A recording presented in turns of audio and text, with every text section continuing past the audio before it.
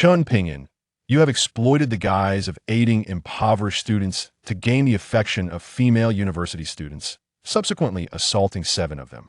Forensic evidence has been discovered within their bodies.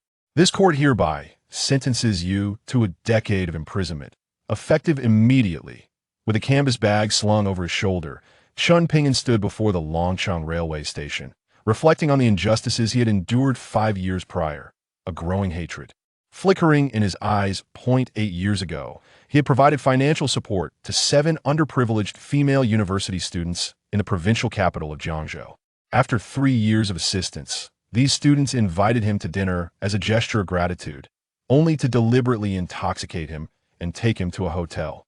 Upon awakening the following day, he found himself inexplicably accused by these 7 students, and, faced with incontrovertible evidence, he was ultimately sentenced to 10 years.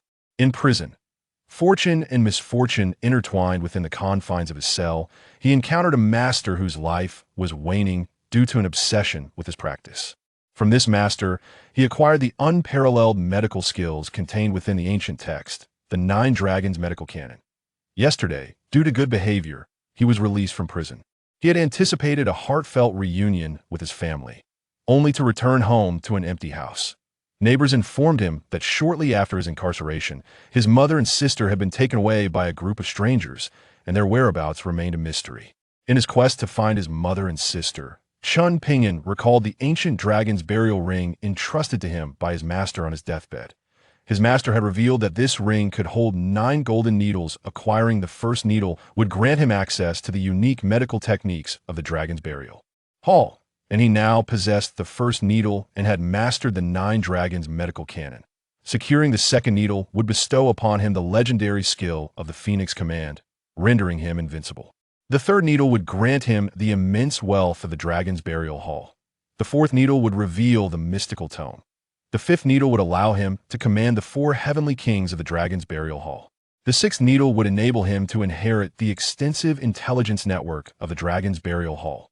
The 7th needle would lead him to the headquarters of the dragon's burial hall. The 8th needle would unlock the gates of the dragon's burial hall. Finally, the 9th needle would awaken the 9 true dragons interred within the dragon's burial hall, allowing him to fulfill a wish. To collect more than 6 golden needles, Chun Ping'an intended to utilize the intelligence network of the dragon's burial hall to locate his mother and sister, embarking alone to Longcheng. This was crucial since the 2nd and 3rd golden needles were in the possession of the esteemed patriarch of the Mu family in Longcheng. With this thought in mind, Chun Ping'an exited the railway station and hailed a taxi. "Where's a young man?" The driver inquired with enthusiasm that Mu family manner. The driver paused momentarily before responding. "Are you going to pay respects to the late Mr. Mu Xinhua?" "Pay respects? Mr. Mu Xinhua has passed away?" Chun Ping'an was taken aback, his expression darkening as he questioned further. The 2nd and 3rd golden needles were in Mu Xinhua's possession. If he had died, where could he possibly seek the needles? Indeed, it was just announced over the broadcast that the newly ascendant power of Longcheng, the founder of the Mu Group, the venerable Mu Xinhua, passed away the day before yesterday. His funeral is scheduled for 2 o'clock this afternoon. According to rumors, the elder Mu was secretly poisoned due to a fierce competition between the Mu Group and an established aristocratic family over a significant project, leaving even the renowned national physician, Dr. powerless. The Mu family has even prepared an ultra-low temperature coffin to preserve the elder Mu's body.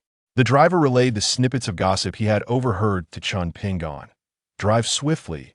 Ensure we arrive at the Mu estate before 2 o'clock, and this sum shall be yours," Chun Ping'an declared, pressing a wad of cash into the driver's hands.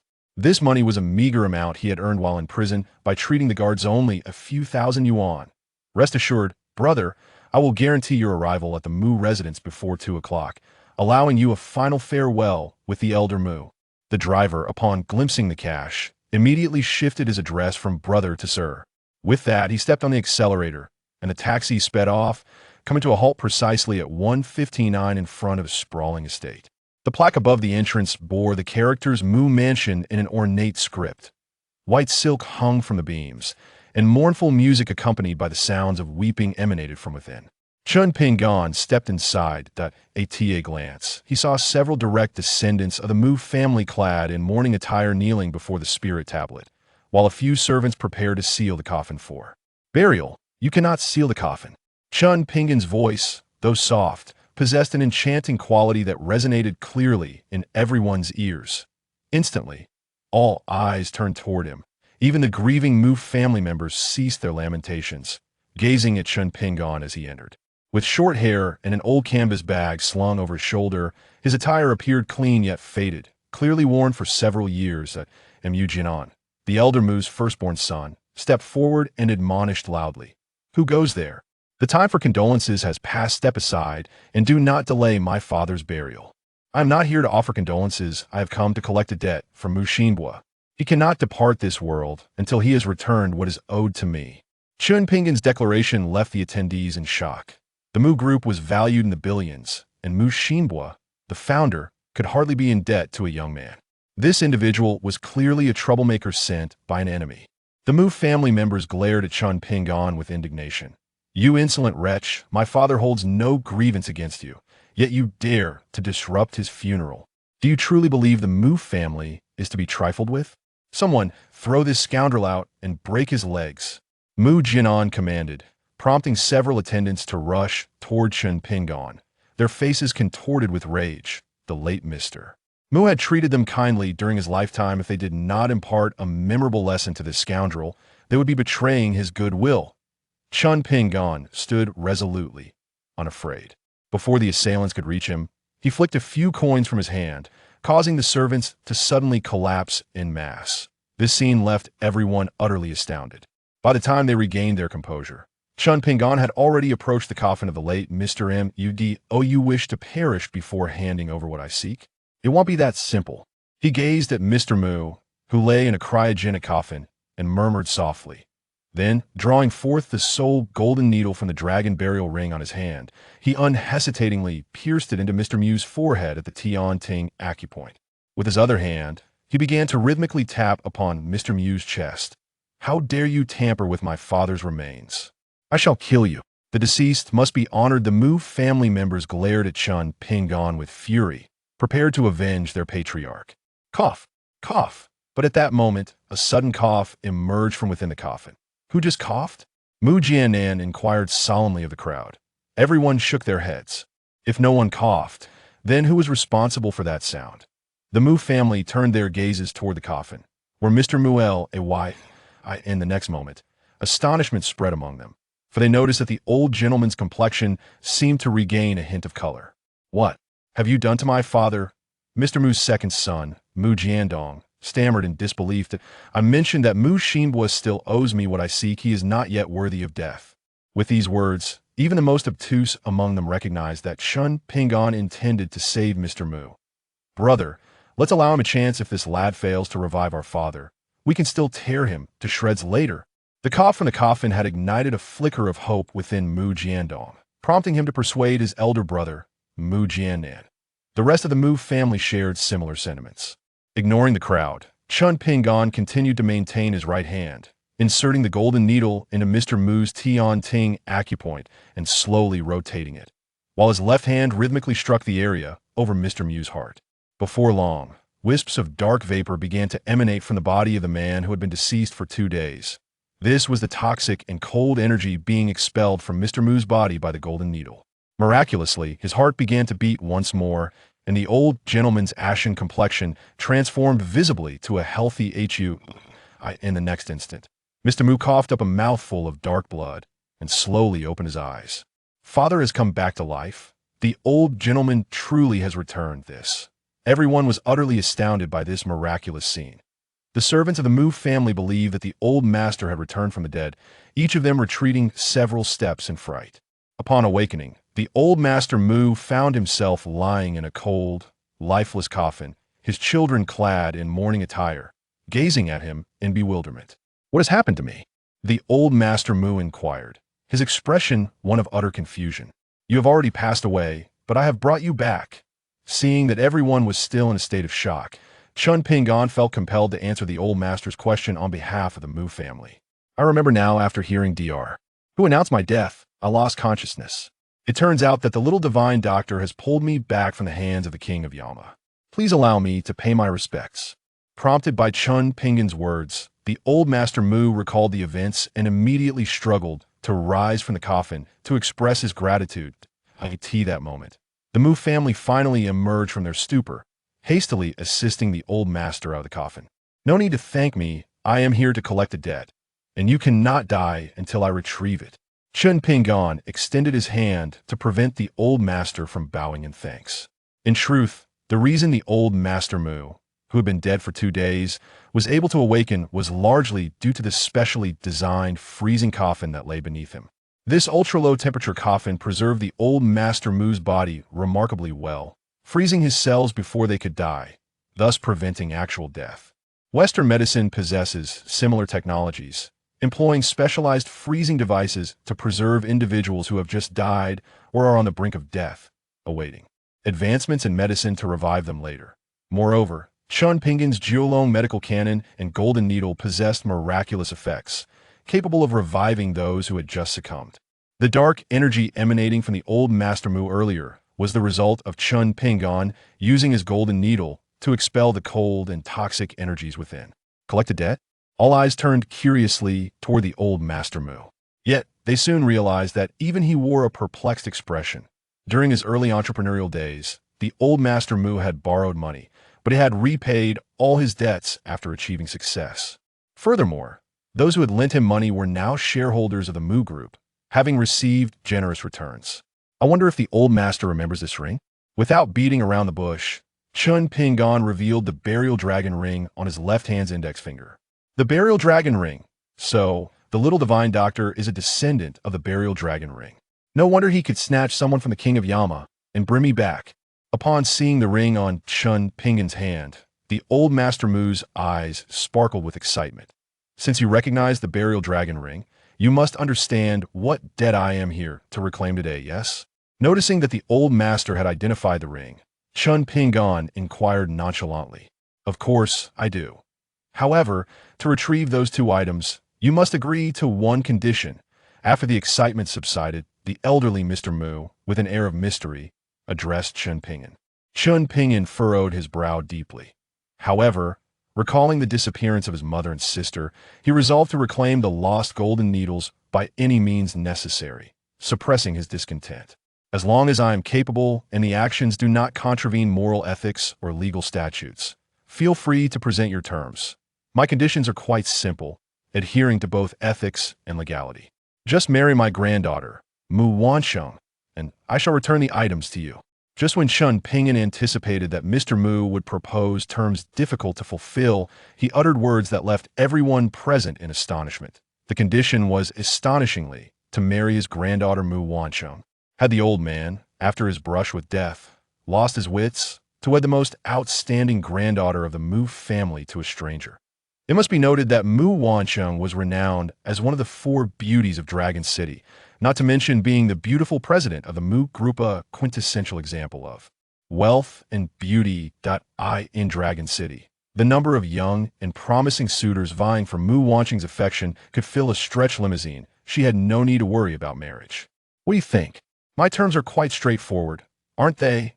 All you need to do is register your marriage with my granddaughter Mu Wansheng today, and upon your return, I shall hand over those 2 items."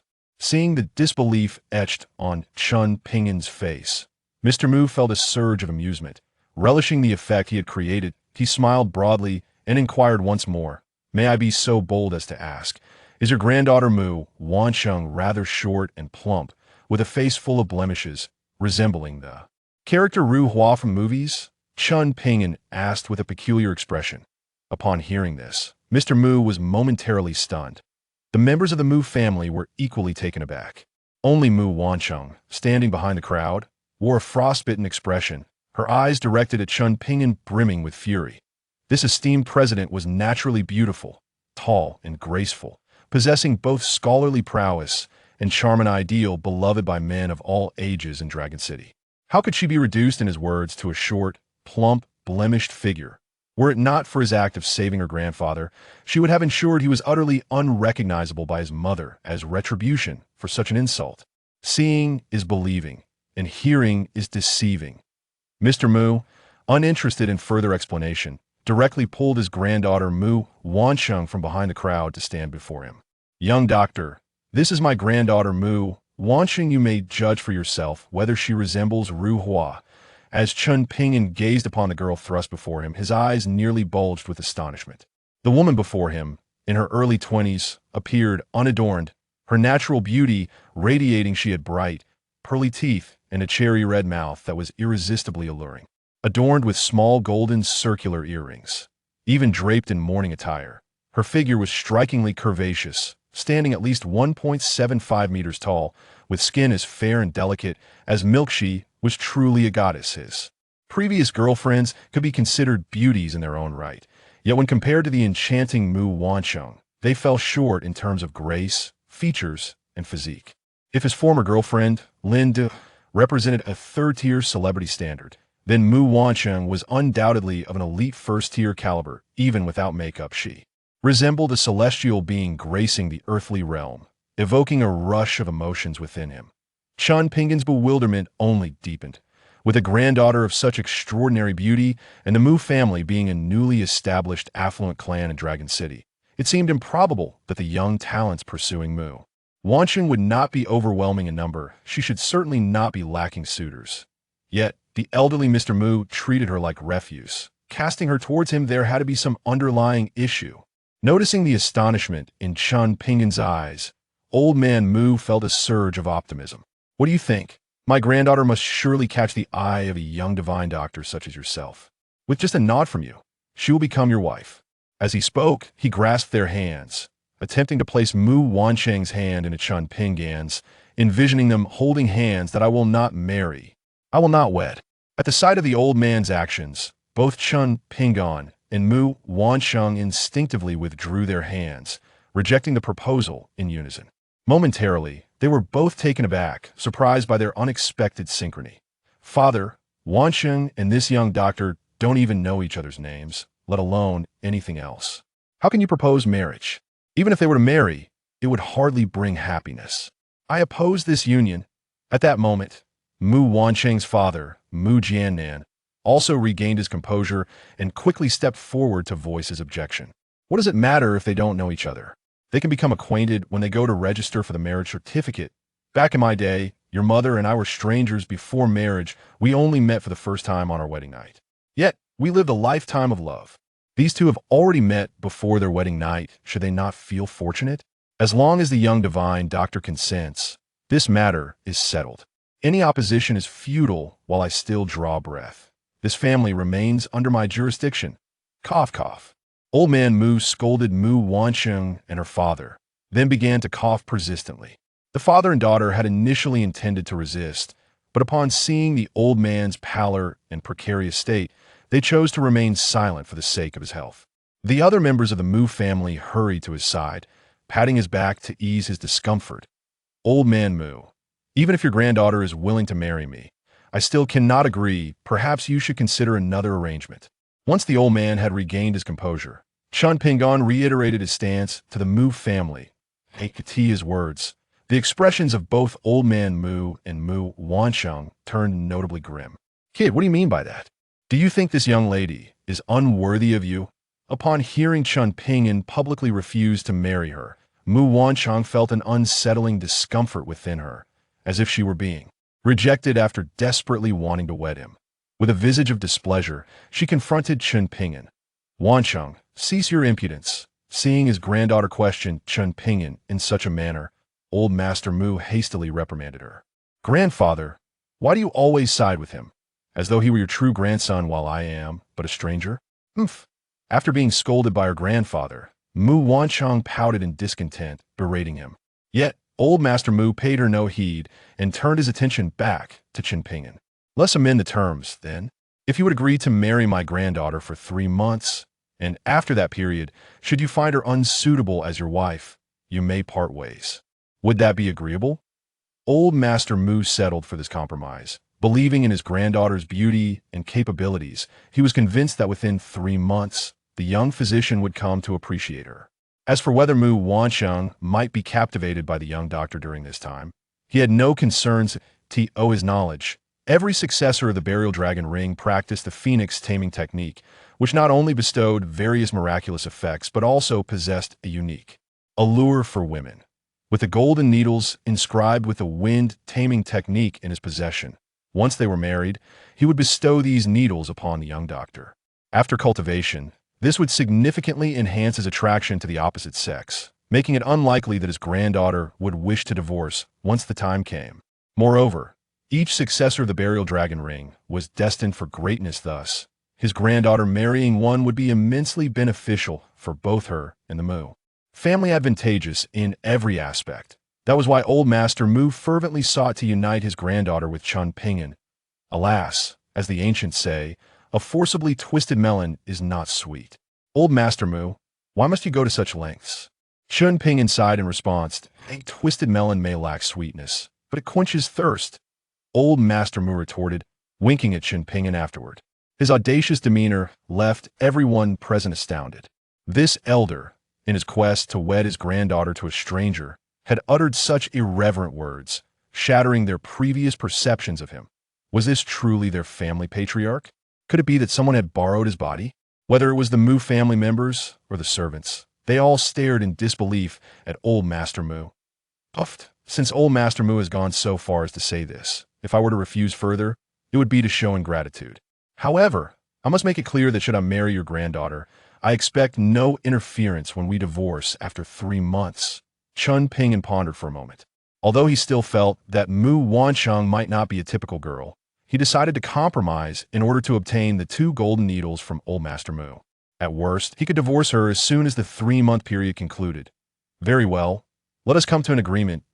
Assure you, we could draft a written document that encompasses all your requests, thereby granting you peace of mind. Would that suffice? Jian-nan, fetch a pen and paper from the study. The rest of you, swiftly remove the mourning garments you are wearing. Take down all these white silk decorations from the house and replace them with festive red lanterns and double happiness symbols. Old Master Mu, witnessing Chun Ping'an's reluctant acquiescence, was filled with excitement as he instructed his son to procure the pen and paper to formalize the agreement with. Chun Ping'an. Chapter 4. A wedding by command to prevent any tricks or the possibility of the couple fabricating a false marriage certificate. The elder Mu instructed his 2 sons to tidy up their home. He then personally took the beautifully adorned Mu Wancheng and Chun Ping'an to the Civil Affairs Bureau to register their marriage. This decisive action from the elder Mu thwarted Mu Wancheng's plan to feign a marriage, leaving her with a distressed expression as she reluctantly headed to the registration office. However, even with a frown, her beauty remained captivating, endearing her to those around her. Chun Ping'an was perplexed, unable to grasp why such a stunning woman as Mu Wancheng, who had no trouble attracting suitors, was being forced into marriage by the elder Mu. The group soon arrived at the Civil Affairs Bureau. During the photo session for their marriage certificate, both individuals wore glum expressions and stood at a considerable distance from one another, clearly reluctant. This was no wedding. It resembled a confrontation between rivals, infused with tension. Start over. Start over. You must smile, radiating joy. Do you understand? Marriage is a momentous occasion filled with happiness. Practice smiling at each other. The elder Mu, full of vigor and seemingly unperturbed by his recent revival, energetically directed the couple. Reluctantly, Mu Wancheng and Chun Ping'an complied, offering each other awkward smiles. Just then, the elder Mu stumbled and inadvertently collided with his granddaughter Mu Wancheng, causing her to fall directly into Chun Ping'an's arms. In a twist of fate, their lips met in an unexpected kiss. The moment their lips touched, both were taken aback, their eyes widening in shock, momentarily forgetting to pull away. Dear granddaughter, would you believe me if I said that was merely an accident? The elder Mu's words snapped them back to reality, as if an invisible spring had propelled them apart. Grandfather, do you think I would believe you? Mu Wancheng exclaimed, her frustration evident as she glared at him, nearly on the verge of tears. Ever since her grandfather's awakening, things had been anything but normal. Not only was he compelling her to marry this stranger, but he had also orchestrated a moment that led to her first kiss. Faced with her grandfather's antics, Mu Wancheng felt a surge of exasperation. Haha. Soon you two will be husband and wife. What's wrong with a kiss? It's nothing to be ashamed of.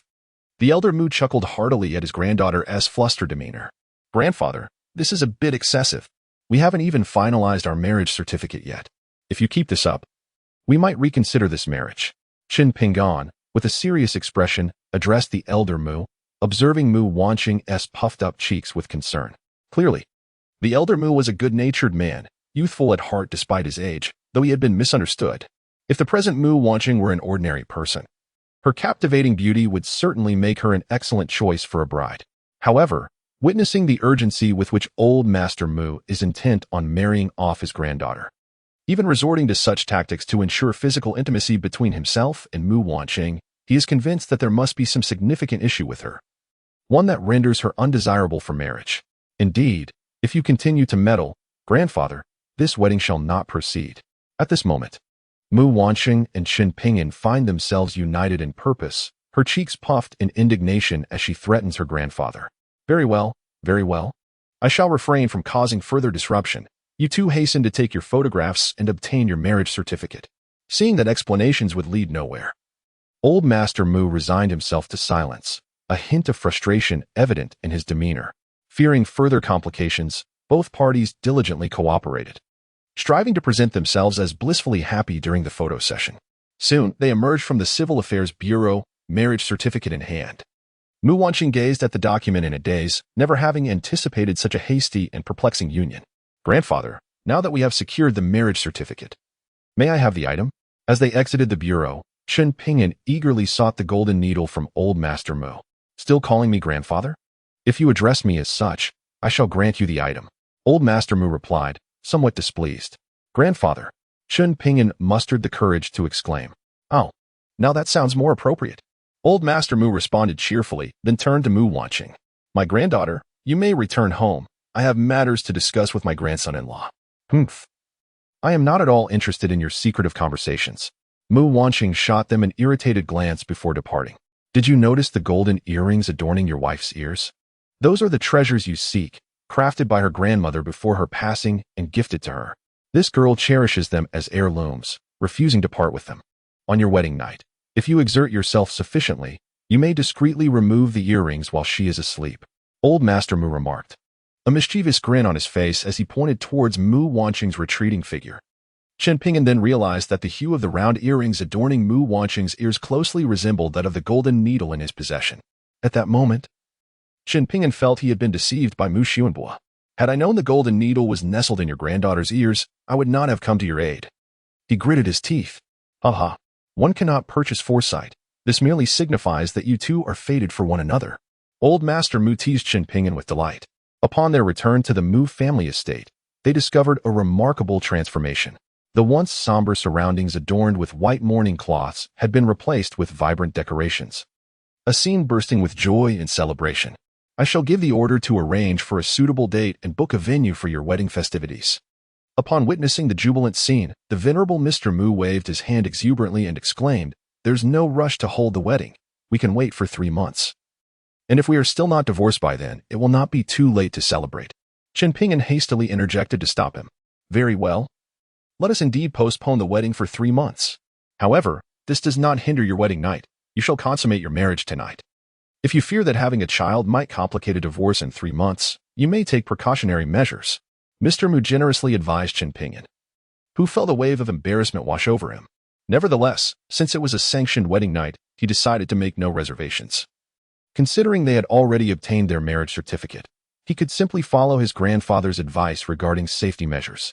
I will step out to purchase a few items, Chen Pingyan declared, turning to leave the Mu residence, eager to avoid any further indiscreet remarks from the old man. Remember to return early for dinner. Mr. Mu called after him. Chen Pingyan did not look back, merely raising a hand in acknowledgement. Chapter 5. Guidance. Chen Pingyan arrived at the entrance of a traditional Chinese medicine clinic named Baojitang. He intended not only to procure condoms for the wedding night, but also to gather some herbs to help Mr. Mu improve his health. Just as he approached the clinic, he heard a sharp voice from behind him. You there, step aside immediately. Turning around, he saw a luxurious car with a license plate consisting entirely of zeros parked behind him. A young lady clad in sporty attire was directing 2 burly men who were assisting an unconscious elderly man in traditional attire toward the clinic. Adhering to the principle of prioritizing patients, Chen Pingyan quickly stepped aside to allow them passage. As they brushed past him, he caught a glimpse of the unconscious old man, whose face seemed vaguely familiar, though he could not recall where he had seen him. Innkeeper, summon your esteemed doctor who immediately to save this man. Hurry, hurry, the young lady shouted as she entered the clinic. The innkeeper, recognizing the urgency of the situation and the formidable nature of the girl, promptly set aside his work and rushed into the inner hall to fetch their esteemed physician, known as the national medical sage, Dr. Hu Qingniu. Soon, a middle-aged man in his 50s, sporting a distinctive mustache, emerged from the back. He was none other than the renowned national medical sage, Dr. Hu Qingniu. Upon seeing the unconscious elder, Dr. Hu's expression shifted dramatically.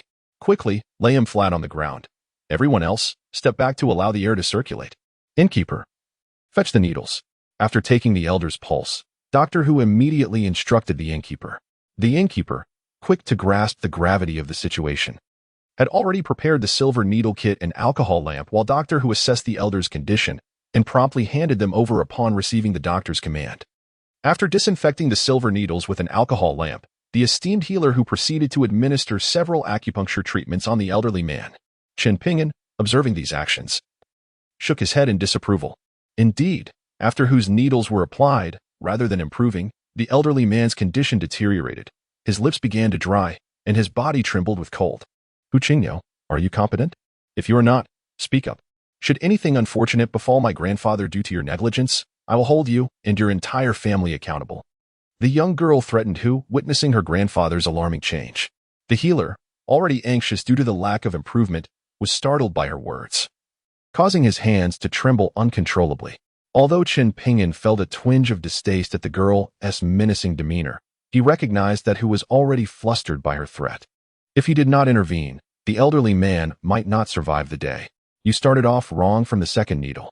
After the Shinting point, the second and third needles should be applied to the left and right Nei Guan points, while the fourth and fifth should target the Chiu Su points. Chen Pingyan could not help but offer guidance. You ignorant child, what nonsense are you spouting?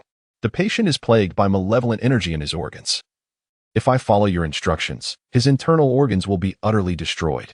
What are your true intentions? Hu, drenched in sweat, felt a surge of anger upon hearing Chen Pingyan's remarks. The girl's gaze turned lethal as she regarded Chen Pingyan. Air.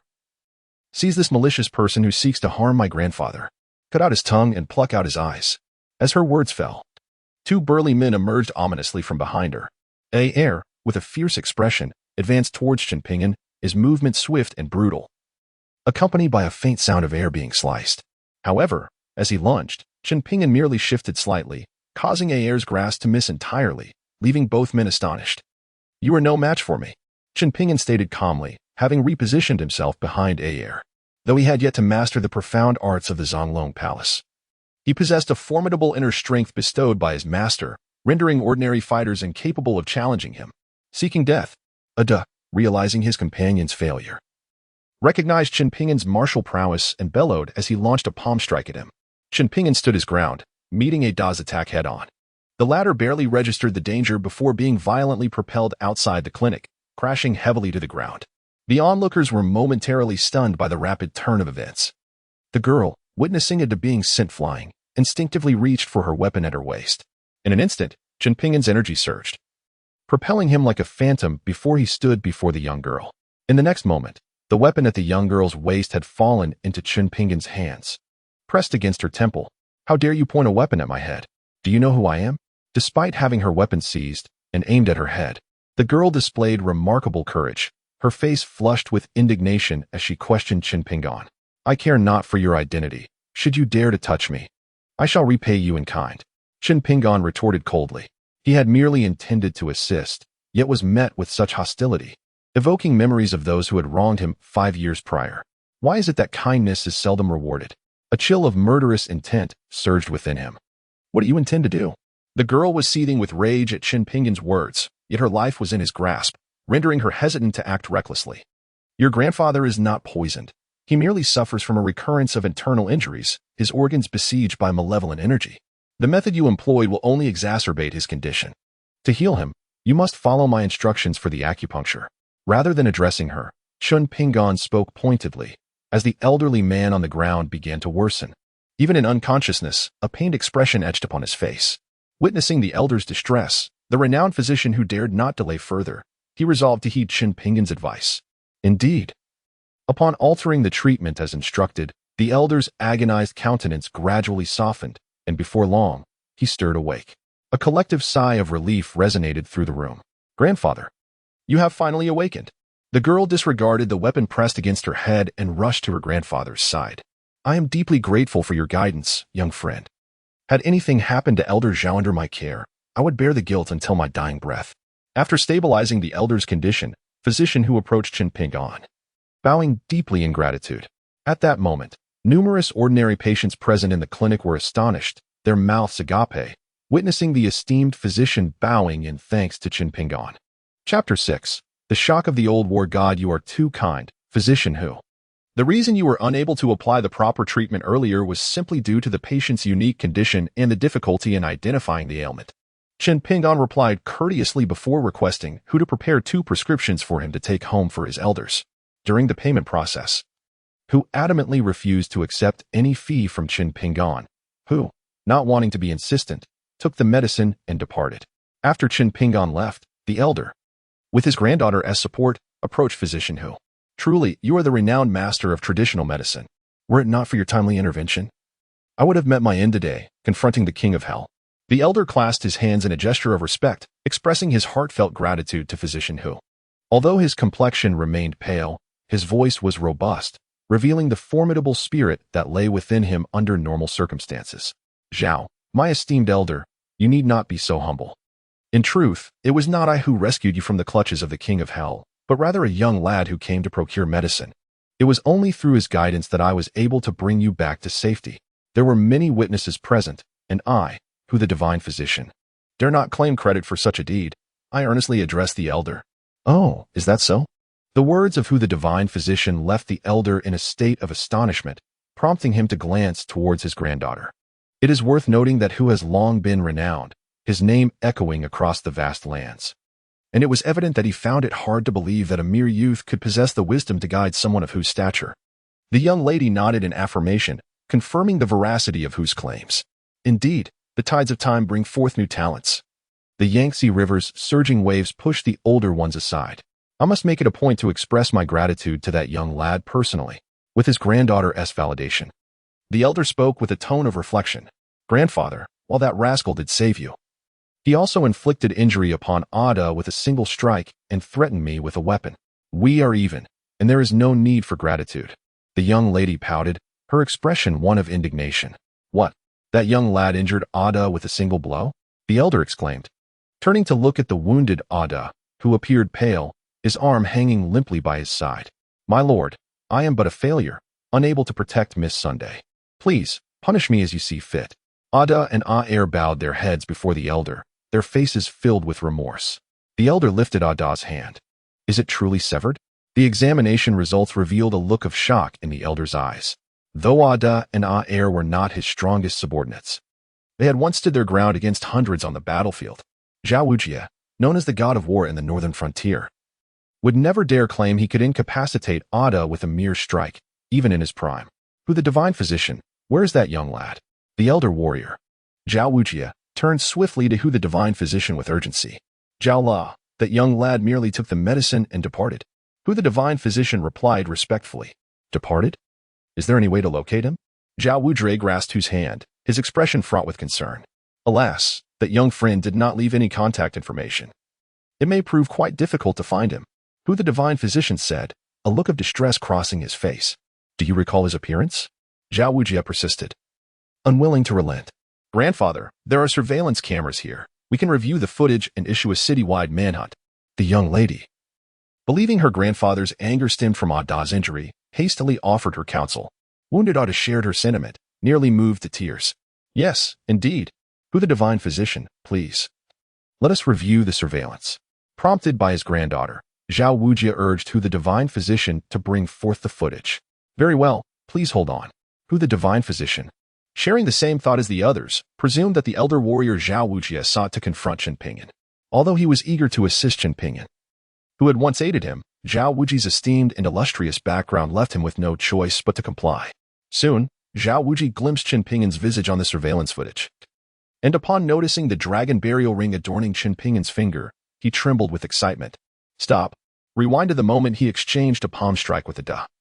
Then magnify the image.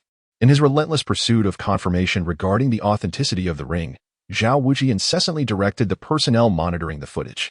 After they magnified the scene of Qin Pingan's encounter with Ada, the seasoned war god finally ascertained that the ring in question was indeed the dragon burial ring, which he had had the fortune to behold once in his youth. Truly, a successor of the dragon burial ring. No wonder he is so formidable. He not only guided the renowned Doctor Who but also effortlessly injured Ado with a single strike. It seemed that his intent was merely to teach Ado a lesson, rather than to inflict genuine harm. Otherwise, that strike could have easily claimed Ado's life. As Zhao Wuji acknowledged Qin Pingin's status as the heir to the dragon burial ring, he found himself muttering in awe. His life's remarkable achievements stemmed from the guidance he received from the 8th generation of the dragon burial ring's successors in his youth, which allowed him to dominate the battlefield and earn the illustrious reputation of the war god of the northern frontier. Send out the order. I demand a complete dossier on this individual within 10 minutes. Zhao Wuji commanded the unscathed heir with utmost seriousness. Yes, my lord. Heir promptly obeyed, retrieving a laptop from the vehicle to investigate Qin Pingin's identity on site. Meanwhile, Doctor Who's expression drastically altered, as he felt an overwhelming sense of guilt for dragging Qin Pingin into this predicament. Old Zhao, although that young brother injured your subordinate, he also rescued you from the clutches of death. Considering he was unaware of your identity when he acted against your man, perhaps we could let him off the hook. For ignorance is no crime? Doctor Who, with a steely resolve, stepped forward to plead on Qin Pingin's behalf, risking the ire of Zhao Wuji and his men. The elder was taken aback by Hu's words. I intend to find this young man to express my gratitude personally. Where are your thoughts leading you? He explained with a mix of amusement and exasperation. His statement left his granddaughter and subordinates exchanging bewildered glances. I see now that I have misjudged old Zhao. Doctor Who stammered, his face flushed with embarrassment. Given Zhao Wuji's reputation for unwavering integrity, it was clear that his intention to thank the young man was genuine and devoid of ulterior motives. At that moment, heir, utilizing the formidable intelligence network of the war goddess estate, uncovered Qin Pingin's background. My lord, we have obtained his information. He was originally the chief physician at Jiangzhou People's Hospital, with commendable medical skills and reputation. 8 years ago, he financially supported 7 female university students for 3 years, only to be falsely accused of their violation, resulting in a 10-year prison sentence. Due to exemplary conduct, he received a reduced sentence and was released early. According to records from the Civil Affairs Bureau, Qin Pingin just registered his marriage today with Miss Mu Wanqing of the Mu family in Longqing. Heir provided a brief report on Qin Pingin's information to the esteemed General Zhao. Chapter 7. Has the doll come to life? Supporting 7 impoverished female university students only to be wrongfully accused and sentenced to 10 years? The old general muttered to himself, then turned to his granddaughter. Speaking of which, that old gentleman from the Mu family was my classmate. Min, didn't you mention that you were going to host a birthday banquet for me in 3 days? Let us select the Imperial Hotel in Longqing as the venue and send an invitation to the Mu family. I wish to personally express my gratitude to that young benefactor. Qin Pingin. The elderly man pondered for a moment before addressing his granddaughter. At his advanced age, he was acutely aware that his time was limited. And once he departed from this world, the Zhao family would undoubtedly face disintegration. If that young man truly was the heir to the dragon burial ring, cultivating a good relationship with him would make those who wish to challenge the Zhao family think twice about the consequences. Throughout history, whether it was the unification of the realm under the first emperor, the ascension of the empress of the Zhou dynasty, or the Qing soldiers entering the pass, the figure of the dragon burial ring's heir has always loomed in the background of significant events. Understood, grandfather. I will ensure the invitation reaches the Mu family. Zhao Min's face lit up with joy upon hearing her grandfather agree to the birthday celebration, responding sweetly. Nearby, Doctor Who had been listening to their conversation, was left in shock. Before him stood the legendary General Zhao Wujin of the northern frontier, who, despite having retired from the battlefield for many years, had lost none of his influence. The fact that he was hosting a birthday banquet specifically to honor that young man spoke volumes about how much he valued him. Doctor Who, you must join us for the festivities. General Zhao noticed Doctor Who's astonishment and extended an invitation. It would be my honor, General. I shall certainly arrive on time. Doctor Who replied respectfully. Subsequently, Doctor Who provided the old general with some medicine to help with his internal injuries. And then General Zhao departed with his granddaughter from the traditional medicine clinic. Grandfather, that scoundrel is merely an arrogant fellow with a smattering of medical knowledge. Why do you hold him in such high regard, even going so far as to host a birthday banquet for him? Once they were back in the car, the young girl questioned her grandfather with confusion. Previously, when she suggested hosting a grand celebration for him, Her grandfather had adamantly refused, citing a desire to avoid extravagance. Now, he had suddenly changed his mind, clearly using the occasion as an excuse to entertain that scoundrel. "You impudent girl, when will you develop some discernment?" Even at his peak, your grandfather was unable to easily subdue a duh. "Do you truly believe he is an ordinary person?" The old General Zhao Wujing gently retorted to his granddaughter, Zhao Min. "Are you suggesting, grandfather, that you suspect he is a disciple of the reclusive masters?" Zhao Min, prompted by her grandfather's remark, asked incredulously. "It is far more than just a mere disciple. Did you notice the ring on his finger? I have seen it in my youth. It must be the fabled dragon burial ring. What? Could he possibly be the 9th-generation heir of the dragon burial ring?" Zhao Min was utterly astonished. She had heard from her grandfather since childhood that his remarkable achievements were entirely due to a fortunate encounter with the inheritor of the dragon burial ring during his youth.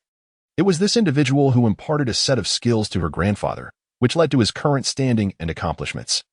The inheritor had even deemed her grandfather unworthy and refused to accept him as a disciple. If the individual in question truly was the inheritor of the dragon burial rings, then her grandfather's actions would indeed be understandable. Whether this was the case would be revealed on the day of the birthday celebration. Go back and prepare. Invite all the prominent figures from Longqing to join us. My grandfather intends to publicly vindicate Chen Pingyan and clear him of the wrongful accusations against him. With that, the elder concluded, prompting the driver to start the car and depart. Upon returning to the Mu family, Chen Pingyan arrived just in time for dinner. "My dear grandson-in-law has returned. Let us begin the meal," the elder joyfully commanded as Chen Pingyan stepped through the door. Under the elder's directive, the Mu family had prepared a lavish dinner to honor their new son-in-law. Although Mu Wanchen and her parents felt a twinge of displeasure, they dared not oppose the elder, who had just awakened and was still recuperating. They chose to treat it as a celebration of his miraculous recovery. Halfway through dinner, Mu Wanchen received a call from her friend and hurriedly set aside her utensils to leave. After the meal, Chen Pingyan presented the medicine he had purchased to the Mu family, instructing them to prepare it for the elder. He then followed the housekeeper, Aunt Wu, to the door of a room. "Son-in-law, this will be your room from now on," Aunt Wu declared, unlocking the door and handing the keys to Chen Pingyan before departing. Curiously, he stepped inside, greeted by a subtle fragrance that invigorated the senses. The room, approximately 30 square meters in size, was adorned in soft pink hues and featured an expansive bathroom. A vanity showcased an array of luxury cosmetics, and on the pristine white bed lay a plush doll, towering to the height of a person, while the headboard was decorated with bright red double happiness symbols. It was evident that this was Mu Wanchen's personal chamber. It was no surprise that the elder had arranged for him to reside in his granddaughter's room, especially considering his insistence on Chen Pingyan marrying her. With Mu Wanchen still absent, Chen Pingyan made himself comfortable, casually taking a towel and stepping into the bathroom for a refreshing hot shower. Having no intention of maintaining a long-lasting relationship with Mu Wanchen, planning to part ways after 3 months as per their agreement, he felt no need to worry about appearances. Emerging from the bathroom, he instinctively donned a pair of shorts, tossing the towering doll onto the sofa before reclining on the fragrant, snow-white bed that exuded a youthful aroma. It had been a long time since he had experienced such comfort, and with the soothing ambience, he quickly drifted into a peaceful slumber. After an indeterminate period, a weary Mu Wansheng returned from outside, pushing open the door to her room. Without even switching on the lights, she made her way to her pristine, comfortable bed. She slipped off her shoes, not bothering to remove her stockings, and collapsed onto the mattress, instinctively turning to embrace her beloved large plush doll. Wait, why is it so smooth? Where's the doll's fur? Why does my doll have a heartbeat and warmth? Has my doll come to life? Sensing something amiss, Mu Wanqing murmured to herself. Suddenly, it seemed she recalled something important and promptly switched on the bedside lamp. In the next moment, Mu Wanqing let out a piercing scream. She discovered that her doll was missing, and in its stead was a man clad only in oversized shorts, his torso bare. Chapter 8. The golden needle in hand in the stillness of the night, Mu Wanqing's scream pierced the silence. Chen Pingyan, already roused by the commotion, quickly covered her mouth. MMPH. With her mouth covered, Mu Wanqing could only emit muffled sounds. Chen Pingyan immediately noticed the pair of golden earrings adorning her ears. He flipped Mu Wanqing over, pinning her beneath him, and began to remove her earrings. His actions triggered memories of the information her best friend had shared. After parting ways with Chen Pingyan at the Civil Affairs Bureau, she had sought out her friend, Qin Shiyu, to vent about the day's bizarre events. Her friend had been left speechless, as if hearing a fantastical tale. Not only had her grandfather, who had died 2 or 3 days prior, inexplicably returned to life, but he had also insisted that his granddaughter marry a stranger. How utterly absurd. If Mu Wancheng had not produced the marriage certificate, Qin Shiyu would have dismissed the entire affair as preposterous. Intrigued by Qin Pingan, Qin Shiyu wasted no time in utilizing her hacking skills to investigate him. The results were shocking. The man her friend had married was a notorious fiend responsible for assaulting 7 female university students. Immediately, she summoned Mu Wancheng, who was still dining, to share the details of Qin Pingan's life from childhood up until his incarceration. After perusing the information, Mu Wancheng was equally astonished. Discussing the revelations with her friend, they remained engrossed until the early hours of the morning. Given that her grandfather had just returned from the dead, she dared not disturb his rest and resolved to present the findings to him the following day, hoping he would rid their lives of this wicked man.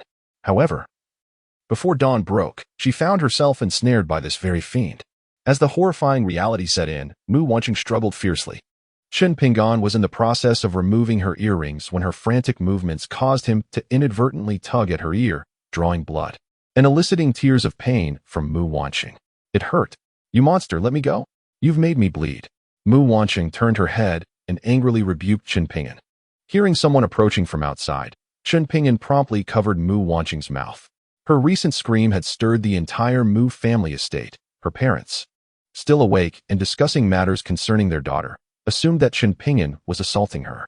They rushed over, intent on breaking down the door to confront him. What are you two doing here while the children are in their bridal chamber? Just as Mr. Mu and his wife were about to force their way in to rescue their daughter, the voice of the elder Mu echoed behind them, startling them greatly. Father, did you not hear Wancheng scream just now? That scoundrel is forcing her.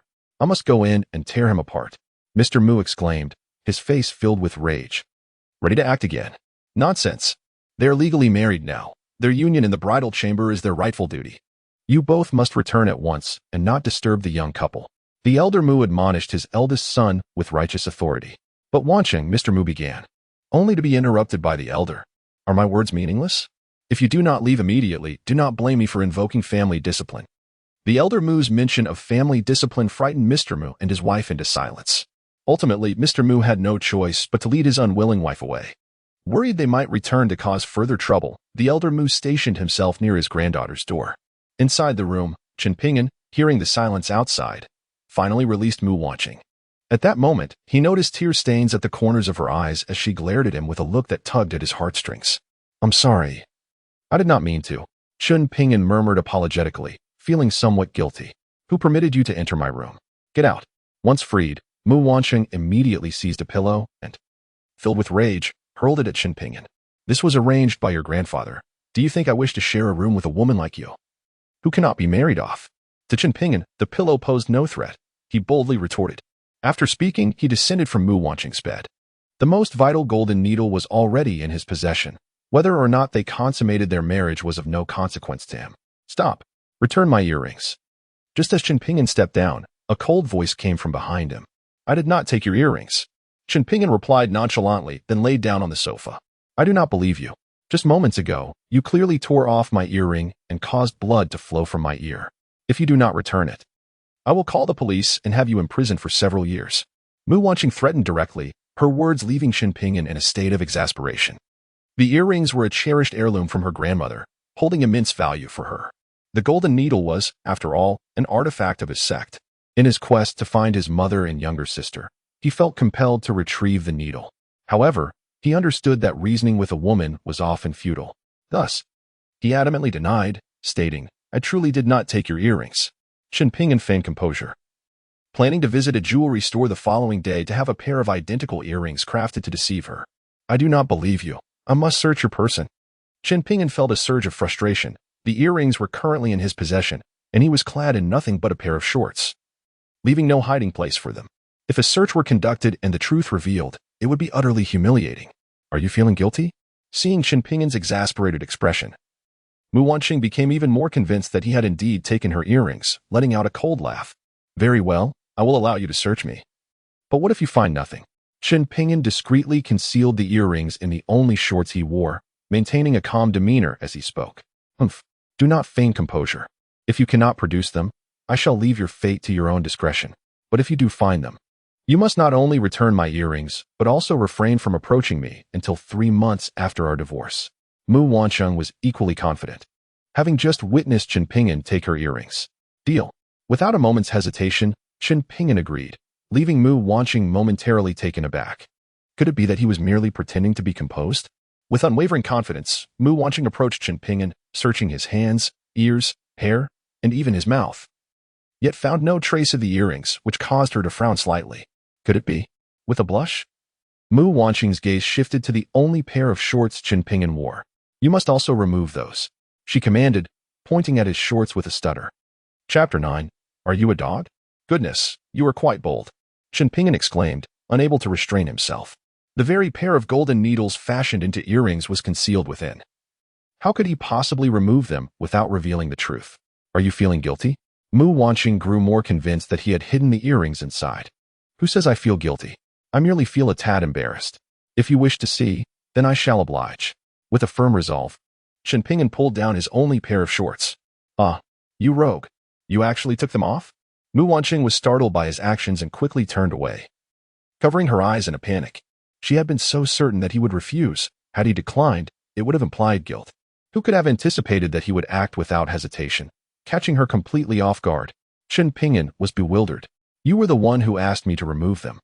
How did this turn me into the rogue? What kind of twisted logic was this? He felt more wrong than anyone could imagine. Mu Wancheng turned her back to Chen Ping'an, exclaiming in exasperation, I merely sought to test whether you harbor any ulterior motives. Who prompted you to take it seriously? You scoundrel. Today, Chen Ping'an finally experienced the unreasonable nature of women. No wonder her grandfather feared she would remain unmarried and insisted on forcing him to marry her. What man would dare to wed such a woman? It is only because he possesses something of value in her hands that he must lower his head and obtain a marriage certificate with her. That old man Mu even had the audacity to set down a written agreement. Indeed, experience speaks volumes. Thankfully, it is merely for 3 months. Since he found himself entangled in this situation, Chen Ping'an could only brace himself to confront it. Enough chatter. I ask you, will you search or not? If not, refrain from claiming I have taken your earrings. I understand now. Your search for the earrings is a mere pretext to take advantage of me. Your true intention is to gaze at my nether regions, isn't it? To his astonishment, Chen Ping'an retorted fiercely, his face a mask of anger as he accused Mu Wancheng. While speaking, he discreetly retrieved the earring and concealed it in his mouth. You speak nonsense. Who would covet anything from a devil like you? Quickly pull up your trousers. Now it was Mu Wancheng's turn to be infuriated, her teeth clenched as she faced away from Chen Ping'an. This scoundrel had turned the tables on her, causing her immense frustration. Who would care to see that hideous thing of yours? You truly infuriate me. What vexed her further was that since Chen Ping'an dared to disrobe, it implied the earring was not hidden there, meaning she had lost. Mu Wancheng stomped her foot in anger and returned to the bedside, feigning calm as she began to search once more. Seeing the look of indignation on Mu Wancheng's face, Chen Ping'an felt a surge of satisfaction. However, the act must be complete. With this thought, he approached her with a mischievous grin. What do you intend to do? Do not come any closer. Mu Wancheng, who was rummaging through her belongings on the bed, noticed Chen Ping'an's approach and was startled, falling back onto the bed as she anxiously inquired.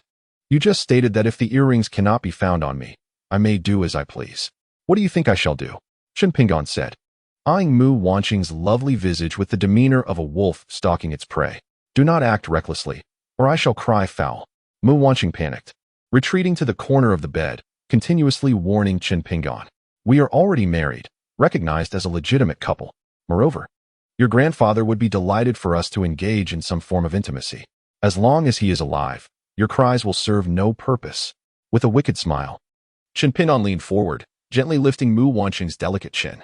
At this moment, she was dressed in casual attire, a white lady shirt adorned with a charming cartoon design, exuding cuteness, paired with fitted jeans that accentuated her perfect figure.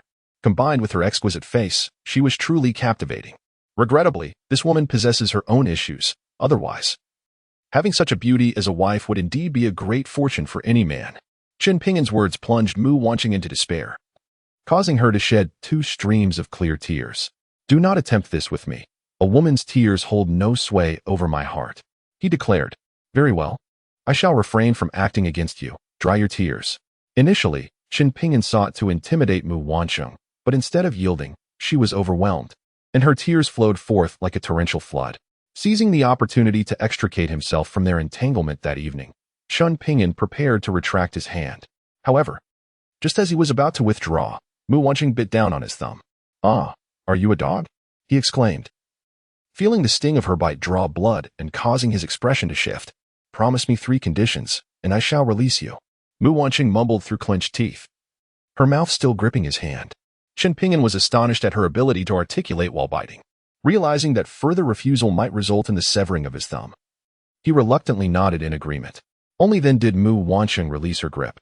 Chun Ping'an promptly retreated several steps, distancing himself from the biter. "My first condition is that you must never share my bed again. Second, you are not to touch me. Third, after 3 months, you must not concoct any excuses to avoid divorce. Should you fail to meet these 3 conditions, I shall bite you again, severing anything I can."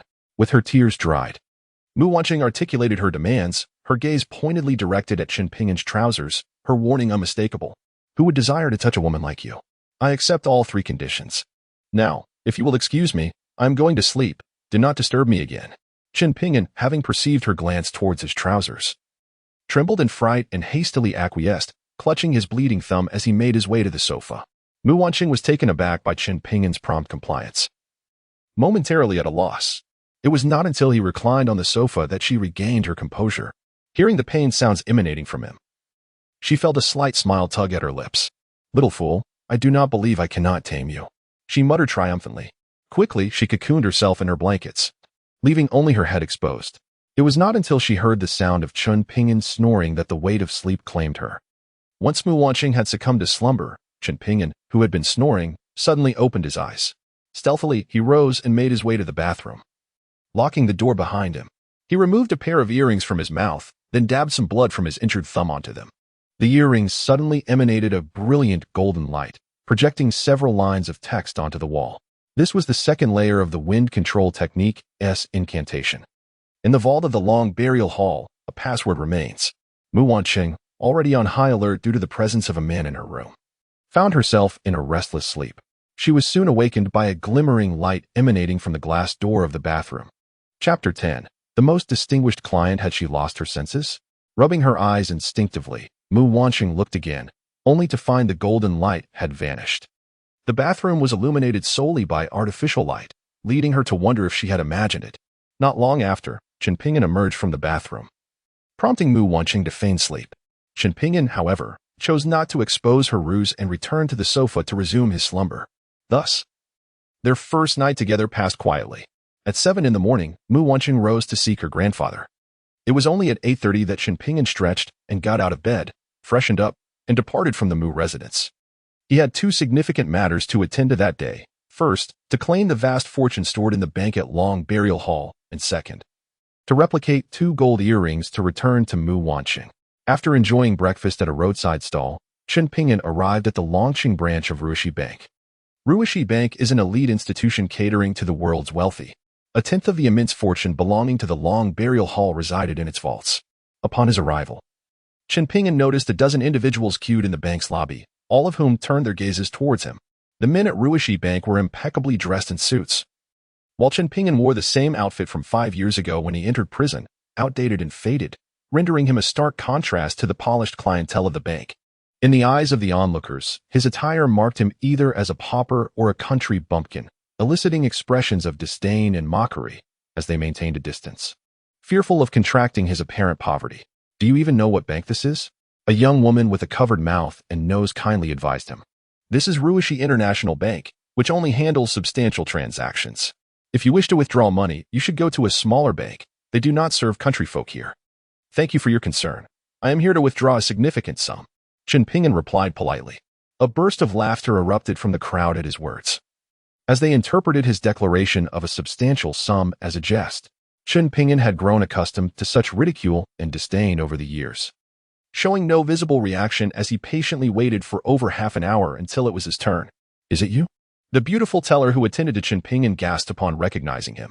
She was none other than Qin Shiyu, Mu Wanqing's close friend, who had been assigned to gain experience at Ruishi Bank last month.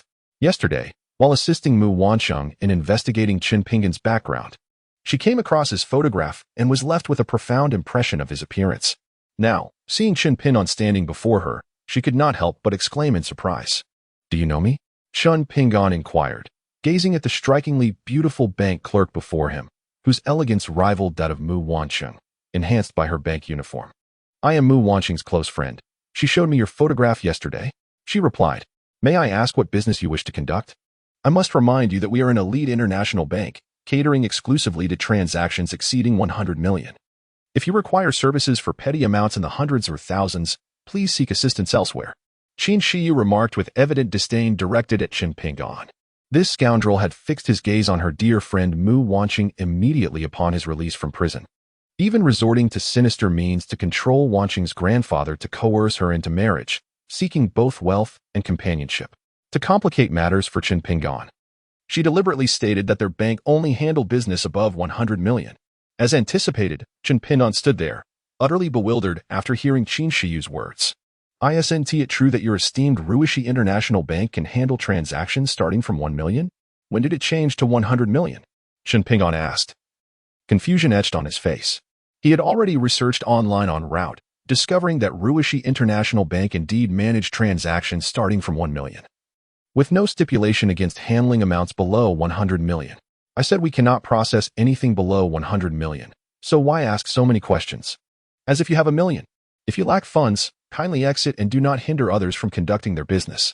Qin Shiyu replied, her tone intentionally brusque. Fine. Since only transactions above 100 million can be processed, then please withdraw 100 million in cash for me, Chen Ping'an said, somewhat resigned. His master had previously informed him that although the funds stored in the Dragon Tomb Hall at Ruishi International Bank amounted to merely 1/10, that fraction still equated to over 1,000 million, initially intending to withdraw around 1 million. He now found himself compelled to request 100 million upon hearing Qin Shiyu's remarks. You wish to withdraw 100 million? Where is your card? Qin Shiyu asked. Astonishment evident on her face. I don't have a card. I'll use this ring to withdraw funds. Chen Ping'an replied, removing the Dragon Tomb ring from his finger and offering it to Qin Shiyu. His master had instructed him that by presenting the Dragon Tomb ring at the bank, the staff would naturally escort him to the vault where the funds were kept, and then use a second golden needle along with the corresponding password to unlock the vault door. However, as a newcomer to Ruishi Bank, Qin Shiyu was unaware of such protocols. Seeing Chen Ping'an present her with an unattractive, dark ring for a withdrawal of 100 million, her face turned a shade of green with anger. Are you mocking me, Chen?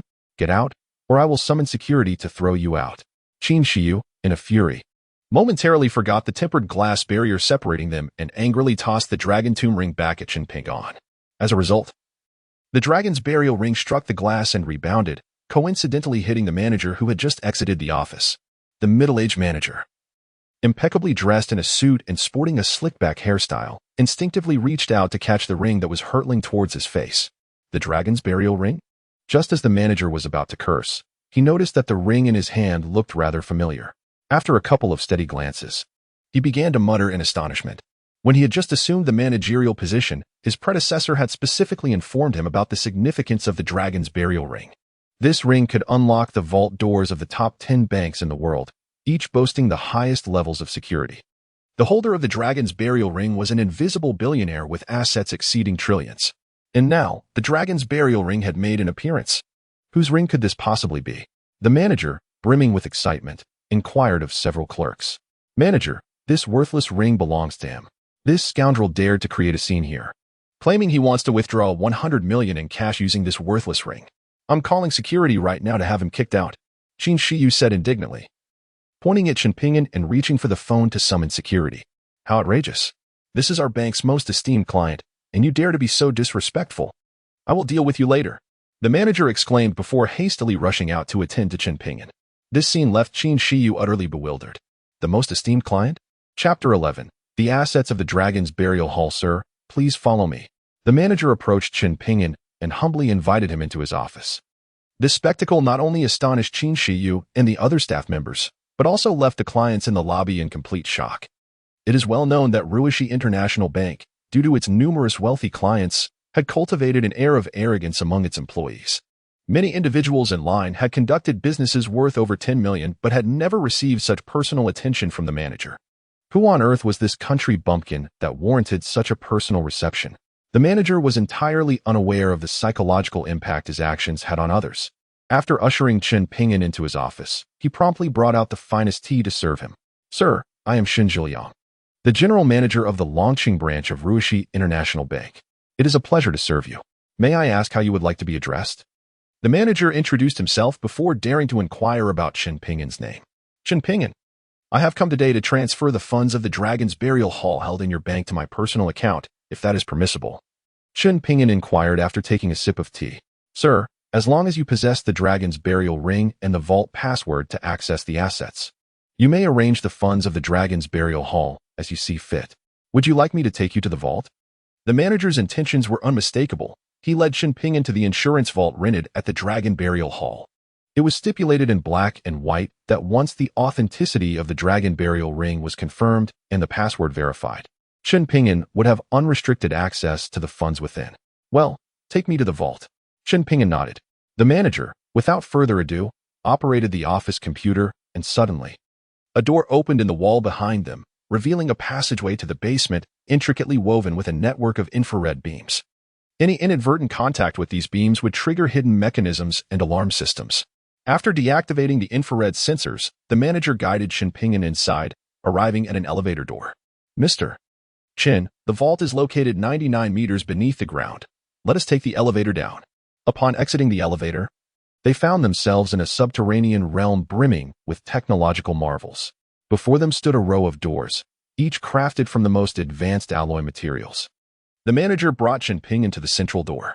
Chen Pingyan placed the Dragon Burial Ring into a small recess at the center of the door, and a virtual screen emerged, prompting him to enter the password. He swiftly input the code he had obtained from the Golden Needle the previous night. The once closed high-tech alloy door opened silently, and a brilliant golden light spilled forth from within. As they squinted to behold the spectacle inside, they were utterly astonished. The space, measuring approximately 50 to 60 square meters, was divided into 3 sections: the gold zone, the cash zone, and the antique zone. The dazzling golden light emanated from the towering mounds of gold, reflecting under the illumination. Once acclimated to the brightness, Chen Pingyan ventured inside with the manager. He first examined the gold zone, where the gold had been molded into bricks the size of standard bricks, arranged into 5 pyramidal structures. Each gold brick was marked with its weight, and the total value of the 5 pyramids amounted to $100 billion. To the right lay the cash zone, replete with US dollars, euros, and pounds, collectively summing up to an additional $100 billion. On the left were various antiques, paintings, and exquisite timepieces, all treasures of immeasurable worth. The prices of these items fluctuated, making an immediate valuation impossible. However, Chen Pingyan estimated their worth to be no less than $100 billion. It turned out that what his master had referred to as the Dragon Burial Hall's wealth of $100 billion was solely in cash, excluding gold and antiques. If one were to include the gold and antiques, the total would exceed $300 billion. Moreover, this merely represented 1/10 of the Dragon Burial Hall's assets, suggesting an astounding total of approximately $3 trillion. Such wealth could rival that of a nation. Chen Pingyan stood in astonishment, his mouth agape, as he struggled to contain the tumult of emotions within. "Mr. Chen, all the assets of the Dragon Burial Hall are here. Are you planning to liquidate them?" The manager, having recovered from his shock, approached Chen Pingyan humbly and inquired, "Please open an account and deposit this $100 billion. As for the gold and antiques, let them rest for now," Chen Pingyan replied, glancing at the exquisite antiques and paintings while addressing manager Shen. He estimated that $100 million in cash would require several large boxes for storage. After some contemplation, he decided against the idea of liquidation. "Very well, Mr. Chen. I will arrange for the cash to be moved to our bank's vault and open an account for you," the manager respectfully responded. Upon receiving Chen Pingyan's consent, he immediately placed a call to have the $100 billion transported. The Dragon Burial Hall had merely rented their vault to store these funds previously, and they had no authority to allocate them. Now that Chen Pingyan intended to open an account to deposit this sum, the bank would gain the ability to freely manage the cash, which was undoubtedly advantageous for them. When the staff arrived at the underground vault and beheld the towering stacks of cash and gold, their mouths fell agape in astonishment. After the cash was moved and accounted for, the manager invited Chen Pingyan back to the first floor. In the manager's office, Manager Chen personally opened an account for Chen Pingyan using his identification. "Mr. Chen, your account has been successfully established. Here is our Supreme Black Card. Issued jointly by Ruishi Bank and Union Pay. In addition to enjoying an unlimited credit limit, cardholders can withdraw cash for free at any bank globally, thanks to our partnerships. Manager Shin explained as he handed a sleek black card to Chen Pingan. Very well. I shall take my leave now, Chen Pingan replied, nodding as he accepted the black card and rose to depart. The manager personally escorted him to the door. Noticing the manager escorting Chen Pingan out, Qin Shiyu, who was attending to clients, paused her work and hurried to a secluded corner to call Mu Wanqing. Wanqing, I just saw your devilish husband at our bank conducting business. And our general manager even respectfully invited him into the office for a personal meeting. Qin Shiyu relayed the news to Mu Wanqing about Chen Pingan's encounter with the general manager. Chapter 12. You are not worthy of my daughter. As Chen Pingan stepped out of the bank, he received a call from Old Master Mu, requesting him to return for lunch. Consequently, he postponed his visit to replicate the earrings for Mu Wanqing until the afternoon. Upon returning to the Mu residence, he was greeted by the sight of Mu Wanqing, dressed in a playful and adorable casual outfit, waiting at the entrance. Stop right there, Chen. You better come clean about where you've been this morning, she demanded, her temper flaring as he brushed past her without a glance, nearly causing her to fume with indignation as she blocked his path to interrogate him. Just moments ago, Qin Shiyu called her to inform her that Chen Pingan had visited the bank and was personally attended to by the general manager of Ruishi International Bank. According to her knowledge, the personnel at Ruishi International Bank were notoriously arrogant. Even for a transaction worth 100 million, the general manager had never personally met a client. So, why would he personally attend to someone like Chen Pingan, a destitute man just released from prison? Yet, Qin Shiyu's earnest tone left no room for doubt, compelling her curiosity to drive her to intercept Chen Pingan at the door. Why should I tell you? Chen Pingan replied quizzically, taken aback by the unexpected blockade from Mu Wanqing. Because we are legally married, and I am your wife. Surely that suffices? In a moment of urgency, Mu Wanqing invoked their marital status. After delivering her retort, a sense of pride welled up within her. It was perfectly reasonable for a wife to inquire about her husband's whereabouts. What excuse could he possibly conjure? Oh, we are merely a couple in name only. If you wish to know my whereabouts, you may do so after we consummate our marriage tonight. How does that sound? Chen Pingan cleverly turned the tables on Mu Wanqing. Stunned into silence by his rebuttal, Mu Wanqing stubbornly spread her arms, refusing to let him pass. At that moment, Wuma approached them and informed Chen Pingan, son-in-law, the young master has instructed you to visit his study upon your return. After delivering her message, Wuma turned and led the way. Reluctantly, Mu Wanqing stepped aside. Chen Pingan flashed a victorious grin at her before departing. Observing his smug expression, Mu Wanqing felt a surge of irritation but could do nothing but stomp her feet in frustration. Soon, Wuma ushered Chen Pingan into a spacious and simply furnished study, where the sullen Mu Jiannan stood with his back to the door, gazing out the window. As Chen Pingan entered, Wuma promptly closed the study door behind him. May I inquire as to why you summoned me? Chen Pingan initiated the conversation. Chen Pingan, 8 years ago you worked at Jiangzhou People's Hospital as a chief physician with a monthly salary of 30,000. Yet, you allocated 2/3 of your income to support impoverished students, even appearing on television and in newspapers as a philanthropist. However, 5 years ago, you were accused of committing crimes against 7 female university students you aided and were sentenced to 10 years. Your medical license was revoked, and your fiancée broke off the engagement. Due to good behavior, you were released early from prison just 2 days ago. Is there anything I have overlooked? Mu Jiannan turned to face Chen Pingan, coldly recounting the details of his past. Indeed, your investigation is thorough. I wonder what Mr. Mu wishes to convey? Chen Pingan calmly acknowledged, refraining from defending himself against the wrongful accusations that led to his imprisonment. He even adjusted his form of address from father-in-law to Mr. Mu. Since he was met with a frosty demeanor, why should he offer warmth in return? In any case, it is merely a hollow marital relationship lasting 3 months. I am grateful for your intervention in my father's affairs, and am willing to negotiate a sum for your services. However, my daughter is not deserving of someone like you, a man with a dark past. I am uncertain of the methods you employed to make my father obedient to your whims. But I advise you to abandon any delusions regarding my daughter, for you cannot withstand the wrath of the Mu family. Mu Jiannan observed that Chen Pingan did not refute the information he had uncovered. He slid a blank check across the table towards Chen Pingan, permitting him to fill in any amount he desired, while delivering a stern warning. I harbor no feelings for your daughter. It is your father who has coerced me into marrying her. Once our 3-month agreement concludes, I shall naturally seek a divorce and depart. Chen Ping'an reiterated his stance. If there is nothing further, I shall take my leave. With that, he turned to exit. As he had plans to visit a jewelry store later that afternoon to replicate a pair of gold earrings for Mu Wanqing. Leaving no time to indulge Mu Jiannan in trivial matters. Stop, Mu Jiannan interjected. You have used sorcery to control my father, compelling him to obey you, and feigning a 3-month marriage.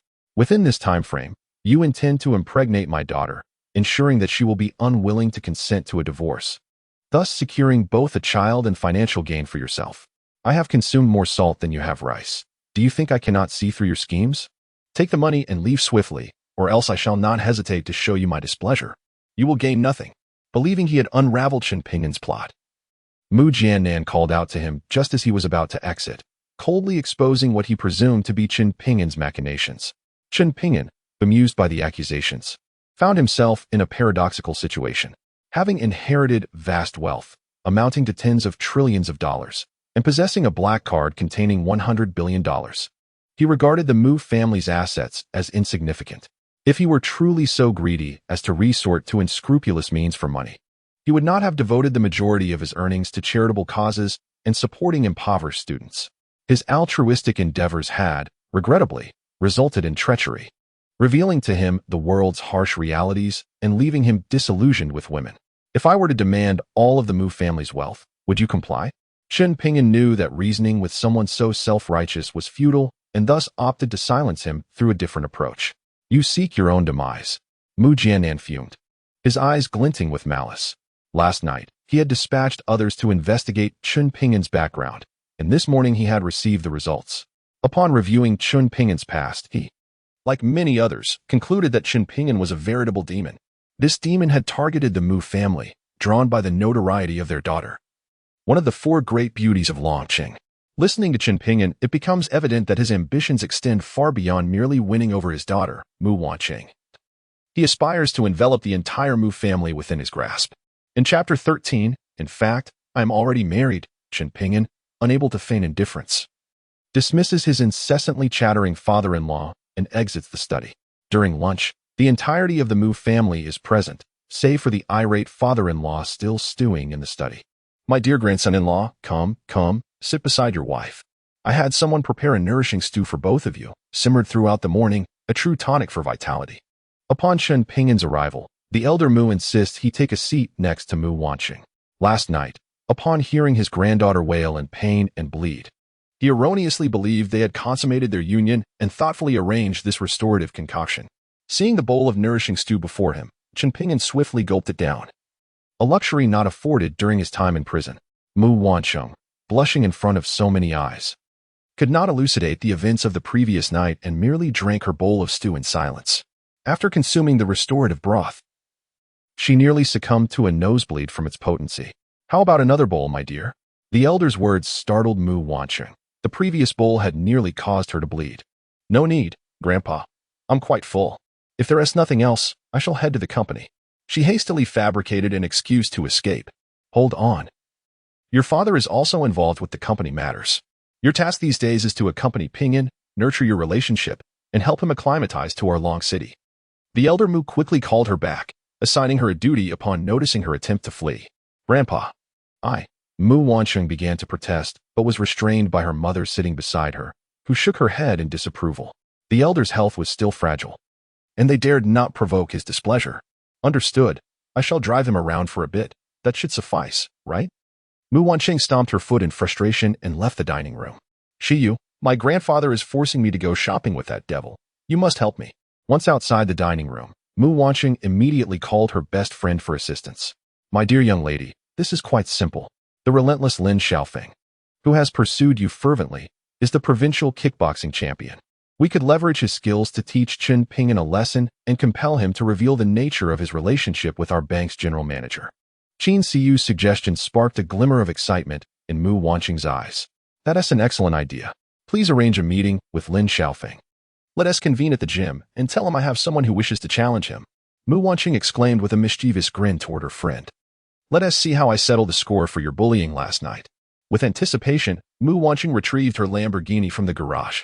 Under the beaming gaze of the esteemed Mr. Mu, Mu Wanqing drove a Lamborghini, ferrying Chun Pingan away from the Mu residence.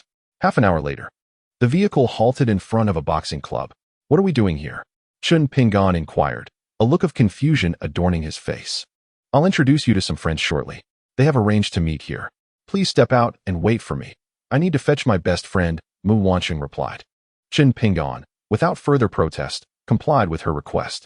After he exited the car, Mu Wanqing drove off. As Chun Pingan glanced around, he noticed a large jewelry store adjacent to the boxing club. He had been contemplating purchasing a pair of earrings to gift to Mu Wanqing, so he decided to enter the nearby jewelry establishment. Half an hour later, he emerged from the store, satisfied with the craftsmanship of the jeweler, who had expertly replicated the earrings to the point that even he could scarcely discern their authenticity. Surely, Mu Wanqing would be none the wiser. At that moment, a BMW 3 Series came to a stop outside the jewelry shop. A tall girl in a dress and a middle-aged woman disembarked from the vehicle. Upon seeing the girl, Chun Pingan was momentarily taken aback, for he had not anticipated encountering his ex-girlfriend, Lin Duoer, along with her mother, in such a place. During their university days, Lin Duoer had pursued him for a year before they finally became a couple. However, after he was wrongfully convicted, she had swiftly severed ties, abandoning him in an instant. Lin Duoer, spotting Chun Pingan, initially froze, but her expression soon morphed into one of disdain. "Chun Pingan, our duo has already broken up with you. What brings you here?" she admonished. "I must inform you that she now has a new boyfriend. The general manager of the Dihao Hotel, Zhao Wujia, the old war hero, is celebrating his birthday in 2 days, and the event will be held at the Dihao Hotel. Her new boyfriend is the chief organizer of the celebration and has the opportunity to converse with the old war hero. You ought to consider the consequences of continuing to pursue our duo." Both Lin Duoer and her mother assumed that Chun Pingan had sought them out upon learning of their whereabouts in Longqing, intending to rekindle their relationship. Lin Duoer's mother, with a scowl of contempt, confronted him. Furrowing his brow, Chun Pingan chose not to argue. Instead, he raised the pair of gold earrings in his hand and declared, "Actually, I am already married. I am here to purchase gold earrings for my wife." "Huh, if I am not mistaken, you have just been released from prison. Which unfortunate soul would be so desperate as to marry a recently released convict like you? Perhaps you wed a female inmate while incarcerated?" Lin Duo laughed derisively at his words, her tone dripping with sarcasm. This scoundrel had the audacity to buy her favorite gold earrings upon his release. All while claiming he was not there to reconcile, she found it utterly implausible. "Mom, let us go inside and select jewelry for tomorrow's birthday banquet for the old war hero. My fiancé is the chief organizer. I cannot afford to embarrass him," Lin Duo said, her expression one of disgust as she turned her back on Chun Pingan, offering him no chance for explanation. At that moment, a Lamborghini and a Ferrari came to a halt beside them, instantly capturing the attention of Lin Duoer and her mother. Mu Wanqing and her close friend Qin Siyu emerged from the Lamborghini. "Mother, look, aren't those the renowned beauties of Longqing, Mu Wanqing and Qin Siyu?" Lin Duo exclaimed in surprise upon spotting them. To their astonishment, Mu Wanqing approached them directly after stepping out of the car. Taking the hand of Chun Pingan and walking towards the Ferrari. "Lin Xiao, allow me to introduce my newlywed husband, Chun Pingan. He is the one who wishes to challenge you." Mu Wanqing introduced Chun Pingan to Lin Xiaofeng with a sweet smile. This was her ploy, to flaunt her affection for Chun Pingan before Lin Xiaofeng, inciting the provincial Sanda champion to lash out at Chun Pingan in a fit of rage. After all, neither of them were virtuous characters. Letting them turn against each other would be exhilarating. Upon hearing her words, Chun Pingan was taken aback. When had he ever claimed he would challenge the man before him? The most astonished were Lin Duoer and her mother, standing nearby. Could it be that this recently released wastrel was truly married? And to one of the 4 great beauties of Longqing, no less?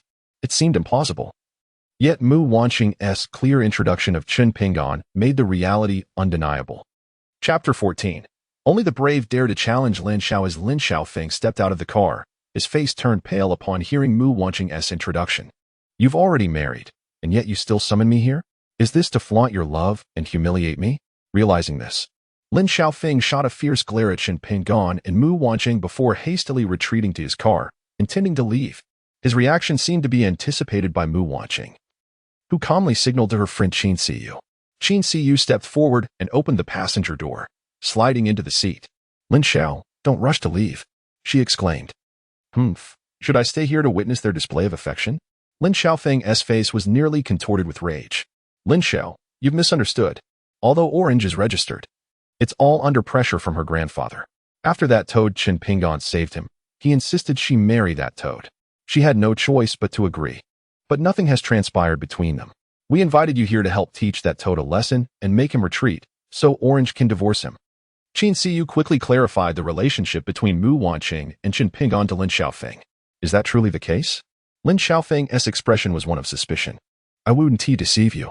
Just look at that toad's hairstyle. It's evident he just emerged from prison. Do you really think Orange would be attracted to a man with a criminal record? Through the car window, Qin Shiyu pointed at Qin Pingan, posing a rhetorical question to Lin Xiaofeng. I knew it. One glance at this lad's demeanor reveals he has just emerged from confinement. How could someone as exquisite as Orange, one of the four great beauties of Longqing, ever take a fancy to such a person? If I were to assist Orange in teaching this fellow a lesson, would she agree to be with me after her divorce? Lin Xiaofeng posed a critical inquiry.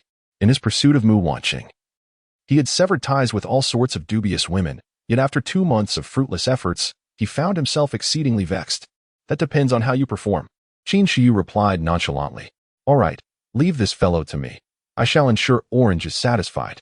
Having grasped the situation, Lin Xiaofeng's previous irritation dissipated as he stepped out of the car, a cold smile adorning his face as he approached Qin Pingan. So, you're Qin Pingan? Didn't you claim you wanted to challenge me? Let us meet in the arena. Without waiting for Qin Pingan to respond, Lin Xiaofeng entered the boxing club with his entourage. Observing Lin Xiaofeng's demeanor, Mu Wanqing turned to Qin Pingan. I, Mu Wanqing, am forthright in my affections. I admire a man of strength and integrity. If you wish to be with me, you must deal with Lin Xiaofeng, who incessantly harasses me. Should you lack the courage to confront him, I advise you to divorce me promptly. Otherwise, many suitors will trouble you in the future. Mu Wanqing whispered into Qin Pingan's ear, unabashedly revealing her scheme.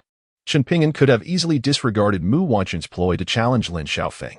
However, his gaze caught sight of his ex-girlfriend Lin Duoer lingering at the entrance of the jewelry store, prompting a change of heart. It's just Lin Xiaofeng, after all. I shall assist you in dealing with him. As for the divorce, I have already signed the agreement with your grandfather. I will naturally finalize it in 3 months.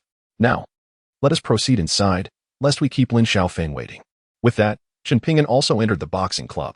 Yes, success, Mu Wanqing exclaimed with excitement, turning to her friend. She had initially thought it would take considerable effort to persuade Qin Pingan to agree to a duel with Lin Xiaofeng, yet she was pleasantly surprised by his acceptance. It's done, Qin Shiyu echoed, her face alight with joy as she high-fived Mu Wanqing. Lin Xiaofeng was the provincial champion in free fighting. Once on the stage, he would surely leave Qin Pingan in disarray. The two, brimming with excitement, followed closely behind Qin Pingan into the boxing club. This scene did not escape Lin Duo's notice from a distance. She mistakenly believed that Mu Wanqing had just publicly kissed Qin Pingan on the cheek, causing her face to flush crimson. Just moments ago, she had mocked whether he was destined to wed an unattractive recluse or a female convict. Yet now, one of the four great beauties was openly affectionately engaging with Qin Pingan, leaving her feeling utterly humiliated. Mother, do you think Mu Wanqing has lost her senses?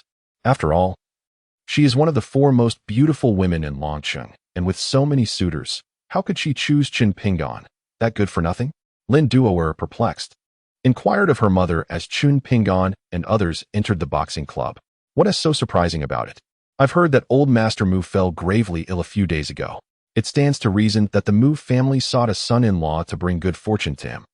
Such arrangements are generally frowned upon, and it is rather normal for a worthless man to seize such a fortunate opportunity, Lin's mother pondered aloud, struggling to conceive of any other rationale for the daughter of the newly affluent Mu family to wed a recently released convict. You are right, mother. This good-for-nothing must have married into the Mu family to bring good luck to old Master Mu. Otherwise, how could Mu Wanqing possibly marry him? Truly, he has stumbled upon a stroke of luck. Lin Duoer's confidence was rekindled as she added, in a few days, after attending the old war god's birthday banquet, perhaps the Mu family will come to curry favor with me. At that time, I shall show him my prowess. Come, let us choose a necklace for the banquet. Convinced that Qin Pingan had married Mu Wanqing merely to appease old Master Mu, Lin Duo eagerly pulled her mother into the jewelry store. Meanwhile, Qin Pingan and Lin Xiaofeng had already arrived at the boxing club's ring.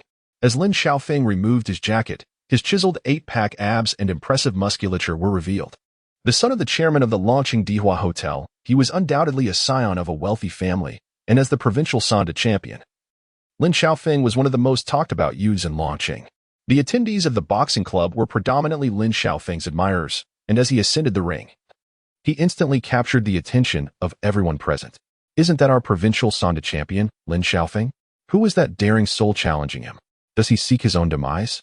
I believe I have spotted Mu Wanqing and Qin Shiyu, two of the four renowned beauties of Longqing. I've heard that Lin Xiaofeng has been pursuing Mu Wanqing for 2 months. Could that fellow on the ring be another suitor? Brought up by Lin Xiaofeng for a one-on-one duel? In Longqing, only the bravest dared contest Lin Xiaofeng for a woman. While I admire his courage, I must say that this young man is courting disaster. As more and more spectators flocked around the ring where Lin Xiaofeng and Qin Pingan stood, many regarded Qin Pingan with a sense of respect. After all, anyone who dared to confront Lin Xiaofeng was indeed valiant. Yet, no one held any hope for Qin Pingan. Countless warriors had previously faced Lin Xiaofeng in the ring, only to end up severely beaten, with some even left incapacitated. Everyone believed that Qin Pingan would surely be the next to suffer a similar fate. Chapter 15. Unworthy of a tickling young man, I admire your audacity. Yet in the face of absolute power, courage is utterly meaningless. You still have the chance to kneel and concede. Otherwise, when the blows commence, I cannot guarantee that you will be able to sustain your independence in life. Lin Xiaofeng, arms crossed, looked down with disdain at Qin Pingan. No need. Whatever skills you possess, feel free to unleash them. I shall remain here, unyielding. If you can force me back a single step, I shall concede defeat, Qin Pingan declared, his words causing disbelief among the onlookers. Shiyu, did you hear what this toad just said? Mu Wanqing questioned her friend, Qin Shiyu, incredulous. He is audaciously claiming that if Lin Xiaofeng can make him retreat a single step, he loses? It seems he did say that, Qin Shiyu replied, her eyes wide with astonishment as she gazed at Qin Pingan on the stage. Lin Xiaofeng's fans began to murmur amongst themselves, pointing at Qin Pingan. This fellow must be from out of town, unaware that Lin Xiao is the provincial champion in Sonda to dare speak such bravado, one fan speculated. Undoubtedly an outsider. No local would be bold enough to utter such words before the illustrious Lin Xiao. Just wait, soon he will be crying, another added, their confidence growing as they anticipated the impending spectacle. Young man, what did you just say? Could you repeat that? Lin Xiaofeng, equally astonished, inquired of Qin Pingan, scrutinizing him closely. Qin Pingan's laborious hairstyle and robust physique seemed formidable, yet in comparison to Lin Xiaofeng, he was clearly not of the same caliber. This child is merely posturing. It is futile. In the face of absolute strength, all else is in vain. Lin Xiaofeng's gaze at Qin Pingan brimmed with mockery. I said I will stand in the center of the ring. If you can force me back a single step, I shall admit defeat. Is that clear now? Qin Pingan reiterated, a hint of exasperation in his tone. With the lifelong skills imparted by his master and the newly acquired art of the phoenix from the Tomb of Dragons, he sought a worthy opponent to test his newfound prowess, and Lin Xiaofeng was the perfect candidate. Not only had Lin Xiaofeng understood, but Mu Wanqing, Qin Shiyu, and Lin Xiaofeng's fans also grasped his declaration with clarity. Their gazes towards Qin Pingan were laced with derision. Since you seek your own demise, allow me to oblige. Observing Qin Pingan's feigned composure, Lin Xiaofeng wasted no further time, swiftly closing the distance and launching a straightforward yet effective punch aimed directly at Qin Pingan's face, intent on shattering his nasal bone. As Lin Xiaofeng's fist hurtled towards his face, Qin Pingan displayed no hint of alarm. Instead, he shook his head, disappointment etched upon his features. Moments earlier, he had caught wind of the crowd's whispers regarding Lin Xiaofeng's status as a provincial champion in Sonda, and had assumed that his opponent possessed considerable skill worthy of practice. However, witnessing the flaccid nature of Lin's punch, he felt disillusioned. A provincial champion? He hardly qualified as a testing stone for Qin. Even if he stood motionless, Lin's feeble strike lacked the force to even tickle him. Lin Xiaofeng, observing Qin Pingan's dismissive gesture, felt a surge of anger. He intensified the force of his punch midway, believing that he could shatter Qin's nasal bone and elicit a plea for mercy. Yet, just as Lin anticipated a decisive blow, Qin merely tilted his head slightly, evading the punch with ease. This unexpected maneuver left not only Lin Xiaofeng momentarily stunned, but also caused the onlookers below the stage to pause in disbelief. Fortune favored this lad, allowing him to evade Lin's fierce attack. Come again. Lin, undeterred by his missed attempt, unleashed a side punch aimed at Qin's cheek. He believed that in the realm of martial arts, speed was paramount, although Qin had dodged his initial straight punch. This was merely the prelude to a relentless combo of strikes, each blow following the last without respite. Lin's error lay in underestimating Qin's abilities. perceiving him as an ordinary individual. At that moment, Chen Ping'an regarded Lin Xiaofeng as unworthy even of serving as his training stone. He had no intention of wasting time on Lin, and as the latter launched his second punch, Chen swiftly delivered a kick to Lin's chest. The legendary warrior Zhao Wuji had once acquired a set of basic techniques from Chen's master, enabling him to dominate the battlefield and earning him the title of the North Border War God. It was evident just how formidable Chen's master was. Now that Chun had inherited his master's lifelong prowess, even a mere fraction of it surpassed that of an ordinary fighter.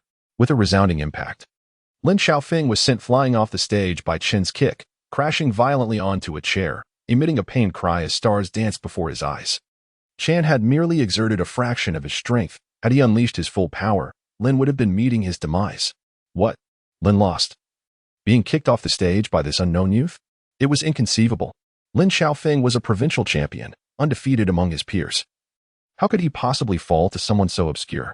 As Lin tumbled from the stage, the spectators stood in disbelief, their expressions a blend of astonishment and incredulity. Gazing at the composed Chen Ping'an who remained on stage, both Mu Wanqing and Qin Shiyu were equally perplexed, their faces adorned with large question marks. Originally, they intended to utilize Lin Xiaofeng, the provincial Sanda champion, to teach Chen Ping'an, whom they derogatorily referred to as a toad, a lesson. However, the outcome was entirely beyond their expectations. As soon as the match commenced, Chen Ping'an delivered a swift kick that sent Lin Xiaofeng flying off the stage, leaving him seemingly injured. This spectacle horrified Mu Wanqing and Qin Shiyu, who were acutely aware that Lin Xiaofeng was not merely the son of the chairman of the Dihao Hotel. His grandfather was none other than Wu Xinjie, a formidable figure in the underground world, renowned as one of the three terrifying overlords of the Southwest. It was said that Wu Xinjie was fiercely protective of Lin Xiaofeng, showering him with affection, and Lin Xiaofeng's Sanda skills were honed under his grandfather's tutelage. Should anything happen to Lin Xiaofeng, Wu Xinjie would undoubtedly erupt in fury, causing a tremor throughout the entire Southwest. Lin Xiaofeng, are you all right? Realizing the gravity of the situation, Mu Wanqing and Qin Shiyu rushed to assist the bloody Lin Xiaofeng, anxiously inquiring about his condition. Chapter 16.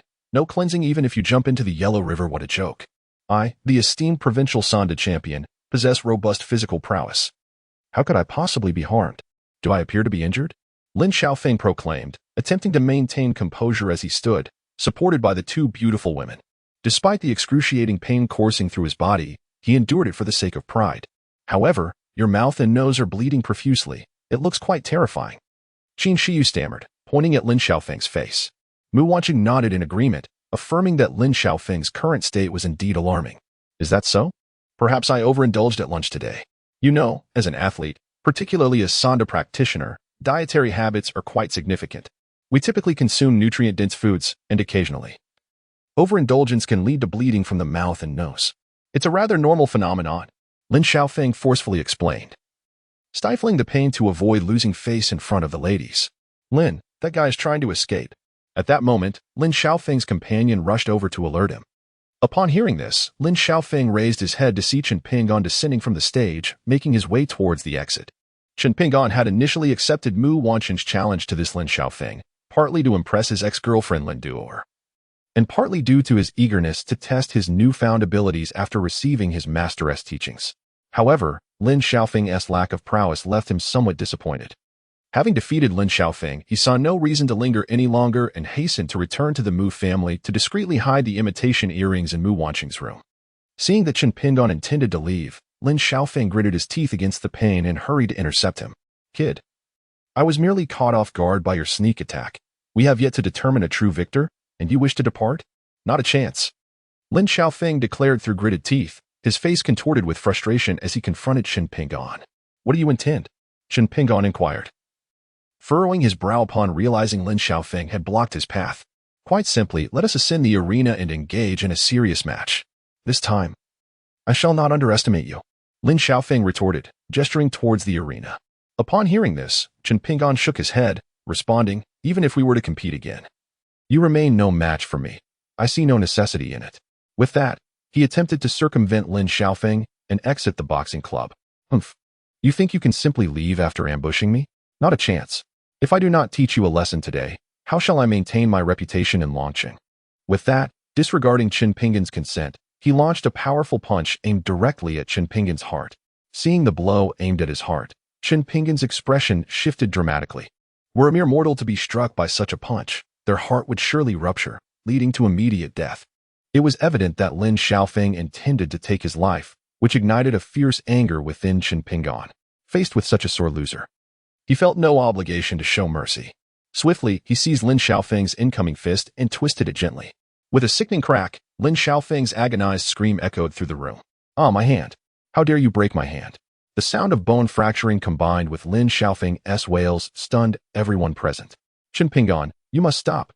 Lin's grandfather is one of the 3 terrifying kings of the underground forces in the southwest, Wu Xinjie. "Are you seeking death?" Mu Wanchen exclaimed, her face draining of color as she rushed forward to pull Chen Pingon away. "I care not for any so-called terrifying king, if he seeks my life. Then even if the king of heaven himself were to intervene, I shall incapacitate him," Chen Pingon declared, applying pressure once more, causing Lin Xiaofeng to kneel in agony. His cries piercing the air. "Ah, my hand, it's killing me." Lin Xiaofeng's right hand was utterly ruined, even if it could be healed. His days as a boxer were irrevocably over.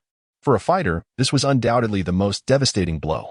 At this moment, Chen Pingon finally released Lin Xiaofeng's hand, who writhed on the ground, howling in pain.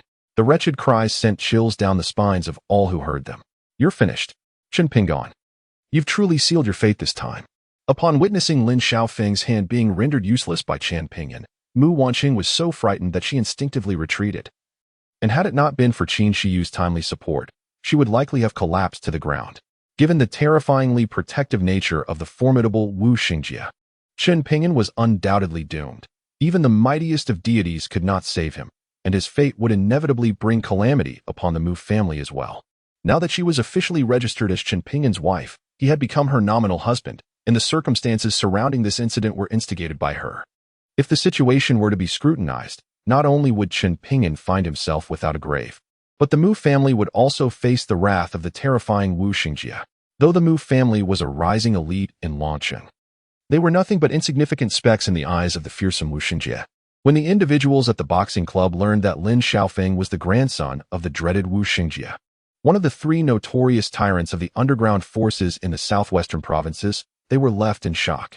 He was indeed a true demon, his hands stained with blood. When children in some households cried, the mere mention of the terrifying Wu Xinjie would silence them in fear. It was evident that his terror had permeated the hearts of the populace. Those who were timid and apprehensive quickly turned to leave, seeking to avoid any potential trouble. Meanwhile, those brave enough to remain and witness the unfolding drama regarded Chen Pingon with expressions of deep pity. This young man was doomed. To have dared to harm the beloved grandson of the terrifying Wu Xinjie was to invite inevitable doom upon himself, with no one able to save him. Mu Wanqing attempted to help Lin Xiaofeng, who was still writhing on the ground. "Stay away. We don't need your feigned concern. This brat was clearly set up by you 2 vixens to ambush Lin Xiaofeng. Prepare yourselves for the wrath of the terrifying Wu Xinjie. None shall escape." Lin Xiaofeng's follower shoved Mu Wanqing aside, captured photos of the 3 on his phone, and then rushed Lin Xiaofeng to the hospital. From his words, he was convinced that Chen Pingon was a pawn in the plot devised by Mu Wanqing and Qin Shiyu to deal with Lin Xiaofeng. This realization left Mu Wanqing and Qin Shiyu horrified. Their intention had been for Lin Xiaofeng to teach Chen Pingon a lesson. Now, it was Lin Xiaofeng who had been injured, and they would not be able to clear their names, even if they plunged into the Yellow River. Chapter 17.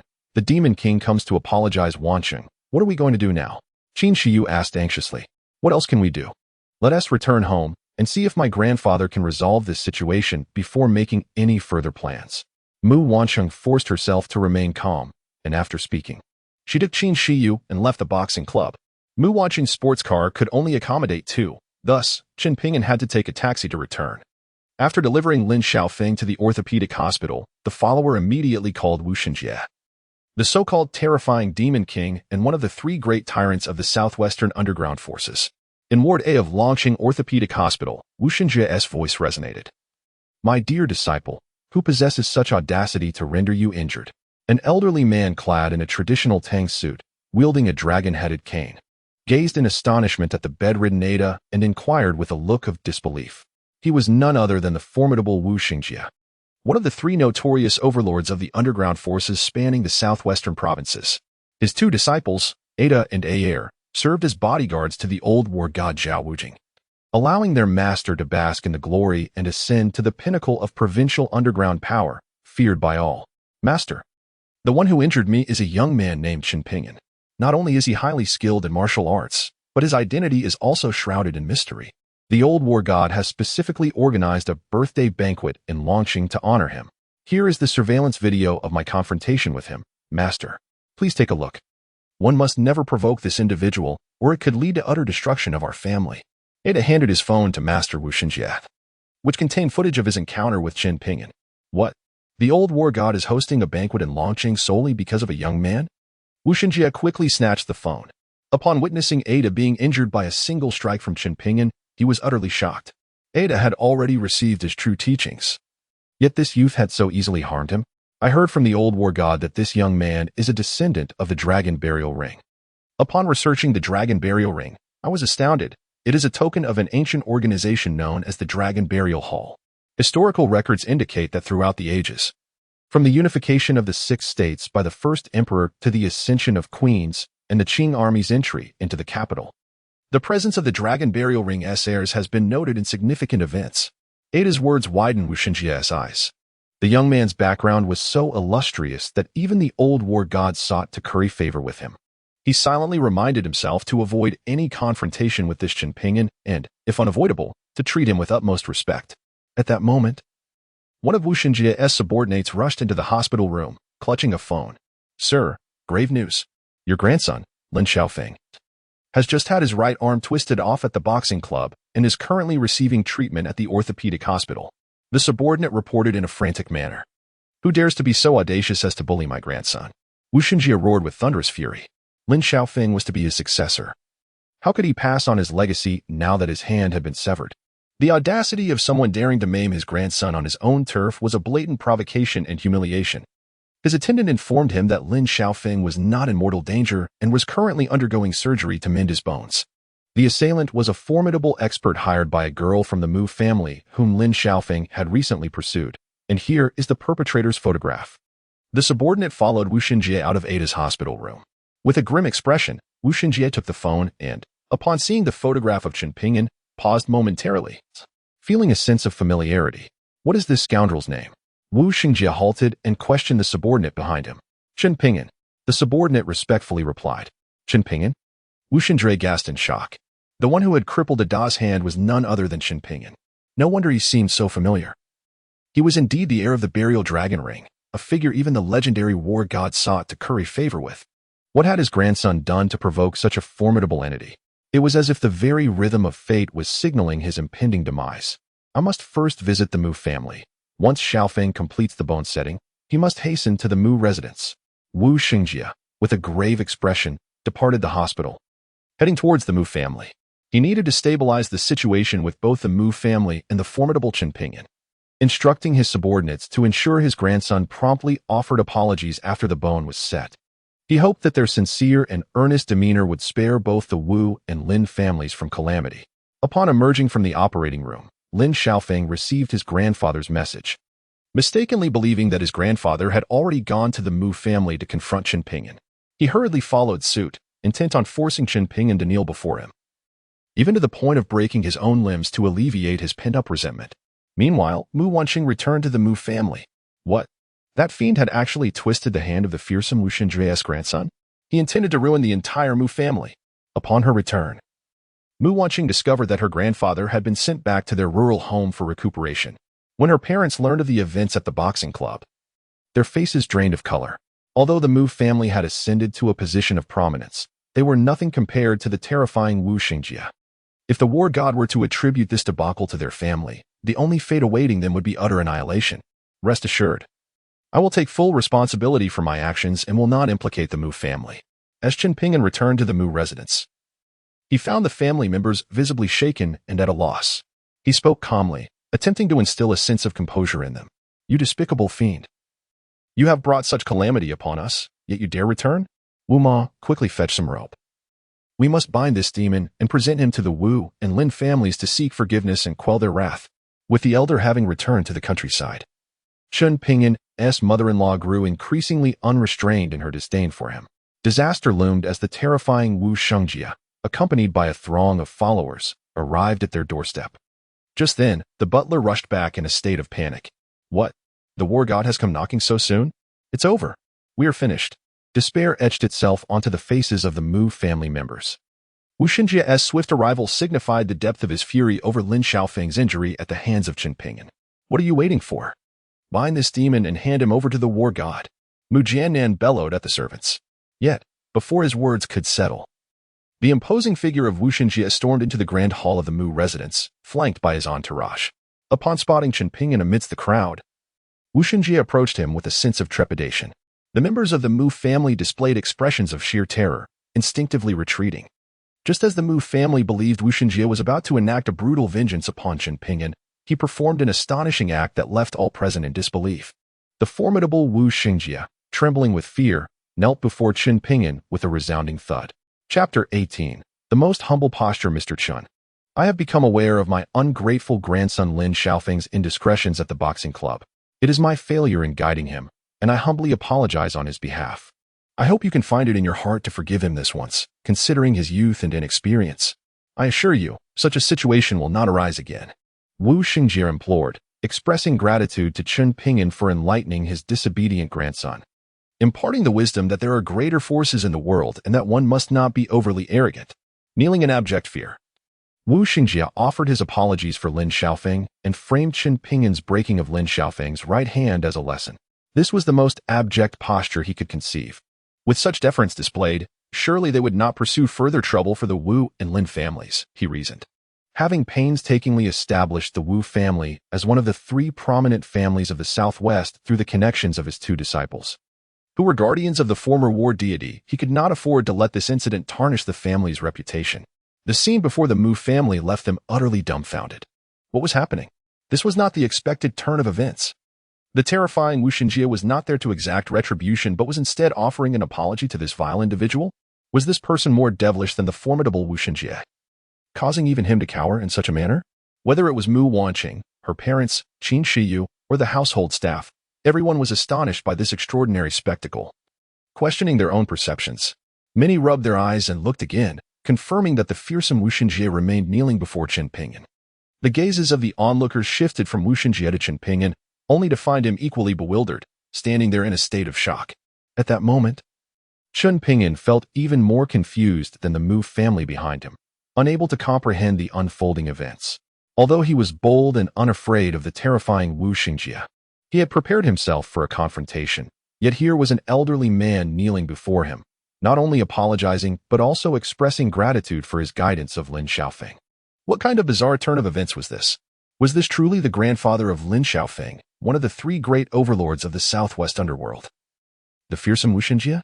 Chen Ping'an questioned, finding the man before him to be rather different from the legends he had heard. I am indeed Wu Xinjia. As for the title of the terrifying Demon King, that is merely a jest among friends in the underworld. We, as insignificant figures, are but mere trifles in the presence of Mr. Chen. Wu Xinjia humbly responded. Please rise. It feels rather odd to see you kneeling like this. Chen Ping'an said as he assisted Wu Xinjia to his feet. Although he could not comprehend the situation in its entirety, he distinctly remembered having struck the man's grandson. Now, witnessing such an elderly gentleman kneeling before him in apology made him feel rather uncomfortable, as though he were a tyrant taking advantage of the vulnerable. Mr. Chen, your magnanimity is deeply appreciated. Upon hearing Chen Ping'an's invitation to rise, Wu Xinjia felt a wave of relief wash over him, signifying that the other party had forgiven his grandson. Leaning on his ornate cane, he shakily stood up and bowed respectfully to Chen Ping'an before approaching Mu Wanqing and her family.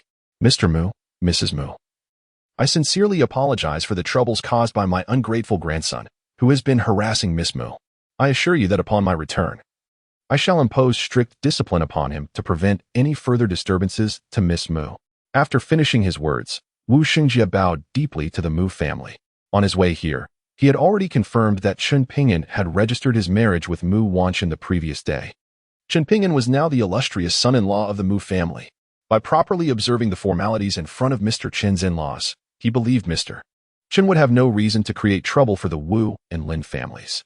However, to the utterly bewildered Mu family, Wu Xingjia's actions left them trembling in fear. The terrifying demon, Wu Xinjia, not only refrained from causing them trouble but also bowed in apology? How bizarre. Mr. Wu, there is no need for such formalities. Your grandson has not caused us any trouble. Mu Wanchen's father, Mu Jiannan, assisted Wu Xinjie in rising, speaking with some hesitation. Mr. Qin and the Mu family are reasonable people, and I am truly grateful. Wu Xinjie replied with sincere appreciation. At that moment, Lin Xiaofeng, who had hurried over from the orthopedic hospital, arrived. His right hand was in a cast, and he stormed into the Mu residence with an expression of resentment, only to find his beloved grandfather standing before the Mu family.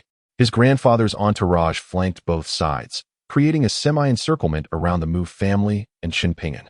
He assumed his grandfather was negotiating with them, demanding they hand over Qin Pingan for retribution. Grandfather, break that Qin Pingan's limbs. Let him experience the agony of a fate worse than death. Lin Xiaofeng shouted at his grandfather, rushing towards him. The moment he uttered those words, not only did it terrify the Mu family, but it also struck fear into Wu Xinjie's heart, leaving him internally alarmed and regretting the situation. In my haste earlier, I neglected to instruct that scoundrel to come and apologize to Mr. Qin. As soon as this rascal entered, he was shouting about wanting to sever Mr. Qin's limbs, undoubtedly believing he had come to avenge him. Wu Xinjie noticed the somber expression on Qin Pingan's face, and a wave of dread washed over him. I had humbly knelt to earn Mr. Qin's forgiveness, and this fool has now ruined it all with a single utterance. In his panic, Wu Xinjie felt a surge of anger towards this oblivious grandson of his. You reckless fool, if you wish to perish, do so on your own. Do not implicate others. With a resounding slap, when Lin Xiaofeng approached his grandfather Wu Xinjie, he struck Lin Xiaofeng across the face, leaving him utterly bewildered. Chapter 19. Who are you, really? Wu Xinjie's action not only stunned Lin Xiaofeng, but also left Qin Pingan and the members of the Mu family in shock. Wasn't it said that the fearsome Wu Xinjie was not only protective, but also doted greatly on his grandson? Why then did he strike Lin Xiaofeng? Grandfather, have you mistaken me for someone else? The one you should be punishing is Qin Pingan. I am your grandson Lin Xiaofeng. Look, that scoundrel has twisted my hand. Lin Xiaofeng, holding his face with his left hand after receiving a stinging slap, raised his right hand, which was encased in plaster, for his grandfather to see. I am not so senile as to strike the wrong person. Today, I am hitting you, you ungrateful wretch. Mr. Qin is trying to teach you a lesson in humility. And yet you wish to retaliate against him? I shall put an end to your obstinacy.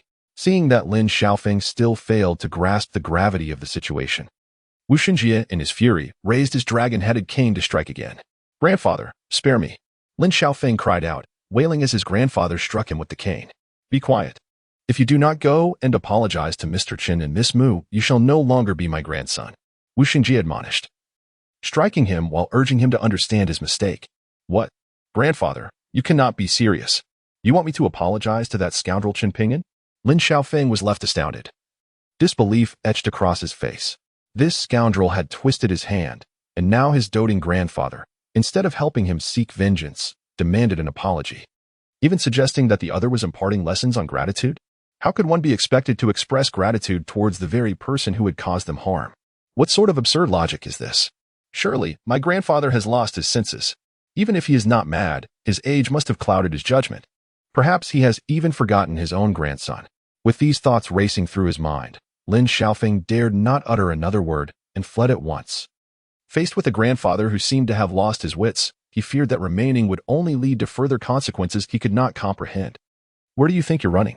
If Mr. Qin does not forgive you, do you believe you can escape? Come back at once. Bring him back to me. If Mr. Qin and Miss Mu cannot forgive him today, I will end his life on the spot. Wu Xinjie did not anticipate that Lin Xiaofeng would rather flee than bow his head to apologize to Qin Pingan and the Mu family. Anger surged within him, causing him physical pain, and he immediately instructed his subordinates to retrieve Lin Xiaofeng.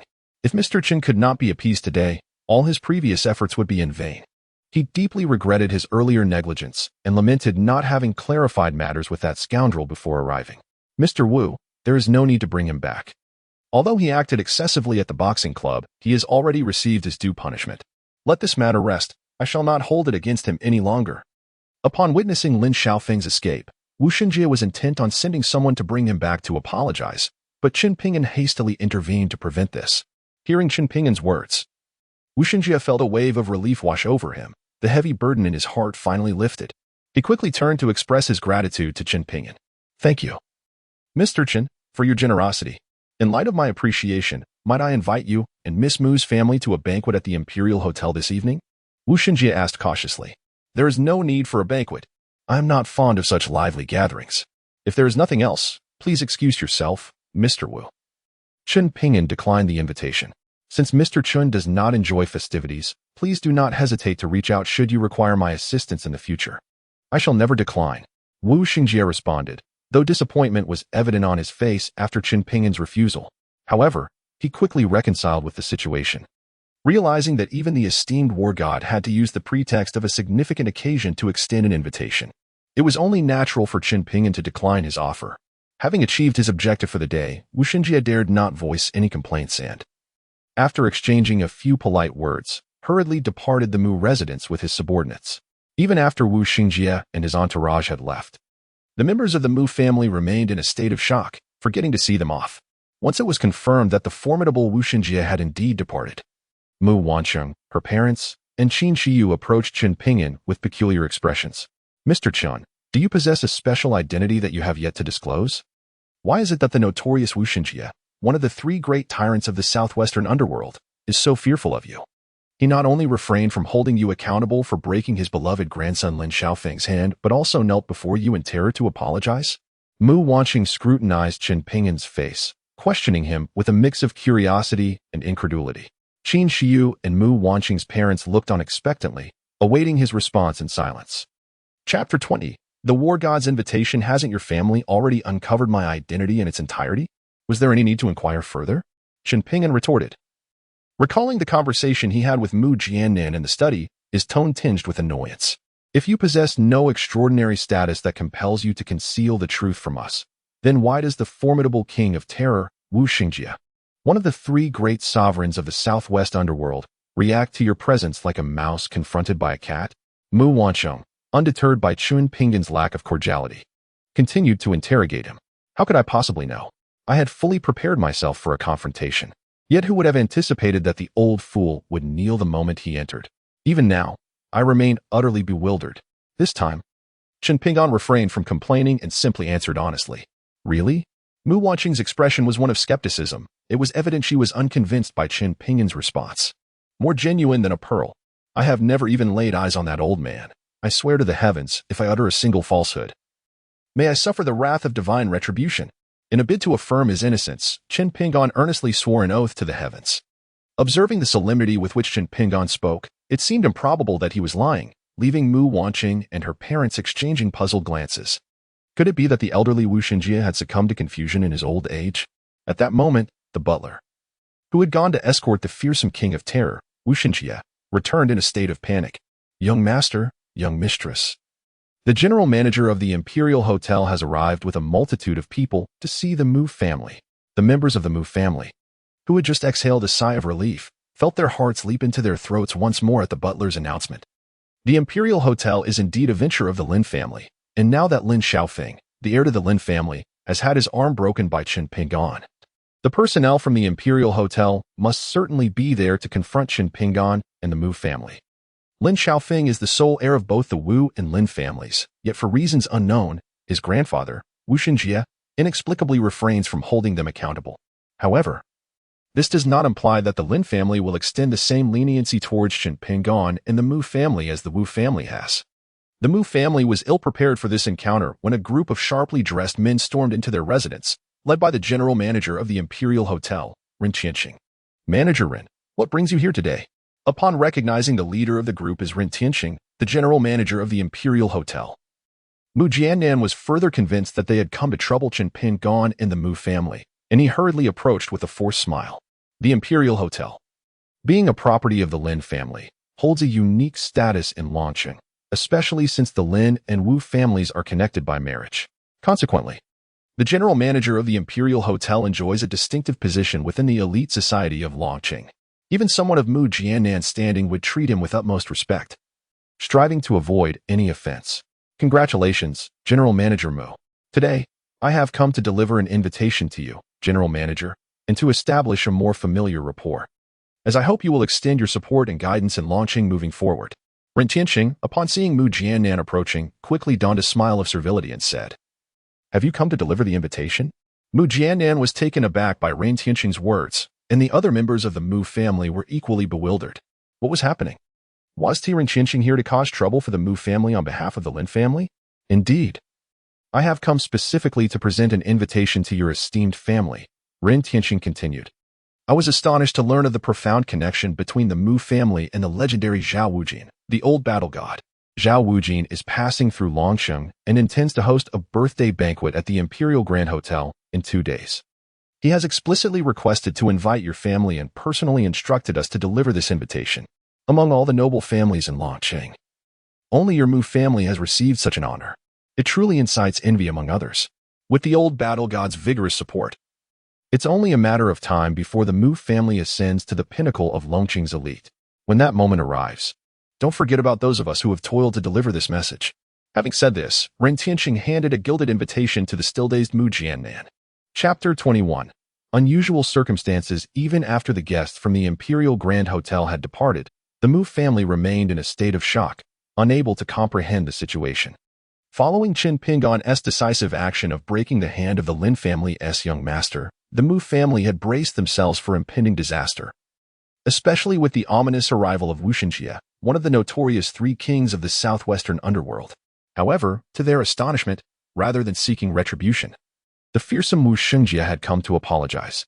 This revelation left everyone astounded.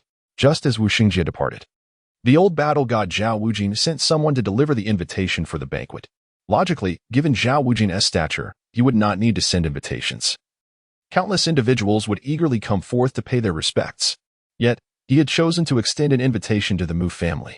Furthermore, according to the general manager of the Imperial Grand Hotel, the Mu family was the only one granted the privilege of receiving such a personal delivery from the old battle god.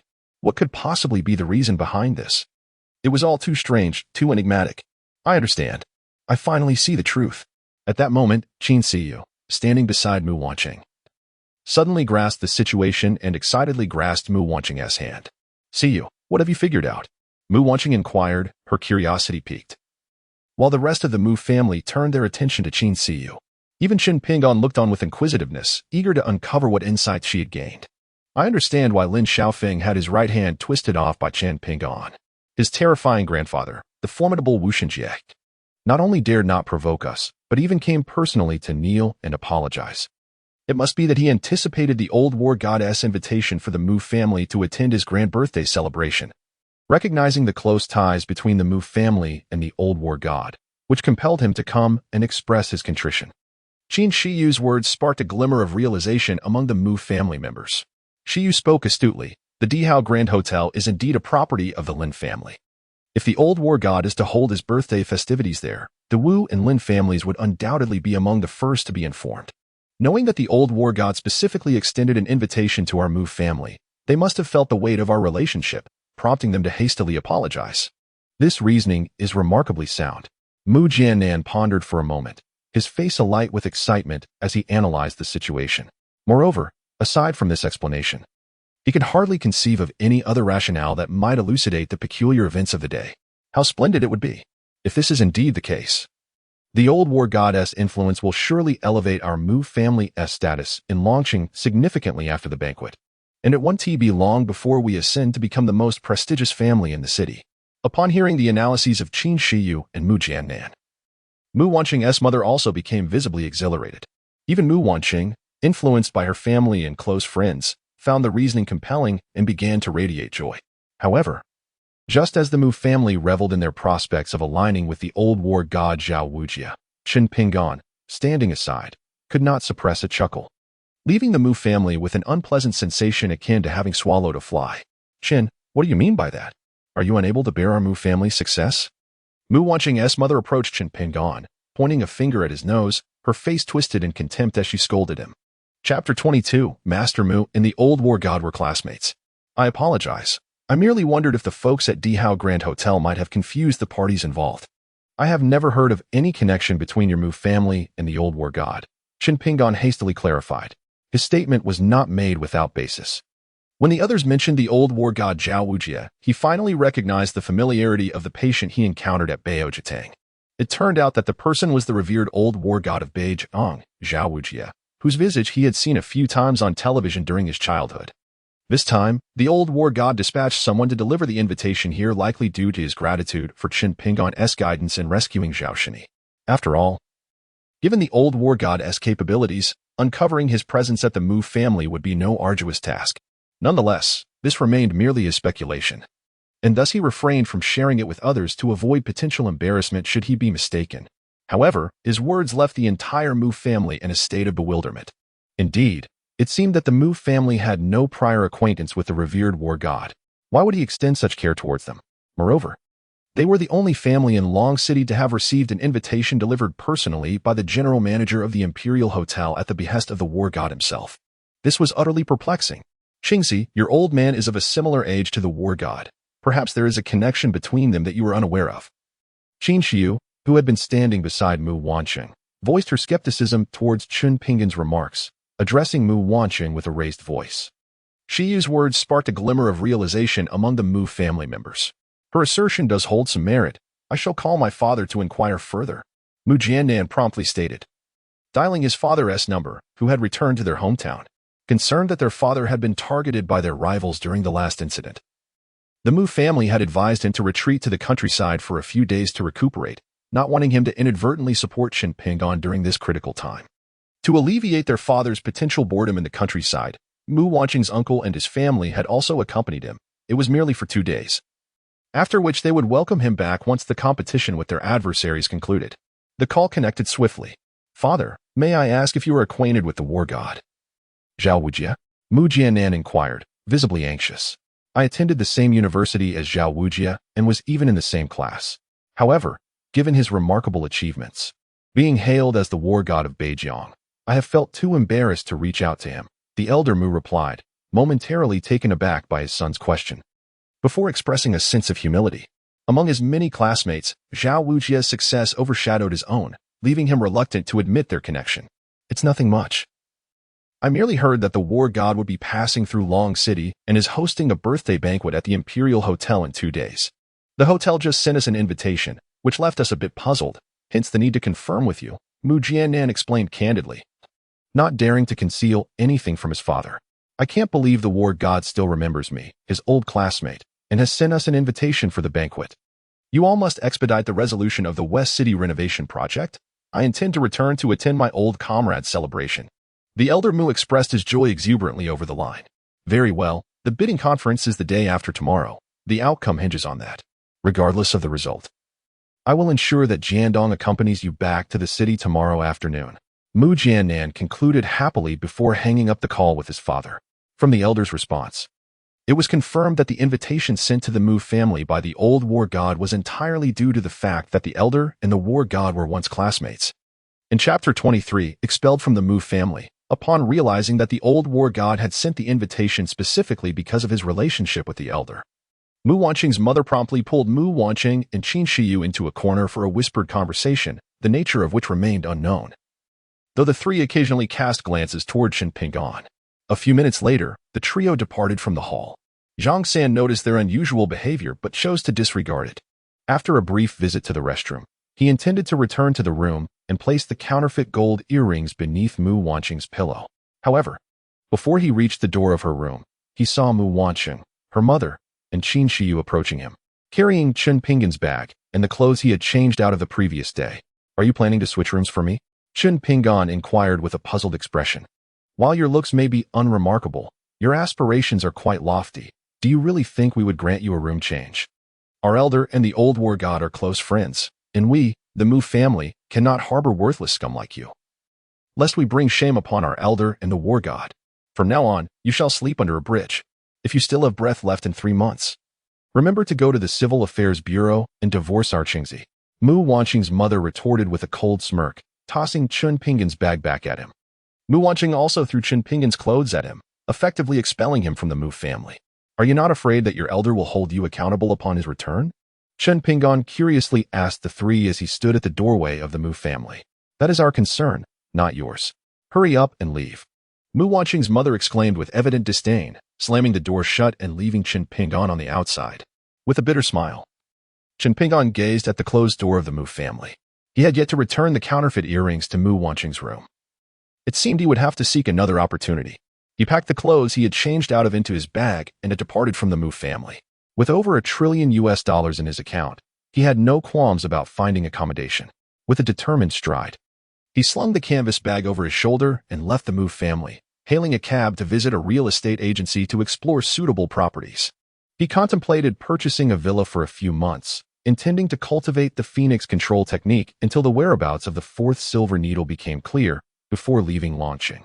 He had never experienced the sensation of living in a villa, and now that he had wealth, he was resolved to enjoy it fully, refusing to foolishly squander his money on charity. Soon, Chen Ping'an arrived at a street lined with real estate agencies in Longcheng, casually walking into one. "Oh, isn't this the son-in-law of the prestigious Mu family?" The voice of his ex-girlfriend, Lin Duo'er, echoed in his ears as he stepped inside the agency. Chen Ping'an lifted his gaze and was taken aback to find his former girlfriend, Lin Duo'er, along with her mother, also present to view properties. A frown creased Chen Ping'an's brow, and he instinctively considered turning away. It was not fear of his ex that deterred him, but rather a desire to avoid entanglement with her. What was she doing carrying that tattered bag? Had she been cast out after a wedding ceremony? It seemed plausible. The Mu family was a newly established affluent clan in Longcheng, and their daughter would undoubtedly marry into a family of equal stature.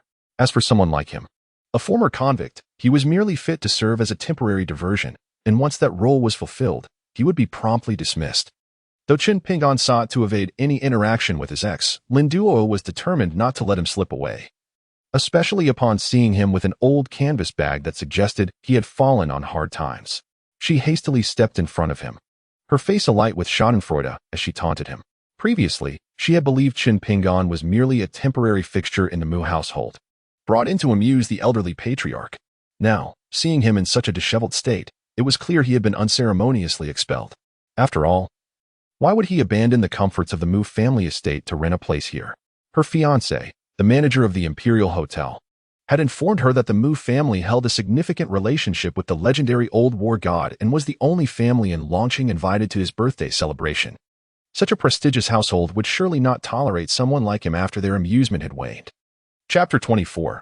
I am here to buy a house. Chen Ping'an had no intention of conversing with Lin Duo and planned to bypass her. However, she seemed intent on confronting him again and blocked his path once more. "Don't go. There are many houses for rent here. Why not take a look before you leave?" she said with a sweet smile. This real estate agency catered to high-end buyers, and the properties listed were all situated in upscale neighborhoods or luxurious villas. Lin Duo'er's fiancé had promised to purchase her a high-end flat after the old war god's birthday celebration, prompting her to scout properties in advance. She had not anticipated encountering Chen Ping'an here and seized the opportunity to embarrass him in retaliation for the public humiliation he had inflicted upon her at the jewelry store. Even if it was just to witness him flinch at the exorbitant property prices, it would bring her a sense of delight. "My apologies, but I am not here to rent. I am here to purchase a property." Chen Ping'an saw through Lin Duo'er's intentions and decided against leaving. "You wish to see me flustered by the high prices, do you? Allow me to demonstrate just how affluent I am today. You are here to buy a property?" Lin Duo was momentarily taken aback, scrutinizing Chen Ping'an from head to toe once more. Clad in faded old clothes, the backpack he carried was the same one he had purchased 5 years ago when they were together. In a city like Longcheng, where property prices began at a minimum of 1 to 2 million, how could someone in Chen Ping'an's current state afford to buy anything? However, Chen Ping'an chose to disregard Lin Duo'er, gesturing to a beautiful female real estate agent. Despite noticing Chen Ping'an's somewhat shabby attire, she presumed he was accompanying the elegantly dressed Lin Duo'er, who was adorned with designer brands and carrying an expensive handbag, and promptly approached him. "Good day, sir. How may I assist you?" The agent inquired warmly. "Do you have any luxurious villas available? I would like to explore buying one," Chen Ping'an stated directly, omitting any pleasantries. Upon hearing his request, both the female agent and his former girlfriend, Lin Duo'er, were taken aback. "Chen Ping'an, do you have any idea what the average property price is in Longcheng? With your current standing, you couldn't even afford a single square meter of a villa." Lin Duo laughed, assuming he was merely trying to put on a show in front of her. "Sir, we do have several luxury villas, but the prices start at over 10 million, with some reaching into the billions. The minimum down payment begins at several million.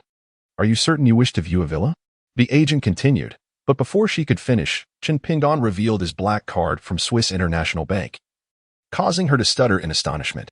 This real estate agency catered to a high-end clientele, and the agents typically interacted with wealthy individuals. The female agent had previously had the rare opportunity to see such a black card, which, as she knew, was possessed by individuals with a fortune of at least $100 billion. I believe this card should suffice for purchasing a villa from your agency, correct? Chen Pingon inquired, placing the black card into her hands. Yes, yes, yes, she exclaimed, her excitement palpable. We still have 5 luxury villas available, one of which is renowned as the most expensive and lavish in Longqing, priced at $8 billion. It is said that within the villa's courtyard, there exists a dragon spring well, and the water from it enhances the flavor of anything cooked with it. Shall I take you there now? After verifying the authenticity of the Swiss bank card, the agent was thrilled and prepared to escort Chen Pingon to view the most opulent villa in Longqing. Let's go immediately. If it meets my expectations, I shall purchase it today. Chen Pingon affirmed with a nod. The agent led him away from the agency to view the villa, leaving Lin Duo in a state of disbelief until her mother emerged from the restroom and found her standing blankly at the entrance of the agency, staring outside. Dear daughter, what are you doing standing here in a daze? Lin's mother approached, glancing outside, puzzled by the lack of anything noteworthy. Mom, I just saw Chen Pingon looking at houses, and he was even considering a villa. Lin Duo foolishly said to her mother that, originally intending to make Chen Pingon appear ridiculous due to his disheveled state. She never anticipated that the true fool would be herself. Chen Pingon had publicly embarrassed her not once, but twice today, leaving her in a state of great humiliation. What she found even more intolerable was that the man she believed to be so impoverished that he could scarcely afford a meal had, upon revealing himself, produced a black card, an emblem of identity, status, and wealth, while expressing his desire to purchase a luxurious villa. Chen Pingon buying a villa? How could that possibly be true? Lin's mother looked utterly bewildered by her daughter's words. With Chen Pingon's shabby appearance, it was evident he had just been released from prison, possessing at most a meager sum of a couple of thousand yuan given to him for travel expenses. Surely, he had nearly exhausted any funds he had while purchasing gold earrings to curry favor with Miss Mu at the jewelry store, hadn't he? Mom, I assure you it's true. He walked in and immediately pulled out a black card, asking the real estate agent to show him the villa. Seeing her mother's disbelief, Lin Duo recounted the events in detail. The moment she witnessed Chen Pingon produce the black card, she was struck with astonishment, filled with regret over her impulsive decision to break up with him. It was important to remember that her current fiancé, albeit the general manager of the Imperial Hotel, was merely a facade of prestige. In truth, he was still working for a wealthy family and may never be able to afford a villa himself. Moreover, this fiancé was on his second marriage, while Chen Pingon, despite his past incarceration, was likely a victim of wrongful accusations, as far as she was concerned. In this era where wealth reigned supreme, it mattered not if one had served time. A man with riches could easily attract numerous women, regardless of his past. Lin's mother, unable to restrain her laughter after hearing her daughter's account, inadvertently burst into giggles. Lin Duo frowned and asked, Mom, what are you laughing at? After glancing at her visibly upset daughter, Lin's mother began to explain, You, my dear, have been deceived by that good-for-nothing. Lin Duo's confusion deepened at her mother's words. Observing her daughter's perplexed expression, Lin's mother continued, a freshly released inmate, and judging by your description, he must have just been expelled from the Mu family. How could someone like that possibly afford a villa? Clearly, after serving as a temporary son-in-law to the Mu family, they must have given him a small sum to send him on his way.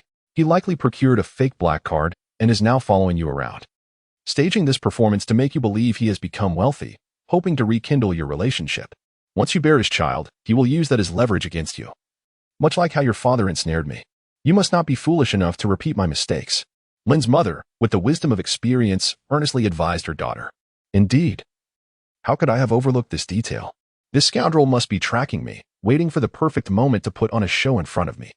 Once the agent brought him to the villa, he would concoct various excuses to claim it did not meet his expectations and leave. I always thought it was impossible to earn money so easily. How could someone just released from prison afford a villa? It seems I was nearly deceived by this rogue again. From now on, I shall not trust him again.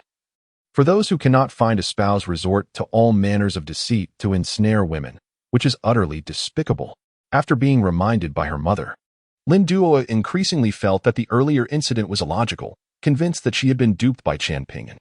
Hadn't the agent taken him to view the most expensive Longguan villa in Longqing? Let us go to the Longguan Villa now and expose this roguish trickery.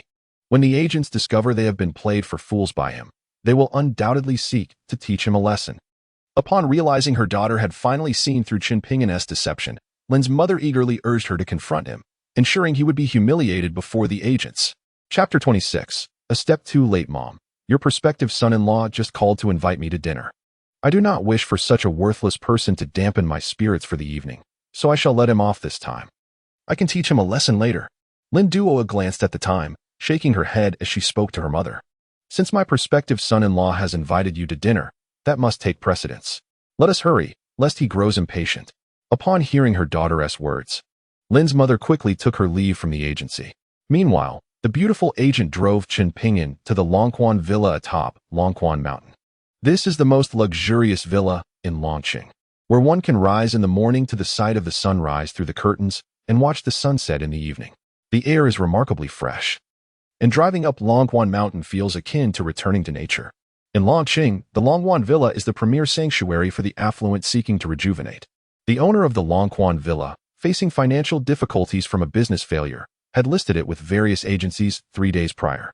Just by observing the surroundings, Chen Ping'an felt that this villa was perfect for someone like him who practices martial arts.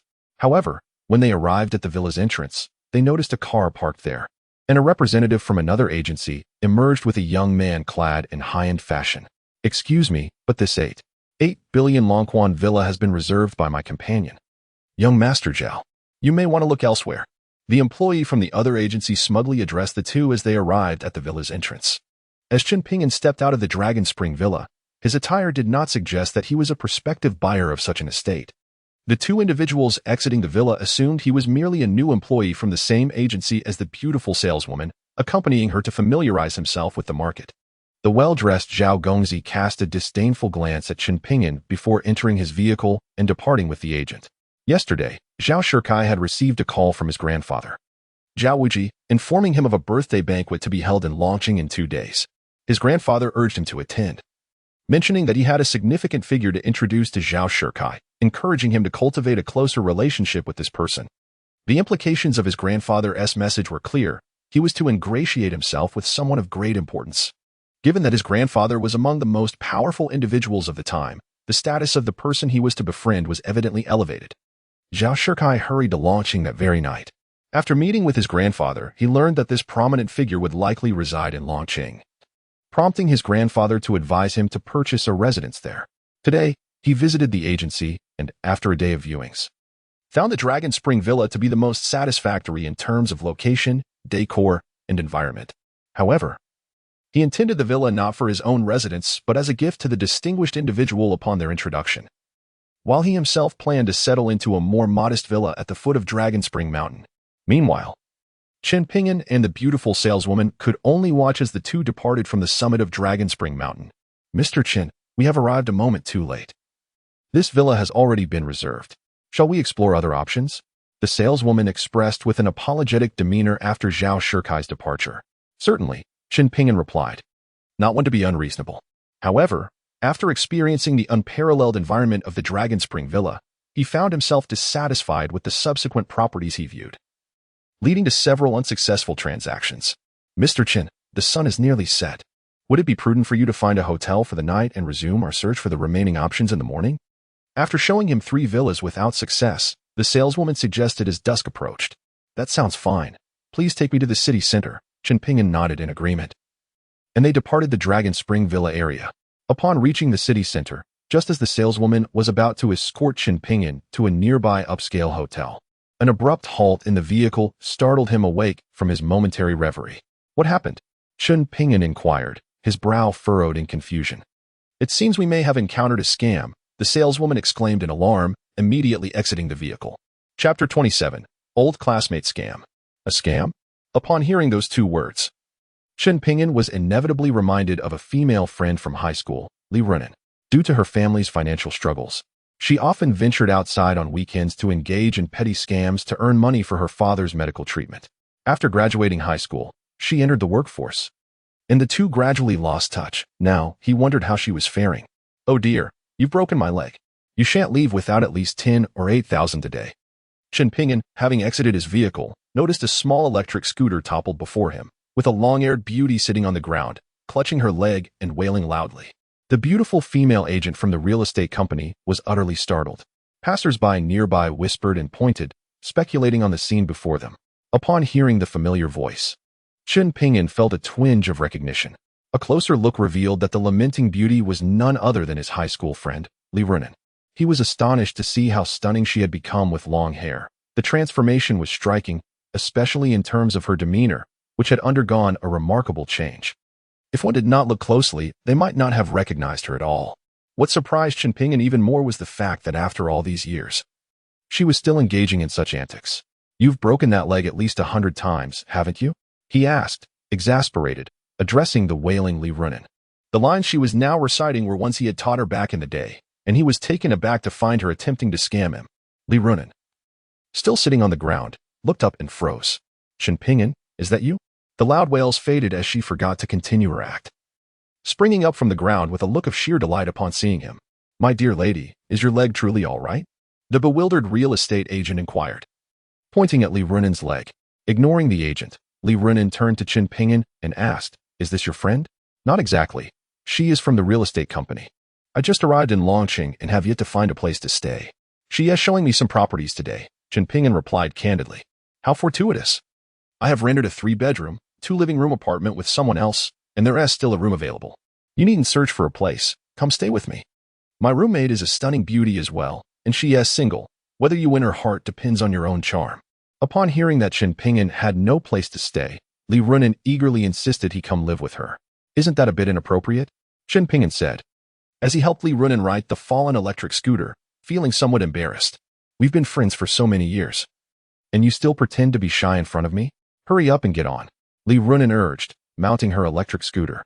"And what of your business? Are you not going to attend to it?" Chen Ping'an asked, gesturing toward the female agent from the real estate company.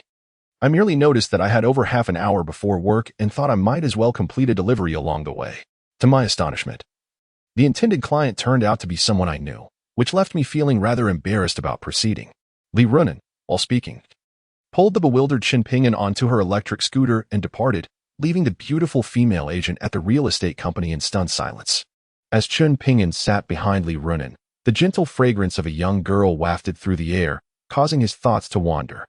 He never anticipated that the tomboyish Li Runan would one day grow her hair long, and she had transformed into such a beauty. Her entire demeanor had changed, and her figure was exceptional. Even as a close friend, Chen Ping'an found himself utterly captivated. After a 20-minute ride, Li Runan brought Chen Ping'an back to the apartment she shared with others. "I need to use the restroom first." Upon entering, Chen Ping'an, feeling slightly unwell, rushed to the bathroom. However, upon opening the door, he was greeted by the sight of a stunningly beautiful woman. "Qin Shiyu, what are you doing here?" Chen Ping'an exclaimed. To which Qin Shiyu responded in unison, "Chen Ping'an, what are you doing here? Fresh from her shower and yet to dress." Qin Shiyu initially presumed it was her roommate Li Runan entering, but upon glancing up, she was taken aback to find a man, none other than the despicable Chen Ping'an, recently cast out by the Mu family. Both stood frozen, their eyes wide in disbelief. "Shiyu, you're not dressed," Li Runan called out from behind Chen Ping'an. Noticing Qin Shiyu's flawless figure, she quickly warned Qin Shiyu. Instinctively lowering her gaze, Qin Shiyu gasped. "Ah!" Like most girls, she let out a high-pitched scream, immediately covering her chest with her hands. Yet, while she managed to shield the upper part, she was unable to conceal the lower, leaving her in an awkward predicament. Startled by her scream, Chen Ping'an swiftly turned away, refusing to look further. Li Runan pulled him out of the bathroom and closed the door behind them. "What do you think of my roommate? Isn't she stunning? With her figure, she is perfectly proportioned, curves in all the right places. I nearly drooled just looking at her. Honestly, did you feel a spark? Let me tell you, after seeing her like that, she'll definitely remember you." Love often begins with such subtle flirtations. If you muster a bit of courage, you might just win her heart. Chen Ping'an had expected Li Runan to reprimand him, but instead, she was lewdly instructing him on how to woo Qin Shiyu. This tomboy hadn't changed at all. I am not interested in her. Besides, in my eyes, she is not as beautiful as you. Chen Ping'an shook his head, responding earnestly. To his surprise, Li Runan's cheeks flushed a rare shade of red. "How is it that I never noticed your charming way with words before?" Li Runan blushed and rolled her eyes at Chen Ping'an. taken aback by the unexpected compliment from an old friend. Just then, the bathroom door swung open, and Qin Shiyu emerged, wrapped in a towel. "You scoundrel! What are you doing here?" She coldly questioned Shen Pingon, her gaze icy. "You two know each other?" Li Runin asked, astonished. As she observed Qin Shiyu calling out Shen Pingon's name. In a manner of speaking, "We met at the bank this morning, and then some unpleasantness ensued," Shen Pingon replied. Feeling disheartened, he had never anticipated that Li Runin's roommate would turn out to be Qin Shiyu. "Runin, weren't you supposed to be at work? Why on earth did you bring this scoundrel back?" Qin Shiyu diverted her attention from Shen Pingon, her expression filled with confusion as she directed her inquiry at Li Runin. She had assumed that after being thrown out by the Mu family, Shen Pingon would find refuge under a bridge tonight. To her surprise, this rogue had acquaintances in Luocheng, and one of them was her own roommate. What an ironic twist of fate. I was on my way to work when I coincidentally ran into my high school classmate. Shen Pingon. He just arrived in Luocheng and has nowhere to stay, and since we have a vacant room, I brought him back. He'll be sharing the apartment with us from now on. You don't have any objections, do you? Li Runin explained her relationship with Shen Pingon, looking at Qin Shiyu with a questioning expression. This apartment was rented by you first. I have no say in the matter. However, let me make one thing clear. Since you brought him here, if he dares to harbor any inappropriate intentions or engage in any outrageous behavior towards me, you will be held accountable. Qin Shiyu warned Li Runin sternly, recalling Shen Pingon's dubious past. Not a problem.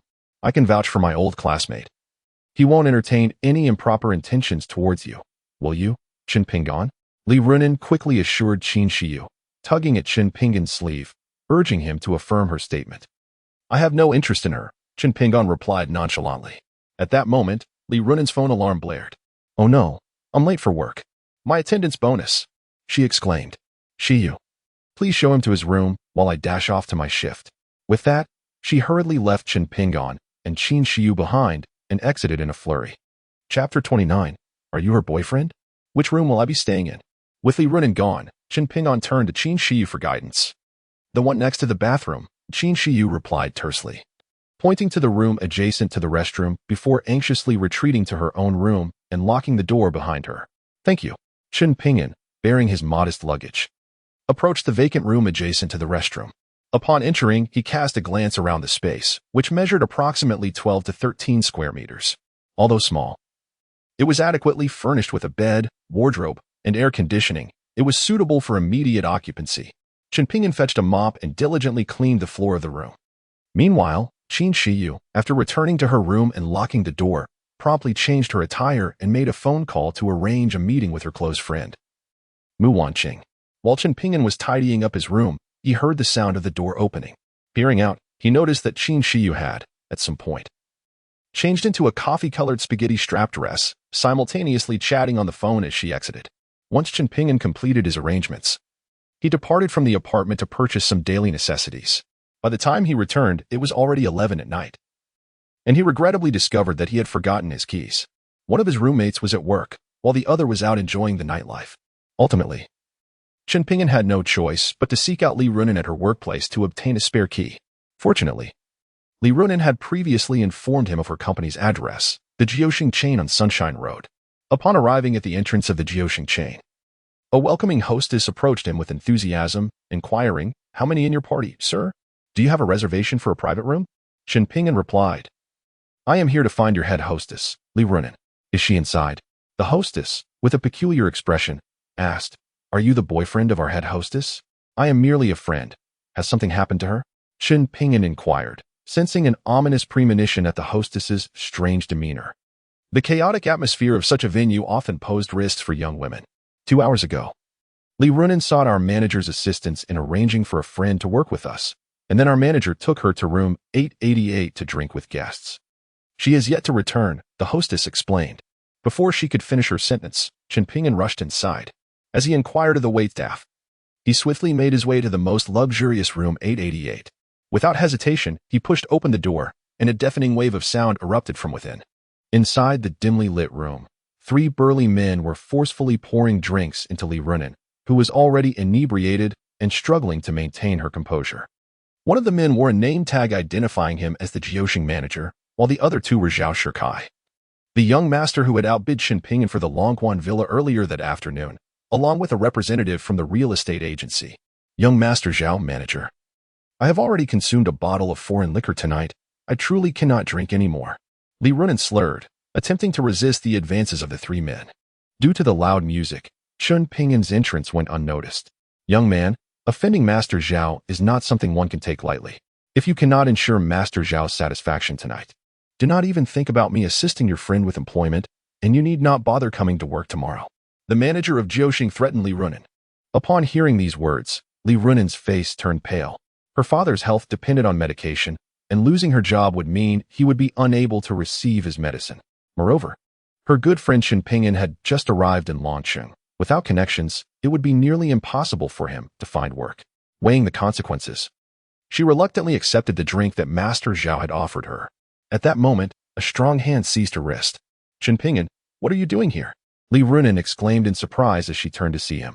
If I had not come, you would have been devoured by these three wolves tonight. Look at you. You are reeking of alcohol and cannot drink anymore. Chen Pingyan declared, snatching the wine glass from her hand. Give me back the wine. If I don't drink, I'll lose my job. You know my father's situation. I have no choice. Li Runen replied, her expression grim, reaching out to reclaim the glass from Chen Pingyan. Understanding Li Runen's character, Chen Pingyan refrained from further discussion and swiftly struck her neck with his hand. She immediately fainted, collapsing into his embrace. He lifted her effortlessly and prepared to exit the private room. Kid, do you think this is your home? You come and go as you please. The Jiuxing manager blocked Chen Pingyan's path, a mocking smile on his face. The real estate agent from the intermediary company and the Jiuxing manager were cousins. The manager had learned from his cousin that Master Zhao had spent over 90 billion on 2 villas today, one of which was the Dragon Spring Villa priced at 88 billion. He had swiftly instructed his cousin to bring the wealthy man over to create an opportunity for an introduction. Coincidentally, Li Runen sought the manager's assistance in arranging a job for her friend Chen Pingyan, who had just arrived in Longcheng. The manager thought to have the beautiful Li Runen accompany Master Zhao, who instantly took a liking to her and aimed to intoxicate her before taking her to a hotel. In a bid to curry favor with the affluent Master Zhao, the manager, along with his cousin and Master Zhao, had been pouring drinks for Li Runen. Believing their plan was nearing success, suddenly, Chen Pingyan appeared, intent on taking away their intended prey, and the manager would not allow him to leave so easily. While this may not be my home, it can become my domain at any moment if I so desire. Step aside immediately, or you shall bear the consequences. Chen Pingyan coldly addressed the manager blocking his way. The intentions of these individuals were glaringly evident. They sought to intoxicate Li Runen and take advantage of her. Had it not been for his embrace of Li Runen, he would have undoubtedly taught them a lesson. Infuriated by Chen Pingyan's refusal to release Li Runen and his audacious threats, the manager seized a wine bottle from the table and hurled it towards Chen Pingyan's head without a moment's hesitation. However, before the bottle could reach its target, Chen Pingyan retaliated with a swift kick, sending the manager crashing into the wall, his words left unuttered as he succumbed to unconsciousness. The music in the private room abruptly ceased, and the sound of applause rang out. It turned out he was a skilled martial artist, which explained his audacity. The wealthy Zhao Shikai, witnessing Chen Pingyan incapacitate the manager with a single kick, felt no fear. Instead, he clapped his hands, a playful glint in his eyes as he remarked on Chen Pingyan's prowess. Having trained in martial arts since childhood under his formidable grandfather Zhao Wuji, he had become a minor expert himself, capable of taking on 5 ordinary individuals simultaneously and even managing 10 exchanges with his grandfather's 2 strongest bodyguards. With that, he charged at Chen Pingyan, confident he could subdue him within 3 moves. Uninterested in engaging in combat while cradling Li Runen, Chen Pingyan executed a swift kick that sent the wine bottles on the coffee table flying, crashing forcefully into Zhao Shikai's chest. Caught off guard, Zhao Shikai was struck by 2 bottles before he could evade, an agonizing pain erupting in his chest as he was propelled backward onto the sofa, grimacing in pain. Had it not been for his superior physical conditioning from years of training, he might very well have found himself lifeless on the floor. The remaining agent from the intermediary company stood frozen, utterly astonished by the scene unfolding before him. Chapter 31. Acquisition. I shall return to deal with you after ensuring she is comfortably settled, Chen Pingyan declared, before departing from Jiuxing with the unconscious Li Runen in his arms. En route, he placed a call to Shen Zhiliang, the general manager of Ruishi International Bank. Mr. Chen, how may I assist you? Came Shen's respectful voice as soon as the call connected. Could you help me get in touch with the owner of Jiuxing? I am interested in acquiring them, Chen Pingyan stated straightforwardly, bypassing any pretense. How fortuitous, Mr. Chun, for General Manager Liang of Jiuxing is currently with me. Where are you? I shall bring him to meet you immediately. Shin's astonishment was palpable, quickly replaced by excitement. Please wait for us at Jiuxing. I will arrive in 40 minutes. Chen Ping'an instructed before concluding the call. Upon returning to the apartment entrance, Chen Ping'an retrieved the key from Li Runen's possession. After gently carrying the still unconscious Li Runen back to her room and ensuring her comfort, he promptly returned to Jiuxing.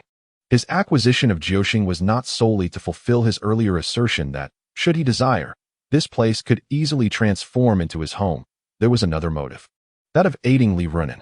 The receptionist at the door had mentioned that Li Runen sought their manager's assistance in arranging employment for a friend. And it was unmistakable that the friend in question was undoubtedly himself.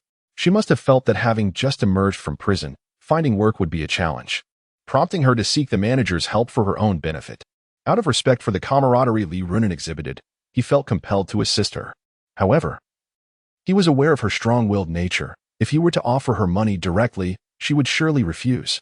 By acquiring the company and discreetly promoting her within it, he could provide her with support while ensuring that she felt her achievements were earned through her own efforts, thus granting her a sense of accomplishment.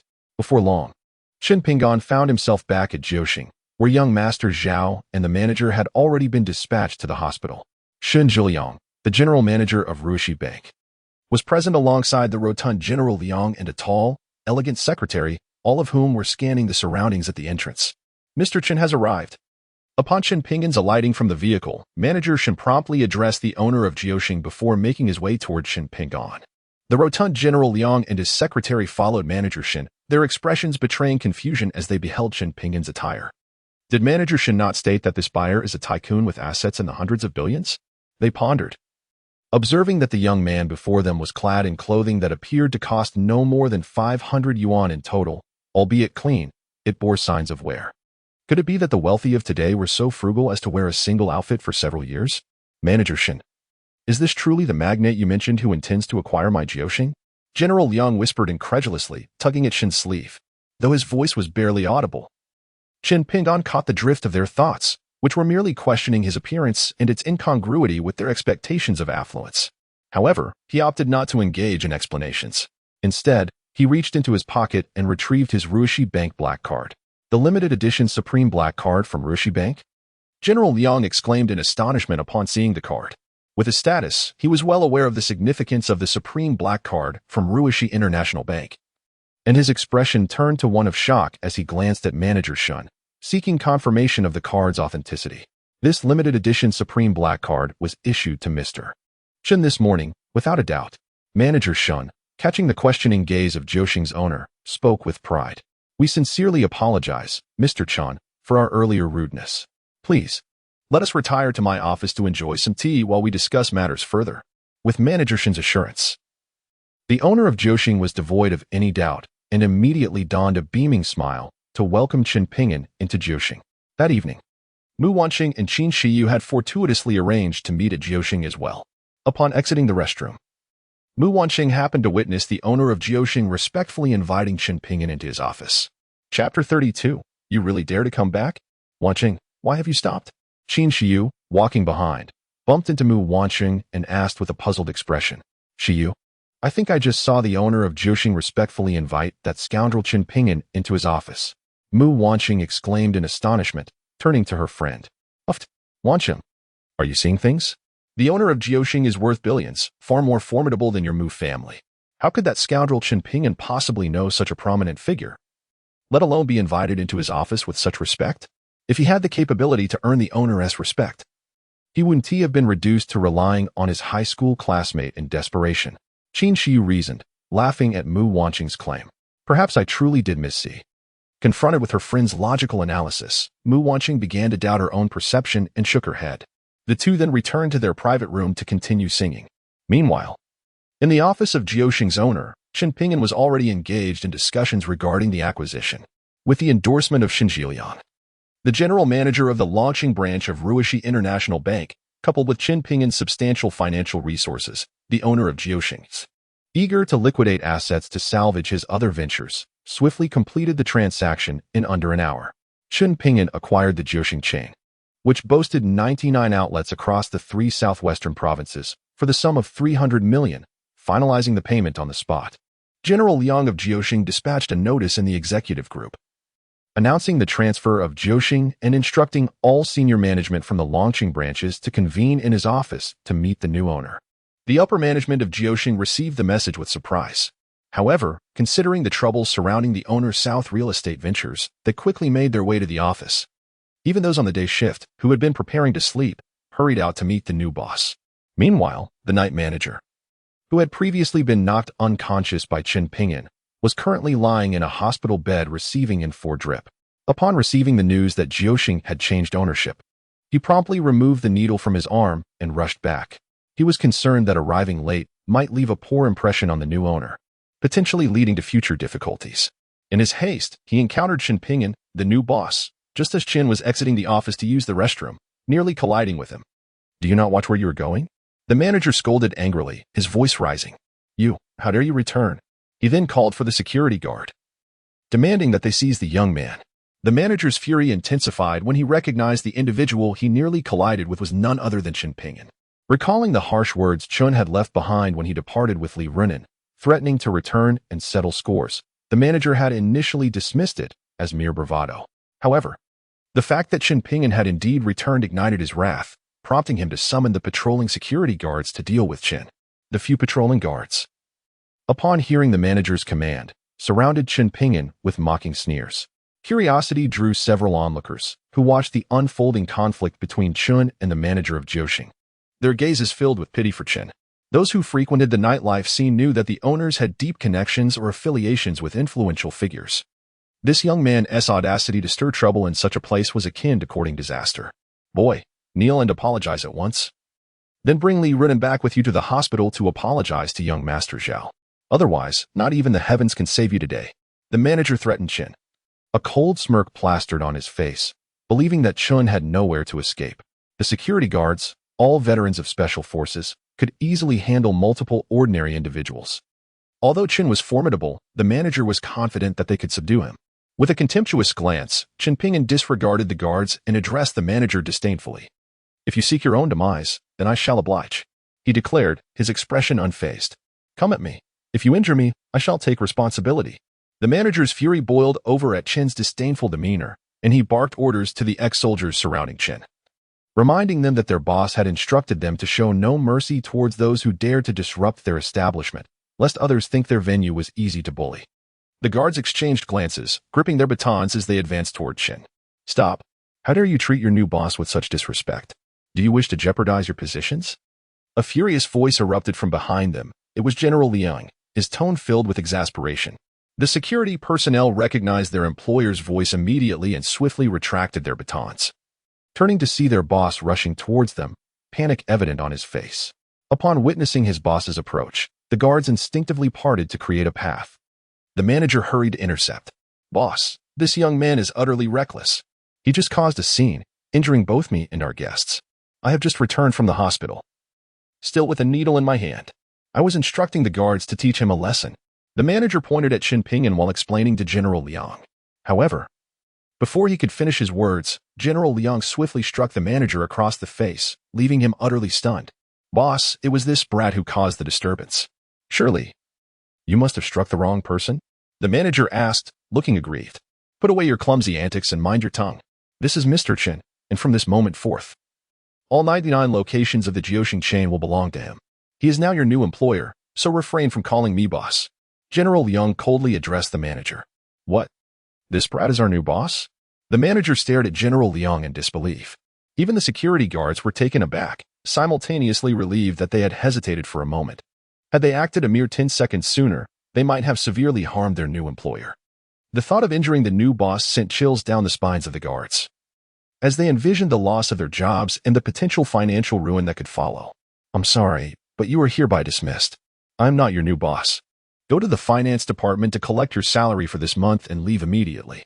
I will not tolerate someone like you, who exploits female employees for personal gain," Chen Pingyan declared, not waiting for General Liang to interject.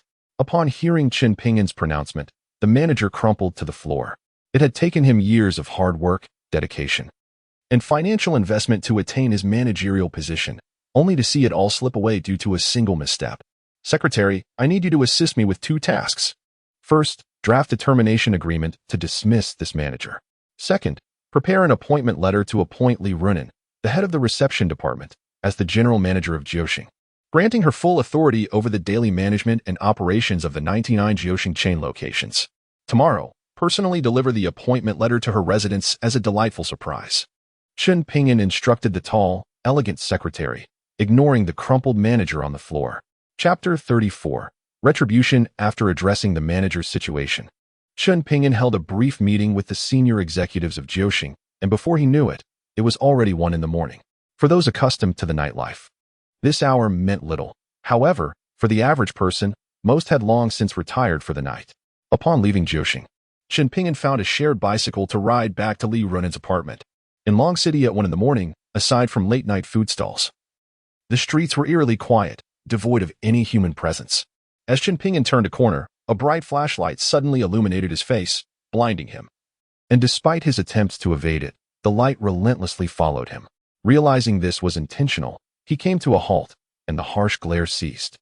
Before him stood a man wielding a flashlight, his face concealed behind a wolf mask, blocking his path. Who are you? What do you intend to obstruct my path for? Chen Pingyan inquired, his brow furrowed in a deep frown.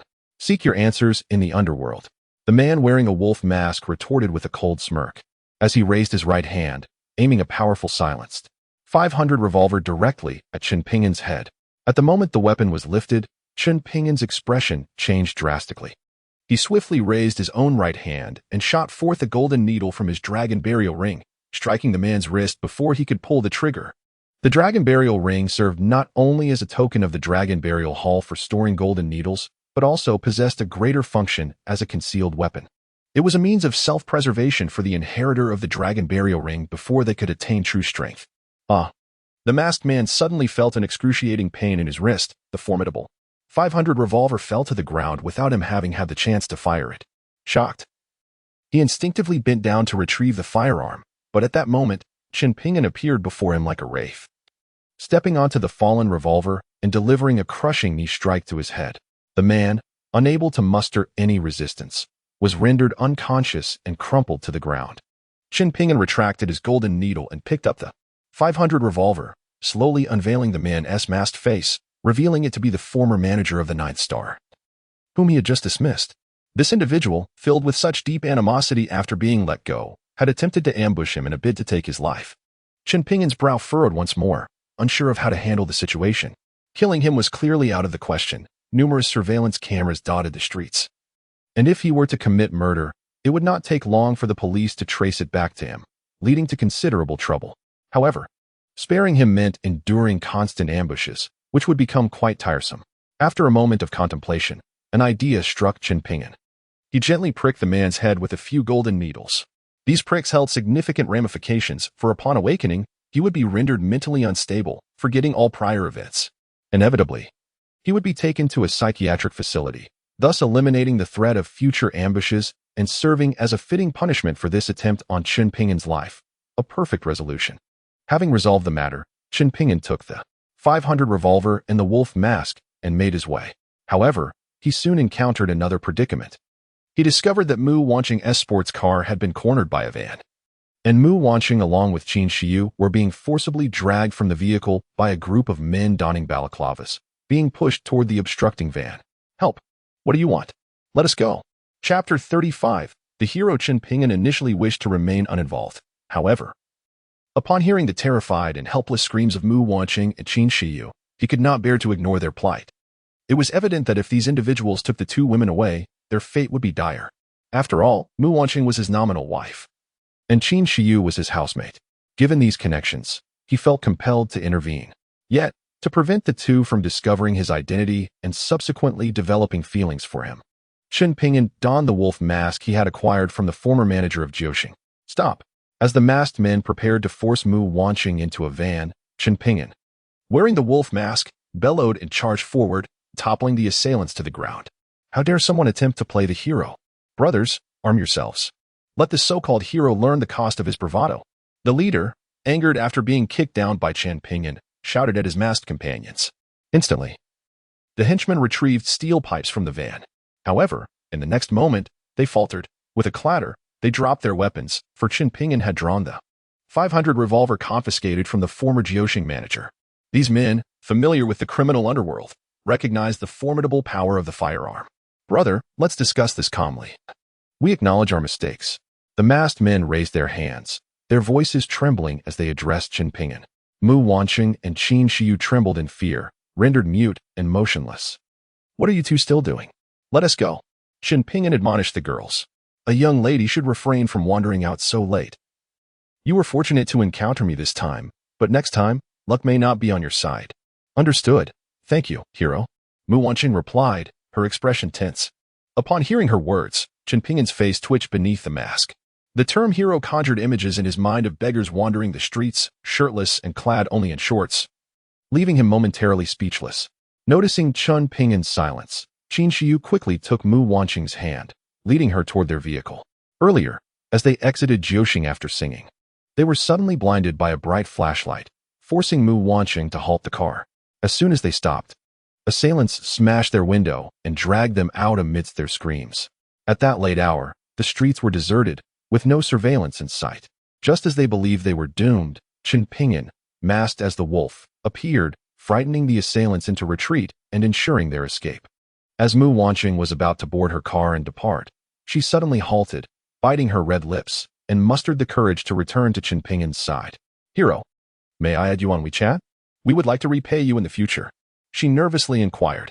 The appellation hero had already left Chen Pingyan feeling quite vexed, and her second utterance nearly pushed him over the edge. Scram. If you don't leave, I'll end you. Chen Pingyan, who harbored little fondness for Mu Wanqing, felt his irritation peak at her repeated address, prompting him to aim his gun directly at her head.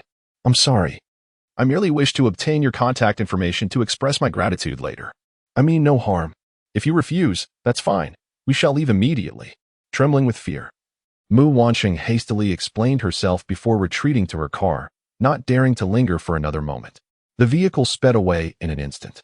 Once Mu Wanqing's sports car had vanished into the distance, Chen Pingyan turned his gaze toward the group of burly men wearing stockings over their heads. Why did you attempt to abduct those two girls? He coldly demanded, aiming his gun at the leader. Hero, please spare us. We were merely following orders for payment. We bear no grudge against the girls. I beg you, grant us mercy this time, and we shall never dare to do this again. The leader pleaded in terror. Whose orders did you follow? Chen Pingyan yanked the stockings from their heads, revealing their faces, and pressed on with his icy inquiry. The men, now exposed, instinctively shielded their faces with their hands, stammering and unable to disclose the identity of their employer. Without hesitation, Chen Pingyan directed his gun at the leader's thigh and pulled the trigger. Ah! The leader screamed in agony, clutching his bleeding thigh as he collapsed to the ground.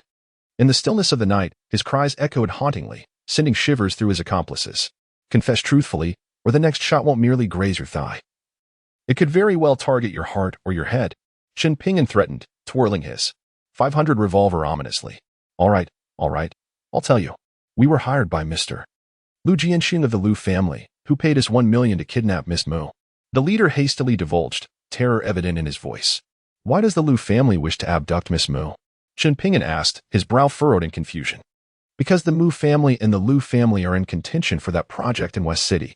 A few days ago, the Lu family attempted to poison old Master Mu to force the Mu family to withdraw, but he miraculously survived after 2 or 3 days.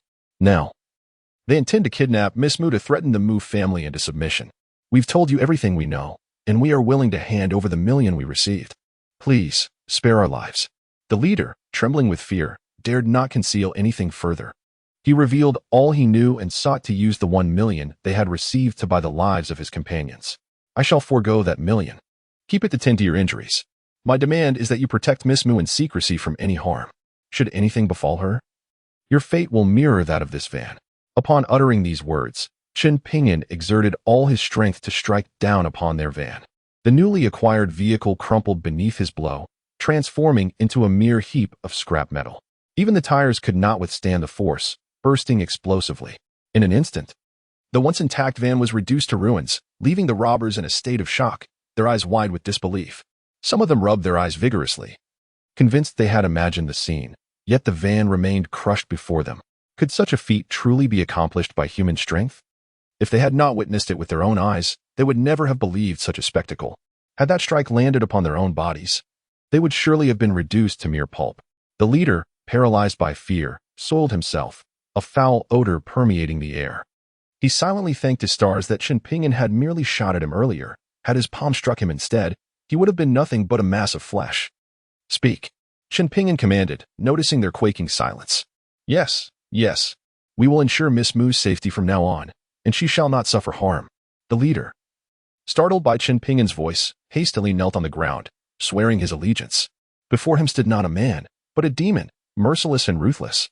Moreover, he was a demon who had seen their true faces.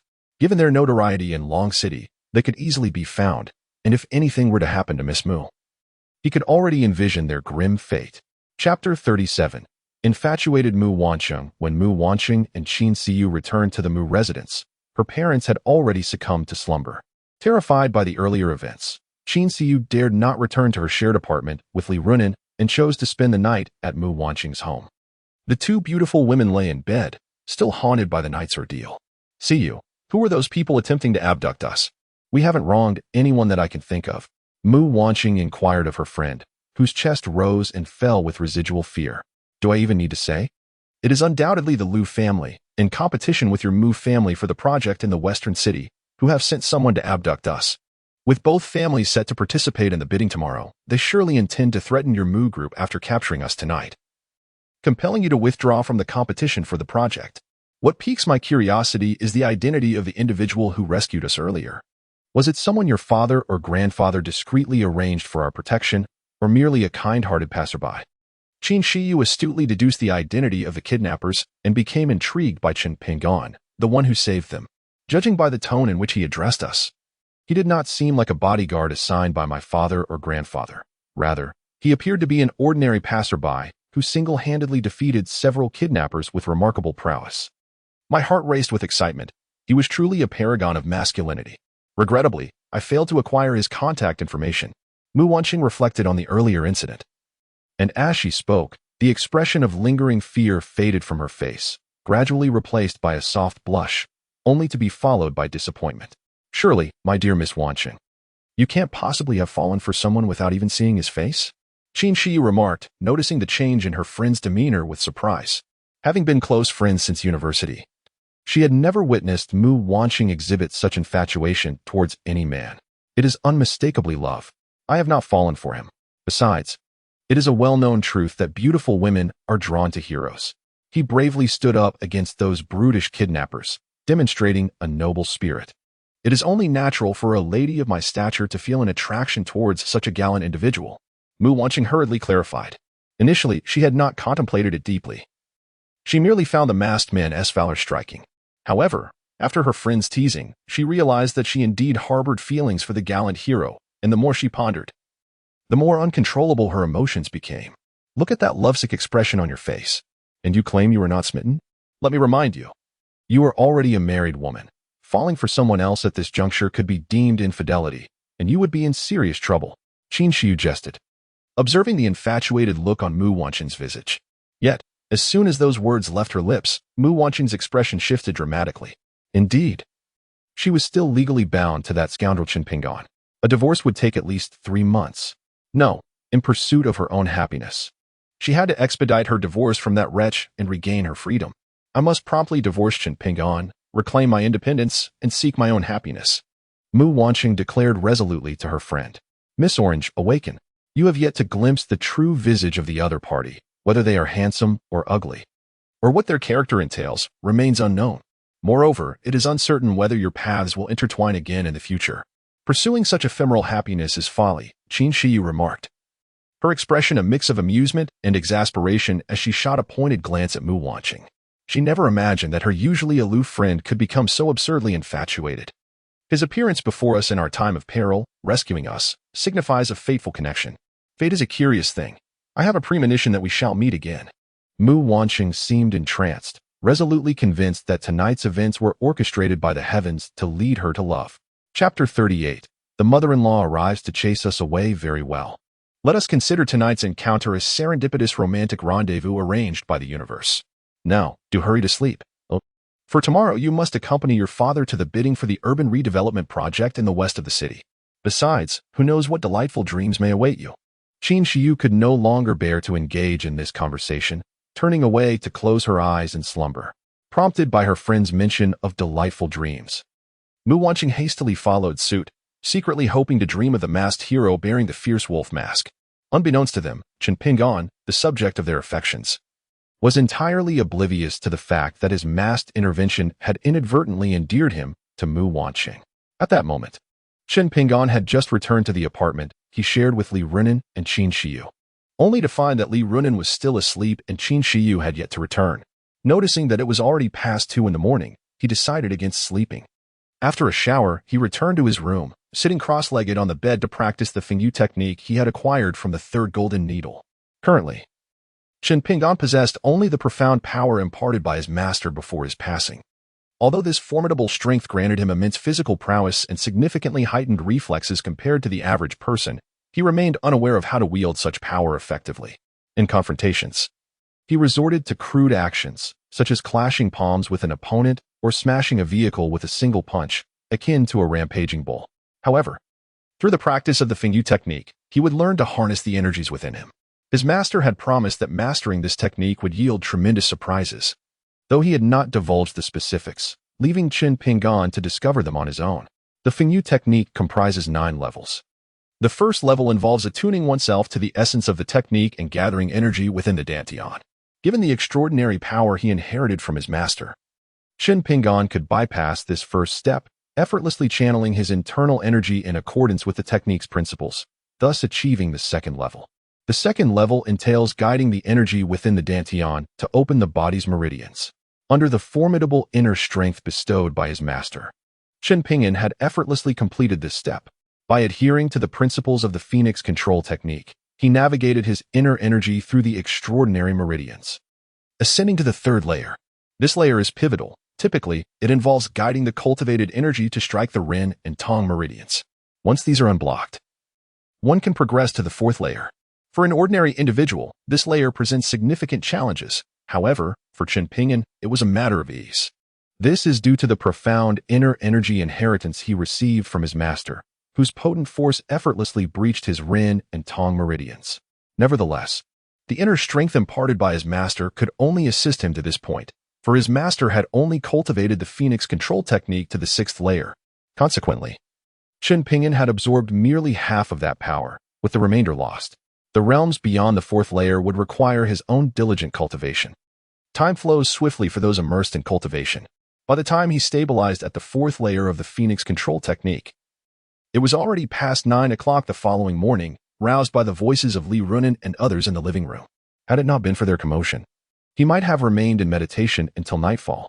Curious, Chen Ping'an opened his room door, only to find not only Li Runen and Qin Shiyu in the living room, but also the mother of Mu Wanqing, his temporary mother-in-law, present there. To his astonishment, she had pushed 1 million yuan in cash toward Li Runen. Miss Li, I have gleaned some understanding of your family situation from Shiyu. Your father's health has depended on medication since your high school years, and life has not been easy for you. Now, an opportunity for prosperity lies before you. If you are willing to expel Chen Ping'an and prevent him from residing here, this 1 million will be yours. You will no longer need to worry about your father's medical expenses, Mu Wanqing's mother declared, pushing the cash toward Li Runen. Observing this display, Chen Ping'an seized the moment when the trio was oblivious to his presence and quietly closed the door once more. He was keen to witness how Li Runen would choose between the allure of wealth and her friendship with him. As for the reason behind his temporary mother-in-law's presence, Chen Ping'an could surmise that Qin Shiyu had likely informed Mu's family about his financial plight and the arrangement with Li Runen, prompting them to attempt to buy her off to oust him. In moments of desperation, they would likely present him with a sum of money and a divorce agreement, urging him to sign it and separate from Mu Wanqing prematurely. Such melodramatic schemes were all too familiar to Chen Ping'an from the television dramas he had watched. Remarkably, he had deduced the sequence of events leading to Mu's mother's visit with considerable accuracy. That morning, Mu Wanqing had risen early to accompany her father to bid on a redevelopment project in the western city. Qin Shiyu rose later than usual, and while having breakfast with Mu Wanqing's mother, they discussed the matter of Chen Ping'an becoming her new roommate.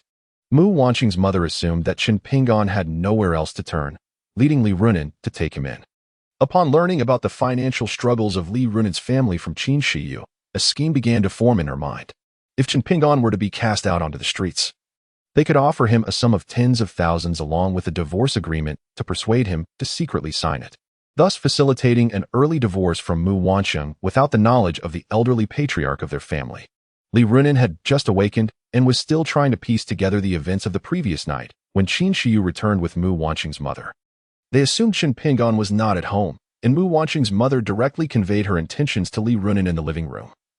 Opening a bag containing 1 million yuan in cash, a stack of vibrant red 100 yuan bills appeared before Li Runen, startling her wide awake. As a young woman who had graduated high school and entered the workforce to support her family, working tirelessly for years to become a shift supervisor with a monthly salary of 7,000 yuan, while sending 2/3 of her earnings home for her father's medical expenses, she had never encountered so much money in her life. What did you just say?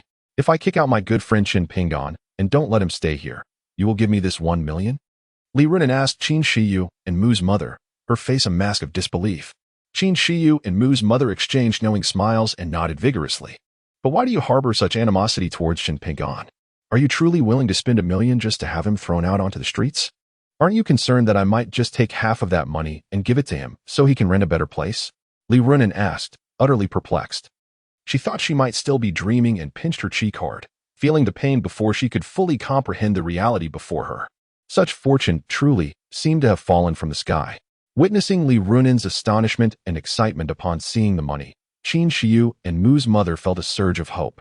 I understand your family's dire situation, and I know you would never do something as foolish as splitting the money with him, Mu's mother said with a beaming smile.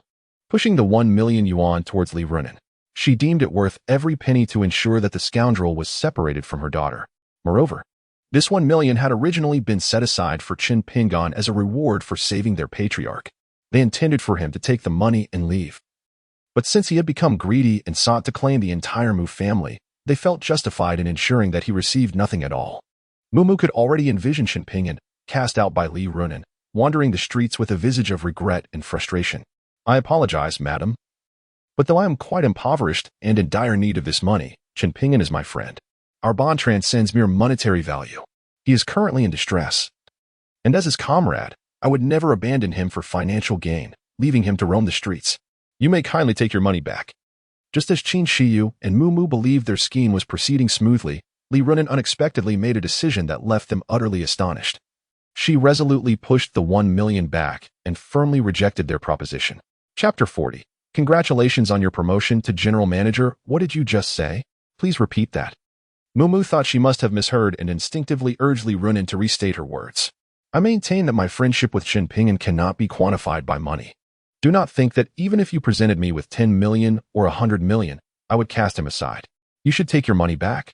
After declaring this, Li Runen intended to return to her room, the events of the previous night flooding back to her memory. After arriving at work, she had sought the manager to see if he could arrange a job for Chen Ping'an.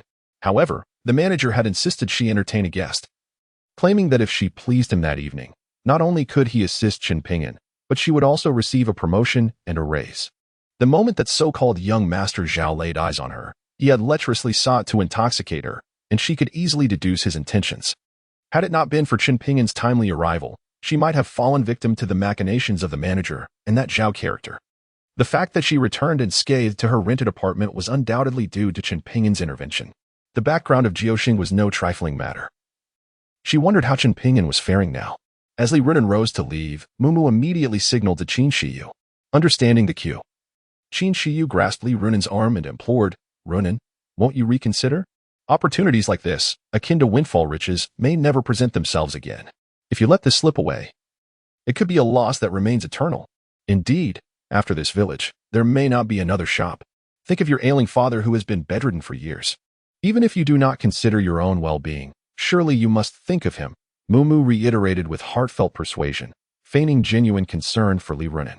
I am in desperate need of money, yet I refuse to earn it through dishonest means. I shall provide for my father's medical expenses through my own efforts. Without your interference, Li Runen's patience began to wear thin, her tone growing colder. Had this woman not been brought by her roommate, Qin Shiyu, she would have dismissed her outright. Humph, with such a limited perspective, it is no wonder you have remained merely a team leader at Jiuxing for so many years. One must possess a broader vision to amass true wealth. Do you understand, young lady? Mu's mother had lost her patience and was no longer as courteous when speaking to Li Runin. As her words fell, a knock resonated from the apartment door shared by Li Runin and Qin Shiyu. The instinctive response of those present was to assume that Qin Pingan had returned. Li Runin approached and opened the door. Is Miss Li Runin residing here? A beautiful woman outside inquired politely. I am Li Runin. May I ask what brings you here? Upon realizing that the visitor sought her, Li Runin focused her gaze and was taken aback to discover it was the human resources manager from Jiuxing. A sudden jolt of apprehension coursed through her. Had the HR manager come personally? Could it be that last night's incident had angered her, and now she intended to terminate Li Runin's employment? The manager had explicitly stated that if she failed to satisfy Master Zhao, not only would she be unable to assist Qin Pingan with employment, but her own job would also be in jeopardy. Qin Pingan had abruptly taken her away last night, undoubtedly infuriating both the manager and Master Zhao. With these thoughts, Li Runin's expression darkened considerably. Greetings, Miss Li. I am Zhao Mingxi, the HR manager of Jiuxing. Last night, our esteemed boss formally appointed you as the general manager of Jiuxing, entrusting you with the comprehensive management and operation of our company henceforth. With an annual salary of 3 million. Considering the challenges you face at home, the boss has also generously advanced you 6 months' salary. I am here today to formally present you with the appointment letter. Congratulations, General Manager Li, and I look forward to your guidance. Having spoken, the HR manager handed a freshly prepared employment letter and a check for 1,500,000 to a bewildered Li Runin. This had all been arranged by Qin Pingan with the HR department the previous night. Chapter 41. He doesn't seem so unpleasant anymore. Mu's mother and Qin Shiyu, who had initially intended to persuade Li Runin further, were utterly confounded by the HR manager's announcement, wondering if they were merely imagining things. Yet, once they confirmed that this scene was indeed reality, they stood awkwardly in place. Just moments ago, they had dismissed the notion that someone could earn a substantial income with a mere few thousand a month, only to be confronted with the swift reality of Li Runin's elevation to general manager, with a staggering annual salary of 3 million. Their earlier display of bringing 100,000 in cash now felt trivial and miserly by comparison. I've been promoted to general manager of Jiuxing? Manager Zhao. Could there be a mistake? Li Runin hesitantly questioned, unable to reach for the employment letter and check, her face a portrait of confusion. Given that she had caused the lobby manager and Master Zhao to be upset the previous night, she felt she should have been dismissed instead. How could she now be appointed as a manager? While becoming a manager had always been her aspiration, it was merely the ambition of overseeing a single store's operations. Yet, judging by the implication of her current situation, the boss intended for her to manage nearly 100 stores under Jiuxing. Surely, this must be a mistake. Or perhaps she was dreaming. Yes, it had to be a dream. Otherwise, how could such bizarre events transpire today? First, my roommate brought a woman back, offering 1 million cash to have Qin Pingan expelled. Then, inexplicably, I found myself elevated to the position of general manager. Such occurrences could only exist in dreams. Manager Zhao, would you mind slapping me to ascertain whether this is reality? Li Runin, gazing at Manager Zhao from the HR department, uttered a remark that left Zhao with a perplexed expression. The situation you describe is too fantastical. I, Li Runin, am merely a humble team leader in the reception department. Why on earth would the boss promote me to manager, let alone general manager? Please, a slap would suffice. If this is merely a dream, it surely won't hurt. As Li Runin observed the bewildered look on Manager Zhao's face, she hurriedly provided an explanation. In an instant, Manager Zhao of the HR department was amused by Li Runin's words. Li, you are truly humorous. I have delivered the employment letter. My task is complete, and I shall return to work now. The HR manager, mistaking Li Runin's remarks for jest, handed her the employment letter and check before proceeding with her duties. Even after the HR manager departed, Li Runin remained in a state of disbelief. Opening the employment letter, she found her name inscribed upon it, and the check for 150,000 was genuine. To verify the authenticity of this remarkable situation, she pinched her own cheek vigorously, only believing it to be real when she felt the sting of pain. Yet, she was utterly perplexed as to why her boss had suddenly promoted her to general manager without cause. At that moment, Qin Pingan emerged from his room, and upon seeing him, both Qin Shiyu and Mu's mother exchanged glances of surprise. It turned out he had been inside all along, and judging by his spirited demeanor, he did not appear to be someone who had just awakened. Did that mean he had overheard their conversation with Li Runin? Qin Shiyu scrutinized Qin Pingan, hoping to glean some insight from his expression. The Phoenix Control Technique, as its name implies, bestows great allure towards women upon mastering it. Chen Ping'an, having attained the 4th level of this technique, emanated an aura of irresistible charm. After casting a few glances at him, Qin Shiyu suddenly found that his previously sharp features and resolute gaze were no longer as repugnant as before. Memories of the previous night, when Chen Ping'an had intruded upon her in the bathroom, flooded her mind, causing her cheeks to flush with warmth. The sensation of her heart racing rendered her somewhat flustered. "Auntie, Orange should be returning soon. Perhaps I should escort you home." Instinctively feeling a need to flee, Qin Shiyu grasped Mu Wanqing's mother's arm and began to leave. However, Mu's mother had yet to finish her sentence when Qin Shiyu pulled her away. Chapter 42. Bewildered Li Runan. Chen Ping'an, what transpired last night after I got intoxicated? Li Runan inquired with a curious expression, turning to him. Did the manager and that Zhao fellow give you any trouble? They intended to complicate matters for me. But having acquired numerous skills during my years in prison, I swiftly handled them.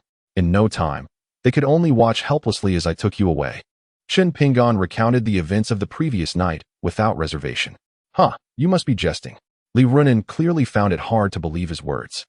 While she had faith in Chen Ping'an's ability to rescue her from Jiuxing, given his extensive experience in prison, she could not fathom the idea that he could easily extricate her from such a formidable place. The security personnel at Jiuxing were not to be trifled with. Most were highly trained veterans, and she doubted Chen Ping'an's capacity to contend with such skilled opponents. Even more perplexing was the fact that, upon waking early that morning, the manager from the Human Resources Department had come directly to her home to announce her promotion to General Manager. If you choose not to believe me, that is your prerogative. Chen Ping'an shrugged, not insisting on her acceptance of his account. Witnessing Li Runan's earlier rejection of the Mu family's bribe warmed his heart. It made all his efforts from the previous night worthwhile. By the way, there's bread and milk in the refrigerator. You can have that for breakfast. I must step out for a while. Without even applying her makeup, Li Runan rushed to change her clothes before darting out. Seeing her in such a hurry, Chen Ping'an surmised she was off to Jiuxing to verify the authenticity of her new title. He promptly called his secretary. Secretary Liu, please arrange for a vehicle for the newly appointed General Manager Li Runan, something of a higher caliber. Also, if she inquires about my identity as the new boss, kindly keep that information concealed. It's imperative she remains unaware that I am her superior. Additionally, do extend my regards to the executives from last night. After connecting with his secretary, Chen Ping'an issued his instructions. As a close friend, he understood Li Runan's character better than anyone. She was a fiercely independent woman. Should she discover he was the new boss, she might perceive him as patronizing, which would undoubtedly deter her from embracing the lucrative position. Furthermore, if she were to learn of his role, even if she accepted it for her father's sake, their relationship would become one of hierarchy. And she would no longer treat him as a friend. Understood, boss. The secretary on the other end was exceptionally competent, adhering to his directives without question. Chen Ping'an felt a deep sense of satisfaction with her performance. Then you get busy. I will call you when I have matters to discuss. Chen Ping'an hung up with satisfaction. After enjoying breakfast, he resumed his training in the art of Phoenix mastery in his room. Before long, Li Runan arrived at Jiuxing in a whirlwind of energy. Good morning, Manager Li. You have arrived. The employees on the morning shift, having already been informed during their early meeting about the change in management, greeted Li Runan with utmost respect. With a heart full of questions, she made a beeline for the boss's office. 20 minutes later, Li Runan emerged from the office, a set of car keys for a luxury Mercedes in hand. From the secretary, she learned that not only had she been inexplicably promoted to general manager, but the previous boss had been replaced overnight. The lobby manager had been dismissed for clashing with the new owner. The secretary had even handed her a set of luxury car keys, claiming they were a gift from the boss. Who was this new owner? Why had she been elevated to the position of general manager? She strained to recall the events of the previous night. Could it be that young Master Zhao was their new boss? Chapter 43. I do not wish to be your subordinate regardless of who the new owner was, since she had been appointed general manager. Her first order of business was to secure a benefit for her friend, arranging for Chen Ping'an to serve as her assistant. Li Runan drove back to her apartment in the luxury car provided by the company. Chen Ping'an, grab your identification and come with me. She called out to him, who was still in his room practicing. Shouldn't you be treating me to a drink to celebrate your new position? What do you need my ID for? Chen Ping'an emerged, a puzzled expression on his face. Of course, it's to help you secure a job. It's not easy for you to find work right now. And since I've become the general manager, I must arrange a good position for you. We can celebrate once your job is settled. Li Runin, ever carefree, dismissed her curiosity about the new owner, focusing instead on securing a benefit for her friend. What kind of job are you arranging for me? Chen Pingon inquired, intrigued. My assistant or the deputy captain of security with an annual salary of 500,000. You can choose. Li Runin generously offered. Her intention was not only to procure a high-paying job for her friend, but also to provoke the new owner into revealing themselves. By offering her friend a salary of 500,000, she was confident that the new owner would be compelled to intervene. If they did not, then her friend would unwittingly secure a lucrative position. At Li Runin's words, Chen Pingon, who had been drinking water, nearly choked. Your assistant or deputy captain of security earns 500,000 annually. I am now the general manager, fully responsible for the management and operation of Jiuxing. If I wish to offer you 500,000, then so be it. What, do you not want it? Li Runin replied with an air of authority. Chen Pingon could only nod in disbelief. What do you mean? Don't you desire this high-paying job? Upon seeing Chen Pingon shake his head, Li Runin expressed her displeasure and questioned him with dissatisfaction. I do not wish to be your subordinate, Chen Pingon stated resolutely, offering no further explanation as he rose to depart toward the door. Should he become Li Runin's assistant or vice captain? The secret of his identity as the new boss of Jiuxing would undoubtedly be exposed, leading to an inevitable dilemma for Li Runin once she realized she was merely a pawn in his game. Li Runin found herself momentarily stunned by Chen Pingon's words, utterly incapable of countering his assertion. Where are you going? She hastily inquired as he made his way out. Of course, I am off to seek employment. Otherwise, will you support me? Chen Pingon replied with a classic retort, glancing back at her before exiting without a second thought. Though Li Runin yearned to assert that she could indeed take care of him, the words remained lodged in her throat. She understood that, like herself, Chen Pingon was not the type to rely on someone else for sustenance. After departing from the apartment, Chen Pingon promptly called Manager Shen from the previous night, requesting assistance in finding a job. Given his current credentials, securing a desirable position was quite challenging, and he knew that if he failed to find work, Li Runin would undoubtedly compel him to join Jiuxing. What? Mr. Chen, you wish for me to help you find a job? Manager Shen was bewildered by Chen Pingon's unexpected request, initially believing he was joking. Indeed, any job will suffice. I prefer something less demanding, and salary is of no concern. Chen Pingon replied with unwavering certainty. Understood. I shall inquire among my contacts in the industry and provide you with information shortly. Manager Shen was well aware of Chen Pingon's significant assets, which included cash amounting to over $100 billion, along with vast treasures of gold and antiques. He assumed that Chen Pingon was merely seeking a way to alleviate his boredom, especially considering his request for a less strenuous position with an inconsequential salary. Chapter 44. Enemies meet before long. Manager Shen returned Chen Pingon's call, informing him that the beautiful president of C-High Group was in search of a male assistant. He had already spoken with her and instructed Chen Pingon to proceed directly to C-High Group. Moreover, Manager Shen emphasized that C-High Group was on par with Wu's Group in terms of reputation. The recently deceased owner, Chen Chaoxing, alongside Wu Xingjie and Li Qiushui of Li's group, were known as the three formidable kings of the Southwest. Following Chen Chaoxing's passing, his adoptive daughter took the reins of C-High Group. Chen Pingon held no regard for such formidable figures. His sole desire was to secure a respectable job, freeing Li Runin from the burden of worrying about his employment. Naturally, the strength and background of the company were of paramount importance, as it would alleviate concerns regarding job security. After receiving the call from Manager Shen, Chen Pingon promptly traveled to the headquarters of C-High Group. Renowned as one of the leading conglomerates in Longqing, the headquarters boasted over 30 floors and spanned several acres. When Chen Pingon arrived at the headquarters of the C-High Group, he was intercepted by the receptionist as soon as he entered the company's doors. Sir, may I inquire who you are looking for? Do you have an appointment? The two attractive receptionists, noticing that Chen Pingon lacked a work badge, politely inquired after stopping him. I am here to see your president. Someone has already contacted her on my behalf. You can make a call to verify. Chen Pingon replied courteously, refraining from forcing his way in. However, a sense of trepidation began to creep into his heart. In such a large company, requiring an appointment just to enter hinted at strict protocols, suggesting that the work environment would be anything but relaxed. Sir, the president is not receiving visitors today. Please return. The receptionist's words left Chen Pingon in a state of shock. Hadn't Manager Shen assured him that he could come directly to the C-High Group? How unreliable could Manager Shen be? The embarrassment of being turned away was unbearable. Just as he contemplated testing the power of his fourth layer of the Phoenix control technique, he took a few steps back, and upon noticing the receptionists engrossed in their tasks, he channeled his inner strength into his legs and dashed inside. One of the receptionists happened to glance up, only to see a fleeting shadow zip past them like a gust of wind. "Shan, I think I just saw a figure rush by us," she exclaimed, tugging at her colleague's sleeve with uncertainty. "You must be imagining things." Even if there were something unclean, it wouldn't dare show itself in broad daylight. "Next time, please wait until nightfall to scare me." The other receptionist, named Shan, thought her colleague was joking and rolled her eyes before returning to her duties, convinced by her colleague's dismissive comment. The first receptionist also concluded that she had merely been seeing things.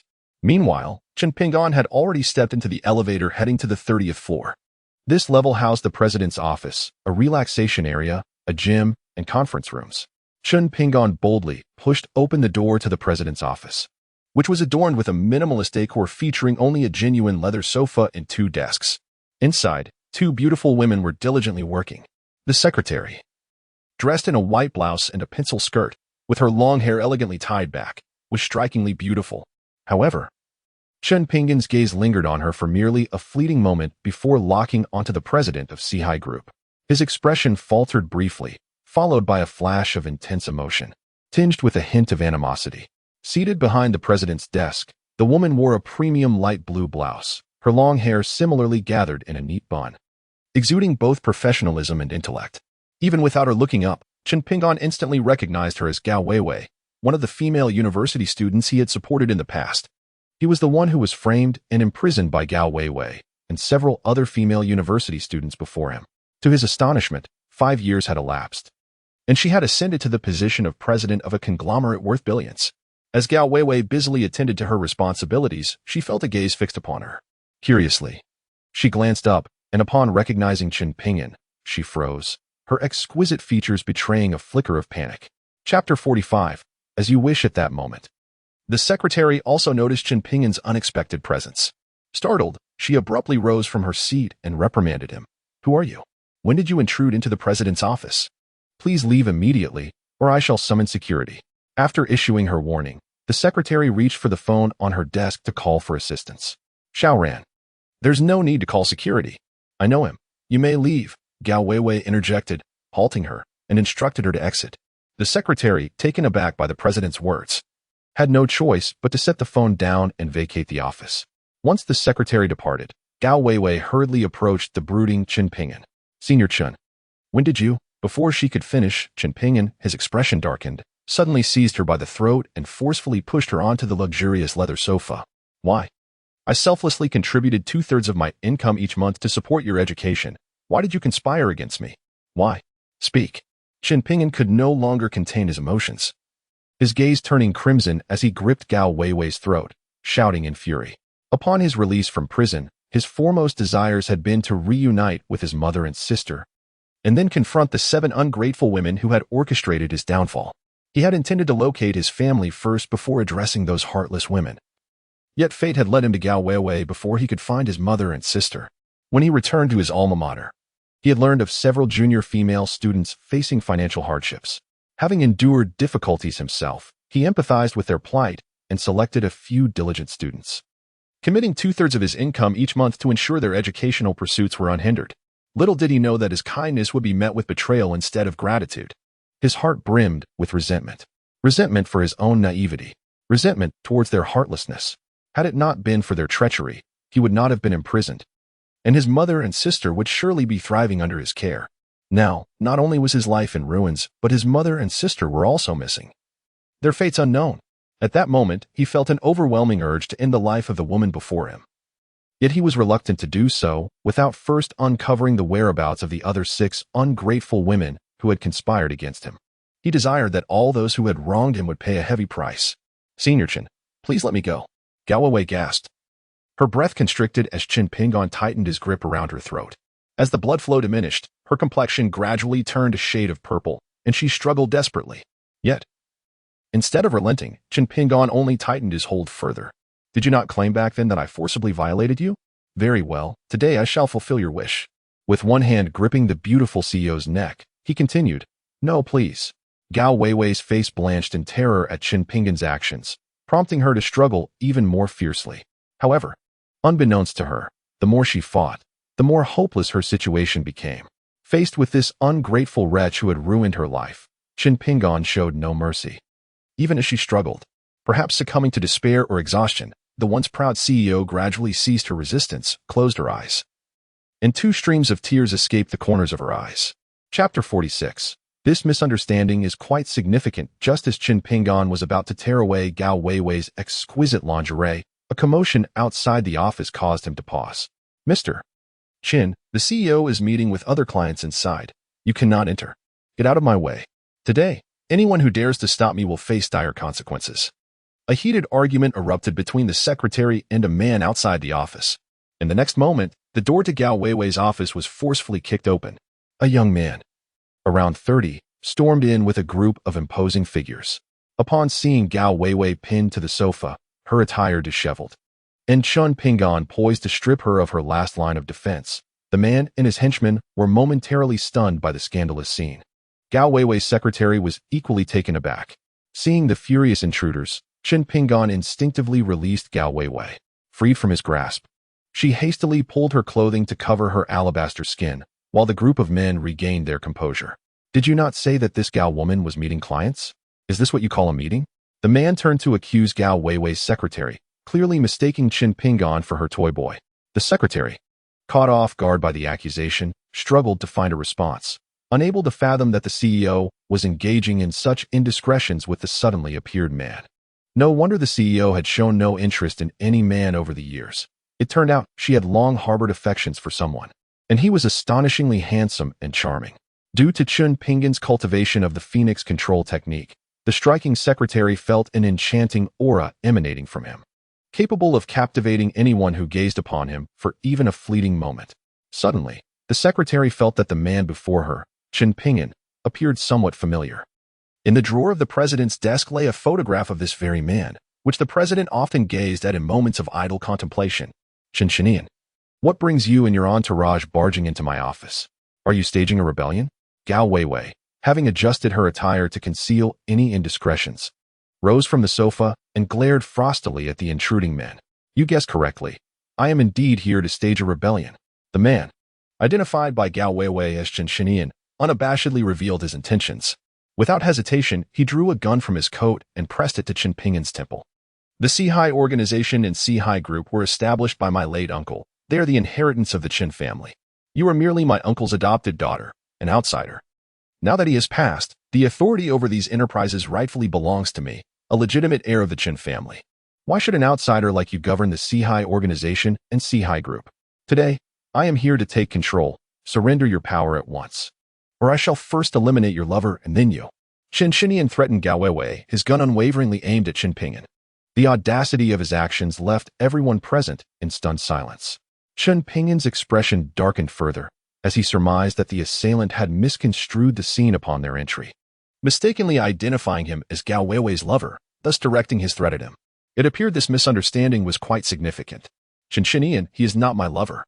If you have grievances, direct them at me alone. Do not implicate innocent parties. Gao Weiwei exclaimed in a state of panic upon witnessing the gun aimed at Qin Pingan.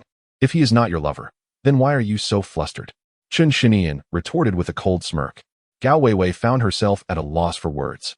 Her reaction only seemed to reinforce Qin's conviction that Qin Pingan was indeed her kept man. Even Gao Weiwei's secretary, Fang Xiaoran, was taken aback by her boss's bewilderment. The usually decisive and unyielding Gao Weiwei was now rendered helpless in the face of this unexpected confrontation.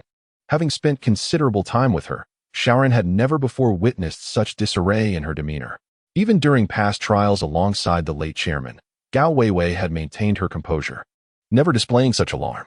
This was precisely why the childless chairman had bequeathed the management of the group to his adopted daughter Gao Weiwei, rather than his own nephew. Qin, should you dare to lay a finger on him, I will ensure that every member of the Qin family pays the price with their lives. Gao Weiwei, stand by my word. After Gao Weiwei regained her composure, she reverted to her usual icy demeanor and ominously threatened Qin. 5 years ago, under duress alongside 6 other sisters, she had harmed him, resulting in his lengthy imprisonment, a burden she had carried with guilt until now. If anything were to happen to him today because of her, she would never forgive herself. Her words, as cold as ice, caused Chen Shinian to involuntarily take a small step back. However, he quickly remembered that he was armed and had brought numerous companions with him. No matter how formidable Gao Weiwei appeared, she could not possibly contend with him alone. Chen Shinian gradually regained his composure. Enough of this posturing. I suggest you obediently hand over the 4C's demon order. Otherwise, I won't hesitate to eliminate you and your lover before methodically searching for it, he declared, pressing the gun he had pointed at Chen Pingyan against the latter's temple. The 4C's organization is a highly regimented entity, governed by the 4 great demon generals who oversee its combat, logistics, finance, and personnel divisions. Only possession of the 4C's demon order grants command over these generals. Without it, even if he were to seize the 4C's group, it would be futile. His uncle, known as one of the 3 great demon kings of the Southwest, Chen Changsheng, entrusted Gao Weiwei with the management of the 4C's group and the demon order before his passing. The appointment of a new demon king occurs in one of 2 ways, either by personal designation from the previous generation or through combat within the organization.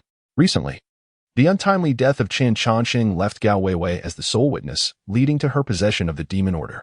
After days of scheming, Chen Shinian orchestrated this coup. He had already fabricated evidence of his uncle's designation of him as the successor to the 4C's demon order. He merely needed to obtain the order from Gao Weiwei. Once he secured it, he would command the organization. What he did not anticipate was discovering Gao Weiwei, who typically displayed indifference toward men, in a compromising situation with one in her office. This unforeseen revelation was a delightful surprise for him. A woman of Gao Weiwei's aloofness engaging in such behavior indicated her deep affection for the man, revealing a vulnerability he could exploit to threaten her. Chapter 48. Chen Shinian pleads for mercy. I can provide you with the 4C's demon order, but only if you release him first. Otherwise, even if you kill me, you will not obtain the order, Gao Weiwei stated resolutely, shocking her secretary Fang Shaoran once more. It is crucial to understand that the 4C's demon order is the president's talisman. Without it, the Chen family would no longer fear her. Once the Chen family acquires the 4C's magic order, they will undoubtedly seek ways to eliminate her in order to completely dominate the 4C's group and the 4C's organization.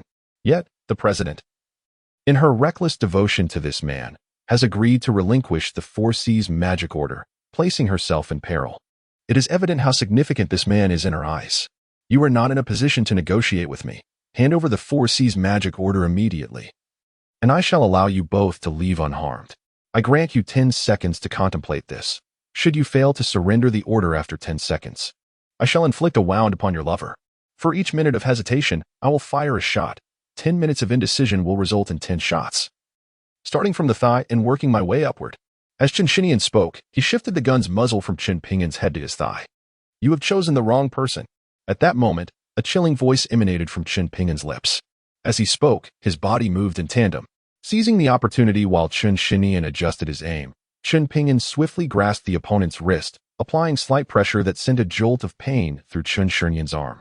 Ah, my hand aches terribly, Chen Shinian cried out, losing his grip on the gun, which clattered to the ground. Chen Pingyan took advantage of the moment, kicking the fallen weapon towards Gao Weiwei. This sequence unfolded in the blink of an eye, leaving the onlookers momentarily stunned as Chen Shinian's gun found its way to Gao Weiwei's feet.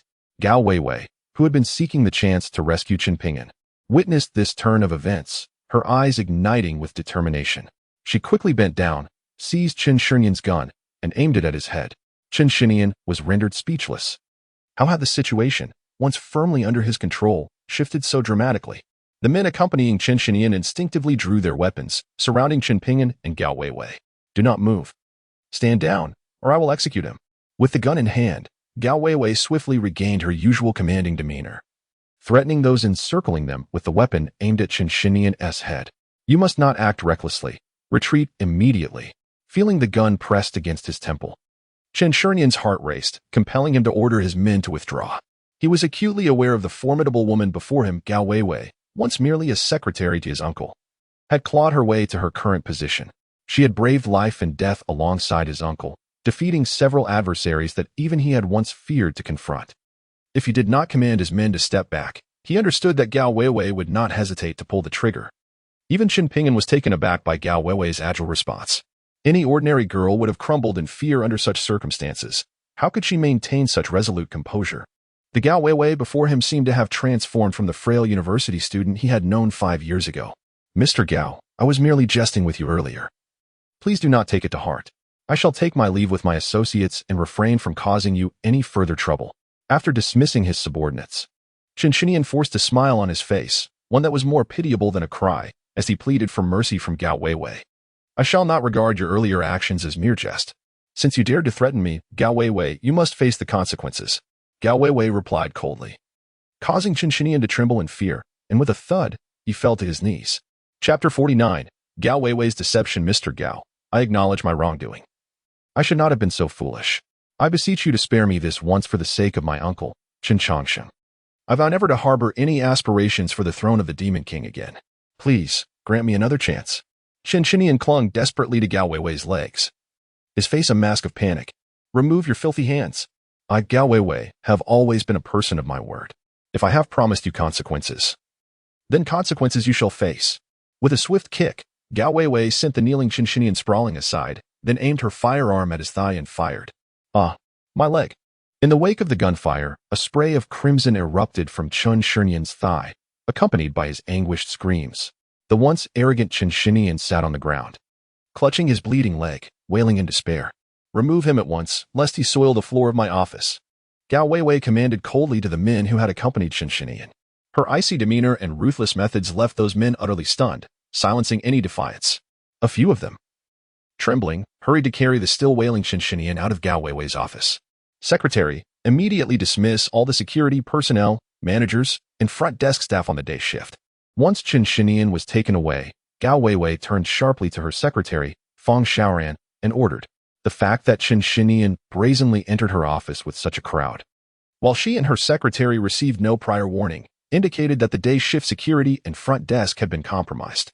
To prevent such incidents from recurring, she resolved to replace everyone on the day shift, including the head of security. Better to mistakenly dismiss 1,000 than to overlook a single traitor. Understood, President. I shall make the necessary arrangements at once. The secretary, recognizing the gravity of the situation, responded promptly before hastening away to execute her orders. Once the secretary departed, only Gao Weiwei and Chen Ping'an remained in the office. Gao Weiwei approached, closed the office door, and locked it securely, then returned to stand before Chen Ping'an. The frost that had long settled on her expression melted away, replaced by a look of anxiety and uncertainty as she faced him. Senior Chen, I hope you were not injured during that ordeal? Gao Weiwei inquired, her hands trembling slightly as she addressed Chen Ping'an. Why did you do this back then? And who instigated you? Chen Ping'an did not respond to Gao Weiwei's inquiry, but directly questioned the events of that year. He found it hard to believe that the 7 of them would maliciously conspire against him, their benefactor, without provocation. The only plausible explanation was that someone had either bribed them or intimidated them into such actions. He would not let Gao Weiwei and the other 6 ungrateful individuals escape unscathed. He intended to unearth the mastermind behind this and settle the score later. We acted of our own volition. No one coerced us, Gao Weiwei asserted. If you believe that exacting revenge will remedy the harm we inflicted upon you, go ahead. I will not resist, nor will I hold it against you. If you seek restitution, feel free to ask, whether it be money, power, or something else. I shall comply with whatever is within my means. As for the other 6, we lost contact after graduating from university, and I have no knowledge of their current whereabouts. Gao Weiwei's response left Chen Ping'an taken aback, yet he soon noticed her evasive gaze as she quickly lowered her head, unable to meet his eyes. Such behavior could only indicate one possibility. Gao Weiwei was lying. Chapter 50. The conditions of Gao Weiwei. Your eyes clearly betray your deceit. Chen Ping'an confronted her bluntly. Be honest. Who was truly behind your actions back then, and what was their intent? Indeed, we were coerced into harming you. But the individual who instigated us wields immense power. Revealing their identity would bring you no benefit and could even endanger you. You may consider us 7 to be heartless and ungrateful for our actions, but please, I implore you, do not pursue this any further. Gao Weiwei seemed to realize that her lies could not withstand Chen Ping'an's scrutiny. She ceased to fabricate further. Yet she refused to disclose the identity of the person who had orchestrated their betrayal, nor would she reveal their motives. Gao Weiwei's demeanor caused Chen Ping'an's brow to furrow in concern. Now the esteemed president of the Sihai Group. She had connections to one of the 3 major underground forces in the southwest, as hinted by manager Shun of Rushi Bank. The Seahai Group's market value approached 100 billion. Yet, even with such stature, her countenance darkened when discussing the individual who had instigated their betrayal. From these subtle cues, Chen Pingyan discerned the vast power of the person behind their actions. Even Gao Weiwei, as president of the Seahai Group, could not confront them directly. After all, he was merely a common chief physician at the hospital back then, having never wronged any significant figure. What powerful entity sought to bring him down? Why? Gao Weiwei's actions deepened Chen Pingyan's perplexity, intensifying his desire to uncover the identity of the mastermind from years past. Speak, he inquired. What must I do to receive information about the orchestrator? Suppressing his impatience, he settled into Gao Weiwei's office chair, crossing his legs in an air of calm as he addressed her. If you are determined to know the instigator's identity, I can divulge it. However, you must agree to a condition. To Chen Pingyan's astonishment, Gao Weiwei did not maintain her previous insistence, but instead softened her stance. You lack the standing to negotiate conditions. It is your duty to confess everything before me. Chen Pingyan retorted coldly. I am doing this for your benefit. Should you refuse my terms, I shall remain silent, regardless of the consequences. You may choose your course, Gao Weiwei declared, her teeth clenched, exuding an air of control over the situation. Very well, what is your condition? Chen Pingyan replied. As long as it is within my capability, lawful, and morally sound, I shall acquiesce. Seeing Gao Weiwei's determination, Chen Pingyan felt a sense of resignation.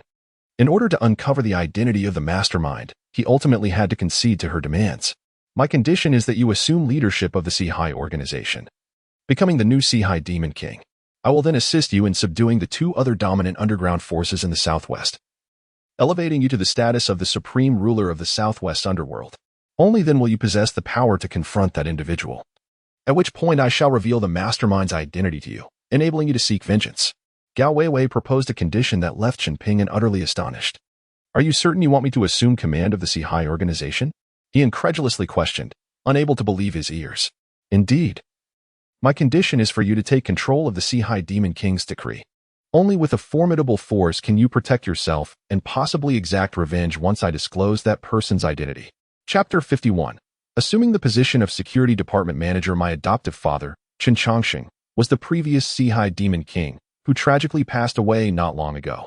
Before his death, he entrusted me with the decree that commands the Seahai organization. Once you agree, I shall hand over the Seahai Demon King's decree to you, elevating you to the revered status of the new Seahai Demon King. As she spoke, Gao Weiwei approached her desk and rummaged beneath it. The wall behind her chair gradually opened, revealing a hidden compartment from which she retrieved a small box made of an unknown material. After entering a secret code, she opened the box to reveal a token, the size of an infant's palm, gleaming in a dark golden hue and crafted from an indeterminate substance. Gao Weiwei handed the token to Chen Pingyan, who observed that its edges were adorned with ancient patterns, while the surfaces bore the powerful inscriptions of Seahai and Demon Decree. Is this the 4C's Demon King order that Chen Xinian just asked you to hand over? Chen Pingyan inquired curiously, examining the token in his hand. Indeed, this is the 4C's Demon King order. With it in your possession, you shall become the new generation of the 4C's Demon King. In a week, the underground forces of Southwest will hold a martial arts conference to select the King of Southwest, unifying the underground powers of the three provinces. At that time, I will assist you in subjugating the other two great demon kings and elevate you to the throne of the underground ruler of Southwest, commanding the three provinces. Gao Weiwei succinctly outlined her plan to Chen Pingyan. Although there would be numerous obstacles, particularly from within the 4C's organization, in facilitating Chen Pingyan's ascension as the King of Southwest, she felt indebted to him and was determined to overcome any challenges. I hope you will honor your word when the time comes. Chen Pingyan shrugged nonchalantly, placing the 4C's Demon King order back into its box. Despite his indifference towards the 4C's organization, he felt compelled to accept Gao Weiwei's insistence on his taking command of it in exchange for revealing the identity of the mastermind from years ago. By the way, I now require a job that offers some freedom and a decent salary. Can you arrange that for me? After returning the 4C's order, Chen Pingyan turned to Gao Weiwei and stated he had come out in search of employment, and if he returned without securing a position, Li Runan would undoubtedly reiterate her suggestion for him to work at Jiuxing, a job that allows for some freedom and pays reasonably. How about this? The manager of the security department at the 4C's group was just dismissed by me. Why not temporarily take on the position of manager of the security department at the 4C's group? and we can arrange other matters once the 4C's organization is settled? Gao Weiwei proposed in a conciliatory tone. She had harbored a secret admiration for this kind-hearted senior who had supported them, yet after the incident 5 years ago, even though she now managed a group company with nearly 100 billion in assets, she dared not entertain any inappropriate feelings toward him. She now only wished to make amends for the hurt she had caused him back then. That sounds fine. Please have someone help me familiarize myself with the 4C's group and the situation in the security department. After a brief moment of contemplation, Chen Pingyan agreed to take on the role of manager of the security department at the 4C's group. Please hold on a moment. I will have my secretary take you to get acquainted with the company environment, Gao Weiwei replied, promptly opening the door and instructing her secretary to arrange an office for Chen Pingyan and facilitate the onboarding process. Manager Chen, this will be your office from now on. However, I must caution you, if you wish to avoid peril, it is best to keep your distance from our president. Our president has already been earmarked by Li Xiao, and you cannot afford to provoke him. Once everything was arranged, the president's secretary, Fang Xiaoran, suddenly issued a significant warning to Chen Pingyan. The secretary's words left Chen Pingyan momentarily stunned. Who is Li Xiao? Chen Pingyan instinctively inquired. Although he harbors a deep-seated aversion towards Gao Weiwei, it is undeniable that she is transformed into a captivating and alluring figure that stirs the hearts of men.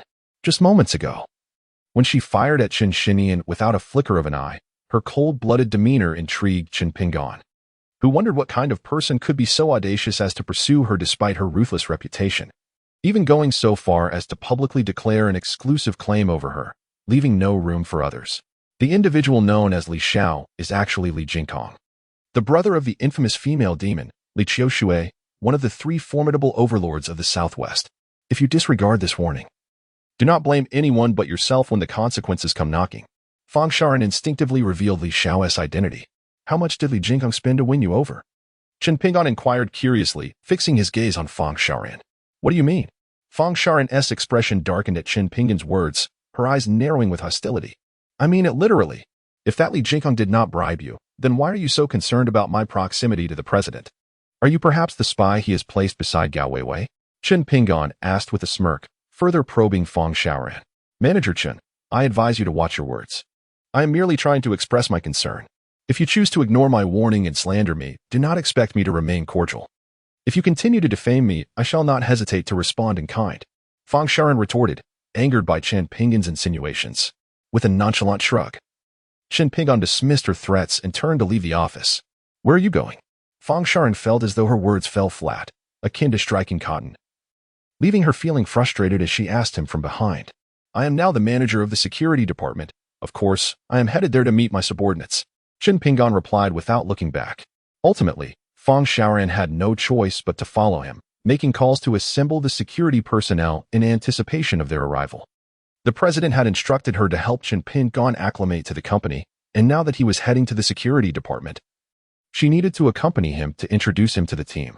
However, upon their arrival at the security department, the staff greeted Chen Pingyan with scornful glares. Do you know me? Chen Pingyan asked the nearest guard, intrigued by the hostility directed at him. The guard remained silent, merely continuing to stare at him. Before Fang Xiaoran brought Chen Pingyan to the security department, word had already spread from the Human Resources Department that he had been personally appointed by the president as the manager of the security department. With the recent dismissal of their former manager and the deliberate manipulation by certain individuals, the staff believed that the president had removed their previous manager to create space for the newly appointed manager, Chen Pingyan. Consequently, some of the former manager SPROT-GS within the security department harbored animosity towards Chen Pingyan. Allow me to introduce the individual before you. The newly appointed manager of the security department, Mr. Chen Pingyan, personally appointed by the president. Henceforth, all matters concerning the security department will rest in his capable hands. Let us welcome him with applause. Fang Xiaoran introduced Chen Pingyan to the gathered security personnel. Although she felt discontent towards him and took a certain satisfaction in the hostility directed at him by the guards, she knew the facade of professionalism must be maintained. In the presence of the president's secretary, the guards reluctantly clapped, their gestures lacking vigor, as if they had not eaten. Mr. Chen, I leave this to you. If any issues arise, do not hesitate to call me. I must return to report to the president. After introducing Chen Pingyan, Fang Xiaoran suppressed her inner glee and quickly bid him farewell, departing from the security department. Only Chen Pingyan and a handful of guards remained. Hello everyone. I am your new manager, Chen Pingyan. Now, I would like the captains of the morning, afternoon, and evening shifts to step forward. After introducing himself, he intended for the shift captains to present themselves to discuss the current state of the security department. However, his words fell on deaf ears, and not a single person stepped forward. Chapter 53. Awaiting the inevitable laughter at this moment. In a CAF across from the headquarters of the C-High Group, a well-dressed man sat with several security personnel in uniform, sipping coffee while watching video surveillance on his phone. The footage displayed none other than Chen Pingyan and the scene within the C-High Group security department. The well-dressed man was Qin Jigang, the former manager of the C-High Group's security department, who had recently been dismissed. Previously, he had been bribed by Chen Shinian to disperse the guards at the entrance of the C-High Group headquarters, allowing Chen Shinian to enter and create trouble for Gao Weiwei. He was also the one who instructed the front desk to deny anyone access to Gao Weiwei. This was why, despite the general manager of Ruishi Bank, Shen Jiliang, having already informed Gao Weiwei, Chen Pingyan was still obstructed upon his arrival at the C-High Group. Little did they know that Chen Shinian's plan ultimately failed, resulting in Qin Jigang not only missing out on benefits but also losing his job. The welfare benefits at C-High Group were renowned in the industry, and after his dismissal, he found it exceedingly difficult to secure a position in launching that offered similar advantages. In fact, due to the formidable background of the C-High Group, few companies would dare to employ him after his termination. Essentially, his dismissal from C-High Group left him unemployed. In a fit of anger, he sought to undermine the new security manager by gathering the captains he had once mentored to the CAF, intending to witness the awkwardness of Chen Pingyan's predicament, where he had no one to rely on. Several security captains sought to assert their dominance over the newly appointed Chen Pingyan, readily accepting the former manager's invitation for coffee. Observe, none responded to that young man, whose complexion turned as ghastly as that of a pig's liver. I wager that he will soon be calling us, begging for our assistance in resuming work. The captain of the morning shift, pointing at Chen Pingyan on the surveillance monitor, expressed his satisfaction to his colleagues. Even if he does call, we shall collectively feign illness. Indeed, let us leave him hanging for a few days to instill a sense of humility, making it clear that the security department of C-High Group is under our authority. In due course, if he cannot manage his responsibilities, General Gao will surely dismiss him and reinstate our esteemed leader, Qin. The other captains echoed the sentiment, clamoring to teach Chen Pingyan a lesson. Qin Jigang, observing the captain's demeanor, finally revealed a satisfied smile. Should these captains refuse to heed the commands of the new security manager, and the security operations of C-High Group falter, then that woman, Gao Weiwei, will soon realize the necessity of his return, undoubtedly calling him back to resume his role as the manager of the security department. At that juncture, he could leverage this situation to negotiate a substantial salary increase, double the current rate, or he would resolutely refuse to return, plunging the C-High Group's security operations into chaos. You all are performing remarkably. Should Gao Weiwei reach out to reinstate me, I will certainly advocate for your raises. If she declines, I shall not return. And let the security of C-High Group descend into disarray. With a broad smile, Qin Jigang painted a grand vision for the security captains. Manager Xie. Upon hearing Qin Jigang's words, the captains' faces lit up with excitement, expressing their heartfelt gratitude. They shared Qin Jigang's sentiments, believing that as long as no one in the security department adhered to Chen Pingyan's directives, General Gao would have no choice but to summon their leader back to restore order, at which point the terms would be set by them. Meanwhile, Gao Weiwei and her secretary, Fan Shaoran, were also observing the developments within the security department from the president's office. General Gao, it seems Manager Chun is struggling to establish control over the personnel in the security department. Fan Shaoran, suppressing her hidden delight, feigned seriousness as she reported to Gao Weiwei while watching the surveillance. I have confidence in him. Gao Weiwei responded coolly, her gaze fixed on Chen Pingyan and the monitor. The reactions of the security department staff stemmed not only from the dismissal of the previous manager but also significantly from Gao Weiwei's prior call to the department, arranging for Chen Pingyan's arrival. She intended to cultivate his capabilities through this challenge, preparing him for the complexities of managing the C-High organization in the future. Chapter 54. Chen Pingyan's tactics in the security department. Chen Pingyan, noting the lack of volunteers, surveyed the room. If anyone knows where your respective captains have gone and informs me, I will promptly promote them to deputy manager of the security department. Upon hearing this proclamation, the faces of the security personnel displayed expressions of surprise, disbelief, and eagerness. However, he is the deputy manager, earning 3 times their current salary. The crowd exchanged glances, each pondering the situation. Shortly after, a rather shifty-looking security guard stepped forward. "Manager, I know where they have gone." Before your arrival, our captain was summoned by the former manager to the CAF across the street for a coffee. The cunning guard pointed towards the CAF through the window, grinning as he addressed Chen Pingon. Although the security captains had instructed their team to claim ignorance if questioned about their whereabouts by the new manager, threatening dire consequences for anyone who dared to betray them, the circumstances had shifted. If he were to become the deputy manager, his rank would surpass that of the captains. They would have to show him deference rather than retaliation. He decided to take a gamble. As the others watched the sly security guard foolishly step forward to answer Chen Pingon's inquiry, their expressions were filled with mockery and pity. The captains were formidable adversaries, each skilled in their own right. If this new manager proved to be untrustworthy and failed to promote him, he would face the wrath of the captains. "What is your name?" Chen Pingon inquired, nodding in acknowledgement. "My name is Zhang Xiaobo. You may call me Xiaobo, manager." The guard hastily introduced himself, eager to confirm the validity of Chen Pingon's statement regarding promotions. "I, Chen Pingon, have always been a man of my word. From today onwards, Zhang Xiaobo shall serve as the deputy manager of the security department at Sihai Group. As I am still unfamiliar with the department's operations, I entrust you with its management," he declared before the gathered crowd. "I will have the Human Resources Department issue your appointment letter shortly." With that proclamation, Chen Pingon officially elevated Zhang Xiaobo to the position of deputy manager, delegating significant authority over the security department to him. He simply wished to be a hands-off manager. Upon hearing this, the security personnel, who had initially harbored animosity towards Chen Pingon and pity for Zhang Xiaobo, widened their eyes in disbelief. They had never anticipated that the new manager would be so generous as to promote the lackadaisical Zhang Xiaobo to deputy manager, entrusting him with the daily management of the security department.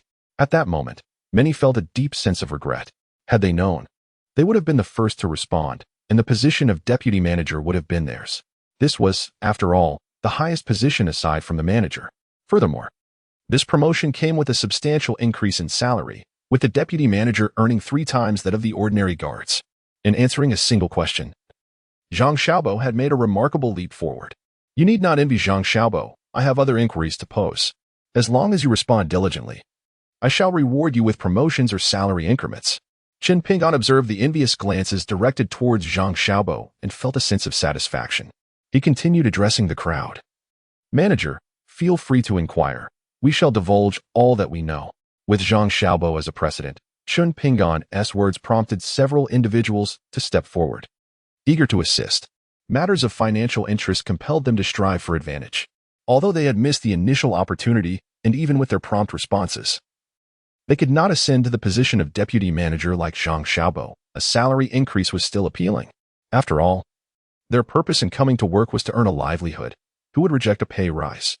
Chapter 55. Regret. Who among you possesses the contact numbers of those team leaders? Call them and instruct them to return to work within 10 minutes, or they shall bear the consequences. Chen Pingon reiterated to the assembly. "Manager, I have the early shift leader's number. I shall call him to return immediately." "Manager, I possess the late shift leader's number. I will contact him at once." "I have the number for the mid-shift leader." As Chen Pingon finished his statement, several individuals hurriedly dialed the team leaders. Those unable to reach them could merely envy their initiative. "Manager, the early shift leader claims to be unwell and will not report for duty today." "Manager, the mid-shift leader also states he is unwell and is currently recuperating at home." "Manager, the late shift leader says he must care for his girlfriend, who is indisposed. He indicated that if you personally request their return, they may reconsider." Before long, the several security personnel set down their phones to relay the outcomes to Chen Pingon. The reports not only caused Chen Pingon to furrow his brow, but also elicited suppressed laughter from the other security staff, who found the situation amusing yet dared not express it. The late shift leader's excuse about tending to his girlfriend's needs was clearly an attempt to assert dominance over the new manager. Meanwhile, the 3 team leaders in the CAF, observing through surveillance, were astonished to see how Chen Pingon, with a single maneuver, transformed his formerly hostile subordinates into eager respondents. They could not help but feel envy towards Zhang Xiaobo, who had once been an ordinary security guard among them but had now ascended to a position of authority. However, noticing that Chen Pingon was compelled to summon them back to work, they felt a slight sense of balance restored. They perceived Chen Pingon as beseeching them to return. Smirking, They concocted excuses to avoid returning to their posts, intending to let the new manager experience the repercussions of their absence. The late shift leader even candidly suggested that Chen Pingan should plead with them to resume their duties, because those few individuals are the most formidable members of the security department at the C-High Group. Their absence would render the department incapable of maintaining order in the event of disturbances. This was also the reason they felt emboldened to assert their authority over Chen Pingan.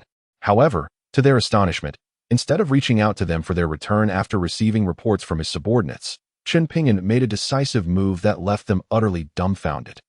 Since they were unwilling to return to work, they would not be needed any longer.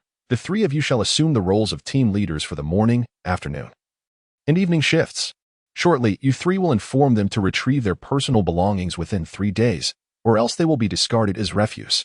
Chen Pingan observed that the captains, having overstepped their bounds, were dismissed without a moment's hesitation. Manager Chen, upon hearing his words, the 3 security guards expressed their gratitude with excitement.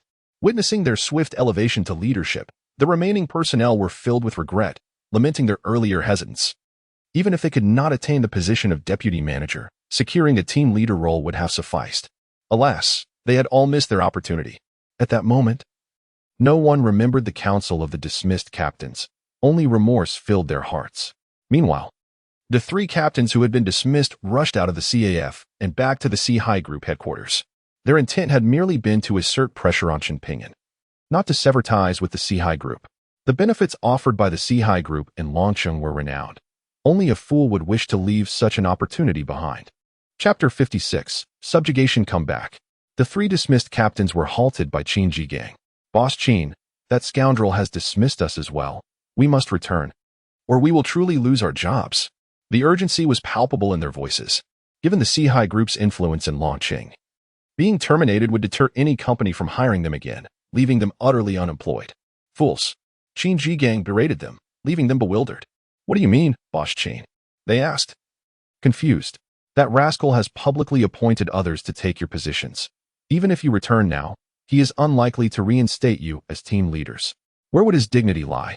Qin Jigang's words darkened their expressions. Indeed, the new manager had made the announcement before everyone. For the sake of his own reputation, even if they returned, the best outcome would be the retraction of their dismissal, relegating them to the status of ordinary security guards. Moreover, starting anew would mean a lower salary and having to accept management from their former subordinates, a prospect they found intolerable. What shall we do now? Several individuals gazed at Qin Jigang, their expressions reflecting confusion. This issue is easily resolved. You must demonstrate that your worth surpasses his pride. In doing so, not only will he refrain from dismissing you, but he may also restore your captaincy. Qin Jigang remarked with an enigmatic smile. He has already terminated our employment. How can we possibly showcase our value before him? Although the trio recognized the wisdom in Qin Jigang's words, their faces remained clouded with despair. Are you all foolish? You 3 were once the most formidable members of the security department at C-High Group. Should anyone disrupt the peace at C-High Group, like the appointed Li Xiao, the absence of capable individuals in the security department will inevitably lead them to recall you, thus acknowledging your worth. Qin Jigang's words ignited a spark of realization in the trio. Indeed, you are remarkable, Qin Laoda. We shall contact Li Xiao immediately. If he stirs up trouble, our value will be undeniable. At that juncture, even General Gao may feel compelled to personally invite us back. Once that moment arrives, we shall declare that if Qin Laoda does not return, neither shall we. General Gao will undoubtedly dismiss that scoundrel and offer you a generous salary to reclaim your position, Qin Laoda. As they pondered this plan, excitement illuminated their faces, and all prior concerns evaporated. My good brothers, rest assured, if I return to C-High Group, the benefits shall be plentiful for you, Qin Jigang proclaimed, filled with pride, convinced that Gao Weiwei would soon be humbled enough to seek their return.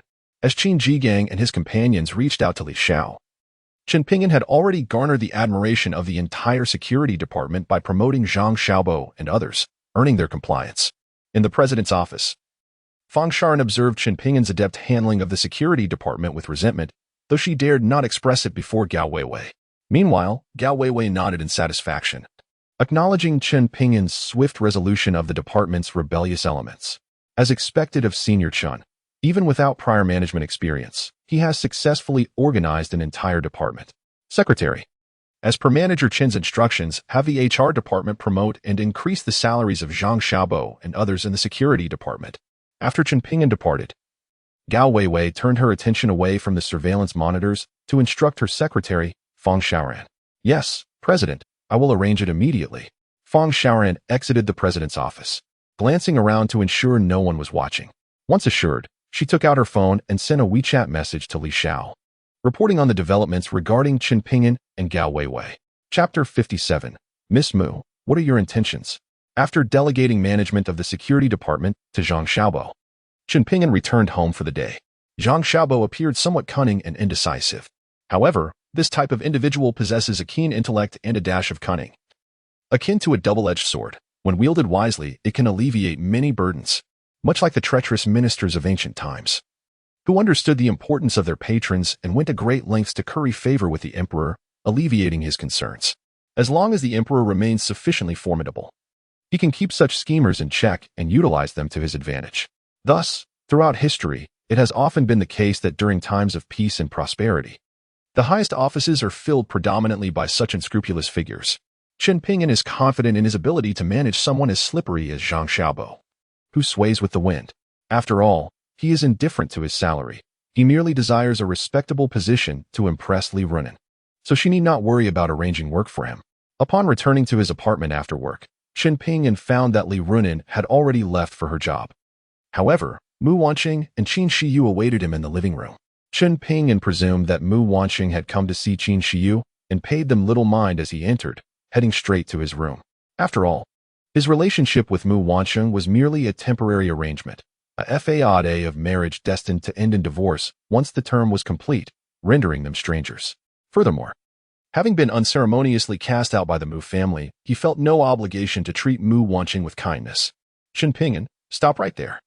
Just as he was about to enter his room, Mu Wanqing called out to him from behind. What can I do for you, Miss Mu? Chen Pingyan paused and turned to face the visibly irked Mu Wanqing.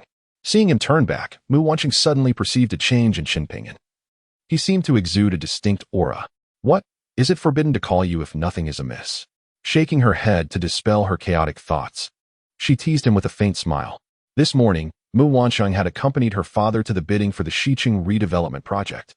Perhaps due to the old warlord personally sending an invitation for the birthday banquet, their family garnered favor in this bidding process, ultimately triumphing over their rival, the Liu family, and successfully securing the redevelopment project. Consequently, her spirits were high, prompting her playful banter with Chen Pingyan. Insanity. Chen Pingyan merely retorted with those two words and turned to enter his room. Yet, those words incensed Mu Wanqing. Who are you calling insane, Chen? Come out here. If you don't clarify things today, I, Mu Wanqing, won't let this go. She stormed over and angrily kicked his door. Wanqing, I have the key to his room. Should I let myself in and teach him a lesson? Qin Shiyu inquired, observing her friend's fury. Before Chen Pingyan moved in, she had resided in this room, though she later moved to another, yet still possessed the key. Bring it. Without hesitation, Mu Wanqing urged her friend to fetch the key. Here's the key. You can open it yourself. I'll just use the restroom first. Feeling a bit unwell, Qin Shiyu handed the key to Mu Wanqing before hastily departing for the bathroom. After a long day of bustling about, Chen Pingyan felt sticky and uncomfortable. Upon entering his room, he promptly shed his clothes. Just as he finished undressing, Mu Wanqing burst in, key in hand, her anger palpable. Chen Pingyan found himself unexpectedly pressed against the door by her sudden entrance. Where is everyone? Mu Wanqing, oblivious to Chen Pingyan's presence, murmured in confusion. May I ask, miss, what exactly is your intention? He inquired irritably, pushing her aside. Upon hearing Chen Pingyan's melancholic tone, Mu Wanqing turned around only to find him standing behind her, entirely undressed. His gaze lecherous. Don't come any closer, she screamed, startled by his appearance, instinctively attempting to flee. In her panic, she accidentally stepped on her own skirt, causing her to tumble uncontrollably into Chen Pingyan's sturdy embrace. Chapter 58. Mu Wanqing's embarrassment. With her hands pressed against his firm chest, Mu Wanqing realized that her skirt, which relied on elasticity to stay up, had been yanked down significantly, exposing her ample figure. Chen Pingyan, instinctively reaching out to steady her as she fell, found his hands unceremoniously resting on her chest, igniting a rush of blood to his head. The warmth radiating from Chen Pingyan's hands sent a thrilling jolt through Mu Wanqing, rendering her weak and breathless. She felt an incredibly comforting aura emanating from him. His chest exuded a sense of safety that stirred an unexpectedly bashful thought within her. As their eyes met, time seemed to freeze, the world around them fading away. Meanwhile, in the adjacent restroom, Qin Shiyu heard Mu Wanqing scream and rushed out, hastily adjusting her pants. Upon reaching Chen Ping'an's door, she caught sight of the two, lost in each other's gaze, and was taken aback. "What are you two doing?" Qin Shiyu exclaimed, her expression one of shock. Her voice snapped them back to reality. "Ah, Chen Ping'an, you rogue. Remove your hands at once," Mu Wanqing shouted. Finally aware of the inappropriate position they were in, especially with his hands still resting on her generous chest, instinctively she raised her hand and slapped Chen Ping'an's left cheek. If struck, a distinct imprint would undoubtedly appear on Chen Ping'an's left cheek. Instinctively, he grasped Mu Wanqing's wrist. "Miss Mu, it was you who intruded into my room. And upon seeing me, you could not help but pounce upon me in an inappropriate manner. You even deliberately lowered your skirt to entice me. Who, pray tell, is the real rogue here?" Chen Ping'an accused Mu Wanqing with a face full of indignation. Upon hearing his words, Qin Shiyu was left utterly astonished. Orange. Surely he cannot be speaking the truth. Chen Ping'an's accusations were well-founded, prompting Qin Shiyu to instinctively question Mu Wanqing. "Shiyu, how could you believe his nonsense? I merely opened the door and found him standing there without any clothes, which startled me so much that I tried to flee but accidentally tripped over my own skirt, causing me to fall towards him. How could I possibly be the shameless one?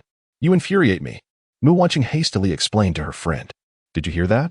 She herself admitted to tripping over her own skirt and falling into my arms. Yet she dares to turn the tables and call me a rogue. If I do not receive a reasonable explanation today, I shall accuse you of invading my room and assaulting me." Chen Ping'an, suppressing his amusement, feigned outrage as he threatened Mu Wanqing. "You scoundrel! It was you who stripped and frightened me, causing me to stumble into my own skirt. You bear full responsibility."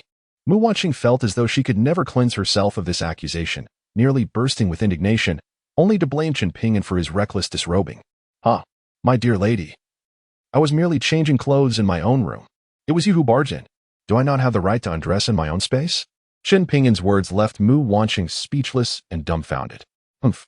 Regardless, it is still your fault," she exclaimed defiantly, finally wrenching her wrist from Chen Ping'an's grasp and bolting from his room, her original purpose for visiting him now completely forgotten. Chapter 59. Who says he lacks an invitation? Orange came today to inform you to gather at the entrance of the Dihao Hotel at 9 o'clock tomorrow morning to attend the Old War God's birthday banquet. Remember not to be late. Qin Shiyu, witnessing her friend flee, tossed Chen Ping'an a parting remark before shyly following suit. At that moment, Chen Ping'an was still bare-chested, recalling the mischievous antics he had previously engaged in, which made her reluctant to remain alone in his presence. "Understood," Chen Ping'an nodded, locking the door behind her before changing into a fresh outfit to go out for a meal. The following day, after a night of practicing the Phoenix control technique, Chen Ping'an felt a slight enhancement in his abilities. Remembering that the Mu family had invited him to the Old War God's birthday banquet, he rose early at 8 o'clock to prepare. The Empire Grand Hotel stands as the most opulent 5-star establishment in Dragon City, reigning supreme in the hospitality industry. Today, the entire venue is reserved for a grand birthday celebration hosted by the legendary warrior Zhao Wujie. When Chen Ping'an arrived punctually at the hotel entrance at 9 o'clock, he was greeted by a throng of elegantly attired socialites, with a steady stream of men, women, and children milling about. "Oh, isn't this the son-in-law who was just ousted by the Mu family? What brings you, a destitute wretch cast aside by the Muse, to the birthday banquet of the Old War God?" A mocking voice from his past, his ex-girlfriend Lin Duer, resounded just as he was about to step through the grand doors of the hotel. Turning around, Chen Ping'an saw Lin Duer, adorned in resplendent jewelry, striding confidently towards him, accompanied by Ren Tianqing, the hotel manager. "Why must I run into you everywhere, you insufferable woman? What a stroke of bad luck," Chen Ping'an retorted with disdain. Initially, he had been somewhat courteous, remembering their shared history. But Lin Duer's increasingly outrageous and shameless behavior had extinguished any lingering affection he once held. "Duer, who is this? He seems familiar. I believe I saw him at the Mu residence a few days ago when I delivered an invitation," Ren Tianqing inquired, pointing at Chen Ping'an. "My dear, you are correct in recognizing him. This scoundrel is my former boyfriend I once mentioned, the one sentenced to prison for assaulting several female university students.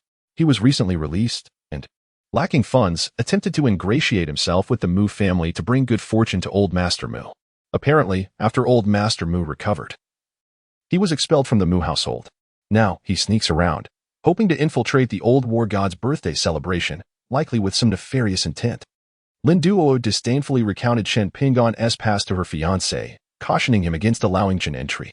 In her mind, Chen Ping'an's presence at the Empire Grand Hotel could only be an attempt to curry favor with one of the distinguished guests attending the war god's celebration. She was determined to thwart him, reveling in the thought, "You wish to attend the old war goddess banquet? I shall ensure you do not enter. Let us see what you can do about it."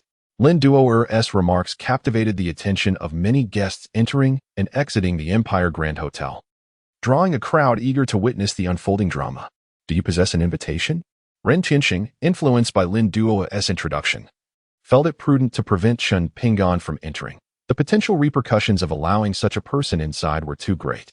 "I do not have an invitation, but the Mu family summoned me directly. They possess the invitation." In response to the inquiry from the manager of the Imperial Glory Hotel, Chen Ping'an answered candidly and calmly. Just as he finished speaking, Lin Duo couldn't help but let out a soft chuckle. "Chen Ping'an, I am increasingly impressed by you. You can lie without blushing now. The Mu family entered 20 minutes ago. Please, when you choose to fabricate a story, at least draft it out first. What a disgrace." Lin Duo's remarks caused Chen Ping'an to furrow his brow. Just yesterday, Qin Shiyu had clearly informed him that Mu Wanqing had come to their shared apartment to notify him of his invitation to the birthday banquet of the old war god. Could it be that Qin Shiyu had deliberately deceived him for her amusement? "Young man, without an invitation, you cannot enter here. Kindly leave at once." Ren Tianxing immediately ordered Chen Ping'an to vacate the premises. The security guards at the entrance, seeing the manager's directive, promptly moved to escort Chen Ping'an out. The onlookers began to murmur and point at him. Who said he lacked an invitation? Just as the security was about to remove Chen Ping'an, a commanding voice suddenly resonated from behind the crowd. Hearing the elder's voice, everyone turned to see an elderly gentleman dressed in traditional attire, leaning on a cane, accompanied by a middle-aged man, making his way to the entrance of the Imperial Glory Hotel. "Mr. Mu, you have arrived." The manager of the hotel quickly donned a welcoming smile as he approached the elderly man. This gentleman was none other than Mu Xinbo, the esteemed patriarch of the Mu family, who had returned from his hometown to attend the birthday celebration of the old war god. Accompanying him was his second son, Mu Jiandong, the uncle of Mu Wanqing. Yesterday, Mu Wanqing had sought out Chen Ping'an at her grandfather's behest to extend an invitation to the banquet. But before she could complete her task, she had embarrassed herself in front of Chen Ping'an, leading to her abrupt departure. Fortunately, her close friend Qin Shiyu had relayed the message to Chen Ping'an. Since Mr. Mu had not returned in time, the Mu family had entered without waiting for Chen Ping'an, resulting in the earlier commotion. "Good day, Mr. Mu." The elder appeared as spirited as ever. Those attending the birthday banquet were prominent figures of Longqing, and they all recognized Mu Xinbo, the founder of the newly affluent Mu family. They greeted him warmly. After acknowledging the crowd with a wave, Mu Xinbo approached Chen Ping'an and Ren Tianxing directly. "Manager Ren, although my grandson-in-law lacks an invitation, I, Mu Xinbo, possess one. Surely, it is permissible for me to escort him inside?" The elder queried with a hint of amusement, pointing at Chen Ping'an. "Since Mr. Chen is the grandson-in-law of the esteemed Mr. Mu, he undoubtedly possesses the qualifications to attend the birthday banquet of the venerable war god. It was a lapse on my part, and I sincerely apologize to both Mr. Mu and Mr. Chen. I humbly ask for your forgiveness." Upon hearing Mr. Mu's words, Ren Tianxing shot a fierce glare at his fiancée, Lin Duo, and, drenched in cold sweat, offered his apologies to Mr. Mu and Chen Ping'an. Initially, it was Zhao Min, the granddaughter of the war god, who entrusted him with the invitation to deliver it personally to the Mu family. Moreover, it is evident that the Mu family is the sole recipient of the war god's special favor in the entirety of Longqing. This indicates the profound friendship shared between the elder Mu and the war god. The admiration in Mr. Mu's gaze towards Chen Ping'an was unmistakable, as he publicly acknowledged Chen as the grandson-in-law of the Mu family in front of the city's elite. This clearly reflects Mr. Mu's satisfaction with his grandson-in-law. Yet, his fiancée had previously informed him that Chen Ping'an had been expelled from the Mu family, urging him to dismiss him. This has undoubtedly offended the Mu family gravely. When the time comes for the war god's birthday banquet, should Mr. Mu casually mention this incident in the presence of the war god, It is uncertain whether he would gain any advantages from organizing the event. He might even jeopardize his current position. A sense of panic enveloped him. This was merely due to the belief that Mr. Mu shared a close bond with the war god. If he were to learn that this banquet was specifically arranged for Qin Pingan, he might very well be paralyzed by fear. Was he this scoundrel already expelled from the Mu family? I even witnessed him renting an apartment through an agency. How can Mr. Mu still refer to him as his grandson-in-law? What on earth is happening? The oblivious Lin Duoer, still unaware of the gravity of the situation, questioned Mr. Mu with a look of shock after receiving a sharp glare from Ren Tianqing. Upon her utterance, Ren Tianqing's face drained of color, were it not for the public setting. He would have genuinely contemplated delivering a slap to Lin Duoer. This reckless woman ought to remain silent if she cannot speak wisely, instead of creating such a ruckus.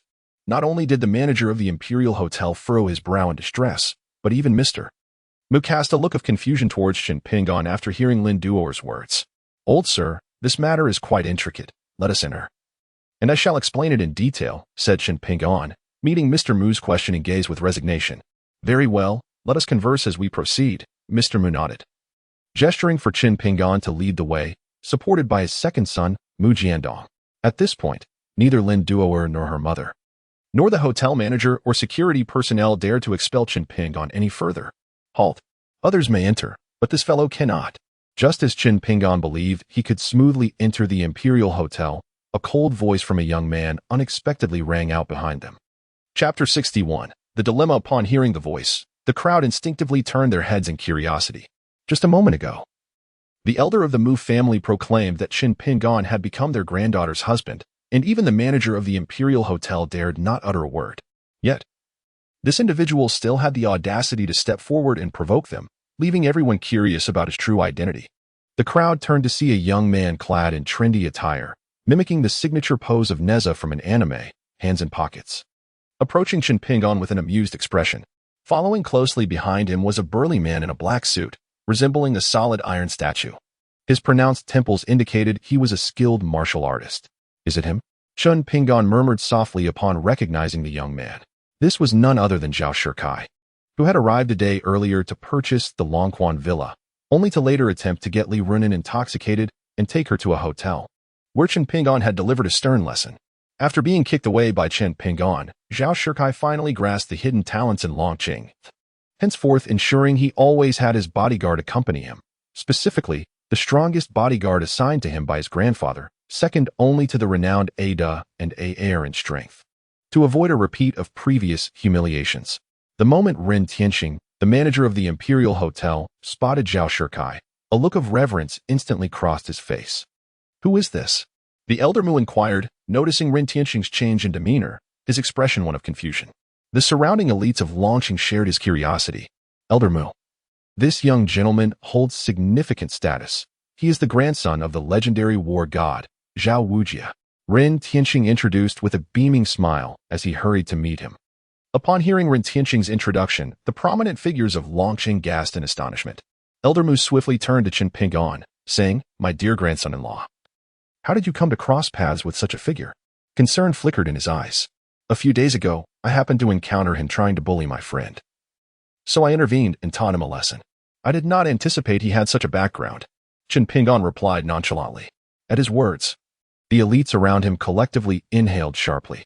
This young man was exceedingly arrogant, daring to reprimand the grandson of the war god. Did he have a death wish? No wonder he was barred from entry. Although he was the Mu family's grandson-in-law, with their support, he should be wary of the stature of those he offended. The Mu family, while a prominent clan in Longqing, was nothing compared to the esteemed lineage of the war god. This youth was in for a reckoning. Such were the thoughts of those present upon learning of Zhao Shikai's identity and the enmity between him and Qin Pingan. Meanwhile, Lin Duoer trembled with excitement beside them. Having just been humiliated before Qin Pingan and receiving a fierce glare from her fiancé, she had thought she would never have the chance for revenge due to Qin Pingan's backing from the Mu family. Little did she expect karma to arrive so swiftly. Soon, someone would emerge to confront Qin Pingan, and it would be none other than the esteemed grandson of the old war god. At this moment, not only would Qin Pingan be barred from entering the Imperial Grand Hotel, but he might also suffer a severe humiliation at the hands of young Master Zhao in front of the illustrious figures of Long City. Faced with the grandson of the old war god, Even old Master Mu would find himself powerless to defend Qin Pinyin. However, upon witnessing the pity and schadenfreude in the gazes directed at Qin Pinyin, old Master Mu's expression grew unexpectedly calm. Setting aside the fact that he and Zhao Wujie were former classmates, Zhao Wujie would likely refrain from troubling his granddaughter's husband out of respect for their past. Moreover, Qin Pinyin was no ordinary individual. He was the heir of the burial dragon ring. Zhao Wujie should be more aware of his granddaughter's husband's capabilities than anyone else. And with this thought, old Master Mu ceased to worry about Qin Pinyin's fate. Young Master Zhao, you've arrived. Did the old war god not accompany you? The manager of the Imperial Grand Hotel approached Zhao Shikai with a bow, his demeanor brimming with deference. My grandfather and sister are still behind. I came ahead to take a look. Step aside. I have some personal grievances to settle with that fellow, Zhao Shikai declared, shoving the hotel manager aside as he strode directly toward Qin Pinyin. Qin Pinyin, is it? Allow me to introduce myself. I am Zhao Shikai, the grandson of the old war god Zhao Wujie. Since that day when you kicked me in the chest, I have been experiencing lingering pain. How do you propose to settle this debt? Zhao Shikai, clad in trendy attire, approached Qin Pinyin with a playful expression. In his perspective, Qin Pinyin had dared to strike him only because he was unaware of his lineage. Now that he was aware of Zhao Shikai's identity, surely Qin Pinyin would be intimidated. And how do you intend to settle this with me, young Master Zhao? Qin Pinyin maintained his composure, responding with an unwavering demeanor. Let us do it this way. In light of the friendship between old Master Mu and my grandfather, I shall not make this difficult for you. Simply kneel and apologize before everyone present, then crawl through my legs, and we will consider this matter resolved. Zhao Shikai proclaimed with a tone he believed to be imposing. Upon hearing Zhao Shikai's words, the onlookers fixed their gaze upon Qin Pinyin, eagerly anticipating his submission as he knelt and crawled like a dog beneath Zhao Shikai.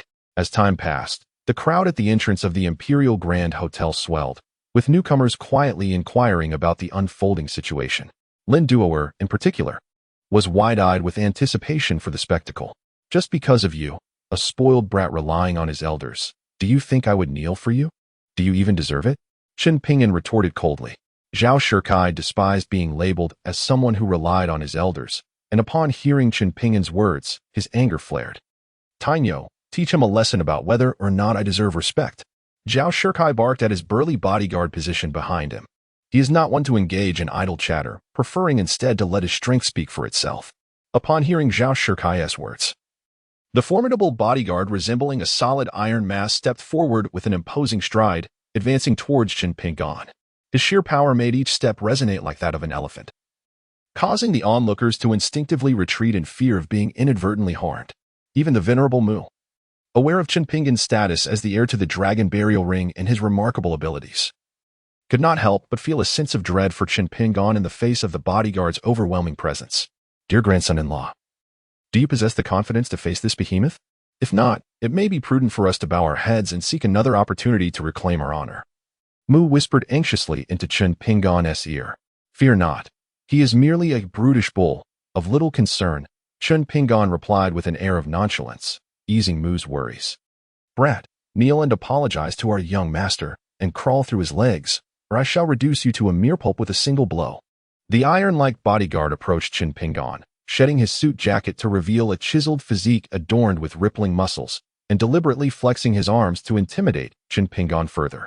His young master had instructed him to display his strength to intimidate opponents. Should they submit in fear, no further action would be necessary. However, if they remained defiant after his display, he was to teach them a lesson without mercy, confident that the war goddess mansion would shield him should any trouble arise. The crowd watched Qin Pinyin with pity. The bodyguard, not only robust but radiating an aura of intimidation, was clearly a formidable adversary to Qin Pinyin. He appeared as a child standing against an adult, utterly outmatched. No one believed Qin Pinyin could contend with the iron behemoth. In response to the bodyguard's provocation, Qin Pinyin wasted no words. Seizing upon his agility and smaller stature, he swiftly and decisively stomped down hard on the bodyguard's foot. Ah, my foot! The bodyguard howled in agony as he clutched his injured foot, his bellowing cries leaving the crowd in stunned silence. Qin Pinyin had dared to retaliate, launching a preemptive strike against the iron behemoth. As the crowd processed the unfolding scene, they were taken aback to see that Qin Pinyin had crushed the bodyguard's shoe, exposing several mangled toes, grotesquely revealing the bone beneath. You dare to tread upon my foot? I shall end your life. Enraged and in pain, the bodyguard, still clutching his injured foot, swung his fist towards Chun Pingan's head with the force of a hammer. A piercing sound sliced through the air, captivating the attention of all present, as they were momentarily paralyzed by the ominous sound of Iron Bull's fist slicing through the atmosphere. A terrifying thought flashed through everyone's minds. Should that punch collide with Chun Pingan's head, it would undoubtedly reduce it to a pulp. However, a master of extraordinary skills like Chun Pingan would never allow such a fate to befall him. Just as the opponent's fist was about to strike his forehead, he deftly sidestepped, evading the lethal blow, and then brought his foot down forcefully onto the intact instep of the opponent's other foot, shattering the toes beneath him. With a resounding cry, the seemingly formidable Iron Bull found both his feet incapacitated, unable to maintain his balance, and collapsed onto the ground, clutching his foot and howling in agony, having nearly lost all combat effectiveness.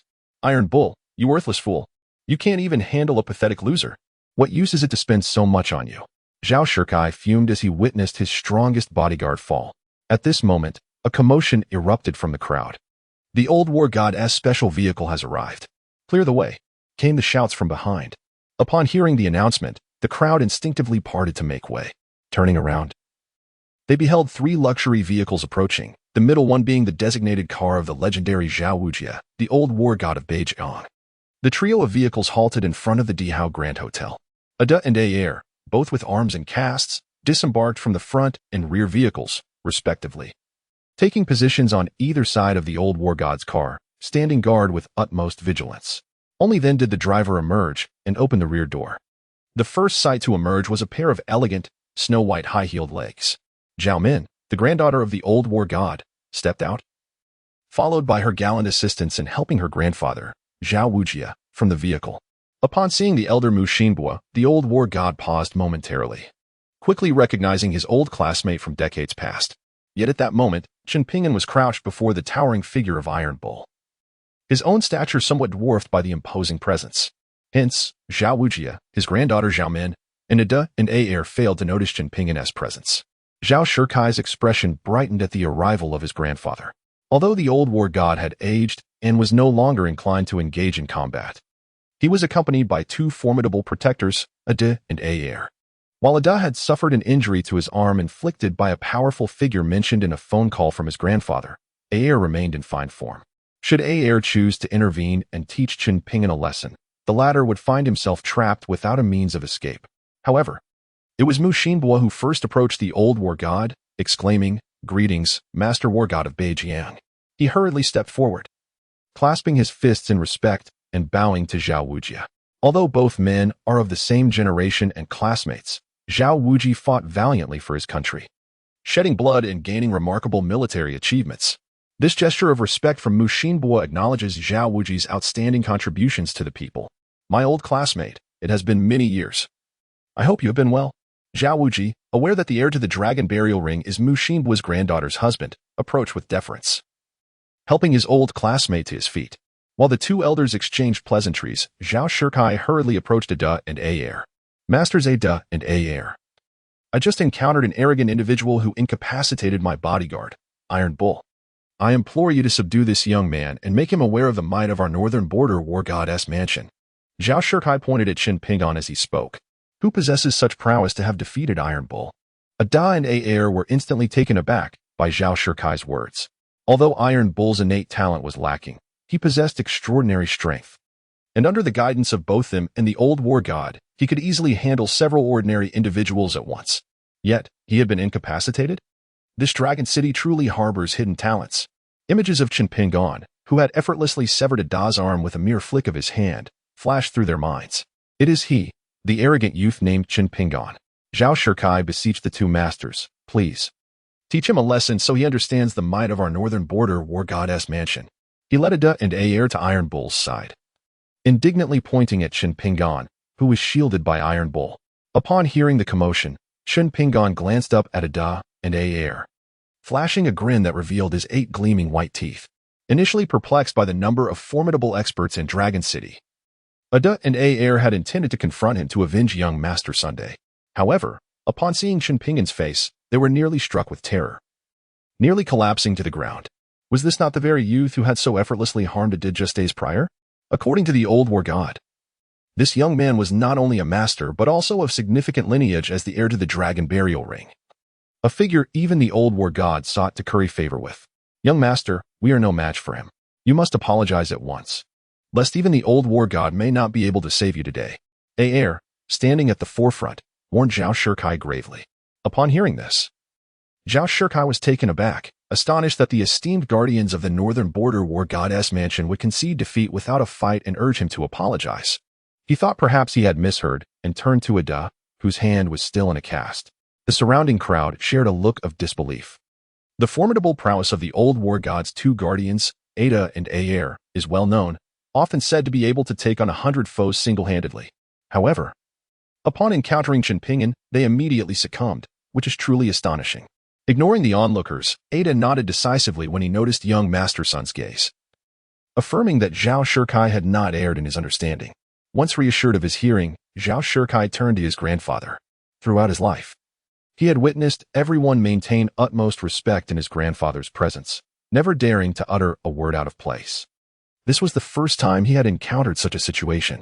He even speculated that Ada and Aer were hesitant to engage in combat following Ada's encounter with a formidable figure who had incapacitated him in a phone call with his grandfather. Meanwhile, old war god Zhao Wujie was engaging in pleasantries with Mu Laozu. Old classmate, why have you come alone? What are the other younger members of the Mu family? Zhao Wujie inquired, though his interest lay not in the younger members but in whether Mu family's son-in-law, Chenpingen, was present. Over there. My eldest has already escorted guests into the hotel, while my second son and son-in-law await you at the entrance. The old man from the Mu family gestured towards his second son, Mu Jiandong, and the now standing Chenpingen. Zhao Wujie immediately recognized Chenpingen as the inheritor of the burial dragon ring, previously seen in the surveillance at Hushini's Baoji Hall. Particularly, he could discern the unmistakable burial dragon ring on Chenpingen's hand from a distance. His entire prowess and honor could almost be said to stem from the legacy of the previous inheritor. Overcome with excitement upon recognizing the ring, he instinctively moved closer. Zhaomin also spotted Chenpingen and hurriedly supported her grandfather to approach. Grandfather, you have arrived. A lowly scoundrel seeks to disrupt your birthday banquet and has even injured my bodyguard, Tainyo. Please allow Ada and Aer to teach him a lesson, otherwise he may think our northern frontier war goddess mansion is easy to bully. Zhao Shikai interjected angrily as he saw his grandfather advance, pointing at Chenpingen with clenched teeth. Shikai, did you have a conflict with Mr. Chen? The old war god halted upon hearing his grandson's words, his expression darkening as he gravely questioned him. Grandfather, what Mr. Chen?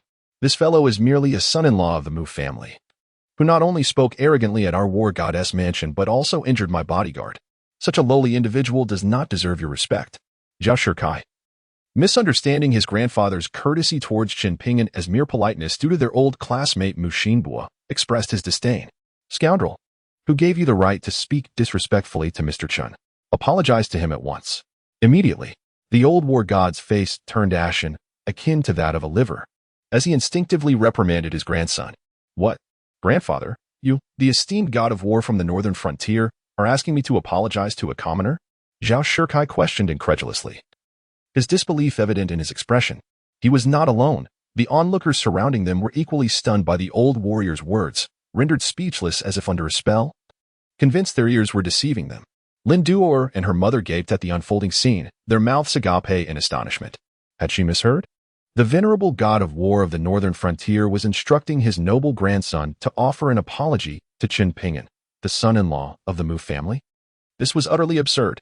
To confirm she was not dreaming, Lin Duor's mother pinched her daughter hard, eliciting a sharp cry from Lin Duor that jolted the astonished crowd back to reality. Chapter 65. He is the person of renown mentioned by grandfather Ada, Aer. Clear the area. Please escort the irrelevant onlookers away. Zhao Wujie seemed to awaken from his reverie, realizing that having his grandson apologize to Chenpingen in front of so many people would tarnish the reputation of their esteemed household. He promptly ordered Ada and Aer to disperse the curious bystanders. The old warrior's command was absolute. Who would dare defy it?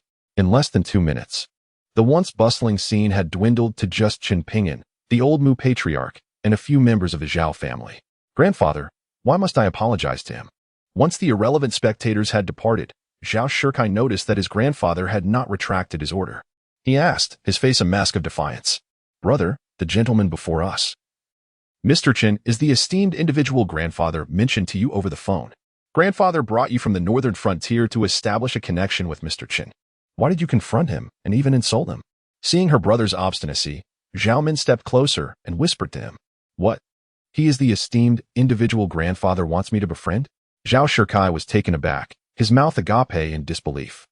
The high-ranking figure grandfather had spoken of was supposed to be an elderly gentleman, akin to grandfather himself, with a long white beard.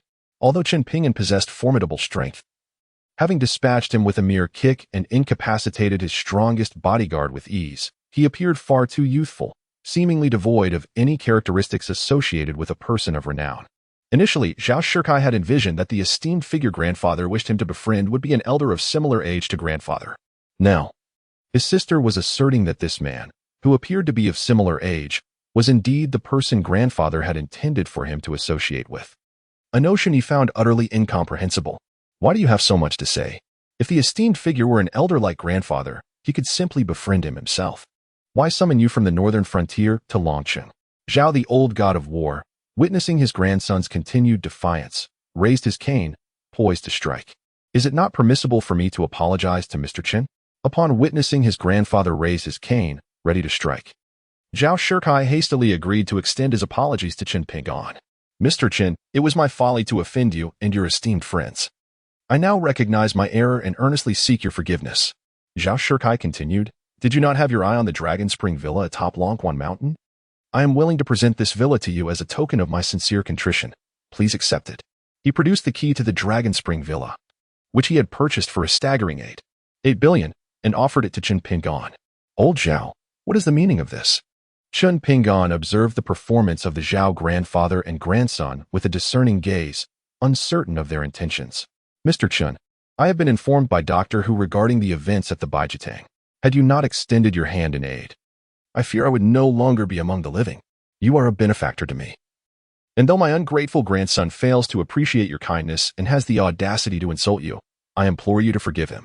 The old war hero stepped forward, eager to elucidate the situation to Chen Ping'an, bowing deeply in gratitude for the life-saving assistance rendered. Old war god, you honor me too greatly.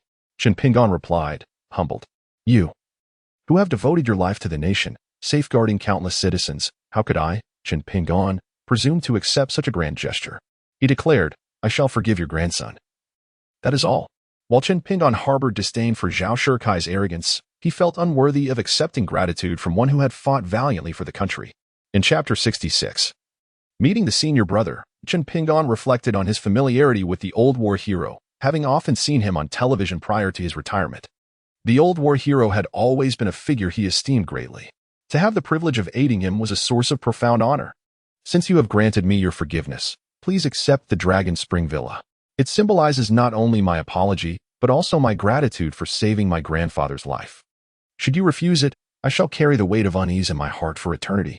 Moreover, my own villa is located not far from the Dragon Spring Villa, providing me the opportunity to seek your guidance frequently. Upon hearing Chen Ping'an's words of forgiveness, Zhao Shikai once more presented the villa's key, pleading for Chen Ping'an to accept it. This Dragon Spring Villa is far too valuable. I cannot accept it. Chen Ping'an reiterated his refusal. He had inquired about the villa's price, which was indeed an astonishing 8 billion, the most expensive property in Longqing, without exception. Your words do not sit well with me.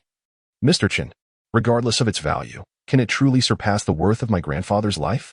At that moment, Zhao Min seized the opportunity to interject, earning approving nods from both her grandfather and brother. Her words implied that you saved my grandfather, and I offer you the Longquan Villa as a token of my gratitude. If you refuse it, it would suggest that the value of this villa in your eyes surpasses that of my grandfather. In that case, I shall graciously accept the gift. Left speechless by Zhao Min's remark, Chen Ping'an hesitated for a moment before ultimately extending his hand to accept the Longquan Villa. Otherwise, one might assume he valued the old war god's life as insignificant. Mr. Chen, is that ring on your hand the dragon-esque grave ring belonging to Master Long Xiaodian?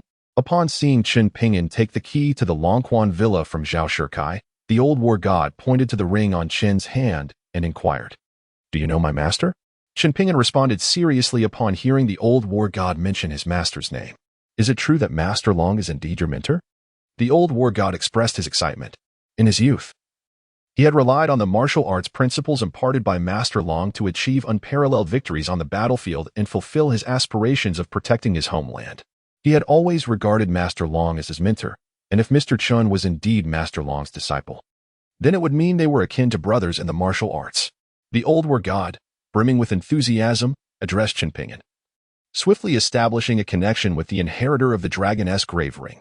Once, due to his mediocre talent, he had failed to catch Master Long's attention and could not become the successor of the dragon-esque grave ring.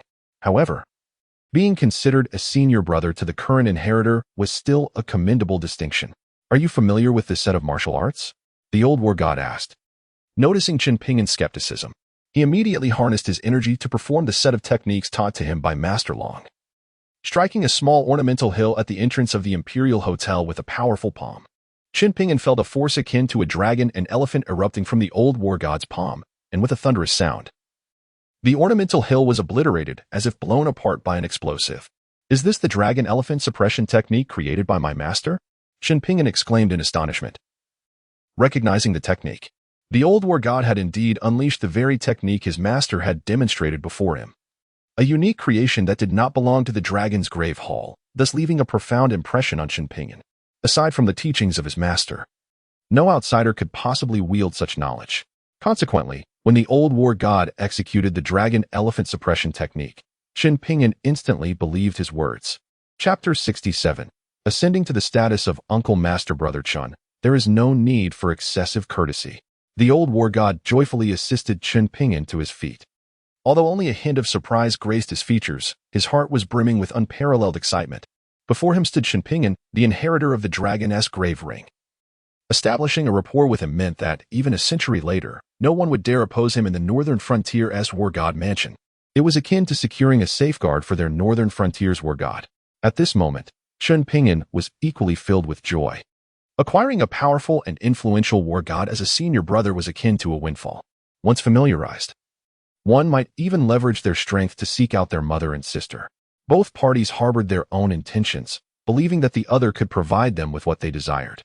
"Junior brother Chun, allow me to introduce you to my two unworthy descendants, Zhao Shikai and Zhao Min. I hope you will look after these youngsters in the future." The old war god promptly brought his grandson and granddaughter before Chinpingen, introducing them with pride. Though Chinpingen was youthful and likely shared little common ground with the elderly figure, he was of similar age to the siblings, establishing a foundation for their future relationship. "Quickly pay your respects to your granduncle." Noticing that his grandchildren stood before Chinpingen without any acknowledgement, the old war god admonished them. Zhao Shikai and Zhao Min were momentarily taken aback by their grandfather's directive. Could it be that they were to address someone of their own age as granduncle? "What are you two dawdling for? Hurry up and greet him." Zhao Wujie, seeing his grandchildren frozen in place, lifted his cane in a feigned threat. Alarmed, the siblings quickly bowed and addressed Chinpingen. Zhao Shikai and Zhao Min pay their respects to granduncle. Their gestures left Chinpingen somewhat embarrassed. Yet he recognized that if he wished to acknowledge Zhao Wujie as his senior brother, he must assume the role of granduncle, not one to be overly pedantic. Chinpingen swiftly adjusted his demeanor. "No need for formalities. Time is of the essence. I have not brought any gifts for our meeting, but I shall assist you both in unblocking your Rin and Tong meridians, enabling you to swiftly ascend to the ranks of martial arts masters." Before arriving, he had never anticipated forming a bond with the old war god, let alone gaining two new disciples and becoming their granduncle. Thus, he resolved to offer his medical expertise and formidable inner strength to facilitate the siblings' meridian unblocking as a token of introduction. The moment Zhao Shikai and Zhao Min heard Chinpingen's words, excitement surged within them. Having trained under their grandfather since childhood, they understood the significance of unblocking the Rin and Tong meridians. Zhao Wujie, too, comprehended its importance. It was Chinpingen's master, Long Xiaodian, who had facilitated this very process for him, allowing him to cultivate the Longxiang Jinyu skill to a remarkable degree and achieve unparalleled prowess on the battlefield. Once the meridians were unblocked, both their strength and training speed would experience a transformative leap. However, unblocking the Rin and Tong meridians was notoriously difficult. Even the renowned war god of the northern frontier, Zhao Wujie, lacked the capability to assist his grandchildren in this regard. Thus, Chinpingen's offer as a greeting was nothing short of a delightful surprise for the Zhao siblings. This clearly indicated that Chinpingen's prowess surpassed even that of their grandfather, a revelation that was equally astonishing for Zhao Wujie. Once Suanzi successfully opens the Ren and Tong meridians, he will continue to study the dragon elephant subduing prison technique. Subsequently, he may arrange for his grandson to undergo training in the War Department, and perhaps the Zhao family could produce another war god. Shouldn't we express our gratitude to our esteemed master uncle? Zhao Wuji, noticing that Zhao Shikai and Zhao Min were lost in thought, promptly reminded them. Thank you, master uncle. The siblings quickly bowed to Qin Pingan, their gratitude genuine and heartfelt. There is no need for such formality. Simply find a room. It is merely a trivial task. Qin Pingan responded nonchalantly. While it is indeed challenging to assist someone in opening their Ren and Tong meridians using only internal energy, it becomes significantly easier when coupled with the medical expertise from my 9 Dragons medical canon. Very well, I will arrange a room at once. The old war god, anxious as ever, immediately called for Air to organize accommodations at the Imperial Hotel for Qin Pingan. After Air located the manager of the Imperial Hotel and secured a room, he promptly guided Qin Pingan and the others over. Nearby, Lin Duo and her mother watched in astonishment as the old war god, with utmost courtesy, escorted Qin Pingan into the hotel, stirring a tumult of emotions within her. Chapter 68. You almost caused my demise. Alas, it was not until a long while after Qin Pingan and his companions had entered the hotel that Lin Duo let out a deep sigh of regret. She had never imagined that the recently released Qin Pingan would be acquainted with the old war god, a figure of immense power and national reverence. With such a connection, it would be challenging for Qin Pingan not to achieve great success in the latter half of his life. At this moment, she felt a pang of regret for having broken up with Qin Pingan. Had she chosen to wait for him for 5 years instead of ending their relationship, she could have soared alongside him to success. But now, it was too late to lament. Do not sigh, Duo.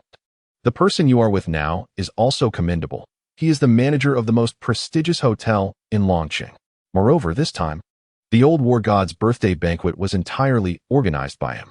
Following the banquet, he is sure to gain significant recognition in the hotel industry. And when he eventually ventures out on his own, he will undoubtedly thrive.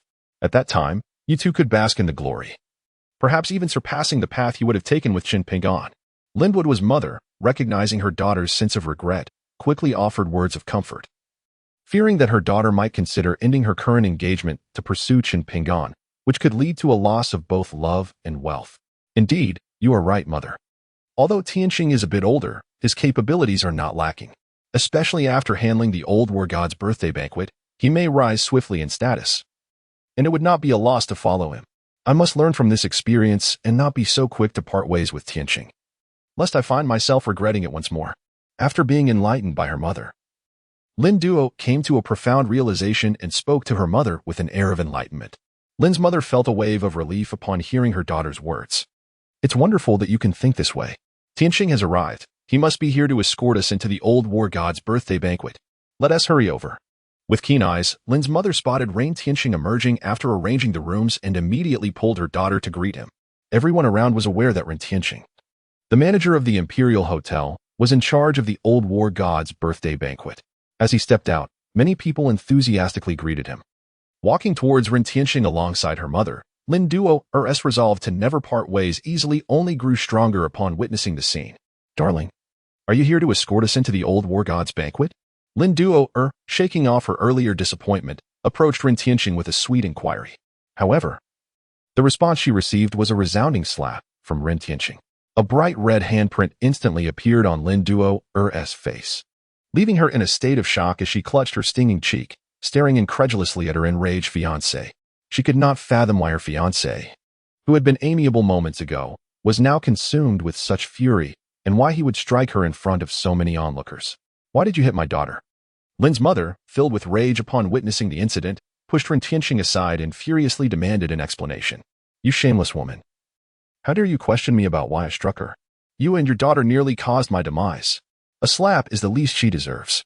Ren Tianqing bellowed at Lin Duo and her mother. Just moments ago, as he escorted everyone into the Imperial Hotel, he overheard the old war god addressing Qin Pingan as a junior disciple, while the war god's grandchildren referred to Qin Pingan as their granduncle. In an attempt to please his girlfriend, he had foolishly confronted Qin Pingan, uttering disrespectful words that left him drenched in cold sweat. If Qin Pingan had chosen to retaliate, not only would he lose his job, but he might also face dire consequences. Although Qin Pingan said nothing, The meaningful glance he cast towards Rin Tianqing sent shivers down his spine. All of this chaos was the fault of Lin Duo and her mother. Had it not been for them, he would never have entangled himself with such a formidable figure. My dear, I don't understand what you mean. Could you please clarify? Lin Duo, still covering her face, asked with a bewildered expression. You don't need to understand. Just know that from this moment onward, we are breaking up. And there will be no further connection between us. Do not seek me out again, as I wish to live a few more years. With that, Rin Tianqing turned and returned to the Imperial Hotel, leaving Lin Duo and her mother sitting helplessly on the ground, at a loss in the cold wind. Chapter 69. A mistress is a mistress. Lin Duo never anticipated that after resolutely deciding to abandon her thoughts of Chen Pingyan and to wholeheartedly be with Rin Tianqing, he would suddenly propose a breakup. To make matters worse, he struck her across the face in public. Why? Why did he suddenly want to end things with me? What have I done wrong? Lin Duo turned to her mother, her face awash with desolation. I suspect that Chen Pingyan, believing he has secured the favor of the esteemed war god, has threatened Rin Tianqing into breaking up with you. Lin's mother pondered for a moment and confidently addressed her daughter. Yes, it must be that scoundrel Chen Pingyan who has intimidated Rin Tianqing. I shall confront him. Lin Duo agreed with her mother's hypothesis and rose to seek Chen Pingyan. Stop right there. As soon as Lin Duo stood up, her mother seized her arm, prompting Lin Duo to turn with a perplexed expression. My foolish daughter, Rin Tianqing has already broken up with you. He is a coward. Even if he were to come begging for reconciliation, you must not take him back. Moreover, have you considered why Chen Pingyan would threaten Rin Tianqing to end your relationship? Lin's mother disparaged Rin Tianqing and then posed a question that left Lin Duo bewildered. Chen Pingyan merely seeks to take revenge on me, to cause me distress. Lin Duo exclaimed without a moment's hesitation. However, upon hearing her response, her mother shook her head. If he is not seeking revenge, then why threaten Rin Tianqing to break up with you? Lin Duo found herself baffled by her mother's reasoning, questioning her confusion. Chen Pingyan originally came to Longcheng intending to reconcile with you, but due to financial constraints, he became the son-in-law of the Mu family as a means to secure a favorable position. Now that he has gained the war god's esteem, he has threatened Rin Tianqing to part ways with you, clearly indicating his desire to rekindle your relationship. Lin's mother articulated her reasoning with conviction. Mother, what are you thinking? He is now the son-in-law of the Mu family. How could he possibly wish to reconcile with me? Lin Duo was taken aback by her mother's peculiar line of thought, casting her a disapproving glance. You fail to comprehend, do you? Although he is the Mu family's son-in-law, he has now garnered the war god's approval, and his status has dramatically changed. Surely, he desires the kind of life enjoyed by affluent and influential men, where the domestic banner remains unyielding while the external flags flutter freely. Lin's mother, drawing from her extensive experience with men, conveyed her analysis with utmost certainty. You mean to say that Chen Pingyan wishes to keep me as his mistress? That is simply implausible. Based on my understanding of him, he could never entertain such notions. After her mother's analysis, Lin Duo gasped in disbelief. You are only familiar with the man he was 5 years ago. There is no cat in the world that does not stray. Once a man acquires wealth and power, he inevitably changes. Moreover, you know not of the trials he has faced over the past 5 years. His perspective has undoubtedly shifted. Lin's mother maintained an unwavering confidence. What should I do?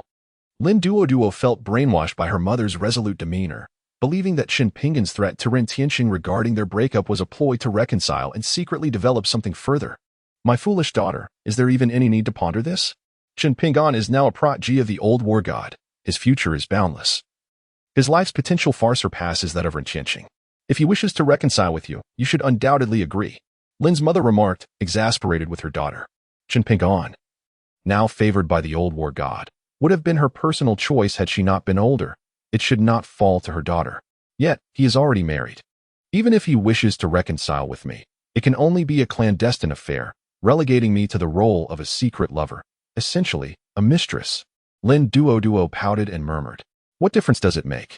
In this era where poverty is mocked, yet promiscuity is overlooked.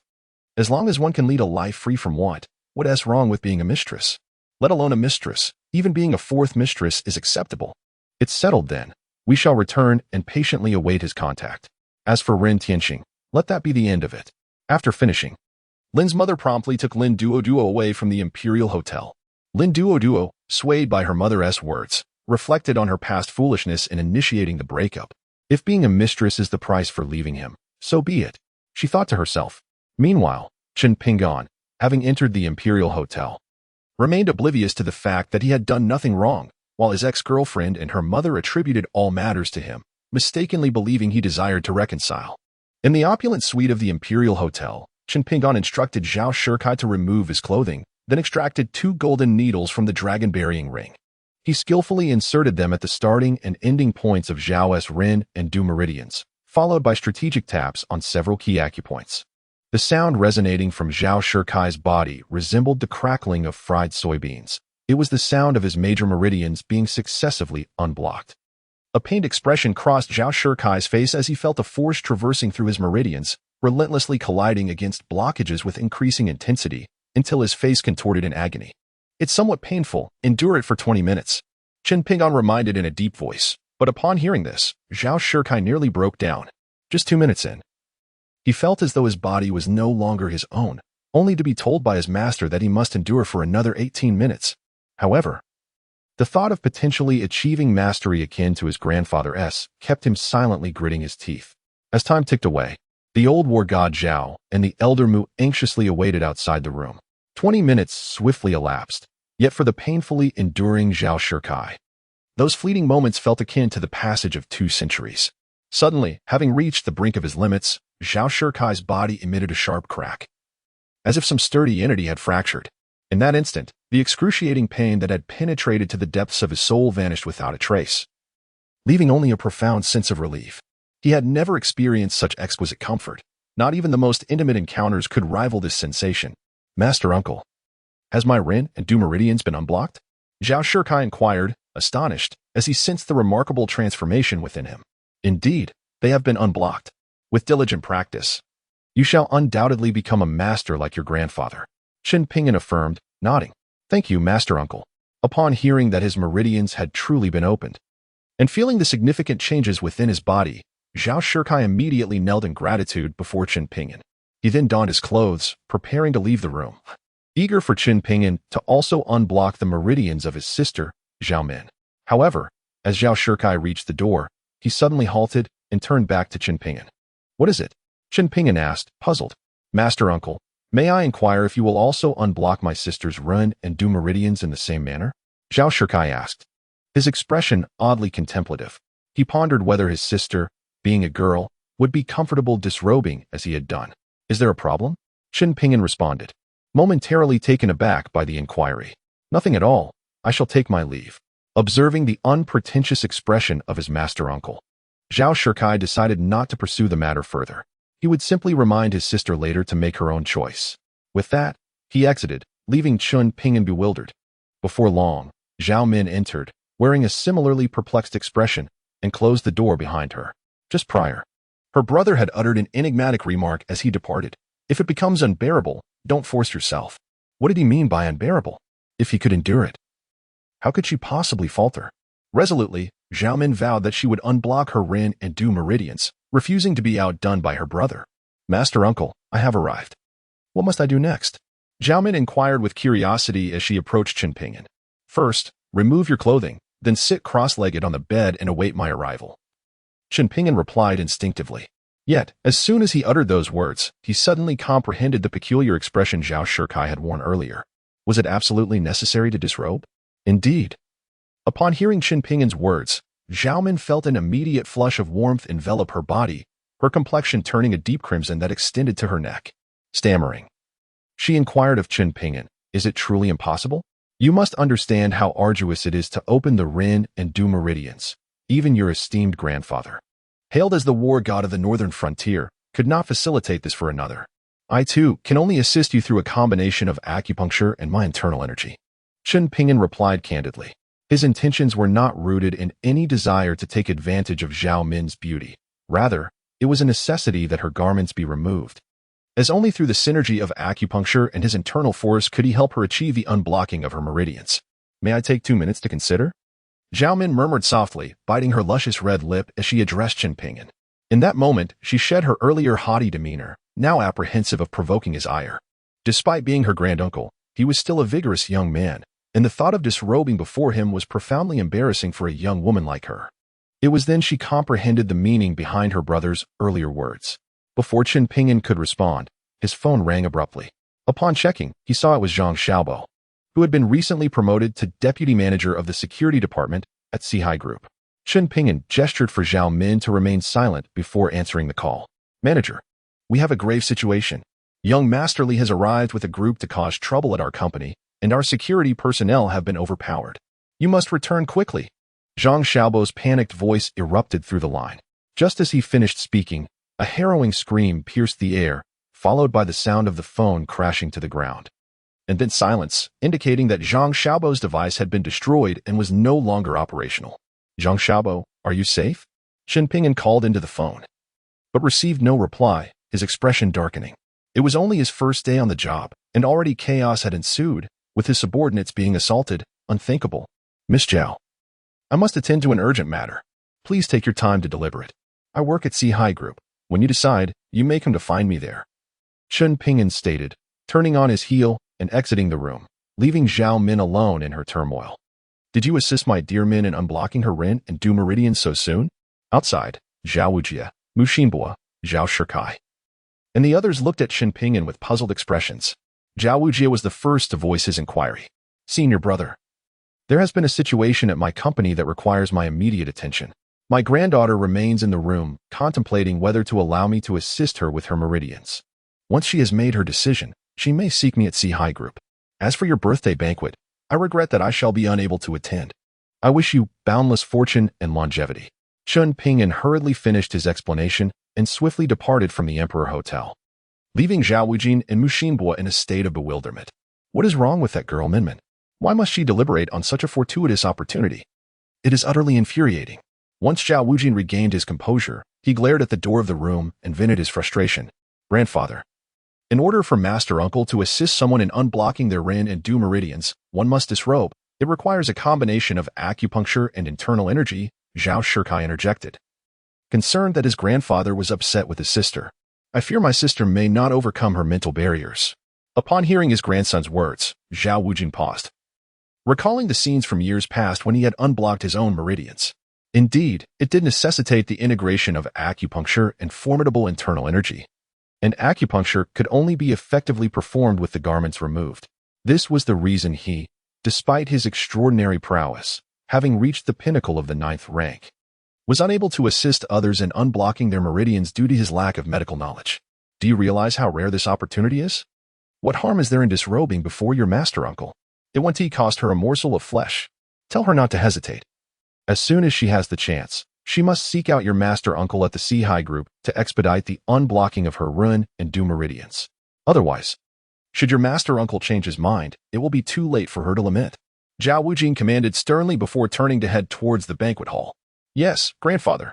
Zhao Shikai replied respectfully, acknowledging his grandfather's ire. Once Zhao Wujin had departed, he knocked on the door to relay his grandfather's words to his sister. Chapter 72. The Old War God Scheme's Old Classmate. It appears that your Zhao family is about to produce another war god. How enviable. On the way to the banquet hall, Mu Xinbo expressed his admiration to Zhao Wujin. Though he was not a martial artist himself, his unique status allowed him to appreciate the significance of unblocking the Ren and Du meridians for a practitioner. The achievements of Zhao's grandson are likely to rival those of the esteemed Zhao Wujin, and perhaps, with the solid foundation laid by Zhao Wujin, his future accomplishments may even surpass those of his predecessor, reaching unprecedented heights. Are you mocking me, old classmate? If anyone should be envious, it ought to be me envying your Mu family. With my disciple Chen's granddaughter as your son-in-law, how could your family not prosper? As for me, I must still rely on the favor of others. Zhao Wujin retorted, his expression decidedly displeased. You are unaware, my son-in-law has but a 3-month term. After 3 months, whether he remains my family as son-in-law is uncertain, Mu Xinbo replied with a rueful smile. However, his statement immediately piqued Zhao Wujin's curiosity. What do you mean by that? Old classmate, Zhao Wujin inquired, a look of intrigue etched on his face. The situation is as follows. Mu Xinbo succinctly recounted the story of Chen Ping'an's marriage to his granddaughter, Mu Wanqing, which was set to last 3 months. In truth, his words were merely a fade to appease Zhao Wujin. Deep down, he held unwavering confidence in the union between his granddaughter and Chen Ping'an. Particularly after Chen Ping'an acquired the golden needle from his granddaughter and mastered the Phoenix control technique, he exuded a unique charm that could captivate women. He was certain that within 3 months, his granddaughter would fall madly in love with Chen Pingyan. While such an arrangement might be deemed questionable in the absence of marriage, his unique status had already granted him insight into the secrets of the Phoenix control technique.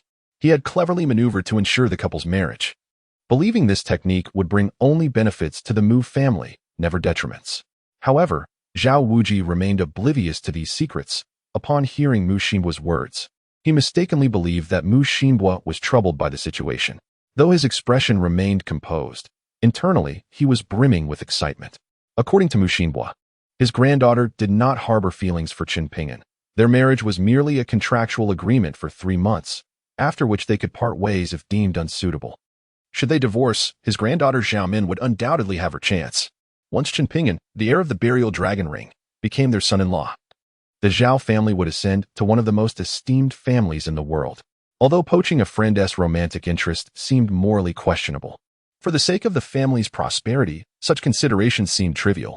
Resolute in his decision, Zhao Wuji abandoned the notion of defending Chen Pingyan against the false accusations at the birthday banquet, opting instead to remain silent on the matter throughout the event. Unbeknownst to him, as he hurried back to the Sihai group, the old war god was secretly plotting to marry his granddaughter to Chen Pingyan. Outside the gates of the Sihai group, a tall, slender youth stood with a group, blocking the entrance. This was Li Jingkong, the young master who had pursued Gao Weiwei, determined to claim her as his own, and the brother of the infamous female demon, Li Qiushui, one of the 3 great tyrants of the Southwest. The security personnel of the Sihai group had been overpowered and lay subdued on the ground, while employees trembled in fear, keeping their distance. How much longer until your manager, Chen, arrives at the company, daring to compete with me for a woman? Is he tired of living? Li Jingkong exclaimed, his fury palpable as he seized the collar of Zhang Xiaobo, the deputy manager of the security department, lifting him off the ground in a fit of rage. Chapter 73. Next time, settle it yourself. Yesterday, after receiving a message from his covert agent, Fang Xiaoran, stationed beside Gao Weiwei, he was infuriated to the brink of explosion. However, knowing that a few formidable security personnel were present, he restrained himself from acting rashly. Yet, those capable guards had contacted him late last night, informing him they had been dismissed from the Sihai group, encouraging him to pursue trouble with the company without concern. At first, he believed that the few capable security guards were merely toying with him. However, after dispatching people to investigate overnight, he learned the truth, prompting him to summon his most formidable subordinates early the next morning to confront Chen Pingyan at the Sihai group, intent on teaching him a lesson.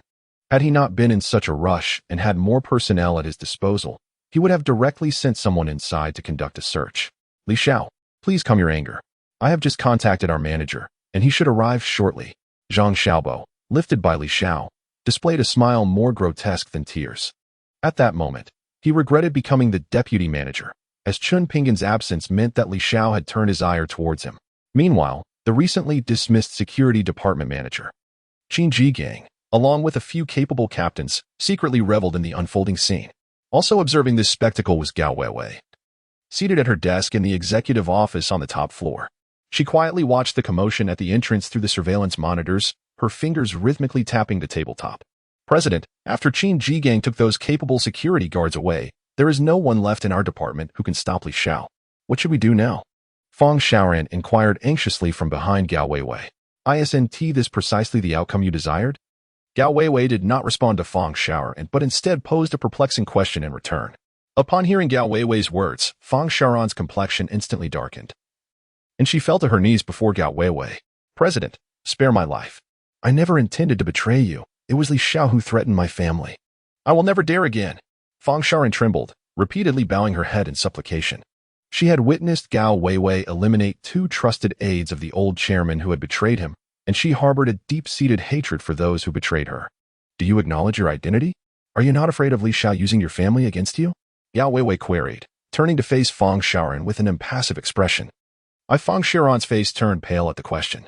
She had only considered that Gao Weiwei despised betrayal, failing to recognize that Li Xiao was equally formidable and had committed numerous heinous acts, yet he remained untouchable due to his sister, Li Qiushui, providing him with protection. Li Xiao was not a fool, and neither was President Gao someone to be trifled with. Now, she had offended both sides, leaving her trapped in a precarious position where both could potentially punish her. Stand up. From now on, Sever all ties with Li Xiao. As for your family, I will arrange for their protection. Should there be a next time, you shall deal with it yourself. To Fang Sharan's astonishment, Gao Weiwei did not take action against her, but instead allowed her to rise and promised to safeguard her family. Thank you, President. I assure you there will be no next time. Relieved that Gao Weiwei had not punished her, Fang Shaoran hastily bowed in gratitude and made her promise. Li Xiao may pose a threat to Manager Chen shortly. What should we do now? Fang Shaoran stood up and asked with evident concern. General Gao is so fond of Chen Pingyan. If Li Xiao were to deal him a harsh blow, it is likely that General Gao would unleash his wrath upon us. I have my own plans. You may attend to your own matters. Gao Weiwei replied expressionlessly. Chapter 74. Where does he find his courage? Very well. I shall take my leave. Fang Shaoran, hesitant to inquire further, respectfully exited Gao Weiwei's office. Once Fang Shaoran departed, Gao Weiwei picked up the phone on her desk and dialed a number. Protect Manager Chen. He must not be harmed in the slightest. After uttering this singular command, she hung up without awaiting a response. After Gao Weiwei ended the call, Chen Pingyan hurried back from the Dihao Hotel to the headquarters of Sihai Group. Upon his arrival, he immediately noticed that the security personnel of Sihai Group were being trampled on the ground by a gang of thugs, with the only one still standing being Deputy Manager Zhang Xiaobo, who was being held by the collar by Li Xiao. Release them.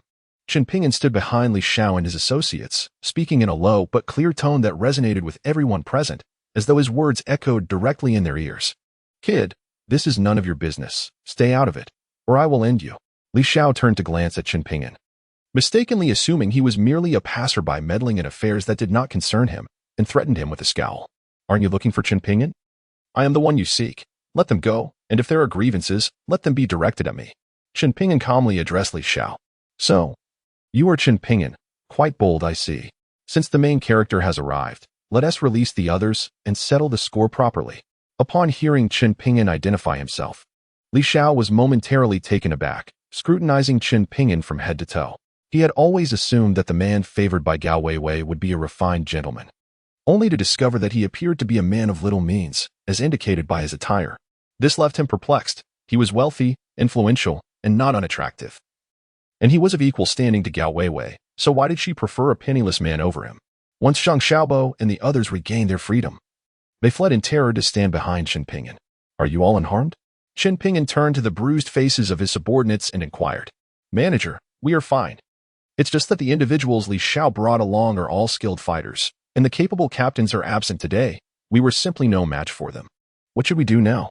Zhang Xiaobo wiped the blood from the corner of his mouth and replied in a hushed tone. The others remained silent, and some cast resentful glances at Chen Pingyan. Upon his arrival, Li Xiao explicitly sought to confront the newly appointed manager, Chen Pingyan. The others believed that the predicament they faced was instigated by Chen Pingyan, feeling that they had been ensnared by his actions. Furthermore, the capable captains among them had been dismissed by Chen Pingyan had he not replaced those proficient leaders with several inept individuals. They would not have found themselves in such a dire situation. Accumulating their grievances, they directed all their ire towards Chen Pingyan, many of them casting down their eyes and shooting him glances filled with resentment. What else could they do?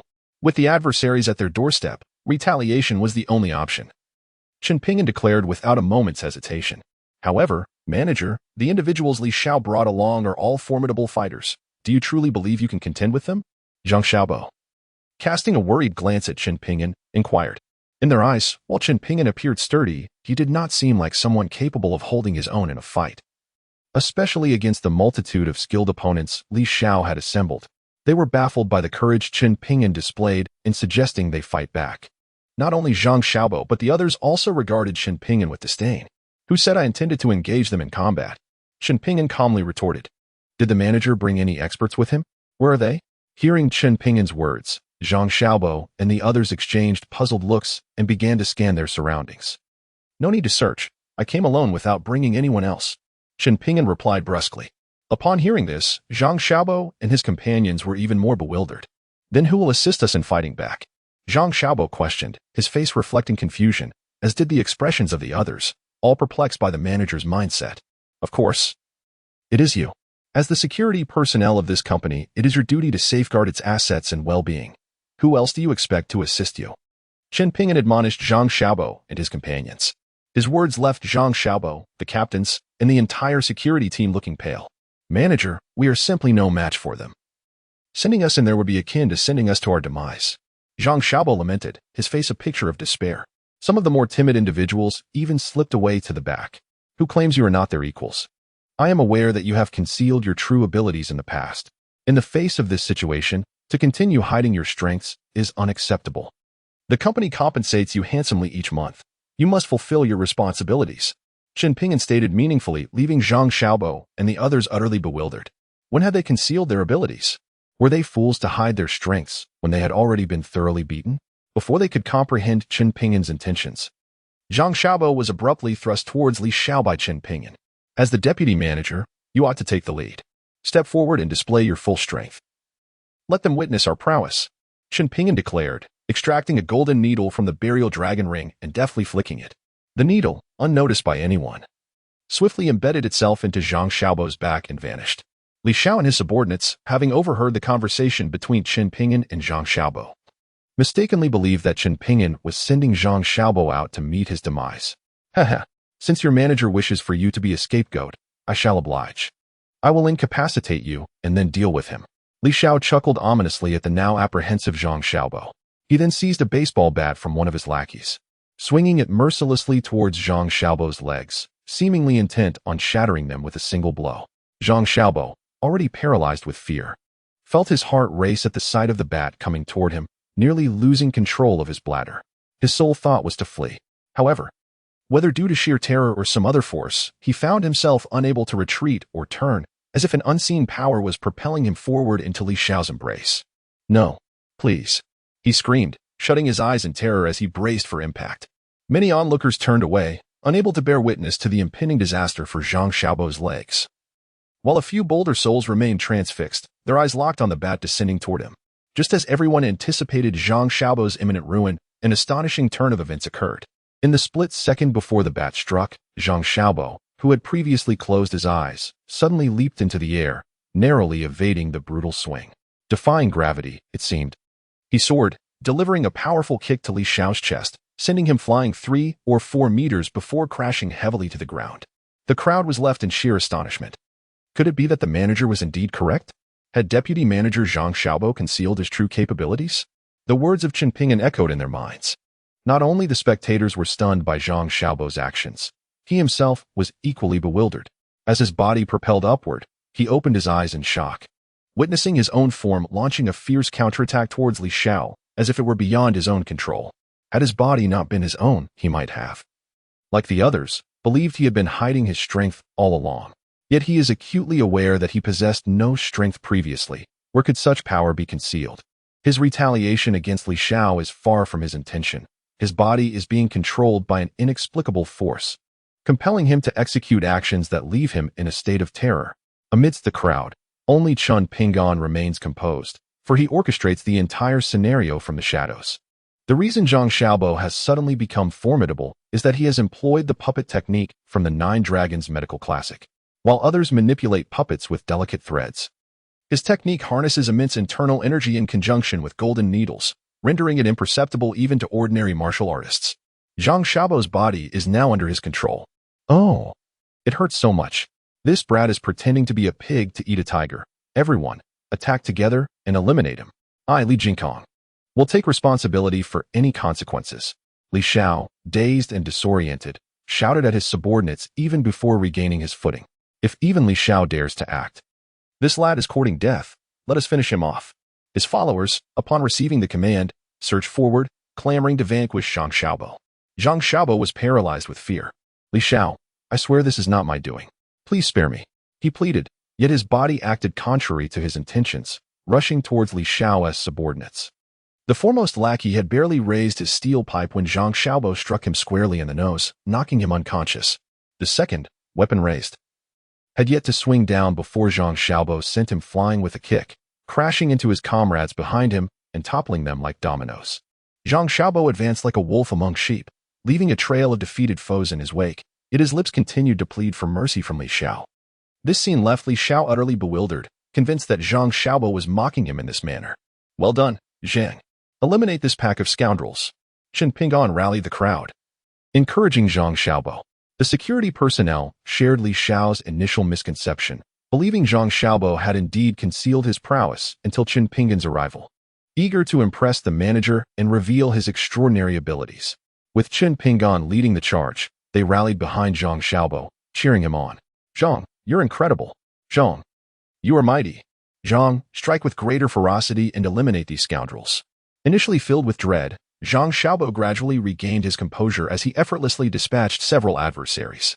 No longer apologizing to Li Xiao, he curiously observed his own body executing an array of inexplicable techniques that incapacitated Li Xiao's henchmen. It was only when every last one of Li Xiao's entourage lay defeated that his body came to a halt before Li Xiao. Li Xiao, witnessing Zhang Xiaobo standing before him, was struck by terror and began to retreat incessantly. Chapter 77. Do not approach any closer. Concealed around the corner. Qin Jigang and the three former captains of the Sihai Group's security division stood utterly astonished by the unfolding scene. They had anticipated that Li Xiao's arrival would incite chaos. Believing that no one within the Sihai Group could contend with him, and that Gao Weiwei would undoubtedly intervene personally to send them back. Initially, events unfolded as they had envisioned, with Li Xiao swiftly overwhelming the security personnel, trampling them underfoot.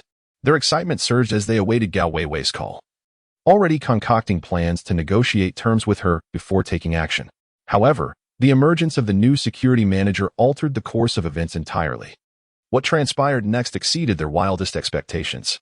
The seemingly feeble Zhang Xiaobo, whom they had underestimated, suddenly erupted with fury, transforming into a martial arts master. He dispatched Li Xiao and his cadre with remarkable ease. Even the three of them, united, could scarcely fathom how effortlessly he subdued Li Xiao and his associates. Zhang Xiaobo had concealed his true prowess far too well, thwarting all their meticulously laid plans. Even Gao Weiwei, who watched the spectacle unfold from her office via surveillance, displayed a flicker of astonishment before quickly discerning an anomaly.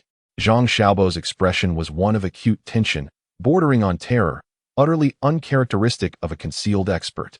This situation suggested only one possibility. A hidden master was clandestinely manipulating Zhang Xiaobo's body through arcane means. As this realization dawned upon her, she recalled her earlier phone call to Shadow, initially believing it to be Shadow's handiwork controlling Zhang Xiaobo against Li Xiao and his crew. Apart from herself, Gao Weiwei could conceive of no one else possessing such capability. Meanwhile, as Zhang Xiaobo stabilized himself, although perplexed by the turn of events, he could not disregard the fact that he had decisively vanquished the arrogant Li Xiao and his followers. With a triumphant demeanor, he strode towards Li Xiao. What do you intend to do? Do not approach any closer. My sister is Li Qiushui, the chairwoman of the Li Group, known as one of the formidable three demonesses of the Southwest. If you dare lay a finger on me, my sister will not let you off lightly. Li Xiao realized that the person he had brought was no match for Zhang Xiaobo, forcing him to invoke the name of his sister to intimidate Zhang.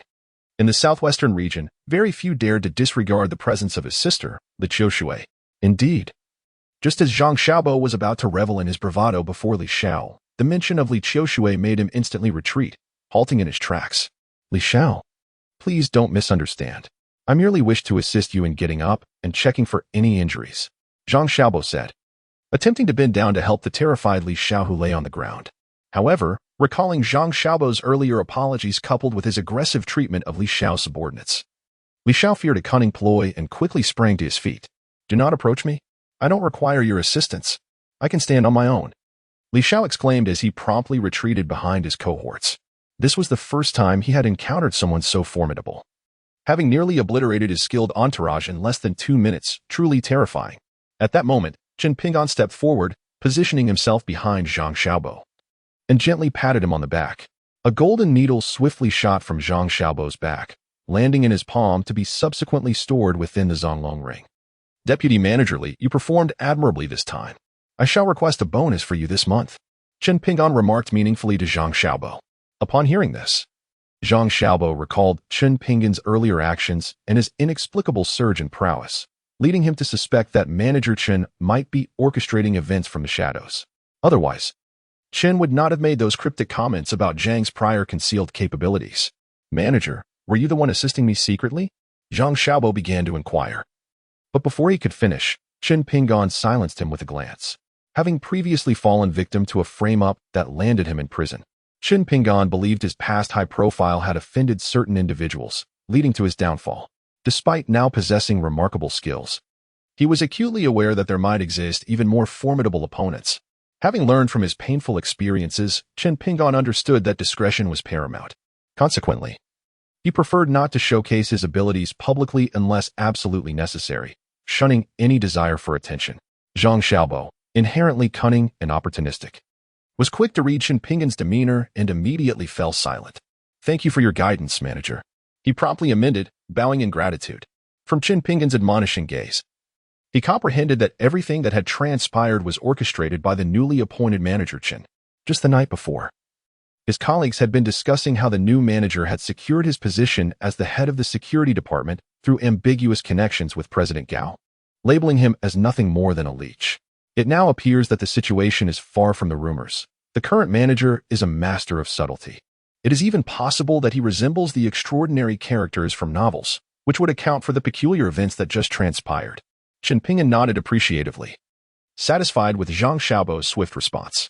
It seems that entrusting the security department to Zhang Xiaobo and nurturing a couple more adept individuals to handle such situations in the future would allow him to be a hands-off manager, which is indeed promising. Chen Pingan approached Li Xiao. "Who are you, and why do you trouble our manager?" he inquired coldly. Li Xiao, intimidated by Zhang Xiaobo, nearly glared at Chen Pingan without answering. "Our manager is addressing you. Are you deaf or mute?" Zhang Xiaobo, observing Li Xiao's silence, had already concluded that his new manager was a legendary figure, and he promptly admonished Li Xiao. It was only after this reprimand that Li Xiao spoke. "You dare to lay hands on my woman, and you still have the audacity to question me? Gao Weiwei is the woman I, Li Jingkong, have my eyes on. You better keep your distance from her. Do not let me catch wind of any improper intentions towards her, or you will face dire consequences, I swear." Li Xiao understood that with Zhang Xiaobo, a skilled individual, by Chen Pingan's side, he and his men would gain nothing from further confrontation. Continuing to engage would only lead to more embarrassment. After shooting Chen Pingan a fierce glare and uttering a few threats, he signaled to his injured followers and departed. Chen Pingan did not attempt to stop them. Once Li Xiao and his entourage left, other security personnel and some employees from Sihai Group quickly gathered around, expressing their concern and gratitude towards Zhang Xiaobo for driving off Li Xiao and his gang. The security guards who had been assaulted earlier were especially thankful to Zhang Xiaobo for avenging them. Chapter 79. May I join you? Everyone, this is truly the manager's achievement. It is his commendable leadership and encouragement that allowed me to unleash my potential and drive off Li Xiao and his crew. If you wish to express your gratitude, direct it towards the manager. Zhang Xiaobo humbly responded to the crowd, fully aware that the accolades did not belong to him. However, the members of the security department recognized Zhang Xiaobo's diplomatic nature. Hearing his words, they interpreted his humility as a means to curry favor with Chen Pingan, the manager, by attributing the success to him. The crowd echoed Zhang Xiaobo's sentiments, turning to express their thanks to Chen Pingan. Yet, the glimmer of disdain in their eyes was unmistakable, leaving Chen Pingan feeling somewhat abashed. "Everyone, please quiet down. To reward the dedicated bravery of our security department today and the significant victory we have achieved, I will personally treat all of you to a lavish dinner tonight, and you may choose the location. Do not worry about the expenses on my account," Chen Pingan announced to the crowd. Upon hearing his words, the security personnel in attendance initially froze, only to subsequently display expressions of unrestrained joy. "Manager, may we choose the Hyatt Hotel?" One colleague, with a somewhat naive demeanor, tentatively inquired after Chen Pingan mentioned that the location was entirely up to them and that they need not worry about saving costs for him. As soon as the words left his mouth, an eerie silence enveloped the room, with everyone casting peculiar glances at Chen Pingan. They were eager to see whether he would flinch at the suggestion or even become irate. In Longqing, the Hyatt Hotel is the second largest establishment following the Imperial Grand Hotel, with rumors suggesting that a single meal there could easily exceed 10,000 yuan. The reason the colleague refrained from suggesting the Imperial Grand Hotel was that it was said the old war hero was hosting a birthday banquet there today, having reserved the entire venue. Thus, the Hyatt was their only option. Zhang Xiaobo promptly approached the colleague and delivered a sharp slap to the back of his head. "You fool! How could you put the manager in such a predicament? Do you think the company is the manager's personal property? If we dine at such an extravagant hotel, with our large group including the night and afternoon shift colleagues, we'd require at least 4 or 5 tables. One meal would wipe out the manager's salary for several months." Zhang Xiaobo reprimanded the colleague. It was due to Chen Pingan's presence that he had the opportunity to become the deputy manager. And given that Qin Pingan had just allowed him to shine, he felt an innate obligation to protect Qin Pingan's interests. But the manager himself said we could choose the location. The colleague replied, looking quite aggrieved. You dare to retort? Zhang Xiaobo, seeing the naive colleague still had the audacity to argue back, was tempted to deliver another slap. Xiaobo, what are you doing? It's just the Hyatt Hotel. A trivial matter. Tonight, we shall celebrate at the Hyatt. Those who have family nearby can bring them along for a lively gathering. Qin Pingan quickly intervened, reiterating his point. Upon hearing this, Zhang Xiaobo gasped in astonishment. The manager was remarkably generous. Many of them had family with them, so tonight could easily consume the manager's entire annual salary. Little did they know, even if he were to treat them to a year's worth of meals at the Hyatt, it would not deplete Qin Pingan's resources. Long live the manager. Manager, I adore you. Manager, we all love you.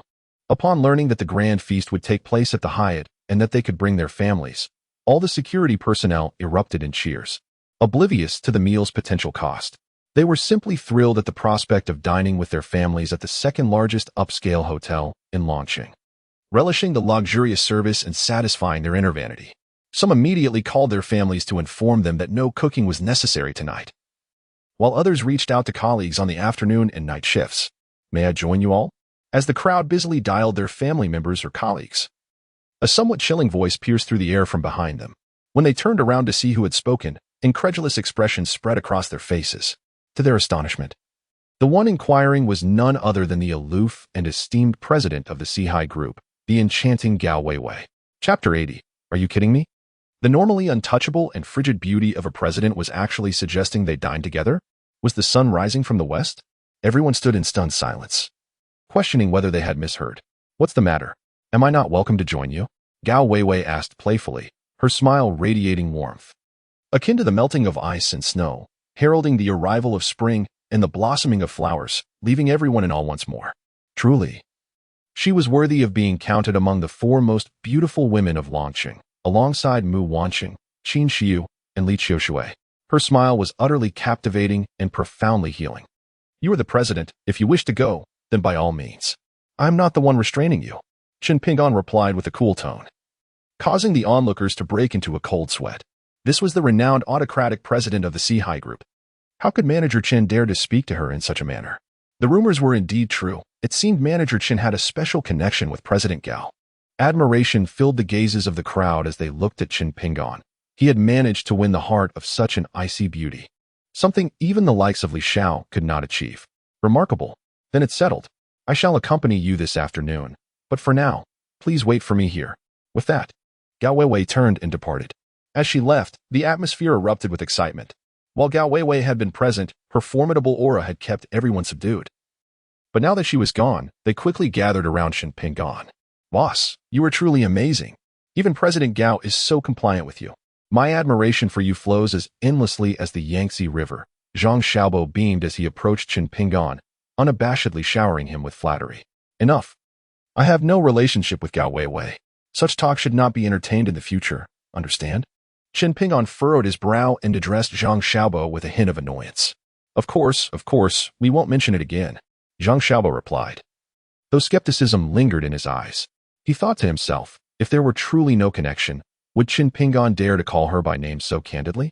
Furthermore, if they had no relationship, how could he speak to her in such a manner without inciting her ire, only to receive a smile in return?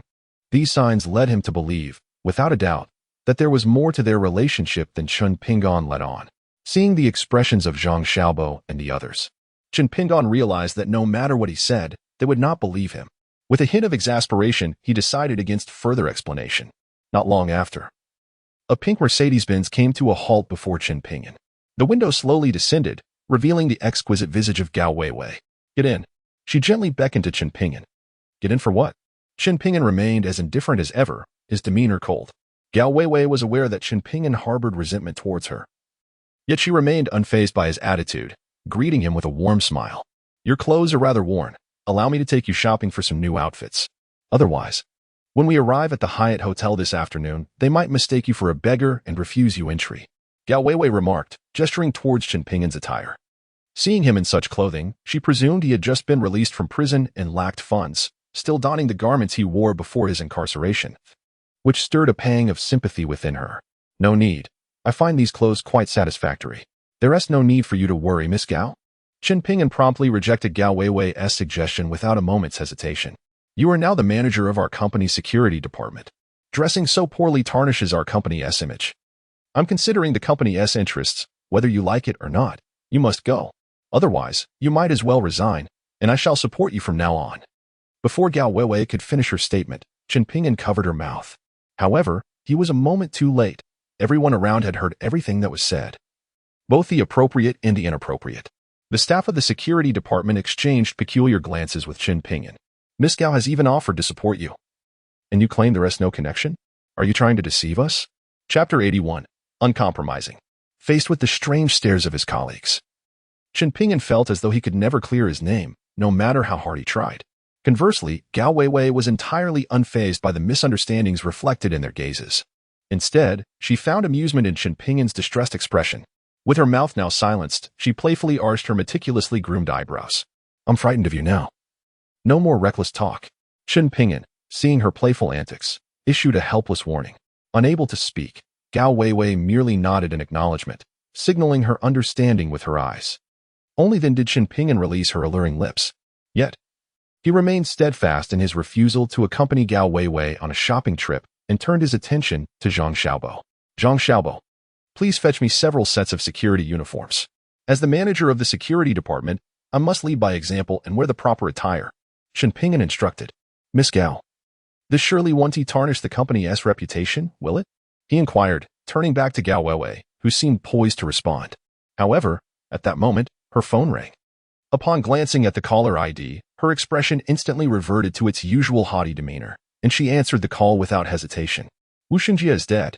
A mechanical voice echoed from the phone. Although the sound was faint, Chen Ping'an standing beside Gao Weiwei heard it distinctly, causing him to furrow his brow. Just days prior, he had encountered Wu Xinjie, who was referred to as one of the three great demons of the Southwest, and at that time, Wu appeared to be in excellent spirits. How could he have suddenly passed away within such a short span? Meanwhile, Gao Weiwei, clutching her phone, experienced a drastic change in her expression before hastily ending the call. If you prefer not to dress so formally, then so be it. Should anything arise, consult my secretary for assistance. I have matters to attend to and must take my leave. Disappointed by Chen Ping'an's reluctance to accompany her in shopping for clothes, coupled with the abrupt phone call, she pressed the accelerator and departed. Observing Gao Weiwei's departure, Chen Ping'an refrained from pondering further. Death occurs every moment in this world, and it was simply not his concern. Regaining his composure, he turned to find the security team regarding him with peculiar expressions, prompting him to frown once more. Zhang Xiaobo, why are you still standing there? Hurry and fetch my clothes. Bring them directly to my office. Chen Ping'an said irritably. Yes, manager, I will retrieve them immediately. Zhang Xiaobo promptly turned to find the garments for Chen Ping'an. Within 10 minutes, Zhang Xiaobo knocked on Chen Ping'an's office door, carrying 2 sets of security uniforms. Upon entering, Chen Ping'an noticed that he was not alone. The 3 individuals he had promoted to team leaders the previous day accompanied Zhang, each holding a uniform. Manager, we have brought the clothes you requested, 4 sets in total. Zhang Xiaobo cheerfully informed Chen Ping'an, gesturing towards their hands. Is it really necessary to make such a fuss over a few sets of clothes? For of you to deliver them? Chen Ping'an inquired, bemused. Aside from Zhang Xiaobo, he had taken note of the names of the other 3 team leaders the day before. The tall, crew-cut individual was named Lu Hang, the slender, artsy one was Zheng Shixian, and the one with a somewhat foolish appearance was called Wu Yong, although Chen Ping'an found him to be anything but brave. Upon hearing Chen Ping'an's remarks, the 3 leaders turned their gazes towards Zhang Xiaobo, offering no response. Zhang Xiaobo, once again sporting a broad smile, approached Chen Ping'an and, with a hint of embarrassment, spoke. Manager, besides delivering the uniforms, we were hoping you could teach us a few skills. Otherwise, we won't manage the current workload. At these words, Wu Yong and the others nodded vigorously, resembling chicks pecking at grain. The camaraderie among them had flourished. And upon witnessing Zhang Xiaobo courageously answering questions and being promoted to deputy manager, they too had boldly stepped forward to respond to Chen Ping'an's inquiries, ultimately leading to their own promotions as team leaders. All 4 were delighted. Earlier, when Zhang Xiaobo went to find clothes for Chen Ping'an, the other 3 immediately approached him, inquiring about his newfound prowess and why they had never noticed it before. Zhang Xiaobo shook his head, denying any sudden enhancement in his abilities. and proceeded to recount the situation and his suspicions regarding Chen Pingyan being an extraordinary individual. The three knew Zhang Xiaobo well. Recognizing that he was once an ordinary person like them, yet had inexplicably displayed remarkable courage, effortlessly defeating Li Xiao and the skilled individuals he brought along. Given Chen Pingyan's remarks prior to Zhang Xiaobo's emergence, they found his analysis quite reasonable, and after some discussion, they decided to seek Chen Pingyan's guidance in martial arts. In Chapter 82, titled Ancient Zhuang Fist, Chen Pingyan stated, "If you wish to learn martial arts, my requirements are exceptionally stringent. Should you meet them, I shall agree to teach you." Zhang Xiaobo was not particularly surprised by this. "Rest assured, manager, we will adhere to the rules you set," he replied, with the other three nodding in agreement. "Then let us proceed," Chen Pingyan said, rising from his seat and leaving the office. "Where are we headed, manager?" Zhang Xiaobo and the others queried, following closely behind. "Since you wish to learn martial arts, we shall head to our security department's training grounds." Upon hearing that Chen Pingyan was taking them to the training ground for instruction, Zhang Xiaobo and his companions expressed their excitement and hurried to keep up. Before long, they arrived at the training grounds, where several security personnel were engaged in physical training. Zhang Xiaobo, asserting his authority as the deputy manager, dismissed them all. Ultimately, only the 5 of them remained in the training area. "Listen closely," Chen Pingyan instructed. "Today I shall teach you a set of ancient Zhuang fist techniques. This form is immensely powerful, rivaling even the ancient Thai boxing, and it is said that ancient Thai boxing evolved from ancient Zhuang fist. Once you master it, do not misuse this strength to oppress the weak or engage in misconduct. Otherwise, I will personally ensure your downfall." Chen Pingyan warned Zhang Xiaobo and the others with a serious countenance. "Rest assured, manager, we will never use our skills to bully others or engage in wrongdoing. Should such a situation arise, I will punish myself without your intervention," Zhang Xiaobo boldly assured Chen Pingyan, with the other 3 echoing his sentiments. Chen Pingyan nodded in satisfaction. He had considerable faith in the words of Wu Yong and the other 3 captains, yet he harbored doubts about Zhang Xiaobo, based on his understanding of Zhang Xiaobo's character. While he was vocal and enthusiastic, it remained uncertain whether he would follow through. Nevertheless, individuals like him often demonstrated strong capabilities. So as long as they did not engage in actions that crossed moral boundaries, they could be valuable assets. Subsequently, Chen Pingyan began to impart a set of ancient Zhuang fist techniques, which possessed even greater power than ancient Thai boxing, to Zhang Xiaobo and the others. The ancient Zhuang boxing system was not bestowed upon him by his master, rather, it was a gift from a Zhuang boxing master whom he aided in healing an internal injury during his time in prison. As the saying goes, the path should not be lightly transmitted. The teachings imparted to him by his master were not to be shared casually, as it is the custom of their lineage. Furthermore, the techniques of their lineage necessitate a foundation of inner strength, rendering them inaccessible to the average individual. When Chen Pingyan demonstrated the ancient Zhuang boxing techniques before Zhang Xiaobo and others, they were left in awe, their faces betraying a hint of trepidation. The Zhuang ethnic group resides amidst a continuous expanse of mountains, and this ancient boxing style has been honed over millennia through battles with formidable beasts, making it immensely powerful, each strike capable of being lethal. Although it is termed boxing, the use of fists is minimal. Rather, it predominantly employs the hardest parts of the body, such as elbows and knees, to deliver fatal blows. While television portrays Muay Thai as extraordinarily fierce, it pales in comparison to the ancient Zhuang boxing. After witnessing Chen Pingyan's demonstration, Zhang Xiaobo and the others were drenched in cold sweat. Had any of Li Xiao's subordinates possessed proficiency in this ancient boxing, it is likely that the 4 of them would have been either dead or severely incapacitated by now. All right, I shall perform it once more. You can record it on your phones and learn from the video step by step. For today, let us familiarize ourselves with the moves, Chen Pingyan announced, executing the techniques again for their recording. He instructed them to practice alongside the recorded video until the end of the afternoon, leaving them utterly exhausted. Once you have mastered the techniques, feel free to train on your own.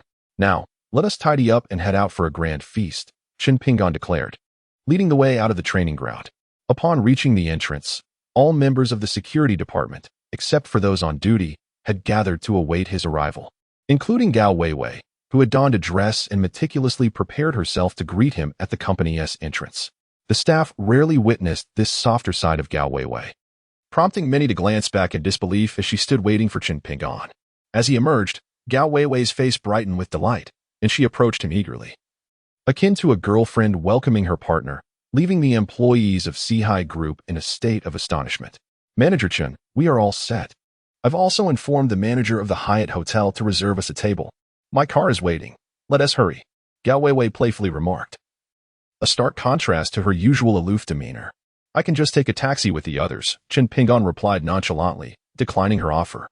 I have something to discuss with you regarding the takeover of the Sihai Magic Order. Since you are taking a taxi, I shall accompany you, Gao Weiwei insisted earnestly, determined to share the ride with him. Chapter 83. You have a replica. Upon hearing Gao Weiwei's words, Chen Pingon found himself at a loss for words and reluctantly entered her vehicle. Gao Weiwei had also arranged transportation for the other security personnel without cars. A grand convoy of over 20 vehicles proceeded majestically towards the Hyatt Hotel. Speak your mind. During the journey, Chen Pingon noticed Gao Weiwei's continued silence, suspecting she was merely toying with him, and could not help but inquire. Responding to his question, Gao Weiwei pulled over to the side of the road, turned around, and retrieved a long, exquisite gift box from the back seat. Take this with you. Tomorrow, accompany me to celebrate my adoptive mother's birthday. She holds significant influence within the Sihai organization, and if you wish to seamlessly take over the Sihai Demon King's decree, her approval is essential. My adoptive mother has a penchant for collecting antiques, much like a connoisseur. She has long coveted the Lantingi Su, and inside this box is an authentic piece of it. Presenting this Lantingi Su as a birthday gift should leave a favorable impression on her. While it may not guarantee your support, she might refrain from opposing your claim to the Sihai Demon King's decree, considering the significance of this piece, Gao Weiwei stated gravely. Chen Pingon remained silent, opening the elegant gift box to unveil the Lantingi Su. This masterpiece, a pinnacle of calligraphy by the sage of calligraphy, Wang Shiji, has been revered as the finest running script in history, said to have vanished for over a millennium. Contemporary versions of the Lantingi Su are mere replicas, the genuine article, if it were to resurface, would be treated as a national treasure, lauded by collectors. How much did you pay for this Lantingi Su? Chen Pingon asked nonchalantly, gazing at the piece in his hand. 180 million, Gao Weiwei replied without a moment's hesitation, as if such a sum were trivial, merely a string of numbers. You truly spared no expense, but this Lantingi Su is a forgery. You've been duped, Chen Pingon exclaimed upon hearing her response. His certainty stemmed from the knowledge that the authentic Lantingi Su was securely housed in the antique section of his vault at the Swiss bank. Manager Shin had provided him with a list of the antiques in that section, which conveniently included the Lantingi Su. I know. To Chen Pingon's surprise, Gao Weiwei, after a moment of astonishment, merely regarded him with mild curiosity and confirmed the Lantingi Su's forgery. This revelation left Chen Pingon astonished, and he questioned, if you are aware that this Lantingi Su is a replica, why would you spend such a fortune on it? Have you lost your mind? Unable to restrain himself, he uttered a mild rebuke. If I hadn't spent so much, how would my adoptive mother ever believe it to be genuine?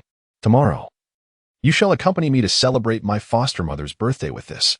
You need not concern yourself with other matters. I have everything arranged. With that, Gao Weiwei restarted the vehicle, steering towards the Hyatt Hotel. Before long, their convoy arrived at the Hyatt, renowned as the second-best hotel in Longqing's hospitality sector. A multitude of security personnel as family members had already gathered at the entrance in anticipation. The hotel manager, accompanied by the welcoming staff, eagerly awaited their arrival. Welcome, Mr. Gao, to the Hyatt Hotel.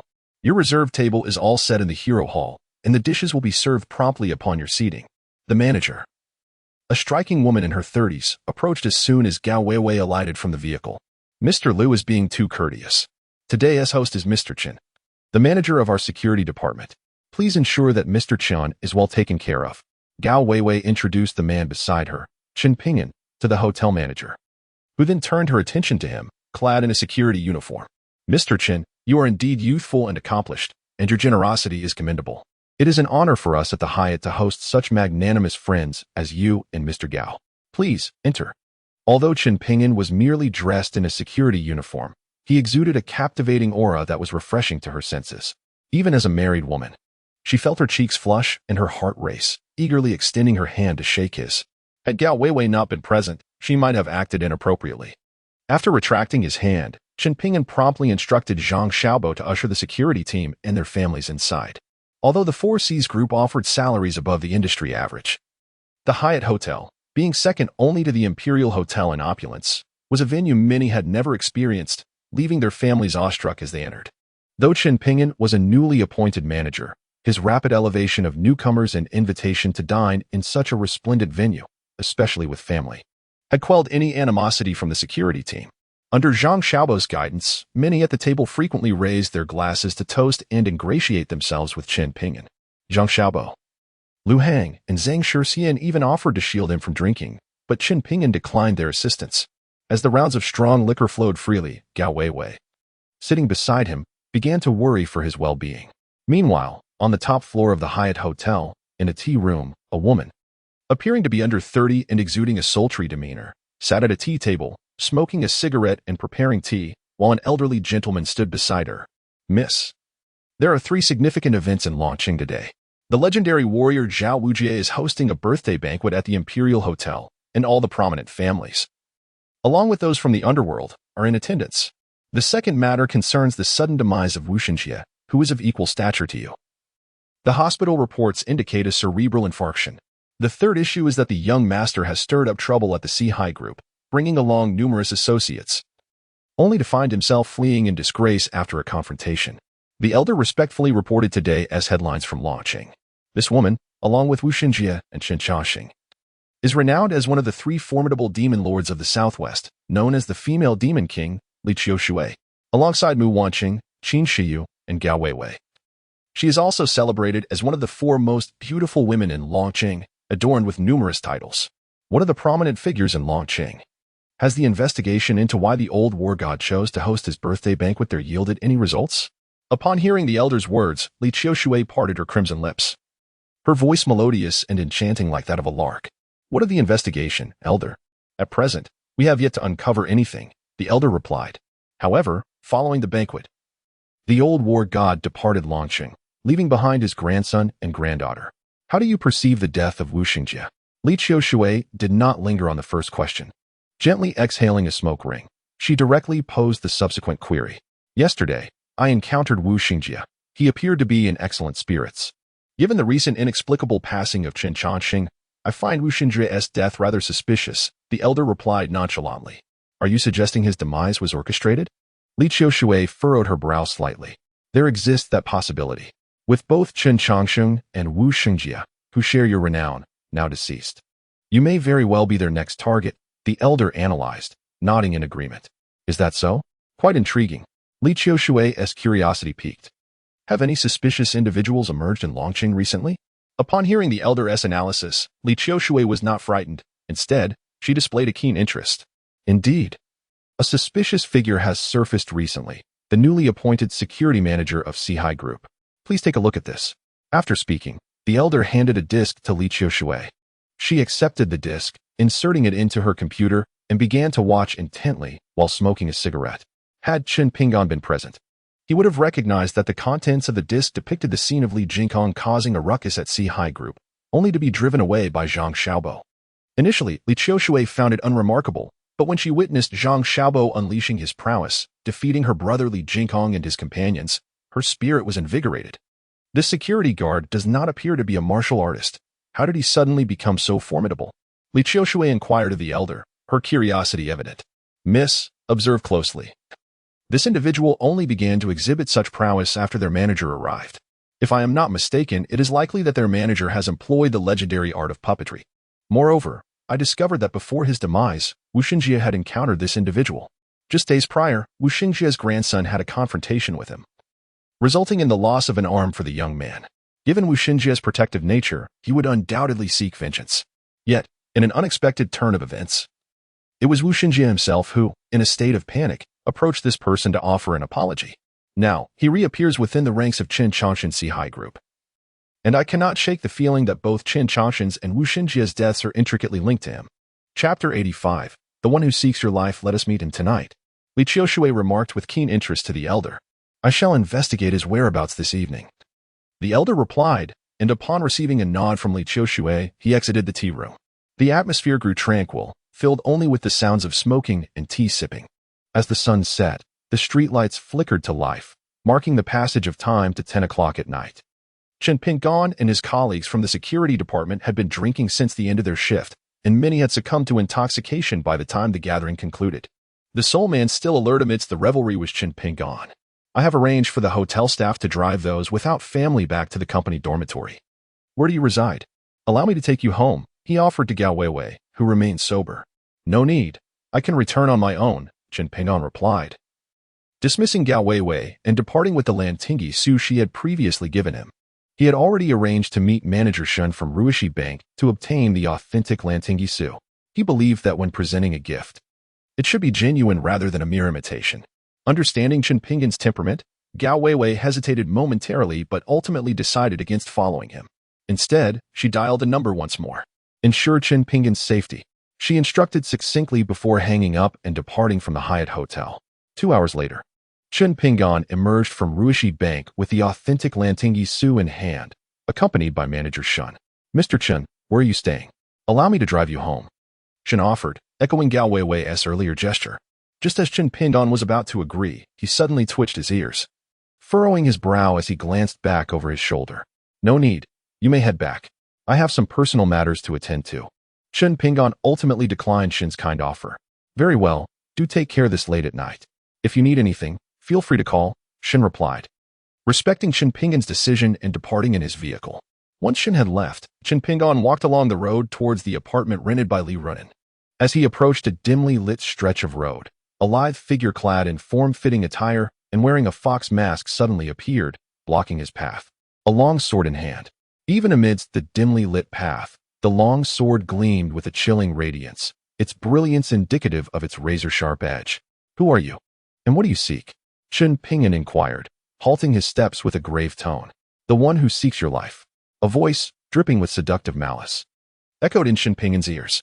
No sooner had the words left her lips than the slender figure opposite him sprang into action.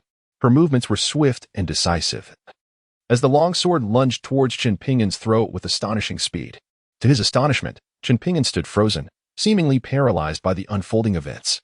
Hadn't Uncle Zhong mentioned that this young man was formidable, having slain both Wu Shengjie and Chen Chongqing, who were his equals?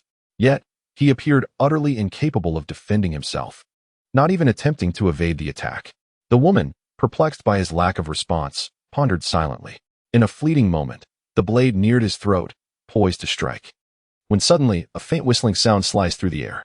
2 gleaming throwing knives darted forth, one deftly deflecting the sword aimed at Chen Pingan's throat, while the other targeted the woman's own neck. Startled, she abandoned her initial target and retreated hastily. At that instant, a shadow materialized as if conjured from the very air itself, positioning itself protectively before Chen Pingan. Shadow, is that you? The woman exclaimed in surprise upon recognizing the figure before her, none other than the personal bodyguard of Chen Chongqing, the king of the 4 seas, one of the 3 great demons of the Southwest. The remarkable achievements of Chen Chongqing during his lifetime were largely credited to the Shadow's unwavering loyalty. Yet, hadn't Uncle Zhang claimed that Chen Chongqing and Wu Shengjie had both been slain by this very individual? Why then did the Shadow choose to protect him? You are under my protection. Depart at once, or I shall not hesitate to unleash my wrath. The Shadow's voice emanated with an electronic timbre reminiscent of a machine. Humph. You think you can intimidate me? The woman scoffed disdainfully. With that, her long sword swung once more, but this time her target was not Chen Pingan, but the Shadow standing guard before him. Only by eliminating the Shadow could she hope to claim Chen Pingan's life. Without further ado, the Shadow brandished its throwing knives in response, and the two engaged in a fierce confrontation. To Chen Pingan's astonishment, they exchanged blows with remarkable intensity, neither willing to yield. The Shadow had been trailing him all along.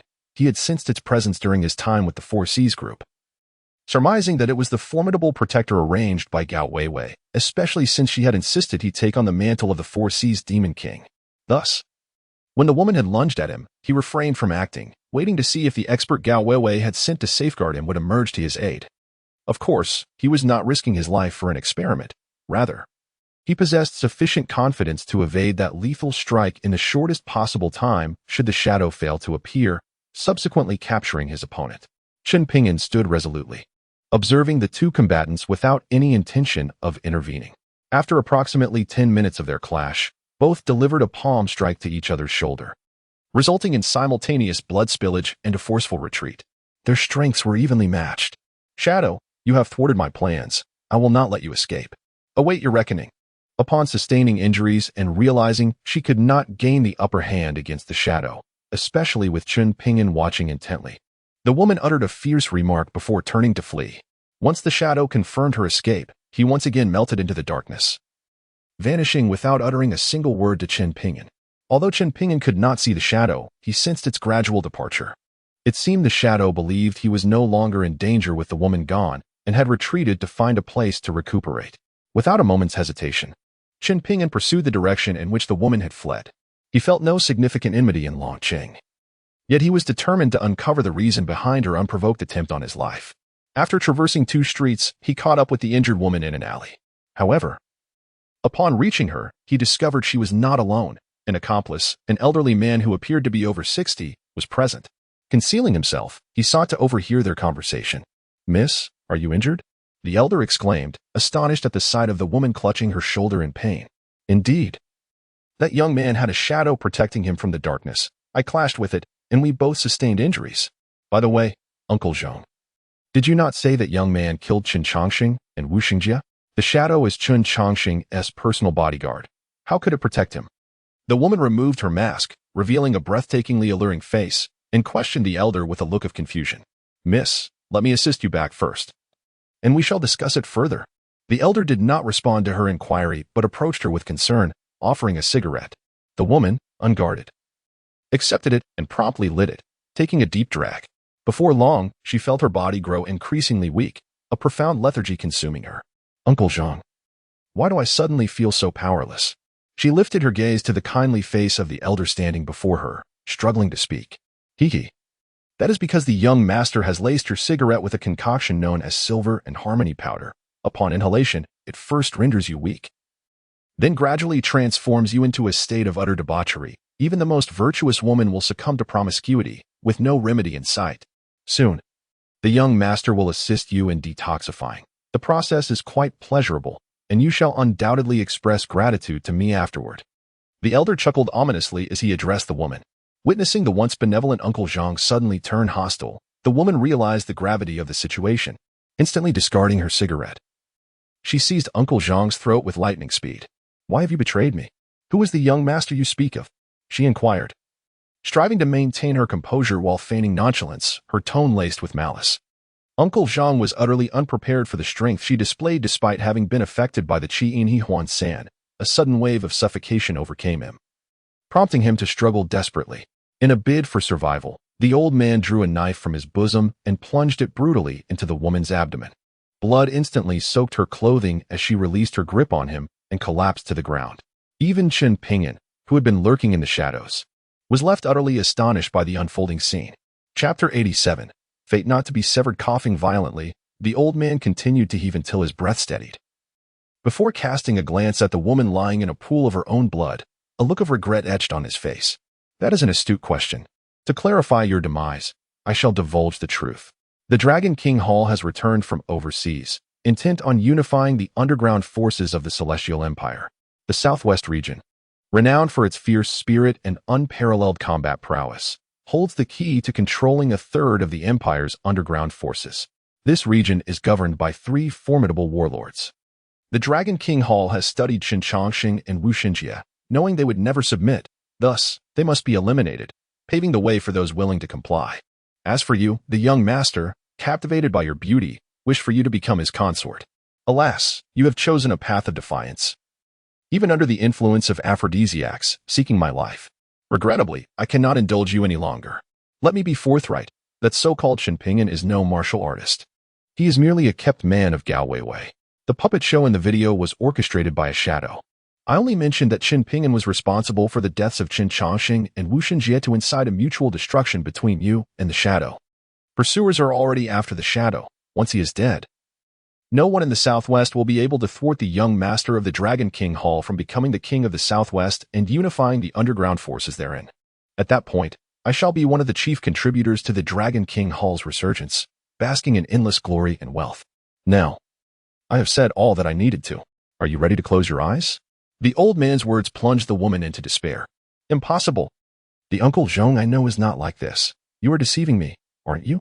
She attempted to say more, but the old man denied her the opportunity, driving the knife into her once more. Her eyes widened in shock, her legs kicked in a final struggle, yet she could not close her eyes in death. After so many years serving the Li family, receiving nothing, relegated to a mere servant at the beck and call of others. I have had enough. I shall live for myself, and if blame is to be laid, let it fall upon your ill fate. With that, the old man wiped the blood from the blade onto the woman's body and departed the alley. Once he had gone far enough, Chen Ping'an finally approached the fallen woman. Through their recent conversation, Chen Ping'an realized that the woman before him was none other than Li Qiushui, one of the 3 notorious demon kings of the Southwest. Her earlier attempt on his life had been orchestrated by others. Crouching before her, he gently probed her nostrils and neck. Although her breath had ceased, a faint pulse still throbbed beneath her skin. Fortune favors you. For your life is not yet meant to end, he murmured to himself. With his index and middle fingers pressed together, he executed a series of acupressure techniques from the 9 Dragons medical canon, sealing her meridians to staunch the bleeding. He then retrieved a golden needle from his dragon burial ring and pierced it into her Shun Ting acupoint, halting the loss of her vitality before he lifted her from the alley and hailed a taxi. Sir, to which hotel? The driver, seeing Chen Ping'an carrying an unmoving woman, was oblivious to the blood staining her form due to the dim streetlights. Mistakenly assuming that Chen Ping'an had encountered a drunken woman and was taking her to a hotel for a night of revelry. The Longguan Villa within 20 minutes. Chen Ping'an replied in a low voice. His current residence was shared with Li Runan and Qin Shiyu, and bringing an injured woman back there was clearly inappropriate. He recalled the Longguan Villa that Zhao Shikai had gifted him. It was quiet and unoccupied, ideal for recovery. The driver hesitated upon hearing Longguan Villa. It was renowned as the most luxurious and expensive villa in Longqing. After scrutinizing Chen Ping'an's security uniform, the driver mistakenly assumed that Chen Ping'an was a security guard at the villa. What are you staring at? Drive. Chen Ping'an's voice, filled with urgency, cut through the air. At such a critical moment, the driver's delay in starting the engine ignited Chen Ping'an's frustration. Just a security guard. Why are you so fierce? Get out of my car. The driver, feeling insulted by being scolded by a mere security guard, retorted angrily, attempting to eject Chen Ping'an from the vehicle. Chen Ping'an was momentarily taken aback by the driver's reaction, but quickly understood the reason for the refusal. The driver likely thought him unworthy of such authority. Under normal circumstances, he would not have minded, but given the gravity of the situation, with the woman in his arms gravely injured and only a short time to save her, he could not afford to delay. Without further ado, Chen Ping'an slammed his palm onto the passenger seat. Having once transformed a van into a flat disc with a single strike, the seat was no match for his strength, collapsing instantly under his hand. This was with him holding back, using less than a third of his power. Otherwise, he would have shattered the vehicle's chassis. The driver, startled by Chen Ping'an's sudden display of strength, felt a shiver run down his spine and involuntarily swallowed hard. The gaze directed at Chen Ping'an was filled with terror. Is this truly the power of a mere human? Drive. We must reach Longguan Villa within 15 minutes, or your fate will mirror that of this passenger seat. Chen Ping'an spoke again, his tone calm yet commanding. Yes, I assure you, we will arrive at Longguan Villa within 15 minutes. The driver, utterly frightened, dared not suggest that Chen Ping'an exit the vehicle, responding in a stammer. After wiping the cold sweat from his forehead with a tissue, the driver hastily accelerated. He thought to himself, no wonder he works as a security guard at Longguan Villa. Such strength is downright monstrous. To preserve his life, the taxi driver pushed the speedometer to 150, careening through over 20 traffic lights, ultimately arriving at the gates of Longguan Villa within the allotted time. Fortunately, being an experienced driver familiar with the terrain of Longqing, and given the early hour with minimal traffic, he managed to make the journey in time. Upon exiting the vehicle, Chen Ping'an transferred 100,000 yuan as fare. The notification on Alipay read 100,000 yuan. This sum is for your vehicle repairs, as well as fines for speeding and running red lights, compensation for retaking your driving test, and lost wages during that period. As the driver stood in shock at the generous fare, Chen Ping'an remarked casually. The driver had just violated over 20 traffic signals, each carrying a fine of 200. The total penalties alone would exceed 4,000 to 5,000. Given the numerous infractions, it was certain that his driving points would be insufficient, leading to the suspension of his license and the necessity of retaking the test. Chen Ping'an never shortchanges those who assist him, even if they are compelled to do so. The driver, upon hearing Chen Ping'an's words, trembled. He had been so frightened that he hadn't even considered the repercussions of his traffic violations. Now, thanks to Chen Ping'an's reminder, he broke into a cold sweat. Thankfully, this passenger was generous, providing such ample fare that he not only faced no losses but actually profited several thousand. Otherwise, he would have faced dire consequences and would have been at a loss for words with his wife upon returning home. "Thank you, sir." The driver quickly expressed his gratitude to Chen Pingyan, thinking to himself that the security guard at Longquan Villa must earn a handsome salary. Meanwhile, Chen Pingyan, cradling a woman, walked towards the entrance of Longquan Villa. It was only after he entered the villa that the driver left, his face alight with joy. This was Chen Pingyan's first visit to Longquan Villa. He had no time to admire the estate and quickly found a bedroom to carry the woman inside. He removed her clothing and retrieved 2 golden needles for acupuncture. Then, he proceeded to administer cardiopulmonary resuscitation and other supportive treatments. Gradually, under Chen Pingyan's diligent efforts, the woman, who had lost her breath, began to regain her heartbeat. Chapter 89. The Insincere Woman. Only then did he rise to scrutinize the woman before him. With just a glance, he was utterly captivated by her beauty. Particularly striking were her alluring eyes, flushed crimson from the effects of an aphrodisiac, reminiscent of the enticing hue of fine red wine, nearly ensnaring anyone who gazed upon them. Truly, when the silkworm's allure ignites, 100 charms are born, rendering all other beauties pale in comparison. I am overwhelmed by heat. Although the woman endeavored to restrain herself, she ultimately succumbed to a series of suggestive murmurs that nearly rendered Chen Pingyan weak-kneed. He recognized that the aphrodisiac within her was beyond remedy. Without timely intimacy, her body would succumb to an unrelenting fever, potentially leading to madness or even death. Gradually losing her senses, she leaned toward Chen Pingyan, unconsciously tearing at his garments. Alas, to save a life is worth more than building a 7-tiered pagoda. Today, I shall sacrifice my modesty. Not long after, the villa resonated with the most primal of sounds, which only subsided after an hour. Chen Pingyan was taken aback to discover that she had indeed lost her innocence. Was this woman truly a virtuous maiden? His expression turned complex. At that moment, the woman gradually regained her senses, her eyes landing on the conflicted face of Chen Pingyan, realizing she was completely unclothed. "What have you done to me?" She instinctively slapped him across the face. "You were under the influence of a potent aphrodisiac. I sacrificed my modesty to save your life. And instead of gratitude, you strike me? Is this how one treats their savior?" Chen Pingyan, visibly angered, explained his actions while draping his clothing over her to shield her exquisite form. As memories of the recent events flooded her mind, she felt a wave of anger and humiliation wash over her. It dawned on her that she had misjudged Chen Pingyan. A profound sorrow enveloped her. She never anticipated that the loyal servant who had watched her grow would betray her and conspire against her life. Had it not been for Chen Pingyan, she would surely be dead by now. Yet, her first experience had been lost to a mere kept man, leaving her deeply disheartened. Nevertheless, she had miraculously survived, and thus, she resolved to exact her revenge. The Dragon King's palace shall not seize control over the southwestern underground forces without a fight. With that thought, she composed herself and turned to Chen Pingyan, asking, "Do you have a cigarette?" Her inquiry caught him off guard, astonished that such a beautiful woman would smoke. "Smoking is detrimental to your recovery," he admonished. "I'll be fine. As long as I'm alive, that's what matters," she replied nonchalantly, accepting her words. Chen Pingyan said nothing further, retrieving a pack of cigarettes from his pocket, offering one to her lips, and lighting it for her. The pack of Huazi cigarettes was originally purchased by him in his quest for employment, yet remained unused and was carried with him ever since. As the woman was unable to move, Chen Pingyan took it upon himself to hold the cigarette for her, taking a puff before withdrawing it from her lips. Just a couple of inhales would suffice to quell the craving.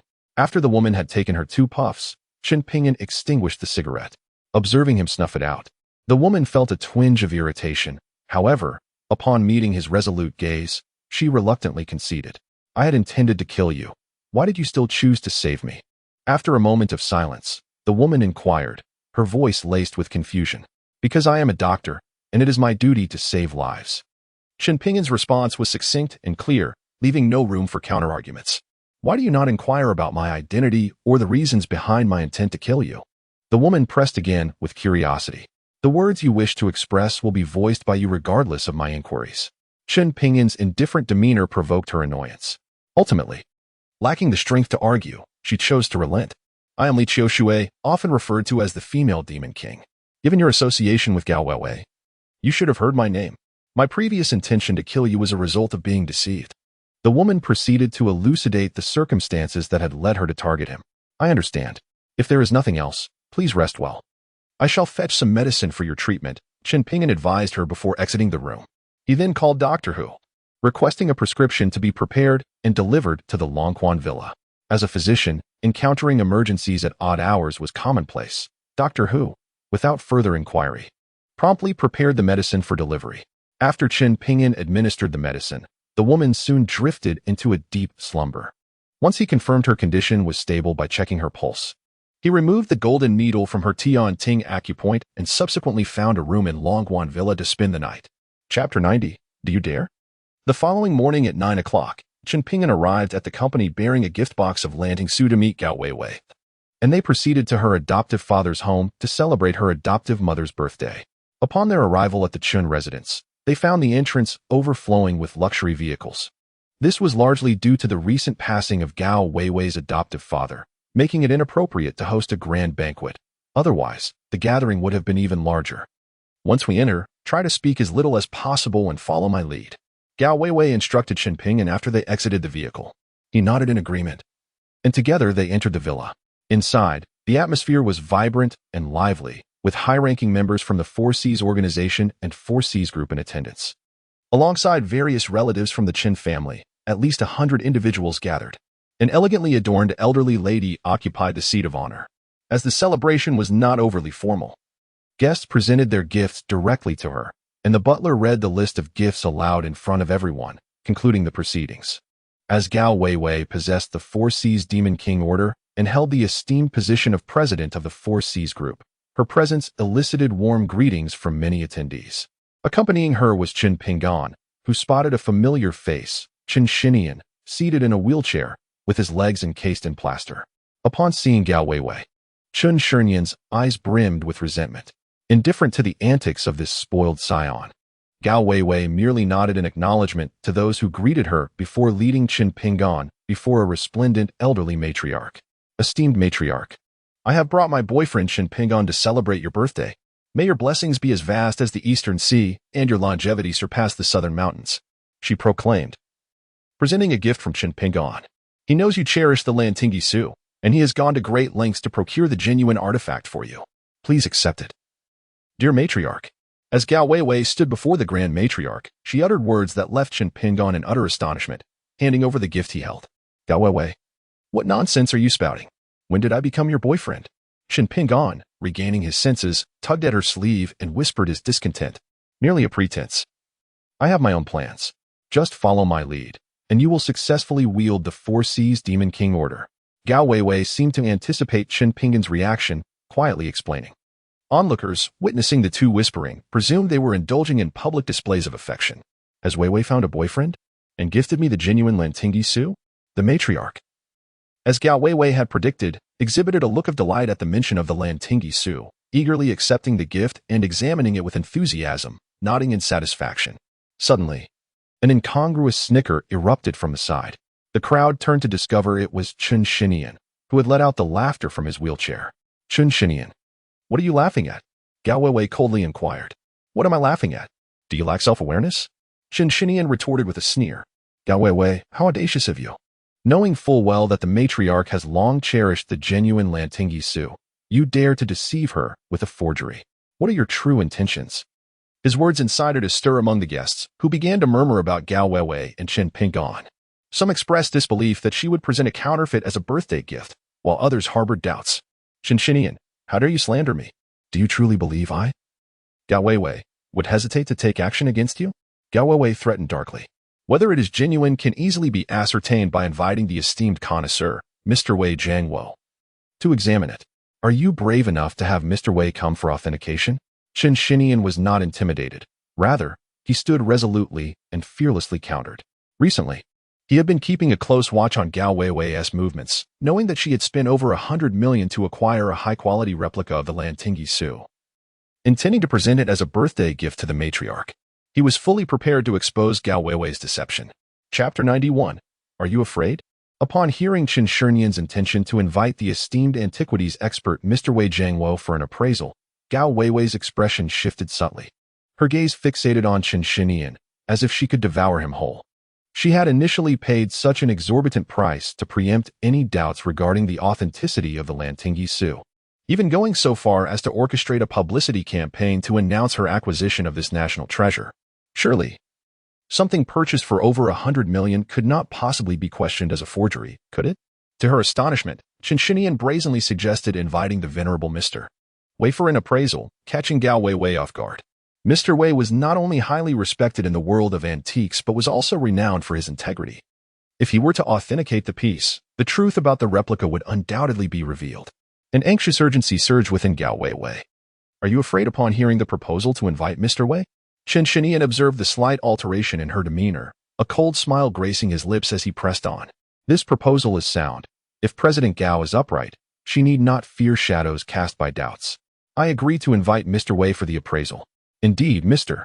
Wei's prestige would lend credence to the findings. Let us call him.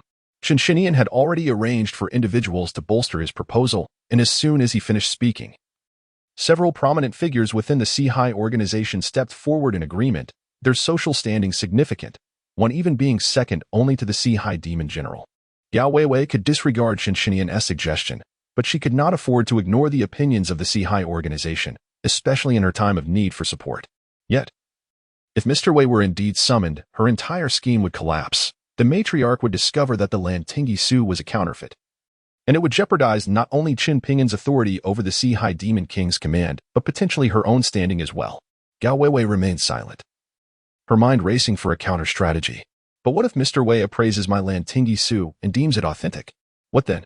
Just as she contemplated her next move, Qin Pingan, standing nearby, playfully posed this question to the self-assured Chinchinian. The crowd was taken aback by his unexpected inquiry, all eyes turning to Qin Pingan. Gao Wei's countenance shifted dramatically as she discreetly tugged at his sleeve. Did I not advise you to speak as little as possible upon entering? Moreover, you were able to discern yesterday that the Lantingyi Su was a forgery. Why then do you continue to confront him? Is it not unwise to fall into his trap? Gao Wei quietly reproached Qin Pingan. Initially, she had intended to employ other means to compel Chinchinian to cease his harassment.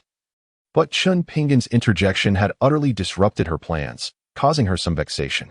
Rest assured, I possess my own discernment. He is but a mere buffoon, incapable of making significant leaps. Qin Pingan stated confidently to Gao Wei. You are unaware of Mr. Wei's character. Let us see how this unfolds.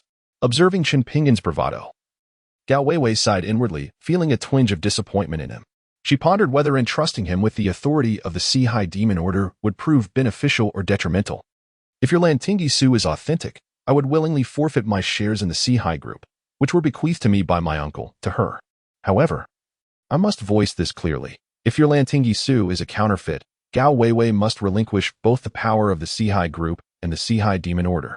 Do you dare to accept? Chinchinian responded to Qin Pingan with an equally confident demeanor. In his determination to ensnare Qin Pingan, he was prepared to relinquish his shares in the Sihai Group. He was convinced that the Lantingyi Su purchased by Gao Wei was undoubtedly a replica. He was certain of his victory and felt no fear. Yet, upon hearing Qin Pingan's words, he merely shook his head. What, are you afraid? Seeing Qin Pingan's denial, Chinchinian mistakenly believed he had intimidated him with his self-assuredness, feeling a twinge of regret but still coldly inquired. Afraid? Throughout my life, I, Qin Pingan, have yet to learn the meaning of fear. Let us wager, if my Lantingyi Su is genuine, you shall not only surrender your shares in the Sihai Group to my Wei without compensation, but you will also publicly bow 10 times to apologize to her. If it is false, we shall proceed as you suggested. If you dare to accept, summon Mr. Wei. Qin Pingan declared with unwavering confidence. Mr. Wei's integrity aligned perfectly with his intentions. The Lantingyi Su he possessed was not the one Gao Wei had given him yesterday, but rather an authentic piece retrieved from the vault of the Long Burial Hall. Chinchinian was taken aback by Qin Pingan's self-assurance, wondering if the Lantingyi Su that Gao Wei had purchased for over 100 million was indeed genuine. However, he recalled hearing from masters in the collecting community that the authentic Lantingyi Su had been missing for over a millennium, and that all existing versions were mere replicas. There could be no original. He surmised that his opponent was merely posturing to intimidate him, attempting to frighten him into retreat. Resolute in his thoughts, Chinchinian regained his composure and once again broke into a cold smile. Very well, let us make a pact. With the venerable matriarch and numerous esteemed guests as witnesses, any party that defaults on this agreement shall be compelled by the matriarch and the guests to uphold our arrangement. Bolstered by this conviction, Chinchinian resolutely accepted Qin Pingan's wager without further hesitation. He then placed a call to Mr. Wei, standing beside Qin Pingan. Gao Weiwei initially perceived Qin Pinggan's confident demeanor in much the same light as Qin Shinian. Believing that he was attempting a psychological ploy, a tactic designed to intimidate Qin Shinian into losing his resolve and refraining from summoning Mr. Wei for authentication. At this juncture, such a strategy appeared to be the most advantageous. Regrettably, it seemed Qin Shinian was not deceived by Qin Pinggan's ruse and remained unshaken by his words. This outcome elicited a quiet lament from Gao Weiwei. It appeared that her only recourse would be to covertly threaten Mr. Wei to ensure his cooperation. With this thought in mind, Gao Weiwei excused herself under the pretense of visiting the restroom to facilitate her plans, regardless of the circumstances. It was imperative that Qin Pinggan gain the matriarch's approval today to successfully wield the Four Seas Demon King decree. Should he fail to surmount this hurdle, the subsequent endeavor to elevate Qin Pinggan to the status of King of the Southwest would be utterly unfeasible. Meanwhile, the matriarch watched the unfolding events with a detached demeanor, neither offering support nor dissent. By the time Gao Weiwei returned from her arrangements, Qin Shinian had already dispatched someone to escort Mr. Wei to the villa. Mr. Wei has arrived? The matriarch, upon seeing Mr. Wei, rose joyfully to greet him. As a collector and aficionado of antiques, she held Mr. Wei, a luminary in the realm of antiquities, in high regard. May the matriarch enjoy a fortune as vast as the Eastern Sea and a longevity surpassing that of the Southern Mountains. Mr. Wei extended his greetings with a respectful gesture, then presented a piece of antiquity he had casually brought from his home as a birthday gift to the matriarch. You are too kind, Mr. Wei. The purpose of inviting you today is primarily to seek your expertise in discerning whether this Lantingyi Su is authentic or merely a replica. I have scrutinized it for quite some time but remain unable to discern its true nature. The matriarch delicately handed the Lantingyi Su to Mr. Wei. Having examined it herself on 2 or 3 occasions, yet her limited eyesight prevented her from determining its authenticity. Let me take a look. Prior to his visit, Qin Shinian had already informed Mr. Wei over the phone that his purpose was to authenticate the Lantingyi Su. Mr. Wei, not one to be overly formal, accepted the piece and laid it flat on the table, producing a magnifying glass to scrutinize it meticulously. Mr. Wei's attentive examination caused Gao Weiwei's expression to darken, as anxiety crept into her heart. Earlier, she had dispatched someone to Mr. Wei's residence, intending to seize a family member as leverage to threaten him. Yet, there had been no word from her subordinates thus far, leaving her uncertain of their success. They must act before Mr. Wei announces his findings if they are to overcome this challenge. Chapter 93. Are you questioning my professionalism? Mr. Wei, have you discerned whether this Lantingyi Su is genuine or not? As Gao Weiwei was about to confront and threaten Old Wei, Qin Shinian unexpectedly positioned himself between them, casting an eager glance at Old Wei as if to inquire, thus effectively halting Gao Weiwei's advance. This scene made Gao Weiwei feel a surge of anxiety once more. However, Old Wei paid no heed to Qin Shinian's words. Instead, he continued to scrutinize the item through his magnifying glass, which allowed Gao Weiwei to breathe a slight sigh of relief. The entirety of the audience held their breath, awaiting Old Wei's final verdict as he examined the piece. After a prolonged 20 minutes, Old Wei finally exhaled, setting down the magnifying glass and closing his eyes in contemplation. Mr. Wei, what do you discern? Is it authentic or a replica? An impatient voice broke the silence, eager for Old Wei's assessment. It was evident to all that Old Wei's expression, devoid of joy or sorrow, indicated that the Lantingyi Su was undoubtedly a forgery. Even before he uttered a word, Qin Shinian declared smugly. Everyone understood that the Lantingyi Su was a national treasure. Had it been genuine, Old Wei would have been elated, not maintaining such composure. At that moment, Gao Weiwei felt a surge of urgency and contemplated forcing her way forward to intimidate Old Wei. Yet, before she could act, Old Wei spoke. Who told you that the Lantingyi Su is a forgery? After meticulous observation, I can confidently assure you, with my reputation on the line, that this piece before us is indeed the authentic Lantingyi Su, lost for over 1,000 years. Just as Qin Shinian was reveling in his triumph over Gao Weiwei, Old Wei, who had remained silent with his eyes closed, suddenly opened his somewhat clouded gaze and uttered words that left everyone present in utter disbelief. This Lantingyi Su is astonishingly genuine. Moreover, I stand by my word. Qin Shinian was defeated. All eyes turned toward him with a mixture of confusion and incredulity.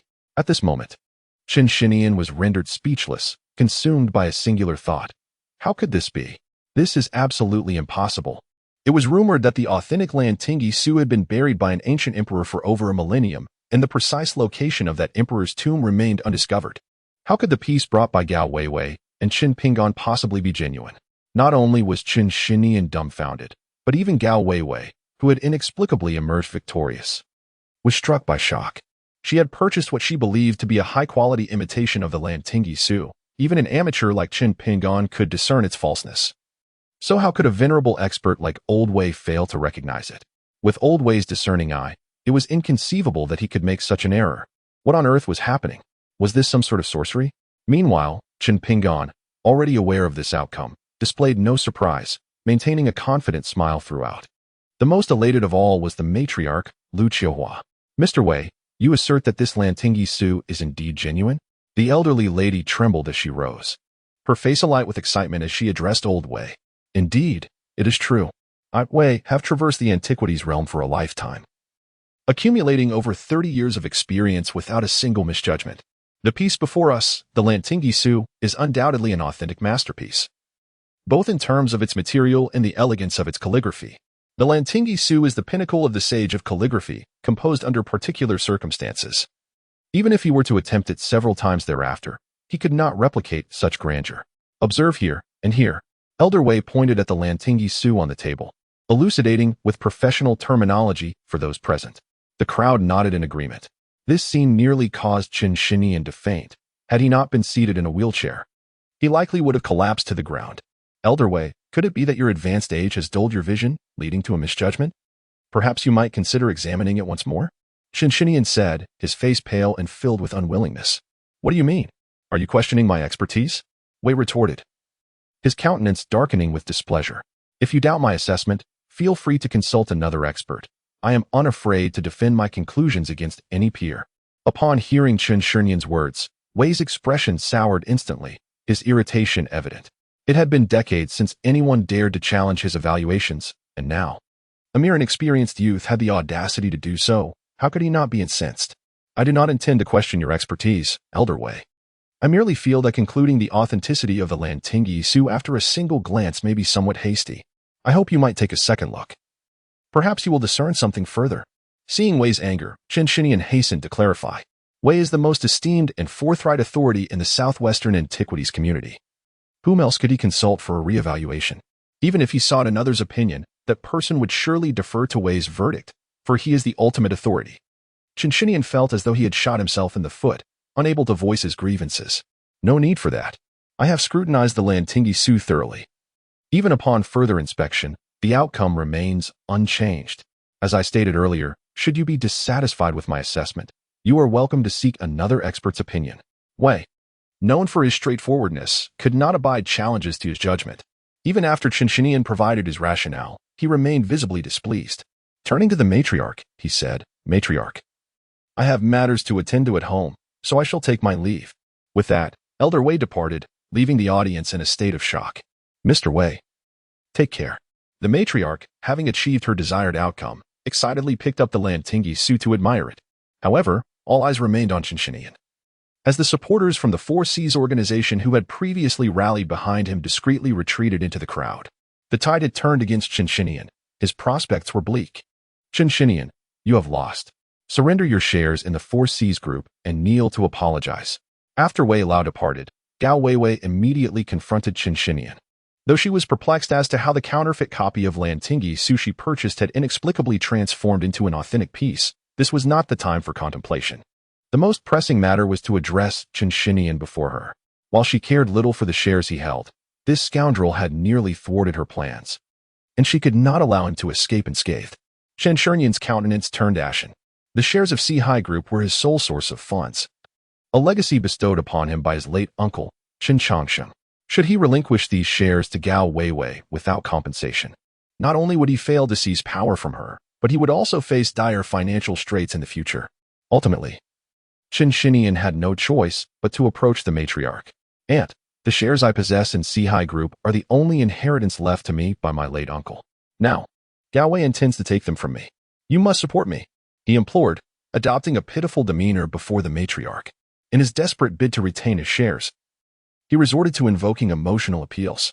The matriarch furrowed her brow, casting an irritable glance at Qin Shinian. Nevertheless, she sighed and turned her attention to Gao Weiwei, speaking slowly. Indeed, the shares of Sea Group were bequeathed to him by his uncle. It would be somewhat inappropriate to transfer them to you without compensation. Wei Wei, as his elder sister, you ought to consider your brother's position. Let us forego this wager. The matriarch's words caused Gao Weiwei to frown, although she was reluctant. It was imperative for Qin Pingyan to secure the matriarch's support to effectively wield the Sea Demon King's decree, compelling her to ultimately relent. Yet, just as Gao Weiwei was about to acquiesce to the matriarch, Qin Pingyan stepped forward first. Matriarch, this wager is solely between Qin Shinian and myself. It has no bearing on Weiwei. I am not his brother and am under no obligation to coddle him. Furthermore, he initiated this matter. As adults, we must bear the consequences of our actions. Thus, he should surrender the shares of Sea Group and, in addition, offer 10 respectful bows of apology to Weiwei. Both conditions must be met. Qin Pingyan declared resolutely to the matriarch and Qin Shinian. You, young man, who grants you the audacity to speak to me in such a manner? The matriarch was taken aback by Qin Pingyan's opposition, her face displaying a mixture of surprise and anger as she rebuked him. His words were clearly a slight against her, seeking to embarrass her in front of others. Senior, what are you doing? Quickly, cease this. Gao Weiwei, startled by the matriarch's fury, hastily grasped Qin Pingyan's arm. They were still in need of the matriarch's favor, and provoking her like this was akin to digging their own grave. In my life, I have never needed to borrow courage from anyone. Uncertain if it was the influence of the phoenix taming technique, Qin Pingyan's demeanor had taken on a somewhat domineering quality. After Gao Weiwei restrained him, he not only refused to yield to the matriarch but also coldly retorted against her. If the opposing party would not consent to his possession of the Four Seas Demon King order, he resolved to pursue his own course of action, deeming it unnecessary to endure the whims of that young Qin Shinian. Qin Shinian had been using the dividends from these shares to rally others within the Four Seas group to create trouble for Gao Weiwei.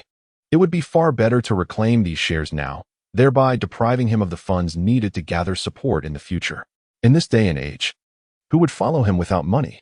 Witnessing Qin Pingyan act so impulsively, Gao Weiwei was thoroughly alarmed and hurriedly positioned herself behind him. Matriarch, Qin Pingyan did not intend to offend you. It was Qin Shinian who first slandered me, and our wager with him was proposed in front of you and so many esteemed guests. Now that he has lost, he seeks to backtrack. Qin Pingyan merely reacted in defense of my honor upon seeing me bullied.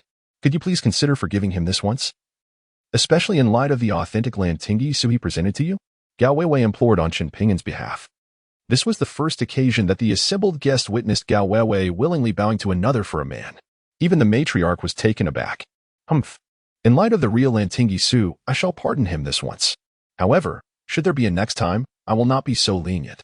As for your matters with Shinian, I shall not intervene. Do as you wish. Noticing Gao Weiwei's evident concern for Qin Pingyan, the matriarch found an excuse to save face. Meanwhile, Qin Shinian, hearing the matriarch declare her disinterest in their affairs, panicked. Aunt, you cannot disregard your nephew, he exclaimed, urgently grasping the matriarch's leg in supplication. You instigated this situation, and it was your own proposal to surrender the shares upon losing. This is the consequence of your own actions. You must resolve it yourself. The matriarch coldly pushed Qin Shinian away, her expression darkening. Both Qin Pingyan and Gao Weiwei had just reiterated before her and the gathered guests that it was indeed Qin Shinian who had instigated the matter. Should she insist on intervening, rumors would undoubtedly circulate, tarnishing her reputation irreparably. After being cast aside, Qin Shinian's face fell into despair. His parents had been imprisoned for wrongdoing, and now his aunt would not assist him. He was left with nothing but hopelessness. Can we now fulfill the wager? We made it clear earlier that should anyone refuse to honor the agreement, it would be enforced by the matriarch and the guests present. Do as you see fit. Qin Pingyan threatened Qin Shinian once more. As these words escaped his lips, those who supported Gao Weiwei stepped forward, their expressions menacing as they fixed their gazes upon Qin Shinian. The atmosphere was such that if he failed to comply with the wager, they would have no qualms about dealing with him. Is that not sufficient? After Qin Shinian finished speaking, he closed his eyes and waved his hand behind him, signaling the butler to fetch the shares. Moreover, he was to bow and apologize, 10 resounding bows, none to be omitted. Qin Pingyan specifically reminded him. Qin Shinian glared at Qin Pingyan with fiery eyes, as if he wished to devour him whole. However, upon noticing the unkind gazes of Gao Weiwei's supporters, he reluctantly rolled himself out of the wheelchair and prostrated on the ground, bowing 10 times to Gao Weiwei. With each bow, his face burned with shame and indignation. After all, he was bowing in front of hundreds of onlookers. Once word of today's event spread, he would become the laughingstock of Longqing. At that moment, Chinchinian felt an overwhelming urge to die, deeply regretting the trouble he had caused for Gao Weiwei. If only he had not been so arrogant. If he had not summoned Elder Wei, or had chosen another antiquities master to bribe, perhaps the outcome would have been different. But now, it was too late for regrets. Indeed, one must dare to take responsibility, assist him back to his wheelchair. Seeing Chun Shinian truly bowing to her, Gao Weiwei expressed her satisfaction. However, these words of praise fell on Chen Shinian's ears like daggers. After the butler handed over Chen Shinian's shares, under his pained gaze, the matter was formally concluded.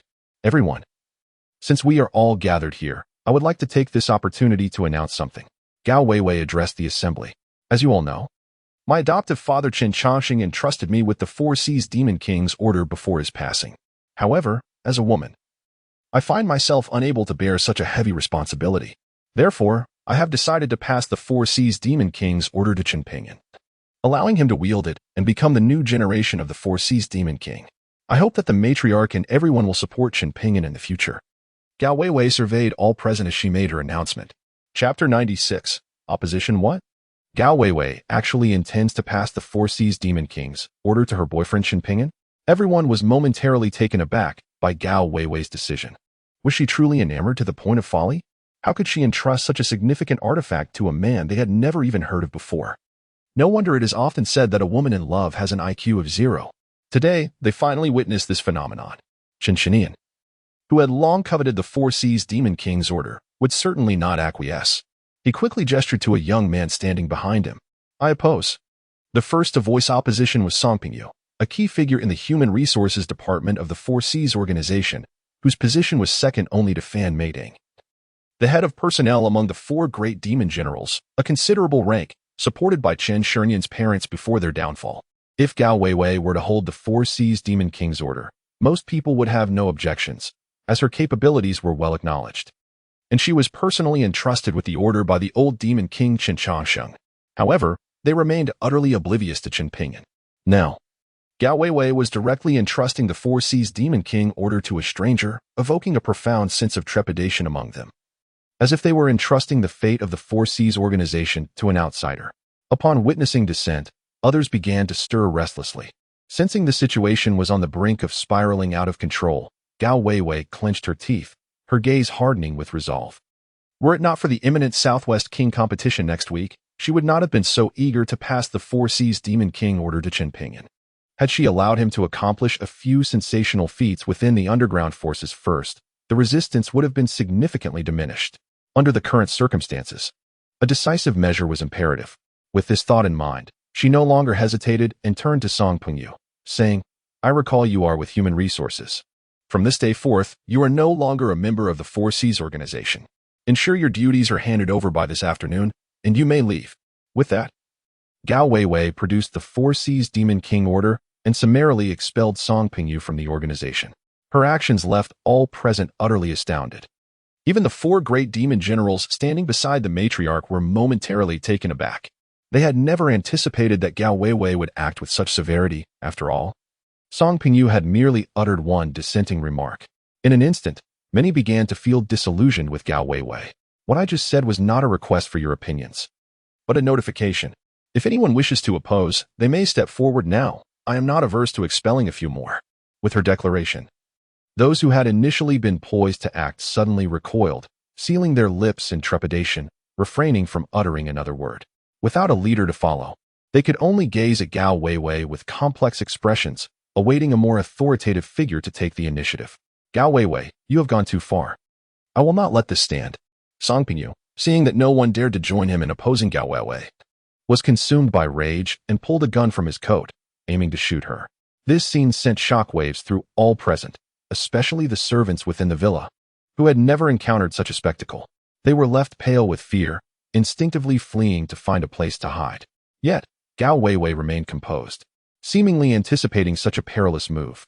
At the moment Song Pingyu drew his weapon, she deftly hurled a gleaming throwing knife from her hand, which struck true, piercing his heart.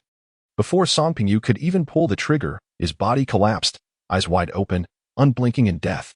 This sight further horrified those in attendance. However, most of them were accustomed to the underworld and had witnessed far worse. After a brief moment of chaos, the The crowd settled into a tense silence. Gao Weiwei, how dare you commit murder at the matriarch's birthday celebration? Do you hold no regard for her? Chun Shinian, regaining his composure, pointed a trembling finger at Gao Weiwei, his face a mask of shock and fury. Song Pingyu was indeed his most devoted supporter, and it was precisely due to Song Pingyu's backing that he dared to challenge Gao Weiwei. Now that Gao Weiwei had unexpectedly taken Song Pingyu's life, how could he not be enraged? As soon as he voiced his thoughts, all eyes turned towards the matriarch seated at the head of the table, whose countenance was ashen as she glared at both Gao Weiwei and Qin Pingan. Gao Weiwei, have you not caused enough chaos? What have you done to my birthday banquet? The Four Seas organization is the culmination of your adoptive father's lifelong efforts. How dare you act so recklessly? I will not permit the transfer of the Four Seas Demon King order to this Qin Pingan. The matriarch thundered, her face a mask of fury directed at Gao Weiwei and Qin Pingan. Upon witnessing the matriarch's opposition, Gao Weiwei's expression darkened in response. However, recognizing the gravity of the situation, she turned her attention to the four great demon generals standing beside the matriarch. Now that the Four Seas Demon King order is in my possession, will you four obey my command? Gao Weiwei coldly inquired, brandishing the order. Miss Gao, as long as the matriarch consents, we have no objections, the leader of the four demon generals replied with a neutral expression, while the others nodded in agreement. Their responses left Gao Weiwei momentarily speechless. Although she surmised that the matriarch held significant influence within the Four Seas organization, she had not anticipated the extent of her power, capable of overshadowing the authority of the Demon King order in her possession. They had already faltered at this first hurdle. Let us depart. Defeated, Gao Weiwei reluctantly grasped Qin Pingan's arm, intending to seek alternative solutions. Wait. Qin Pingan halted the departing Gao Weiwei and turned to face the matriarch. The assembly regarded him with puzzled expressions. Even Gao Weiwei, now silent, was unsure of his intentions. Young man, there is no need to persuade me. While I appreciate the genuine gift of the Lantinggi Su, this matter is non-negotiable. I refuse to entrust the lifelong efforts of Weiwei's adoptive father to a stranger. The matriarch remarked coldly, believing Qin Pingan sought to sway her opinion.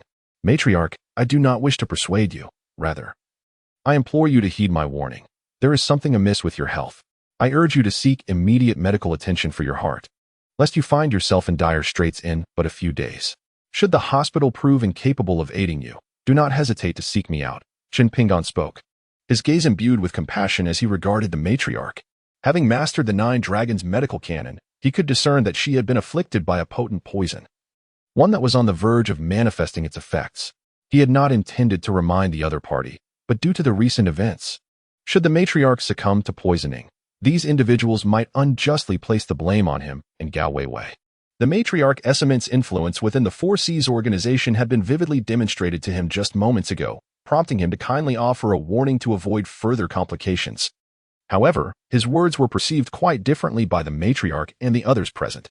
The matriarch's expression darkened instantly, on her birthday in good health. This young man dared to imply that she had issues. Was he not cursing himself? Her gaze towards Qin Pingan was laced with lethal intent. How audacious, young man, to curse the matriarch. What is your true intention? The four formidable generals seized this boy at once. Qin Shinian would not miss the opportunity to strike at Qin Pingan and Gao Weiwei. As soon as Qin Pingan's words fell, Qin Shinian immediately berated him. The four generals looked to the matriarch, ready to act should she give the nod to apprehend Qin Pingan without hesitation.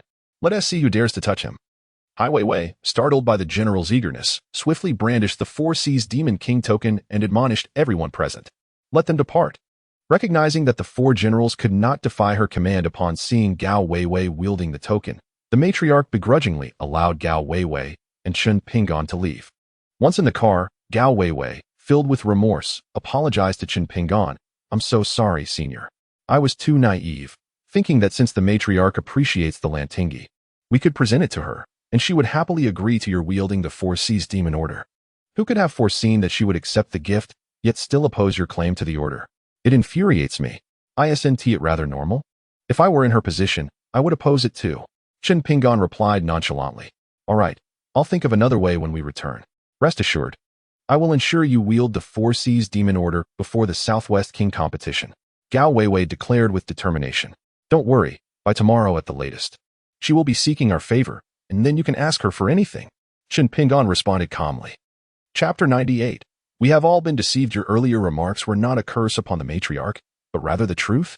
Gao Weiwei asked, astonished. Before leaving the villa, like everyone else, she had assumed that Qin Pingan was merely venting his anger at the matriarch's opposition to his holding the Four Seas demon order. In her moment of frustration, she had even found a sense of satisfaction in his supposed curse. Am I truly that malicious? Have you forgotten what my profession was before you all conspired to imprison me? Let us go. We shall await further news, Qin Pingan said. Upon hearing Qin Pingan's words, Gao Weiwei was overcome with shame, averting her gaze from him. In those years, Qin Pingan served as the chief physician at Jiangzhou People's Hospital. His remarkable medical skills had earned him a modest renown in Jiangzhou, attracting long queues of patients seeking his care daily, accompanied by a lucrative salary. Yet, he selflessly allocated 2/3 of his income to support 7 impoverished girls. Had it not been for dire circumstances and the overwhelming influence of that individual, they would have never conspired against him. Even now, the thought of that person's power instills a lingering fear within her.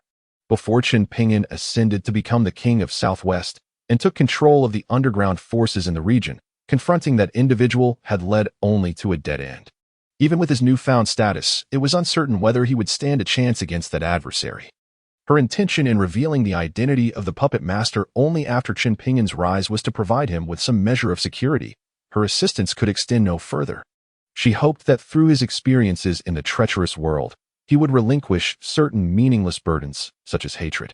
Fortunately, that individual had refrained from taking Qin Pingan's life, where it would remain uncertain whether he could still exist in this world. Yet, there were moments when she felt a sense of gratitude towards that person without him. Her once timid and introverted self would never have had the courage to approach a drunken Qin Pingan. Following that fateful night, one of their sisters bore a daughter for a senior. To avoid implicating that innocent child, she would only consider disclosing this matter to Qin Pingan once he truly let go of his hatred or vanquished that individual. It was precisely due to the coercion and betrayal of their revered Qin Pingan that the 7 of them vowed to excel, each pursuing their own paths in their respective fields. Now, she had finally achieved a modicum of success. Let us return and await news.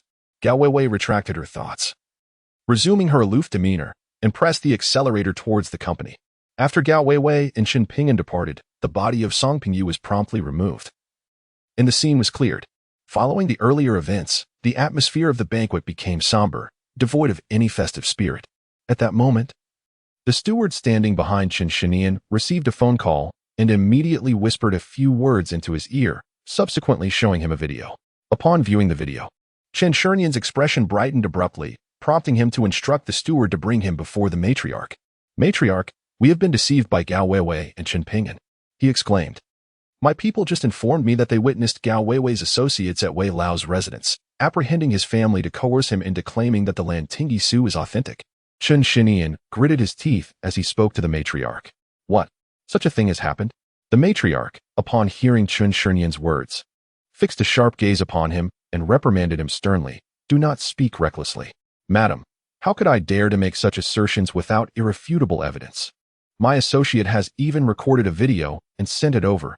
If you doubt it, you may view it for yourself, Qin Shinian stated as he handed his phone to the elderly matriarch. Upon receiving the device, she watched the footage, which depicted a scene where Gao Weiwei's confidant, accompanied by a group, forcibly intruded into the Wei household and abducted its members. The date displayed was, coincidentally, today. Unbelievable. After viewing the video, the matriarch rose in a fury, slamming her hand upon the table, and in a fit of rage, she tore apart the treasured original of the Lantingyi Su and discarded it into the trash bin. Beyond her anger at Gao Weiwei's deception, she felt an overwhelming disappointment. Believing that the Lantingyi Su in her possession was a forgery, it was akin to discovering that the son born to one's beloved wife was not of one's own blood. The more she contemplated, the angrier she became. Her heart began to ache, and she clutched her chest in agony. Someone, summon an ambulance immediately. The sight of her distress terrified everyone present, prompting many to hastily dial for help. By the time the ambulance arrived, the matriarch's heart was in excruciating pain. Upon reaching the hospital, the finest experts in Longqing convened for a consultation, yet they could not identify the cause of her ailment. Without a diagnosis, treatment was impossible. They could only administer pain relief. Doctor, what affliction plagues my heart? Why has it suddenly begun to hurt so severely? I have had comprehensive checkups every year, and there has never been an issue. In the ward, Qin and the 4 formidable commanders were all present. After receiving a painkiller injection, which alleviated her suffering somewhat. The matriarch turned to the hospital director and inquired, "Madam, we have conducted an exhaustive examination and found no anomalies in your heart." The director replied with a smile, "Nonsense. If my heart were without irregularities, how could it hurt so intensely? You quack doctors, summon a competent physician. If you do not ascertain the cause of my condition, I shall have this hospital dismantled." The matriarch was nearly beside herself with rage at the director's words, pointing a finger at him in accusatory fury. She was on the brink of death from pain, yet these doctors claimed her body was fine. Was this not an attempt to deceive her? Being duped by Gao Weiwei and Chen Pingyan at home was one thing, but to be misled by doctors in the hospital was infuriating. Chen Shinian and the four commanders from the organization regarded the director with menacing expressions, as if to say that without a satisfactory explanation, they would not hesitate to tear him apart. "Madam, we have summoned all the experts in launching for your consultation, and their unanimous conclusion is that there is nothing wrong with your health." The director's earlier smile had vanished, replaced by a sheen of cold sweat and palpable anxiety. It is said that this elderly lady possesses a remarkable reputation within the 4Cs organization. Should one provoke her, they may very well find themselves facing the dismantling of a hospital. The previously alleviated pain of the elderly lady surged anew at the words of the hospital director, causing her heart to throb painfully once more. "Get out, you incompetent quacks, leave at once," she bellowed, enduring excruciating agony. The director, startled, hastily exited the ward. At that moment, he even suspected that the elderly lady was deliberately causing trouble, for how could they fail to detect her ailment through both mechanical and manual examinations? Once the director departed, the elderly lady's chest heaved with indignation. As the effects of the analgesics began to wane, her heartache intensified, inducing a cold sweat. "Old madam." Before Chen Pingyan left, Gao Weiwei mentioned that your condition was troubling. He suggested that if the hospital could not assist, we should seek him out. "Should we go find him?" someone hesitantly remarked, recalling Chen Pingyan's words. Upon hearing this, the crowd's spirits lifted. However, before anyone could speak further, Chen Shinian preemptively intervened. "Old madam, it is possible that your ailment is the result of Chen Pingyan's machinations. After all, how could he have foreseen your discomfort? If you approach him now, it would only serve his interests." Chen Shinian had thoroughly investigated Chen Pingyan's background.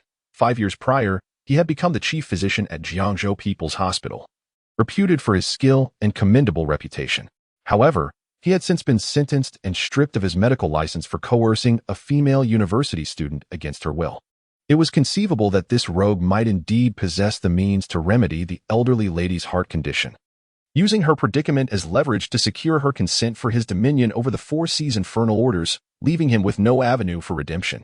Indeed, it must be Gao Weiwei and that scoundrel who poisoned her at that Lantingsu gathering. Let us confront him. I shall see him torn to shreds.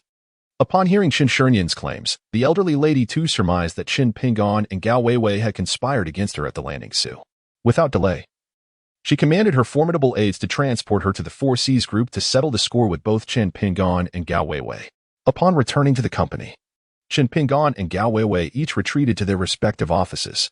Yet, scarcely had Chen Pingyan settled into his chair when his secretary, Fang Shaoran, summoned him to Gao Weiwei's office. Upon entering, he found not only Gao Weiwei, but also the elderly lady, accompanied by her formidable aides and Chen Shinian, all awaiting his arrival. The elderly lady sat in a wheelchair, her face contorted in pain. A mere glance at her confirmed to Chen Pingyan that she was suffering from the onset of poison, compounded by her recent intake of analgesics. Otherwise, she would have surely succumbed to her affliction. Moreover, Chen Pingyan was acutely aware that this poison, upon the initial consumption of the analgesic, would provide a fleeting sense of relief. Yet, once the effects of the medication waned, the pain would return with even greater intensity, rendering any subsequent doses of the analgesic utterly ineffective. The assailant who had poisoned the matriarch had arrived. Could the four formidable generals not apprehend the intruder? Upon witnessing Chen Pingyan's appearance, Chen Shinian could hardly contain himself and bellowed at the four generals. The four generals exchanged glances, their brows furrowing at Chen Shinian's audacity. They were, after all, the most powerful figures within the 4C's organization, second only to the Dark Overlord himself. When had it become the prerogative of a spoiled scion like Chen Shinian to issue commands? What are you four still hesitating for? Act. The matriarch, oblivious to the tensions, commanded the four generals as she noted their inaction following Chen Shinian's words. Though somewhat displeased with Chen Shinian, the four generals exchanged a glance and, after a brief nod, began to encircle Chen Pingyan. I dare anyone to lay a hand on him, Gao Weiwei coldly warned from the sidelines. The four generals momentarily halted, taken aback by her words. However, the matriarch, undeterred, interjected, "Seize this ungrateful wretch as well. I will bear the consequences." With the matriarch's orders given, the generals cast aside their hesitations and advanced towards Chen Pingyan once more, intent on capturing him. Seeing that her warning had fallen on deaf ears, Gao Weiwei's patience wore thin. "Shadow, should anyone dare to touch him, there will be no mercy." As her voice resonated, an eerie ripple coursed through the air, and a shadowy figure emerged, positioning itself protectively behind Chen Pingyan. The sight of this figure startled the four generals, causing them to instinctively retreat. They recognized the shadow as the former Dark Overlord Chen Changshan's personal bodyguard, a specter who was as elusive as he was formidable. "Shadow, do you dare interfere in my affairs?" The matriarch asked darkly upon witnessing the figure's appearance and its compliance with Gao Weiwei's command to protect Chen Pingyan. "The former Dark Overlord entrusted me with safeguarding Miss Gao and to await her commands. By her decree, should anyone dare to harm him, they shall face dire consequences." The words, delivered in a cold, emotionless tone, echoed like an electronic voice. Upon hearing the shadow's detached declaration, both Chen Shinian and the matriarch, along with the four generals, found their expressions darkening, paralyzed by the gravity of the situation. The shadow was no ordinary bodyguard. Its prowess was formidable and shrouded in mystery, leaving the four generals uncertain of their ability to subdue it. "Gao Weiwei, my uncle treated you with great benevolence during his lifetime, yet here you are, conspiring with outsiders to poison the matriarch for your own gain. Has your conscience been devoured by dogs?" Chen Shinian rebuked Gao Weiwei, intent on placing the blame for the matriarch's poisoning squarely upon the two of them, leaving them with no room to refute. "Chen Shinian, do not slander me without basis. If I, Gao Weiwei, sought to seize power unilaterally, I could simply command my shadow to eliminate you all in one fell swoop. Why resort to poisoning the matriarch and then consult her opinion?" Gao Weiwei retorted coldly. "You fear the whispers of others, which is why you hesitate to kill us outright, instead employing the despicable tactic of poisoning the matriarch to coerce her into endorsing your absurd actions. Do you think I am oblivious to your schemes?" Chen Shinian countered with flimsy arguments. "Nonsense. Do you truly believe I, Gao Weiwei, am concerned about others' opinions? Trust that I could easily end your life right now. And who would dare speak ill of me then?" With that, Gao Weiwei brandished a flying dagger while attending to her nails. This scene conjured memories in Chen Shinian's mind of Gao Weiwei shooting Song Pingyu, sending a chill down his spine as he hurriedly sought refuge behind the matriarch. Although the matriarch found Gao Weiwei's words harsh, she recognized the truth in them. Given Gao Weiwei's audacious nature, she was capable of the most outrageous acts, including bestowing the Four Seas Demon King's order to her boyfriend. Why would she care for others' judgments? "What is wrong with my body?" the matriarch inquired solemnly. Gao Weiwei found herself momentarily at a loss for words and turned to Chen Pingyan, who was shielded by the shadow. "Based on the symptoms you exhibit, it is unequivocally the peculiar poison known as the soul-seizing death powder from the western regions, and you were poisoned a fortnight ago. It has only now manifested." Chen Pingyan responded with calm assurance. "What? I was poisoned 2 weeks ago? And it was the soul-seizing death powder from the western regions? Who administered this poison to me?"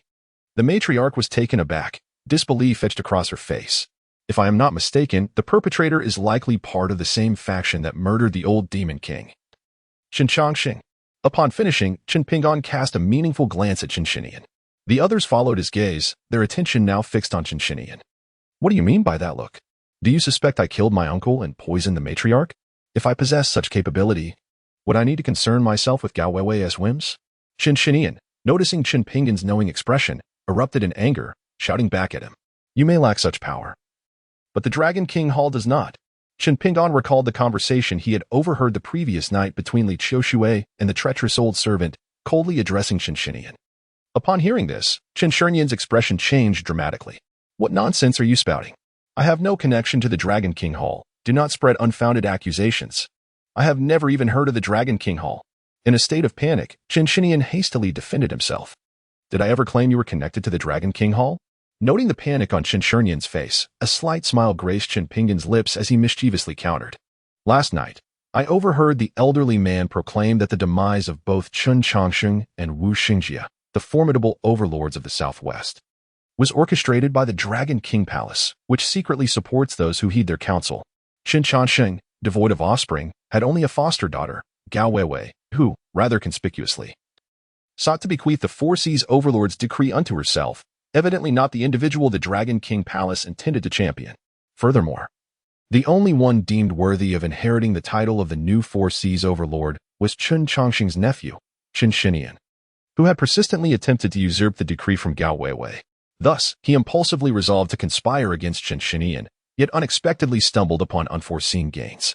Upon Qin Pingan's utterance, Qin Shinian found himself utterly bewildered. For a moment, Qin Shinian was at a loss for words. Meanwhile, the matriarch, Gao Weiwei, and the four formidable demon generals glared at Qin Shinian with palpable fury. Even a fool could discern that the old overlord's death, along with the matriarch's poisoning, was inextricably linked to the present Qin Shinian. Chapter 102. A plea for Mr. Qin to unravel the poison matriarch. My uncle's death truly bears no relation to me. Qin Shinian, swear it. Qin Shinian, noticing the malevolent glares from the matriarch and the four demon generals, was so frightened that he tumbled from his wheelchair.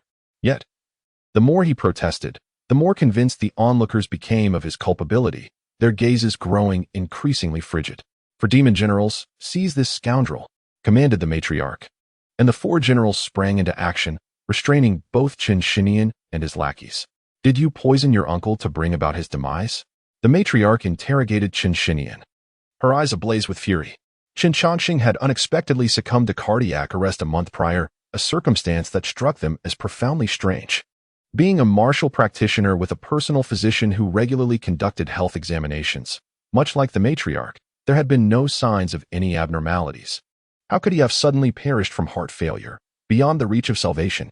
When Qin Chongqing passed, only his shadow was present, to whom he had entrusted the Four Seas Overlord's decree, instructing the shadow to deliver it to Gao Weiwei, and to heed her commands henceforth before departing this world. Even the forensic experts could not uncover any anomalies. However, given Qin Shinian's behavior, it appeared that matters were far from straightforward. I did not, matriarch. I truly did not poison my uncle. I implore you to believe me. Qin Shinian pleaded desperately. And what of the Dragon King Palace? The matriarch, unyielding, pressed him with her piercing inquiries. I know nothing. I truly have no connection to the Dragon King Palace. Qin Shinian protested vehemently, shaking his head like a rattling drum. Humph, if you choose silence, then you four, take him to the East Sea Dragon Palace for a taste of its hospitality. The matriarch ceased her questioning of Qin Shinian, instead issuing her chilling directive to the four demon generals. Upon hearing the words East Sea Dragon Palace, Qin Shinian nearly fainted from terror. The so-called Dragon Palace of the East Sea is a den of venomous serpents, housing hundreds of poisonous snakes. Those unfortunate enough to be cast inside have never emerged alive. It serves as a means of punishment employed by the Four Seas organization against members who have committed grievous errors. Yes, matriarch. The four formidable generals received orders to take Qin Shinian away. Please, no. I'll tell you everything. Just don't throw me into the Dragon Palace. Qin Shinian, utterly terrified, felt a wave of humiliation wash over him. Speak. The matriarch commanded sharply, as the others pinched their noses, casting disdainful glances at Qin Shinian. I swear. I will tell you right away. My uncle, Qin Chongqing, was indeed poisoned and killed by those from the Dragon King's Hall. The Dragon King's Hall is the foremost underground power among overseas Chinese, having been driven out over a century ago. Now, they seek to reclaim their territory and dominate the underground forces within the country, starting from our fiercely independent Southwest. Their plot is to eliminate the three great demons of the Southwest, Qin Chongqing, Wu Xinjie, and Li Qiushui, then support those who heed their commands to seize control of the entire underground force in the region. After poisoning my uncle, they approached me, promising to support my ascension as the king of the Southwest if I could obtain the Four Seas Demon King's order to control the Four Seas organization and its consortium. As for the poison afflicting you, matriarch, it was also their doing. They intended to have it act up once I secured the Demon King's order, ensuring no one would oppose my leadership in aligning the Four Seas organization with the Dragon King's Hall. However, for reasons unknown, the poison within you has prematurely manifested. I swear, my uncle's death has nothing to do with me. Qin Shinian recounted the entire truth with alarming clarity. Upon hearing his words, not only did the matriarch's countenance darken, but Gao Weiwei's gaze towards Qin Shinian brimmed with murderous intent. Take him away and confine him. Do not let him escape. I will make a decision once I have ascertained the facts. The matriarch instructed the four generals in a grave tone. Yes, matriarch. Two of the generals promptly seized the pleading Qin Shinian, leaving only Qin Pingan, Gao Weiwei, the matriarch, and the two generals present. The matriarch's gaze shifted back to Qin Pingan, though her previous fury had dissipated. Mr. Qin, you can see that I am gravely poisoned. Surely you possess a method for detoxification. I implore you to save my life. The matriarch beseeched Qin Pingan, addressing him now with a newfound respect. Before the poison manifested, Qin Pingan had discerned her condition at a glance, even suggesting he could assist should the hospital prove ineffectual. These signs indicated that he would undoubtedly be able to cure her affliction. Assisting the matriarch with her detoxification is feasible, but you must provide something in return. Gao Weiwei interjected before Qin Pingan could respond. She understood that Qin Pingan was a man of integrity and kindness, and she feared that he might hesitate to agree to wield the Demon King's order, given the elderly lady's advanced age. Thus, she, the wicked one, took the initiative to step forward. How do you expect me to express this?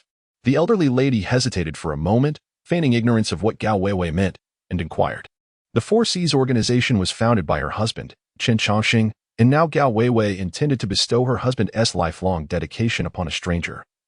She truly felt a pang of resentment. Qin Pingan stood behind the shadows, observing the scene with a cold gaze. Support Qin Pingan in wielding the Demon King's order. Everything else is non-negotiable, Gao Weiwei declared resolutely.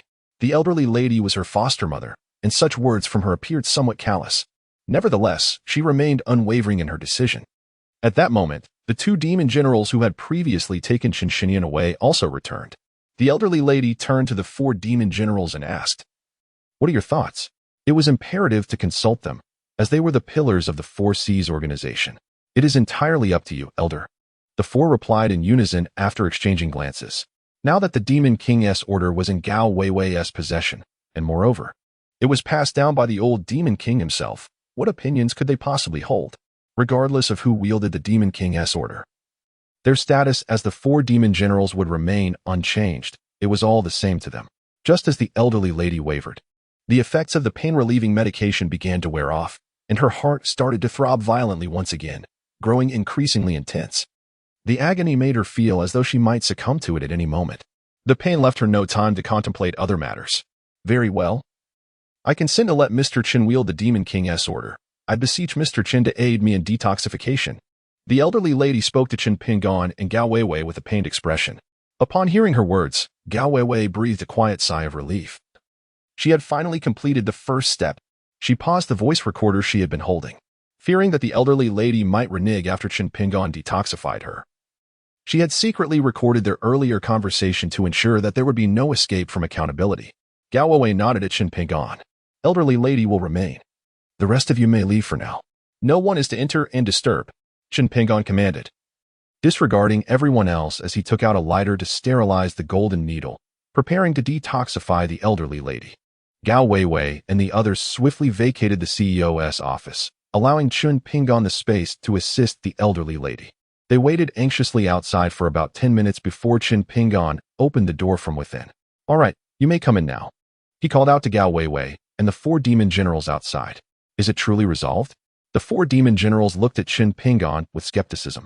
Earlier, so many experts at the hospital had spent hours without uncovering the cause of the elderly lady's affliction, yet in Qin Pingan's hands, it had taken merely 10 minutes? This was simply astounding. "You may enter and see for yourselves." Qin Pingan, disinterested in providing explanations, allowed them to venture into the office.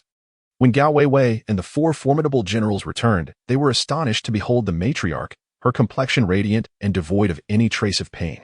To their disbelief, not only was she free from anguish, but she appeared to have regained several years of youth. Such a remarkable transformation in merely 10 minutes spoke volumes of Qin Pingan's extraordinary medical skills. Even Gao Weiwei, who was already aware of his prowess, found herself taken aback.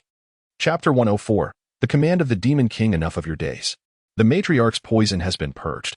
Hand me the Four Seas Demon Command. I must conclude my work soon, Qin Pingan remarked, somewhat exasperated by the astonished gazes directed at him. It was then that Gao Weiwei snapped back to reality, returning to her desk and retrieving a box from a concealed compartment to present to Qin Pingan in front of everyone.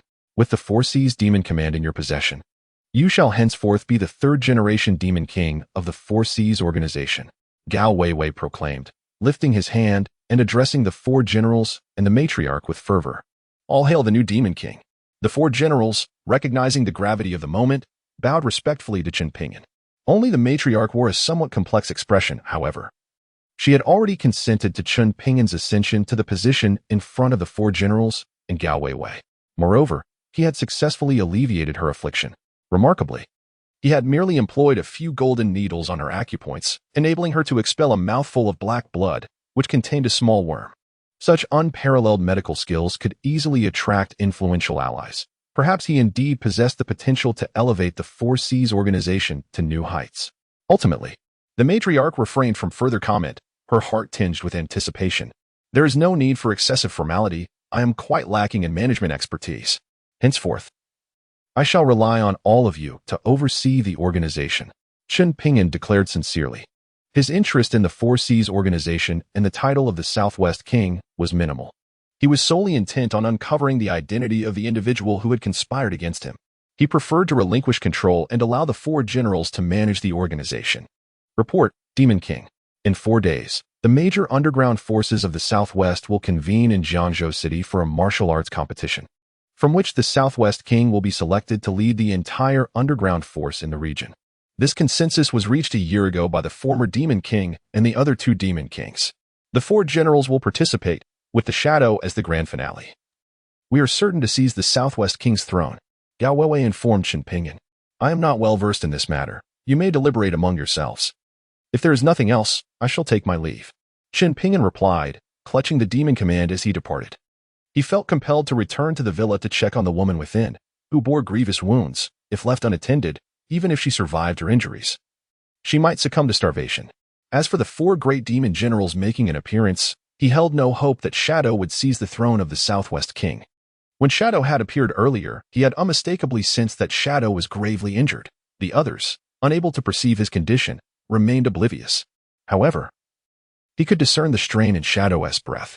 This recollection led him to ponder the conversation from the previous night between the woman and the elder, who had mentioned that the Dragon King's palace had dispatched individuals to ambush Shadow.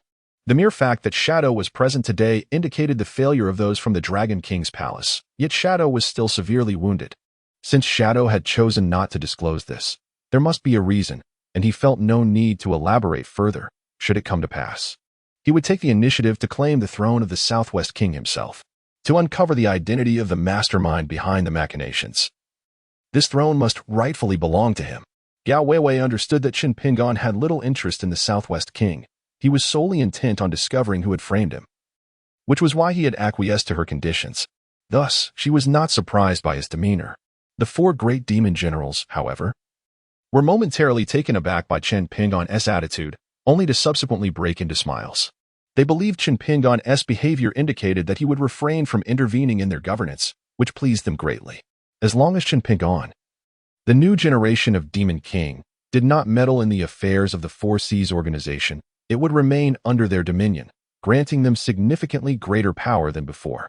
Ahem, since the Demon King has entrusted matters to us, let us confer about the martial arts tournament, Gao Weiwei remarked, drawing the attention of the 4 great demon generals back to the discussion.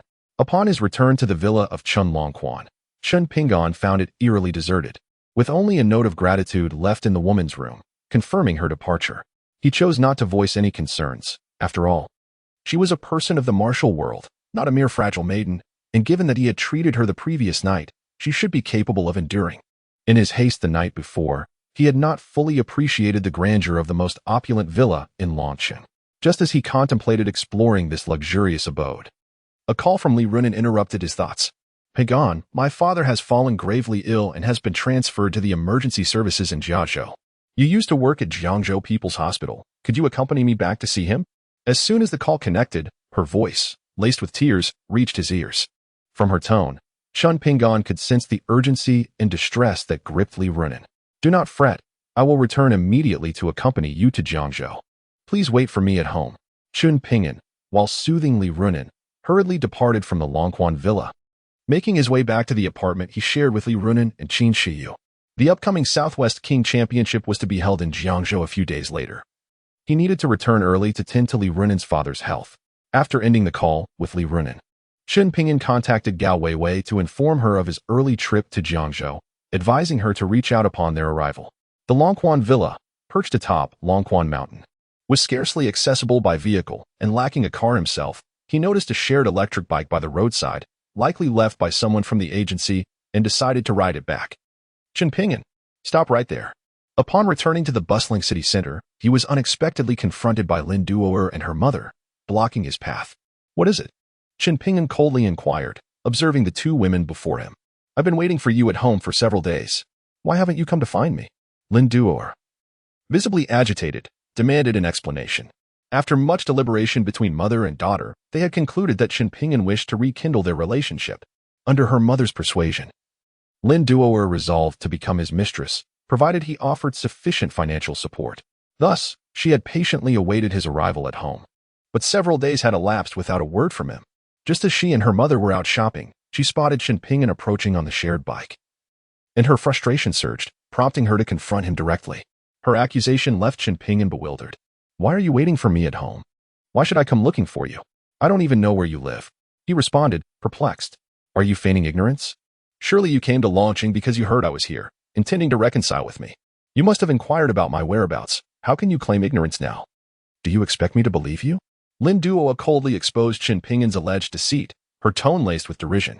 Chapter 106. Entanglement. Her nonsensical remarks only deepened Chen Ping'an's confusion, leaving him utterly perplexed regarding the intentions of this erratic woman. To suggest that his journey to Longqing was solely for her seemed exceedingly narcissistic. He found it difficult to comprehend how he had ever agreed to be involved with such a bewildering individual. Enough. I cannot comprehend your words. What is it that you truly desire? Speak plainly. Spare me the cryptic insinuations. My time is precious, and I have no inclination to engage in this frivolous banter. Chen Ping'an interrupted Lin Duo'er, his impatience palpable. He still needed to rush back to Jiangzhou with Li Runan to treat her father, leaving no time to entangle himself with the eccentric mother and daughter. Lin Duo'er thought Chen Ping'an was merely pretending and wanted to scold him again for his hypocrisy, but was quickly restrained by her mother. Duo, cease this nonsense. Lin's mother softly admonished her, wary of attracting the attention of passers-by on the bustling street. After reprimanding her daughter, she donned a smile and approached Chen Ping'an. Ping'an, dear, Auntie knows you still hold feelings for our Duo'er.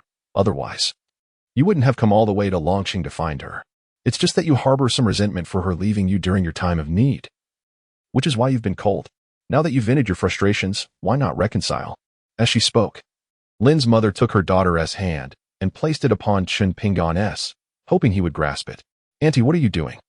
I've told you before that I am married. Please be more mindful. Chen Ping'an was taken aback by Lin's mother's actions and quickly withdrew his hand, a vigilant expression crossing his face. He was utterly baffled by the intentions of the mother and daughter duo. Lin's mother frowned slightly at his reaction but soon relaxed, continuing. Ping'an, I understand you have married into the Mu family, yet Auntie is aware that the young lady from the Mu family does not treat you well. Our Duo'er does not require any formal recognition. She only asks for a monthly allowance of around 200,000 to 300,000. Lin's mother, observing Chen Ping'an's demeanor, assumed he might be contemplating having them propose to be his mistress. With a smile plastered on her face, she reiterated her stance.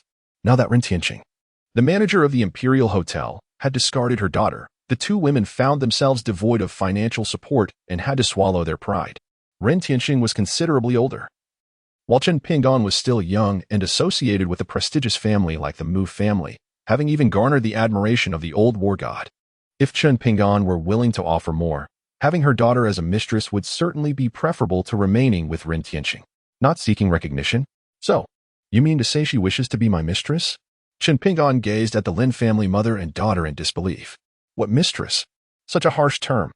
We are merely speaking of rekindling an old flame. Do you understand? Lin's mother quickly corrected him. A mistress is still a mistress, no matter how you try to dress it up with words. Furthermore, her demands are rather excessive. Asking for 20,000 to 30,000 a month, does she truly think she is worth that? With that kind of money, I could easily support a young and beautiful college student instead. I am in a hurry and have no time to waste with you. Step aside. After speaking, Chen Ping'an attempted to maneuver around the Lin mother and daughter to leave. Stop. Chen Ping'an, do you truly not cherish our past? Seeing him about to depart, Lin Duo'er immediately spread her arms, blocking his path once more. Chapter 107. You owe me compensation for my lost youth. It was you who took the initiative to leave me. From the very moment you proposed our separation, our fate was sealed. There is no lingering affection to speak of. Step aside, or I shall report you for coercing me into infidelity. Although Chen Ping'an's tone was not loud, his expression darkened ominously. You may choose to disregard our past, but I devoted 3 years of my youth to you. Time that was utterly squandered. You owe me compensation for my lost youth. I do not ask for much. 10 million a year, totaling 30 million for 3 years will suffice. Once you have reimbursed me for this youthful loss, I shall cease my pursuit of you. Otherwise, I will create a scene at the Mu family estate, demanding that the young lady of the Mu family cover this debt. You may consider your options. Lin Duo discerned that Chen Ping'an was not inclined to lavishly support her, as her mother had suggested. With a spark of ingenuity, she directly demanded compensation for the 3 years she spent with him. She even threatened to cause a disturbance at the Mu family estate if he failed to comply, believing that the embarrassment would fall squarely on Chen Ping'an. She was confident he understood the stakes. Upon hearing Lin Duo's words, Lin's mother was nearly moved to applaud her daughter on the spot. Her daughter's strategy was nothing short of brilliant. Initially, she had believed her previous analysis of the situation had been gravely flawed, thinking there was no hope. Little did she know her daughter possessed such remarkable intelligence and adaptability, devising such a clever plan in such a short time.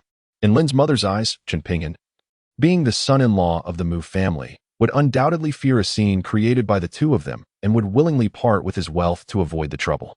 Suddenly, Chen Ping'an found himself amused by Lin Duo's remarks. It was he who had been pursued in the beginning, and it was she who had initiated their breakup. They had merely held hands and strolled together. They had never crossed the threshold into intimacy. He had even intended to reserve their first time for their wedding night, foolishly refraining from any advances. Now, she dared to demand 30 million as compensation for her lost youth? Was this woman out of her mind? What are you laughing at? Is something amusing? Lin Duo was infuriated by Chen Ping'an's laughter, glaring at him with indignation. I find your and your mother's reasoning quite laughable. Would you like me to summon an ambulance from Qinshan Psychiatric Hospital for you? Chen Ping'an could not be bothered to engage in a debate with someone he deemed irrational. With that, he resumed riding away. If you dare to leave, do you believe I want to go to the Mu estate and create a scene, making it impossible for you to remain there? Lin Duo, witnessing Chen Ping'an's departure, stomped her foot and threatened him loudly, drawing the attention of passers-by. If you wish to cause a ruckus, do so sooner rather than later. You might find you have no opportunity left in the future. Chen Ping'an shrugged nonchalantly in response, turning his back and gradually disappearing from the sight of Lin and her mother. Although he is quite wealthy now, if the other party were to acknowledge their mistakes and offer him a few kind words, he would undoubtedly part with a sum of money, considering their past together. However, in the face of threats for money, he would rather donate every penny than give her a single cent. Let us go, mother. Let us create a scene at the Mu family estate and make that Chen regret his actions. Seeing Chen Ping'an's nonchalant demeanor infuriated Lin Duo, who immediately urged her mother to head to the Mu residence. In their minds, the Mu family was surely unaware of Chen Ping'an's prior conviction for coercing a female university student, and when they exposed his past, the Mu family would certainly distance themselves from him. Furthermore, they could leverage this incident to extort the Mu family. If the Mu family refused to pay, they would reveal the misdeeds of their son-in-law online, allowing the world to know that the Mu family harbored a son-in-law who had been imprisoned for coercing a female student, thus ridiculing the Mu family. Chapter 108. A transaction shortly thereafter, Lin Duo and her mother arrived at the entrance of the Mu family estate, resolutely knocking on the door. Our master is not receiving visitors at the moment. Please do not knock again, a servant of the Mu family said impatiently, waving them away. The entire Dragon City was aware that the esteemed elder of the Mu family was an old classmate of the legendary warrior Zhao Wuji, who had recently returned from hosting a grand birthday banquet in Dragon City before heading back to the northern frontier. Thanks to this connection, the Mu family successfully secured projects that had previously been contested with the prestigious Liu family, rising swiftly in prominence, and poised to ascend from the lower echelons of Dragon City's elite to its top tier. Consequently, numerous dignitaries had been visiting the Mu family in recent days. But the elder had chosen to maintain a highbrow demeanor and refused to meet anyone. By today, 3 groups of visitors had already come, and the elder had even stationed 2 guards at the entrance to turn away guests. The servants believed that Lin Duo and her mother were also there to pay their respects to the elder and attempted to shoo them away. We are not here to see the elder. My daughter is the former girlfriend of your son-in-law, Chen Ping'an. We need to speak with your young lady, Mu Wanchen, regarding an important matter. Have her come out to see us, or she will regret it. Lin Duo shouted, emboldened by the leverage they held over Chen Ping'an. The 2 young guards were taken aback by the audacity of the Lin mother and daughter. The Mu family had risen to prominence, and even the ex-girlfriend of their son-in-law had come? How shameless could they be? Nevertheless, the elder had merely instructed not to receive guests. There had been no such directive regarding the young lady, since they were here to see her. The guards resolved to inform her and ascertain whether she wished to meet them. They had encountered shamelessness before, but nothing quite like this. You two wait here while we inform our young lady. Let us see if she wishes to meet you. Two guards from the Mu family exchanged glances and, after murmuring a few words, left one to watch the gate while the other dashed inside to inform Mu Wanqing. At that moment, Mu Wanqing was in her room, deliberating with her close friend Qin Shiyu on how to persuade the elder to agree to her divorce from Qin Pingan, preferably at this very moment. For the past few days, her mind had been consumed by the image of the man who had rescued them that night, to the point of obsession. She had never anticipated that love could strike so suddenly and so intensely, without any forewarning. Her greatest fear now was what she would do if that hero were to discover her marriage. As for whether he harbored feelings for her, she had conveniently overlooked the fact that he was already married. To make matters more complicated, after attending the celebration for the old war god, her grandfather had become even more pleased with Qin Pingan. Upon learning that they had expelled him, he had erupted in anger, insisting that she must find a way to bring Qin Pingan back within a week, by any means necessary. Miss, there is a mother and daughter outside claiming to be the former girlfriend of your fiancé, and they specifically request to see you. The guard knocked on Mu Wanqing's door and called out to her, who was still in her room lost in thought. What does that devil's ex-girlfriend want with me? Mu Wanqing inquired, her curiosity piqued as she opened the door. Replying to the young lady, I am unaware. The mother and daughter said that if you do not come out, you will regret it. The guard succinctly relayed the message from Lin Duoer and her mother. What audacity! Shiyu, let us go see what they want. Upon hearing the guard's words, Mu Wanqing's curiosity was ignited, and she pulled her friend towards the main gate. It's you? Upon arriving at the gate and spotting Lin Duoer and her mother, Mu Wanqing frowned and asked. She had encountered them previously outside the boxing club. Indeed, it is us. We have come to propose a deal with Miss Mu.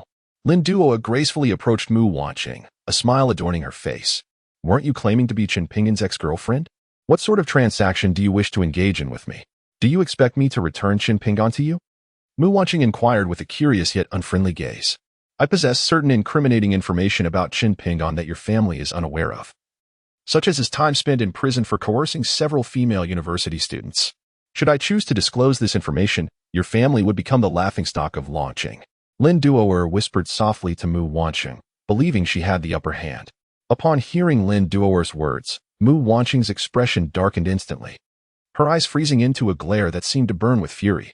Her anger did not stem from Qin Pingan's imprisonment for coercing female university students, but rather from Lin Duoer's desire to publicize the matter. Qin Pingan was now their Mu family's son-in-law, should this incident be revealed. The entire Dragon City would learn that the Mu family had married their granddaughter to a man who had served time in prison for such a disgraceful crime. The Mu family currently held a prominent position in Dragon City, and the revelation of this scandal would undoubtedly cause a sensation, turning them into a subject of ridicule for others. What do you intend to do? Mu Wanqing coldly inquired, glaring at Lin Duoer. 30 million. If you provide me with 30 million, I shall keep this matter to myself and will not disclose it in the future, Lin Duoer declared. As her words fell, a sharp glint appeared in Mu Wanqing's eyes. Of course, you may consider this 30 million exorbitant and hesitate to pay. However, you must comprehend that your Mu family is currently at the pinnacle, soon to be among the top 3 families in Dragon City. If you allow your family's reputation to suffer over this 30 million, it would be a pity if you fail to secure your place among the elite. You know better than I what holds greater significance, 30 million or your family's reputation. Observing Mu Wanqing's rising anger, Lin Duoer hastily continued. Her words caused the fierce retort on Mu Wanqing's lips to fade, leaving her in silence. 30 million is not a trifling sum. I need to discuss this with my friend, Mu Wanqing remarked, pulling her friend Qin Shiyu aside to seek her counsel. Chengzi, this is actually beneficial for you. Qin Shiyu's unexpected response left Mu Wanqing bewildered. Are you foolish? Aren't you currently struggling to gain your grandfather's approval for your divorce? If this person discloses Qin Pingan's past and the whole of Dragon City becomes aware, your grandfather will undoubtedly allow you to divorce for the sake of the Mu family's interests, Qin Shiyu said, looking at Mu Wanqing as if she were a simpleton. But this would tarnish our family's reputation. Mu Wanqing acknowledged the soundness of Qin Shiyu's suggestion, yet her concern lingered. Please. Your grandfather and the old war god are old classmates. Can this minor loss of reputation truly affect your Mu family's standing in Dragon City? Qin Shiyu countered. Indeed. Those who now curry favor with my family do so solely due to my grandfather's relationship with the old war god. It is unlikely that they would withdraw their support over the association with a nefarious son-in-law. This plan is quite clever. Let it be settled. After Qin Shiyu's thorough analysis, Mu Wanqin felt enlightened and happily accepted her friend's proposal. Lin Duoer and her mother observed the two individuals deep in discussion for an extended period, with Mu Wanqing occasionally furrowing her brows in their direction. Instantly, the mother and daughter duo felt a surge of hope. Convinced that Mu Wanqiang would acquiesce to their demands for the sake of the Mu family's reputation, just as they believed they had secured a favorable position. Mu Wanqing returned with a dark expression. Miss Mu, have you made a decision? Lin Duo inquired with a smile, addressing the visibly displeased Mu Wanqing. In response, a resounding slap echoed through the air as Mu Wanqing struck Lin Duo. Chapter 110, Disgracing the Mu Family. Why did you hit me?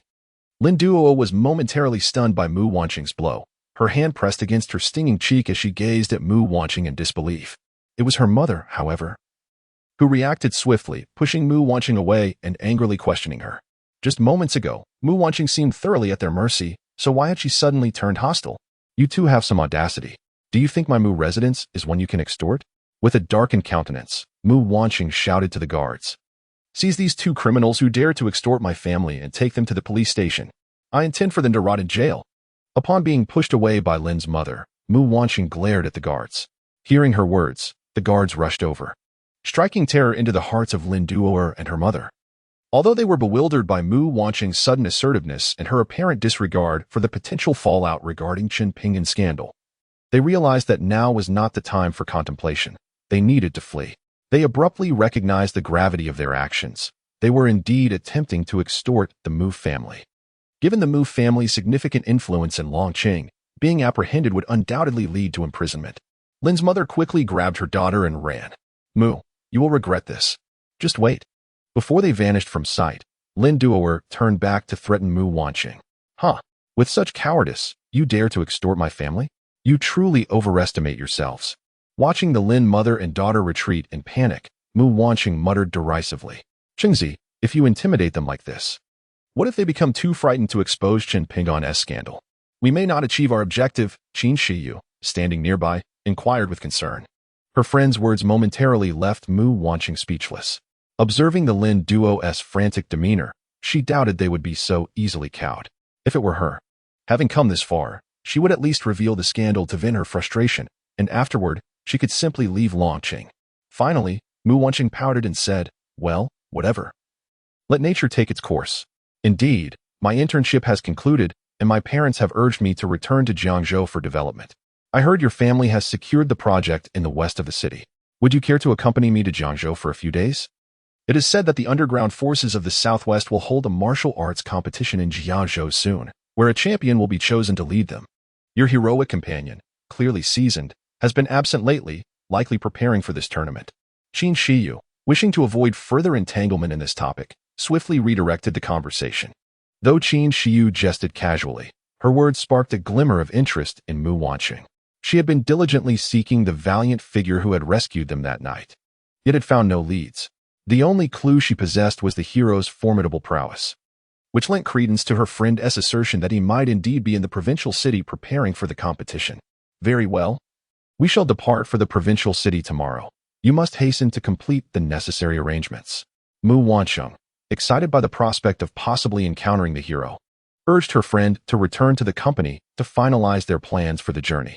After being struck by Mu Wanqing, Lin Duoer immediately caught her mother's attention upon leaving the Mu residence. Mother, that Mu Wanqing is insufferable. Not only did she refuse to pay, but she even resorted to violence.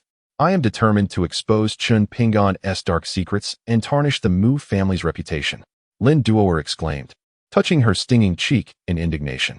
Duoer, please calm down. The Mu family is currently at the peak of their power. If we expose Chen Pinggan's secrets now, we will surely offend them, and there will be no place for us in Longqing. Her mother implored, alarmed by her daughter's words.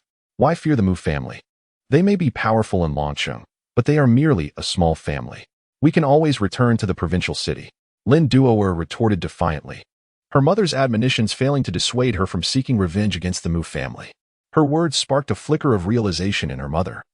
Chapter 111, Save our child. At that moment, Chen Pingon and Li Runan were speeding along the highway back to Jiangzhou. Li Runan, driving a luxurious Mercedes provided by her company, felt a sense of returning home. Yet, this sentiment was overshadowed by the grave illness of her father. Both Li Runan and Chen Pingon bore a heavy heart. "How is your father faring?"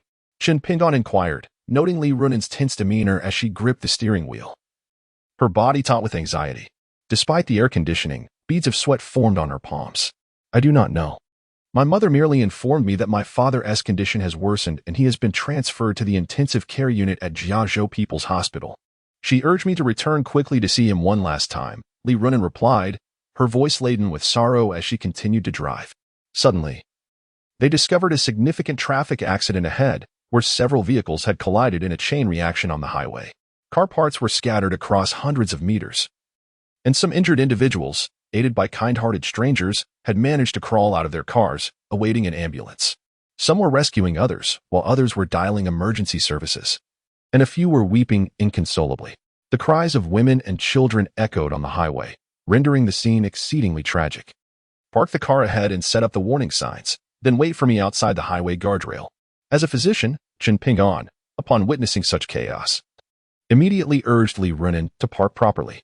However, Li Runan instinctively wanted to protest, citing her father's critical illness that could not afford any delays.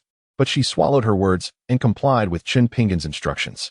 At that moment, Chen Pingon also realized that Li Runan's father was gravely ill in the hospital. "How about this? You drive back to Jiangzhou first. Once I manage the situation here, I'll hurry to the People's Hospital to meet you. We can stay in touch by phone." After stepping out of the car, Chen Pingon quickly prevented Li Runan from exiting and then dashed toward the accident scene. At times like these, every second counts. If he could act swiftly, he might save a life, perhaps even a family. He did not have the luxury of waiting for Li Runan's response. "Be careful." Li Runan understood that as a doctor, Chen Pingon could not possibly turn a blind eye to such a crisis, since her presence would be of little assistance. She shouted a final encouragement to him before driving off to Jiangzhou to bid farewell to her father. Chen Pingon waved goodbye and proceeded to the accident site, where he found two clusters of injured individuals. One cluster involved victims from an Audi, presumably a vehicle belonging to a high-ranking official, surrounded by a crowd, including a woman who claimed to be a doctor, providing emergency treatment to a severely injured middle-aged man covered in blood.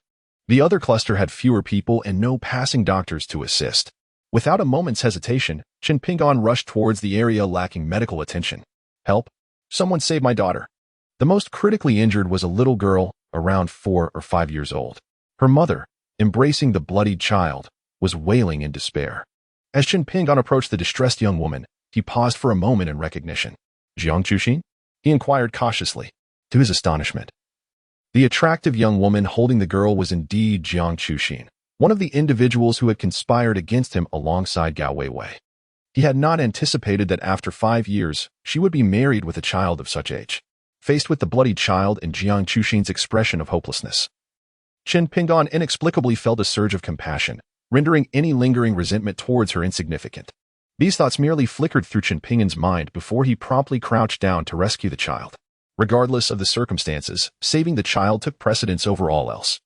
"Senior Chen, you are a doctor. Please save Tong Tong. I implore you to save our child." Upon seeing Chen Pingon, Jiang Chuan, who had been in a state of despair and tears, instinctively panicked for a moment. However, her realization that Chen Pingon was a physician brought a glimmer of hope to her face. She immediately knelt before him, pleading fervently, uttering a phrase that sent a shiver through Chen Pingon's entire being. "This bloody little girl is your daughter?" Chapter 112. Fury, what did you just say? She is my daughter? Could it be that on that fateful night 5 years ago, the 7 of you conspired to frame me, and it turned into a genuine affair? Chen Pingon gazed at Jiang Chuan in astonishment, unable to fathom her words. "Indeed, after that night, you were sentenced to prison, and shortly thereafter, I discovered I was pregnant. I gave birth to Tong Tong before even graduating from university. She is truly your daughter. What happened back then was our fault, but the child is innocent. I beseech you to save her." Jiang Chuan, at this point, could no longer hold back and hastily revealed the child's origins to Chen Pingon. "Who orchestrated this? Who compelled you to sacrifice your bodies to ensnare me?" As Chen Pingon crouched down to lift the girl into his arms, examining her condition, he interrogated Jiang Chuan. Though he harbored a deep resentment towards the 7 women for their ingratitude, he recognized the child's innocence. Regardless of whether this little girl was indeed his daughter, he would exert every effort to save her. Furthermore, he discerned no signs of deceit in Jiang Chuyan's eyes. This indicated that the frail girl before him was undoubtedly his own flesh and blood, and he could not bear to witness her demise. Initially, he had thought they employed some extraordinary means to entrap him. He could not fathom that all seven had genuinely engaged with him that night. He struggled to comprehend who possessed such immense power to compel them to sacrifice so much to frame him. I cannot disclose that. As Jiang Chuyan watched Chen Pingyan examine her daughter's injuries, a slight sense of relief washed over her. However, when confronted with Chen Pingyan's inquiry about the mastermind behind the events of the past, she, like Gao Weiwei, refused to divulge any information. The seven had previously agreed that the influence of the mastermind was too formidable. The events of the past could never be revealed to him, for it would endanger him. At that moment, Chen Pingyan suddenly erupted in anger. Yet, his fury was not directed at Jiang Chuyan's refusal to answer his questions, but rather at the condition of his daughter, Jiang Tongtong. As he pried open her eyelids to inspect her pupils, he was horrified to discover that she had no corneas at all. Neither I had them. With his expertise, he recognized immediately that this was not congenital. It had been forcibly removed. In other words, Tongtong is now blind. Jian Chuyan was aware that her family was not well off. Could it be that for money Jian Chuyan sold her daughter's corneas? Chen Pingyan, filled with rage, looked up at Jian Chuyan, whose eyes were brimming with tears, and trembled as he asked, "Where are Tongtong's corneas?" His tone was laced with deadly intent. If his suspicions were true, and Jian Chuyan had indeed sold her daughter's corneas for financial gain, he would ensure that this ungrateful woman, who would stoop so low as to exploit her own child, would pay a price far worse than death. Tongtong's corneas. Jian Chuyan, caught off guard by Chen Pingyan's inquiry, was momentarily at a loss for words. Tongtong was born this way. In the end, unable to withstand the intensity of Chen Pingyan's furious gaze, she lowered her head and replied softly, "You are mistaken. I am a doctor. I can tell whether her corneas were congenitally absent or surgically removed. Do you think I cannot discern the truth?" Chen Pingyan could no longer contain his fury and shouted at Jian Chuyan, "If you do not clarify this matter today, I will not let you off easily." The murderous intent in his eyes seemed to solidify, his voice chilling to the bone. "This matter regarding Tongtong's corneas is rather complicated. Please, I implore you to treat her first. Once she is recovered, I will explain everything in detail, if that is acceptable." Jian Chuyan, terrified by the lethal glare from Chen Pingyan, sank to the ground and grasped his hand, pleading fervently. Upon hearing her words, Chen Pingyan managed to regain his composure. Before him, Tongtong lay with a shard of metal embedded in her chest, having lost copious amounts of blood and fallen into a state of unconsciousness, teetering on the brink of death. Fortunately, the shard had narrowly missed her heart, resting perilously close. Chapter 113. Partake. Chen Pingyan first employed a special golden needle in conjunction with the hemostatic acupuncture techniques from the Nine Dragons medical canon to staunch Tongtong's bleeding. He then gradually transferred his own vital energy into her body, nurturing her weakened form. It must be said that the combination of vital energy, the acupuncture methods from the Nine Dragons medical canon, and the miraculous golden needle yielded astonishing results in healing. Under Chen Pingyan's care, Tongtong's condition stabilized remarkably, allowing her to pass through the critical phase and begin to recover swiftly. In less than 5 minutes, the once near lifeless Tongtong slowly opened her eyes. Yet, she could see nothing and remained unaware that her father, whom she longed for, was right before her. "Tongtong, you are awake? Does it still hurt? Is there anything uncomfortable?" Jian Chuyan, seeing her daughter regain consciousness, immediately enveloped her in a warm embrace, her heart racing with concern. "Mommy, I just dreamed that Daddy came to see me. He brought me many ice creams and toys." Despite her frail condition, Tongtong weakly grasped her mother's hand, speaking with a faint voice. Although her expression bore traces of pain, she displayed remarkable strength, a smile lingering at the corners of her mouth, evoking deep sympathy in those who beheld her. Jiang Chuyan, upon hearing her daughter's words, raised her gaze and cast a glance filled with intricate emotions at Chen Pingyan. However, she refrained from revealing to her daughter that her father was right before her eyes. Throughout this moment, Chen Pingyan's focus remained steadfastly on his daughter, Jiang Tongtong, particularly on her cherubic face, which bore the haunting remnants of her lost corneas. Leaving her eyes sunken and devoid of light, a profound ache gripped his heart at the thought of a mere 4-year-old child plunged into a world of darkness. If these misfortunes befell another child, he might have merely felt pity. Yet, when such calamity struck his own flesh and blood, The anguish was unbearable, a heart-wrenching torment.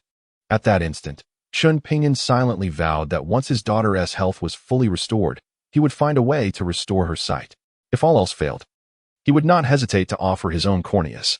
With this resolve, he lifted his gaze to meet Jiang Chuin's, their eyes locking momentarily. Tong Tong is out of danger now. Please add my WeChat.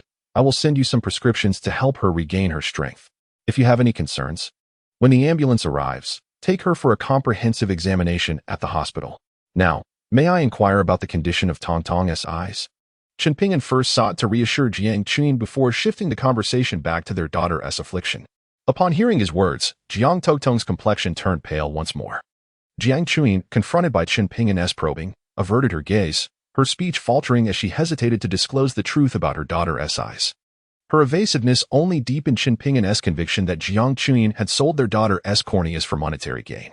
After all, she had once betrayed her benefactor. Such a callous act as selling her own child's corneas would hardly be beyond her. Just as Chun Pingyan contemplated employing more forceful means to extract the truth from Jiang Chuin, a commotion erupted nearby among the other injured. The provincial leader is in critical condition. Where is the ambulance? Hurry and expedite its arrival. The cacophony reached Chun Pingyan's ears.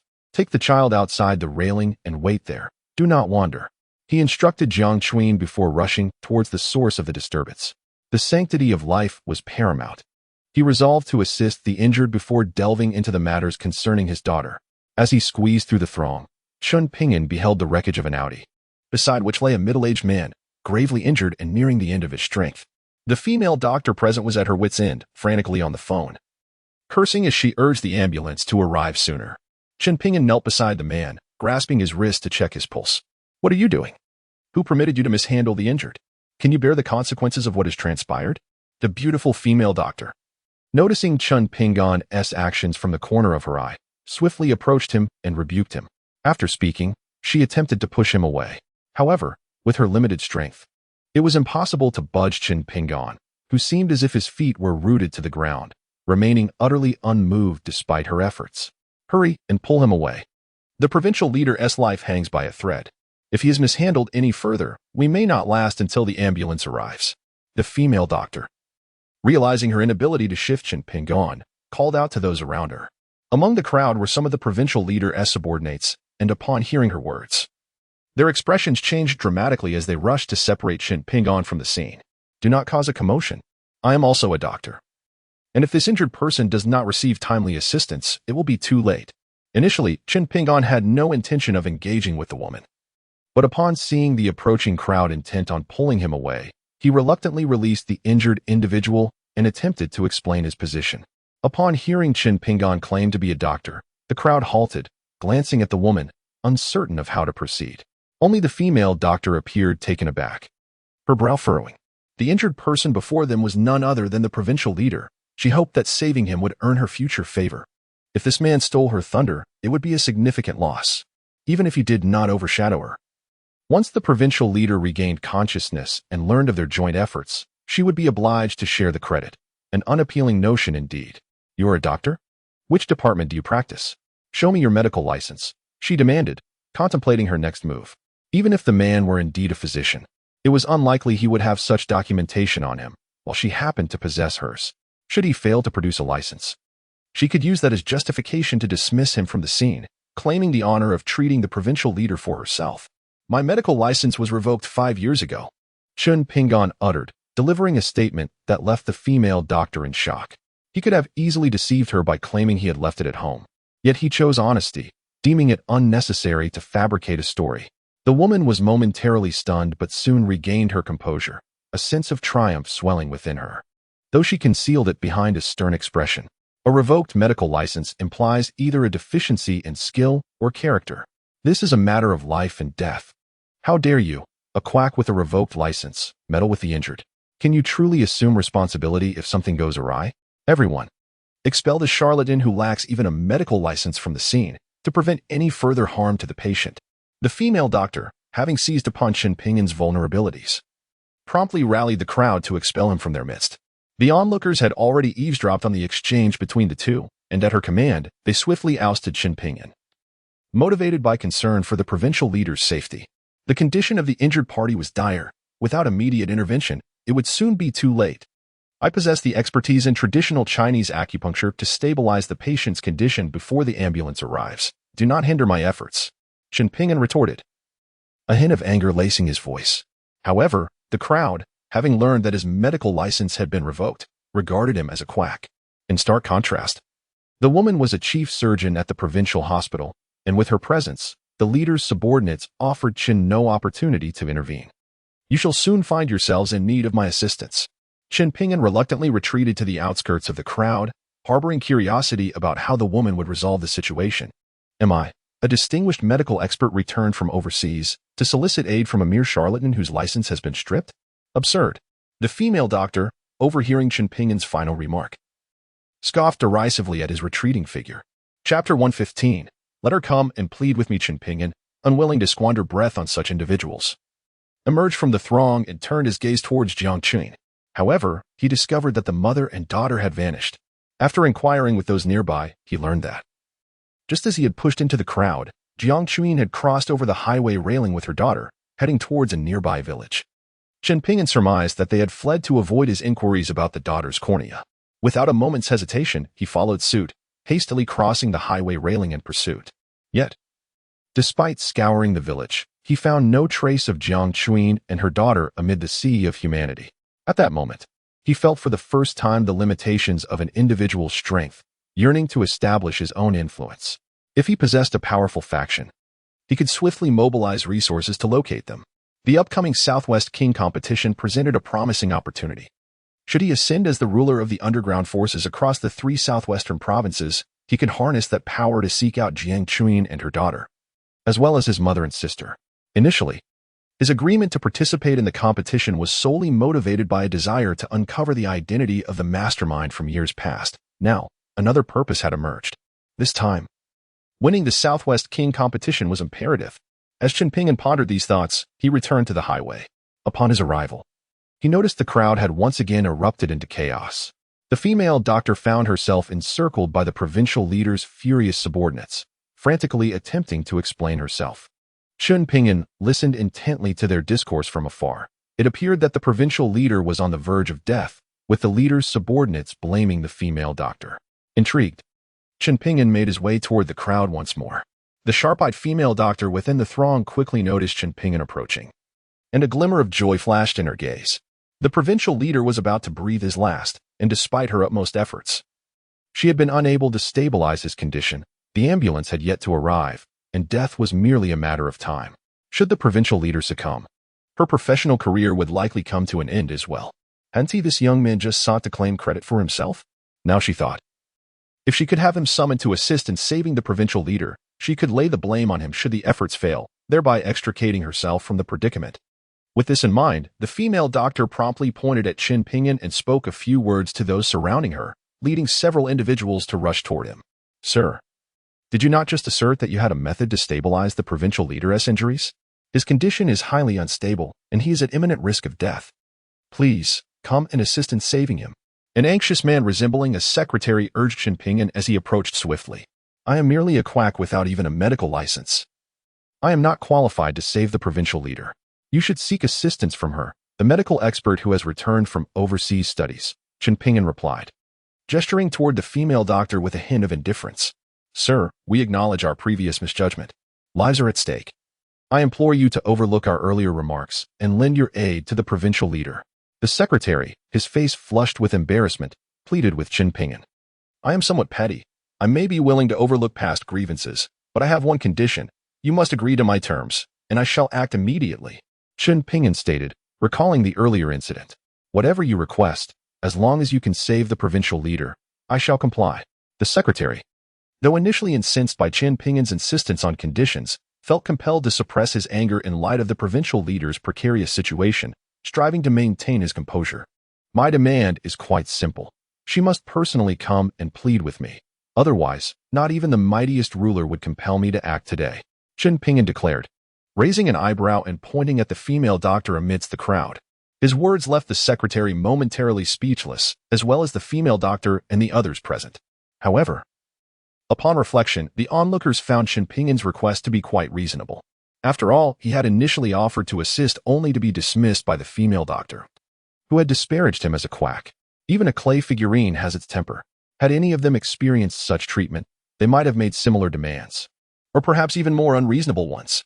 The young man, you expect me, a distinguished medical expert returned from overseas studies, to plead for your assistance? What a fantasy! Upon hearing Chen Pingin's words, the female doctor felt her blood pressure rise, glaring fiercely at him and shouting in anger. Xie Shanshan had always been the pride of her family. She was admitted to a prestigious overseas medical school with outstanding grades. Even at a young age abroad, she had gained some recognition, and upon returning home, she was hailed as the youngest medical expert, showered with adoration. When had she ever endured such indignity? If you do not plead with me, I shall not assist. Chen Pingin casually leaned against the highway guardrail, shrugging in response. His words infuriated Xie Shanshan to no end. Dr. Xie, we cannot afford to delay the governor's condition any longer. Please prioritize the greater good. An anxious secretary approached her, imploringly. Hearing the secretary's words and glancing at the governor, who lay on the ground, on the brink of death, Xie Shanshan, to avoid further complications, clenched her teeth and reluctantly approached Chen Pingin. I implore the divine doctor to save the governor, she said, though inwardly she thought, for the sake of avoiding trouble, she would endure this for now. If this fool were to fall for her ruse and attempt to rescue the governor, her purpose would be fulfilled. When the governor eventually succumbed in this fool's hands, she could escape unscathed. What I meant was for you to plead with me, not merely to request my help. Please demonstrate your sincerity. Chen Pingin corrected her request. Faced with such public humiliation, Xie Shanshan felt her face flush with anger, wishing to slap him, yet in the end, she restrained herself. I beseech the divine doctor to act and save the governor. This should suffice, right? With that, she darted away, not allowing Chen Pingin another chance to press her. Sensing the governor's condition was critical, Chen Pingin disregarded the previous tension and approached the governor to take his pulse once more. After a moment, he looked at Xie Shanshan with some surprise. Despite her foul temperament, she possessed some medical skill. Earlier, when he had been dismissed, the governor had been on the verge of death, capable of holding on for no more than 10 minutes. Yet now, having circled back from a nearby village, at least 20 to 30 minutes had passed. From the governor's pulse, it was evident that Xie Shanshan had performed emergency treatment. Had there not been an unforeseen delay with the ambulance, the governor might indeed have endured until its arrival. However, this was not the time for such thoughts. Observing the governor's imminent demise, Chen Pingin produced gold needles for resuscitation. Nearby, Xie Shanshan watched in disdain as he employed gold needles to revive the governor. In her eyes, traditional Chinese medicine was nothing more than a deception. Even those practitioners with a modicum of skill were merely elderly doctors relying on their experience. The man before her, Chen Pingin, appeared to be of similar age. How could he possibly grasp the essence of traditional medicine? She had been unable to save the governor using Western medicine, and she eagerly anticipated witnessing Chen Pingin's bewilderment. However, just as Xie Shanshan was ready to revel in Chen Pingin's misfortune and make him the scapegoat, the scene that unfolded before her utterly astonished her, to her utter disbelief. After Chen Pingin inserted several golden needles into the governor's key acupoints, the governor's previously ashen and lifeless visage began to regain color at an observable pace, as if vitality itself were being restored. How could this be? Absolutely impossible. It had to be a fleeting revival. Chapter 117. The foolish one with a big bust. Even the late Mr. Mu had been dead for 3 days, already laid to rest. Yet Chen Pingin had managed to revive him with a single needle, an extraordinary technique. The governor before them was merely gravely injured, not yet departed from this world. By channeling his internal energy through the golden needles, Chen Pingin nourished the governor's vital organs, thus stabilizing his condition and preventing further deterioration. The governor's injuries appeared to be alleviating. It seemed that in critical moments, the efficacy of traditional Chinese medicine, bequeathed by our ancestors, truly prevailed. Indeed, while Western medicine often demonstrated quicker results, it became utterly blind without the aid of machinery. Despite being mere laymen, the onlookers could discern the significant change in the governor's face, prompting hushed discussions among themselves. The governor's subordinates regretted having heeded Xie Shanshan's suggestion to dismiss Chen Pingin. Had they not done so, the governor might have already regained consciousness. The murmurs of the crowd drained the color from Xie Shanshan's face. If Chen Pingin succeeded in reviving the governor, all the credit would be claimed by him. Moreover, in comparison, her own medical skills would appear woefully inadequate, rendering her the true quack. How infuriating! Xie Shanshan could not help but curse inwardly. Initially, She had merely intended for Qin Pingan to serve as a scapegoat, yet now she found herself ensnared in her own scheme. At that moment, Xia Shanshan deeply regretted urging Qin Pingan to attend to the governor, begging him to intervene. Yet, if she had not allowed him to proceed and the governor were to perish in her presence, the repercussions would be far graver. It was indeed a dilemma without resolution. Her only hope lay in the notion that the governor was merely experiencing a fleeting revival. With this thought, she quickly crouched down, prying open the governor's eyes to conduct her examination. However, what she discovered next left her even more astounded. The governor was not merely experiencing a fleeting revival. His condition had genuinely stabilized and was progressing positively. This young man, with just a few golden needles, not only usurped her credit, but also overshadowed her presence entirely. It was impossible to allow the other party to continue treating the governor. Just as Xia Shanshan contemplated how to claim the credit for saving the governor, he coughed twice and slowly opened his eyes. The dragon burial ring? Upon awakening, the first thing the governor saw was the dragon burial ring on Qin Pingan's hand. And he weakly inquired, "Governor, you are awake. How do you feel?" With the governor now conscious, Xia Shanshan hurriedly said, "Aren't you going to remove those needles?" She immediately reached out to extract the 3 golden needles Qin Pingan had inserted into the governor's body. When Qin Pingan administered acupuncture, he employed the Sankai formation needle technique from the 9 Dragons medical canon. Utilizing golden needles, he established a Sankai formation within the governor, which would lock the vital energy he had infused into the governor's body, nurturing him. Qin Pingan was still focused on using his internal power to nourish the governor's body, completely oblivious to her intention to withdraw the golden needles. "Stop." Upon witnessing Xia Shanshan's actions, Qin Pingan's expression changed dramatically, and he quickly called out to halt her. But it was too late. Once one of the golden needles was pulled out by Xia Shanshan, the Sankai formation was instantly disrupted. The vital energy that had been flowing within the governor's body surged forth uncontrollably, causing his previously rosy complexion to pale instantly. And he spat out a mouthful of blood before fainting again. "What just happened?" "I didn't mean to." Xia Shanshan was taken aback by the governor's sudden change. Foolish and brainless, Qin Pingan couldn't help but curse, then retrieved the golden needles and reinserted them into the original acupoints. It was understandable why Qin Pingan was furious. His Sankai formation technique was unlike ordinary acupuncture. Once the formation was established, the vital energy he had infused would create a closed loop, circulating within the governor's body to nourish him. The moment one golden needle was removed, this balance would be shattered, causing the vital energy to wreak havoc within the governor, severely impacting his internal organs. Thus, after Xia Shanshan pulled out the golden needle, the governor's condition worsened immediately. Although Xia Shanshan felt indignant at being scolded by Qin Pingan, she found herself at a loss for words. Chapter 118. Riding shotgun. After the golden needles were repositioned, Qin Pingan exerted considerable effort to stabilize the governor's condition once more. Before the governor could regain consciousness, the sound of an ambulance approached from a distance. Upon hearing the sirens, Xia Shanshan's expression transformed from frustration to delight, and she promptly stood to greet the ambulance. "Quickly, lift the governor onto the ambulance and take him to the hospital." Xia Shanshan directed the paramedics to assist the governor. However, this time she had learned from her previous mistakes and refrained from recklessly removing the golden needles from the governor's body.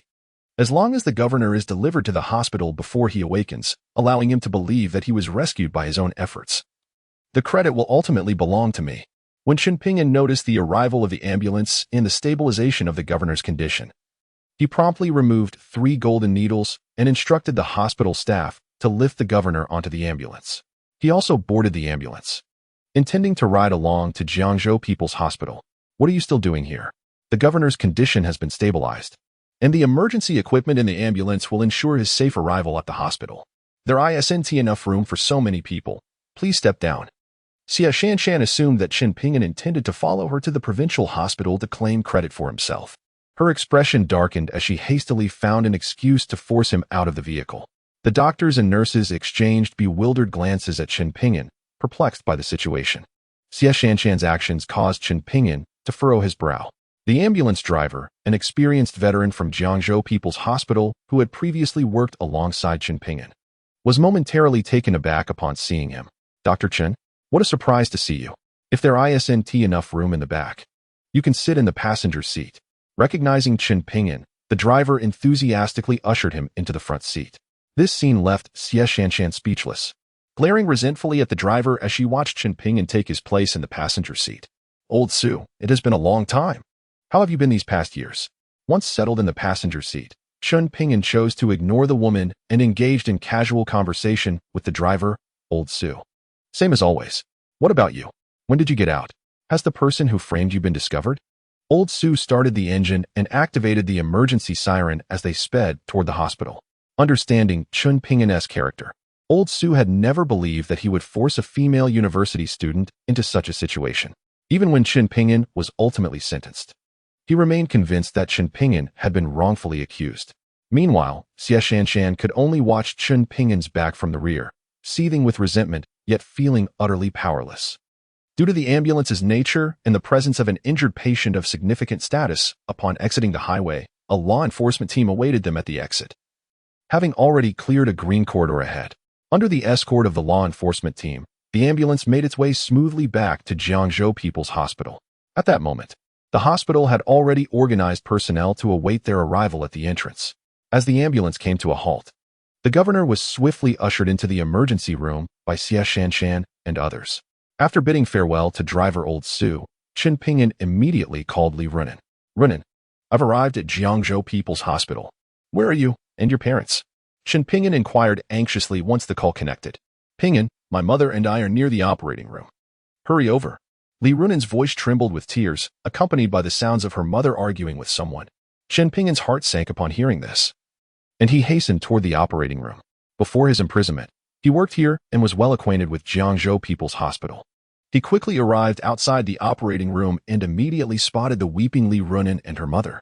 Chapter 119. You scoundrels. At that moment, Li Runan and her mother were being restrained by hospital security outside the operating room. They cried out and struggled with the guards, desperate to breach the doors. However, being women, they were swiftly subdued, their heads pressed against the wall, unable to move. Stop! Witnessing this scene, Chen Pingyan shouted, rushing forward to deliver a swift strike to the necks of the two security guards, who fell unconscious before they could react. Pingyan, hurry in and save my father. Upon seeing Chen Pingyan, Li Runan clung to his hand, her voice filled with desperation. What happened? Chen Pingyan asked urgently, noticing her distress. The hospital staff said my father is dying. They tricked my mother into signing a consent form for the donation of his body. Now they are in the operating room preparing to dissect him for organs. Please, you must save my father. Li Runan cried, briefly explaining the situation to Chen Pingyan. His expression darkened immediately. He helped her to her feet, and without a word, strode to the operating room door. Drawing on his previous memories, he entered the code to unlock the door and burst into the operating room, accompanied by Li Runan and her mother. Inside the operating room, several doctors and nurses were gathered around an operating table, preparing to dissect a male corpse. Stop! You cannot touch my father's body. Li Runan rushed forward, pushing the medical staff away as she protected her father's remains. The doctors and nurses were entirely unprepared for this intrusion. Several were knocked down, landing on the floor in shock. Who let you in? Your family signed the consent form for body donation. It is too late to back out. The head of the operating room shouted towards the entrance. This patient has just passed away. We need to retrieve the organs quickly, or they will deteriorate beyond use. However, after calling out several times, there was no response from the security outside. You needn't shout. I have already incapacitated the security guards. Chen Pingyan calmly interjected to the head of the operation. Only then did the head realize Chen Pingyan was standing behind Li Runan's mother. Chen Pingyan, you're out? The head of the operation exclaimed, astonished. Surprised to see me? Chen Pingyan approached the body of Li Runan's father, checking his pulse while addressing the head of the operation. The individual responsible for this predicament is none other than Huang Jinghua, Chen Pingyan's former rival in the same department, albeit one with whom he has had a strained relationship. Upon witnessing Chen Pingyan checking the pulse of the corpse on the operating table, Huang Jinghua's expression changed dramatically. He hastily attempted to intervene, while shouting at the others. Huang Jinghua rushed to stop Chen Pingyan. Initially perplexed by the intensity of the reaction, Chen Pingyan's countenance soon darkened with fury. He realized that Li Runan's father was, in fact, not dead. Although he was in a state of shock, the medical facilities at Jiangzhou People's Hospital were capable of performing resuscitation. Yet, these individuals not only refrained from providing aid, but also deceived Li Runan's mother into signing a consent form for organ donation, an utterly heartless act. You scoundrels! Chen Ping'an exclaimed, as he kicked Huang Jinghua aside and berated those within the operating room. If not for the urgency to save Li Runan's father, he might have been unable to restrain himself from dealing with these wretches violently. Chapter 120. Who dares cross the line shall face the consequences. Runan, calm yourself. Your father still has a chance. After chastising Huang Jinghua and the others, Chen Ping'an turned to Li Runan. Ping'an, what did you just say? My father isn't dead? Li Runan, cradling her father's lifeless body, was astonished and incredulous, seeking confirmation. Upon her arrival at the hospital, her mother had informed her that her father had passed, expressing his final wish to see her one last time. This news had struck her like a bolt from the blue, leaving her feeling disoriented and regretful for not returning sooner, even by just an hour, to bid her father farewell. Now, Chen Ping'an's words ignited a flicker of hope within her. Although she understood that Chen Ping'an would not jest about such matters, she could not help but seek reassurance once more. Indeed, your father still possesses a faint pulse. I am confident I can bring him back. Trust me. Chen Ping'an steadied Li Runan, gripping her shoulders and gazing into her eyes with a comforting demeanor. Yes, I believe you. Overwhelmed with emotion, Li Runan trembled with excitement upon receiving Chen Ping'an's affirmation. With a decisive nod, Chen Ping'an swiftly retrieved 3 golden needles from the dragon's grave ring. He expertly inserted the needles into the acupoints on Li Runan's father's body, establishing a triad formation to stabilize the faint pulse. Utilizing the miraculous techniques from the 9 Dragons Medical Compendium, he aimed to restore the heartbeat of Li Runan's father. Once the heart resumed its rhythm, supplying blood to the body and brain would become considerably more manageable. The triad needle technique represented the pinnacle of Chen Ping'an's current capabilities within the compendium. By integrating his internal energy, he could address most ailments. As he gathered more golden needles, he would gradually unlock higher-level techniques such as the 4 symbols formation, 5 elements formation, 6 harmonies formation, 7 stars formation, 8 trigrams formation, and 9 palaces formation, among others. The more advanced the technique, the less internal energy it required. Upon collecting 9 golden needles to unlock the 9 palaces array, one would not even require internal energy or other techniques. Merely possessing the 9 golden needles would suffice to revive the deceased. In such a scenario, the individuals he wished to protect would be beyond the reach of the king of hell himself. Urgently, he must be stopped. Huang Jinghua immediately instructed someone to intervene and halt Chen Ping'an.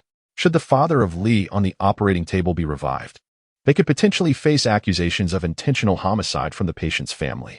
Hearing Huang Jinghua's words, Chen Ping'an set down the golden needles and drew a line with a scalpel 2 meters away from the operating table.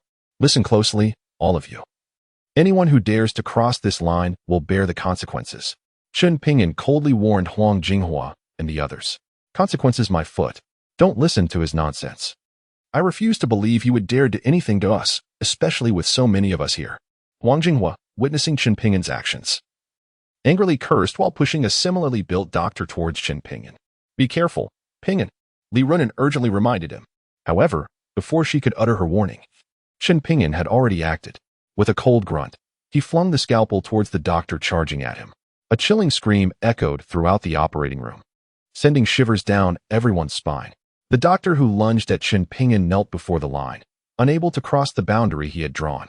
All eyes turned to the scene, and in the next moment, a collective gasp filled the air.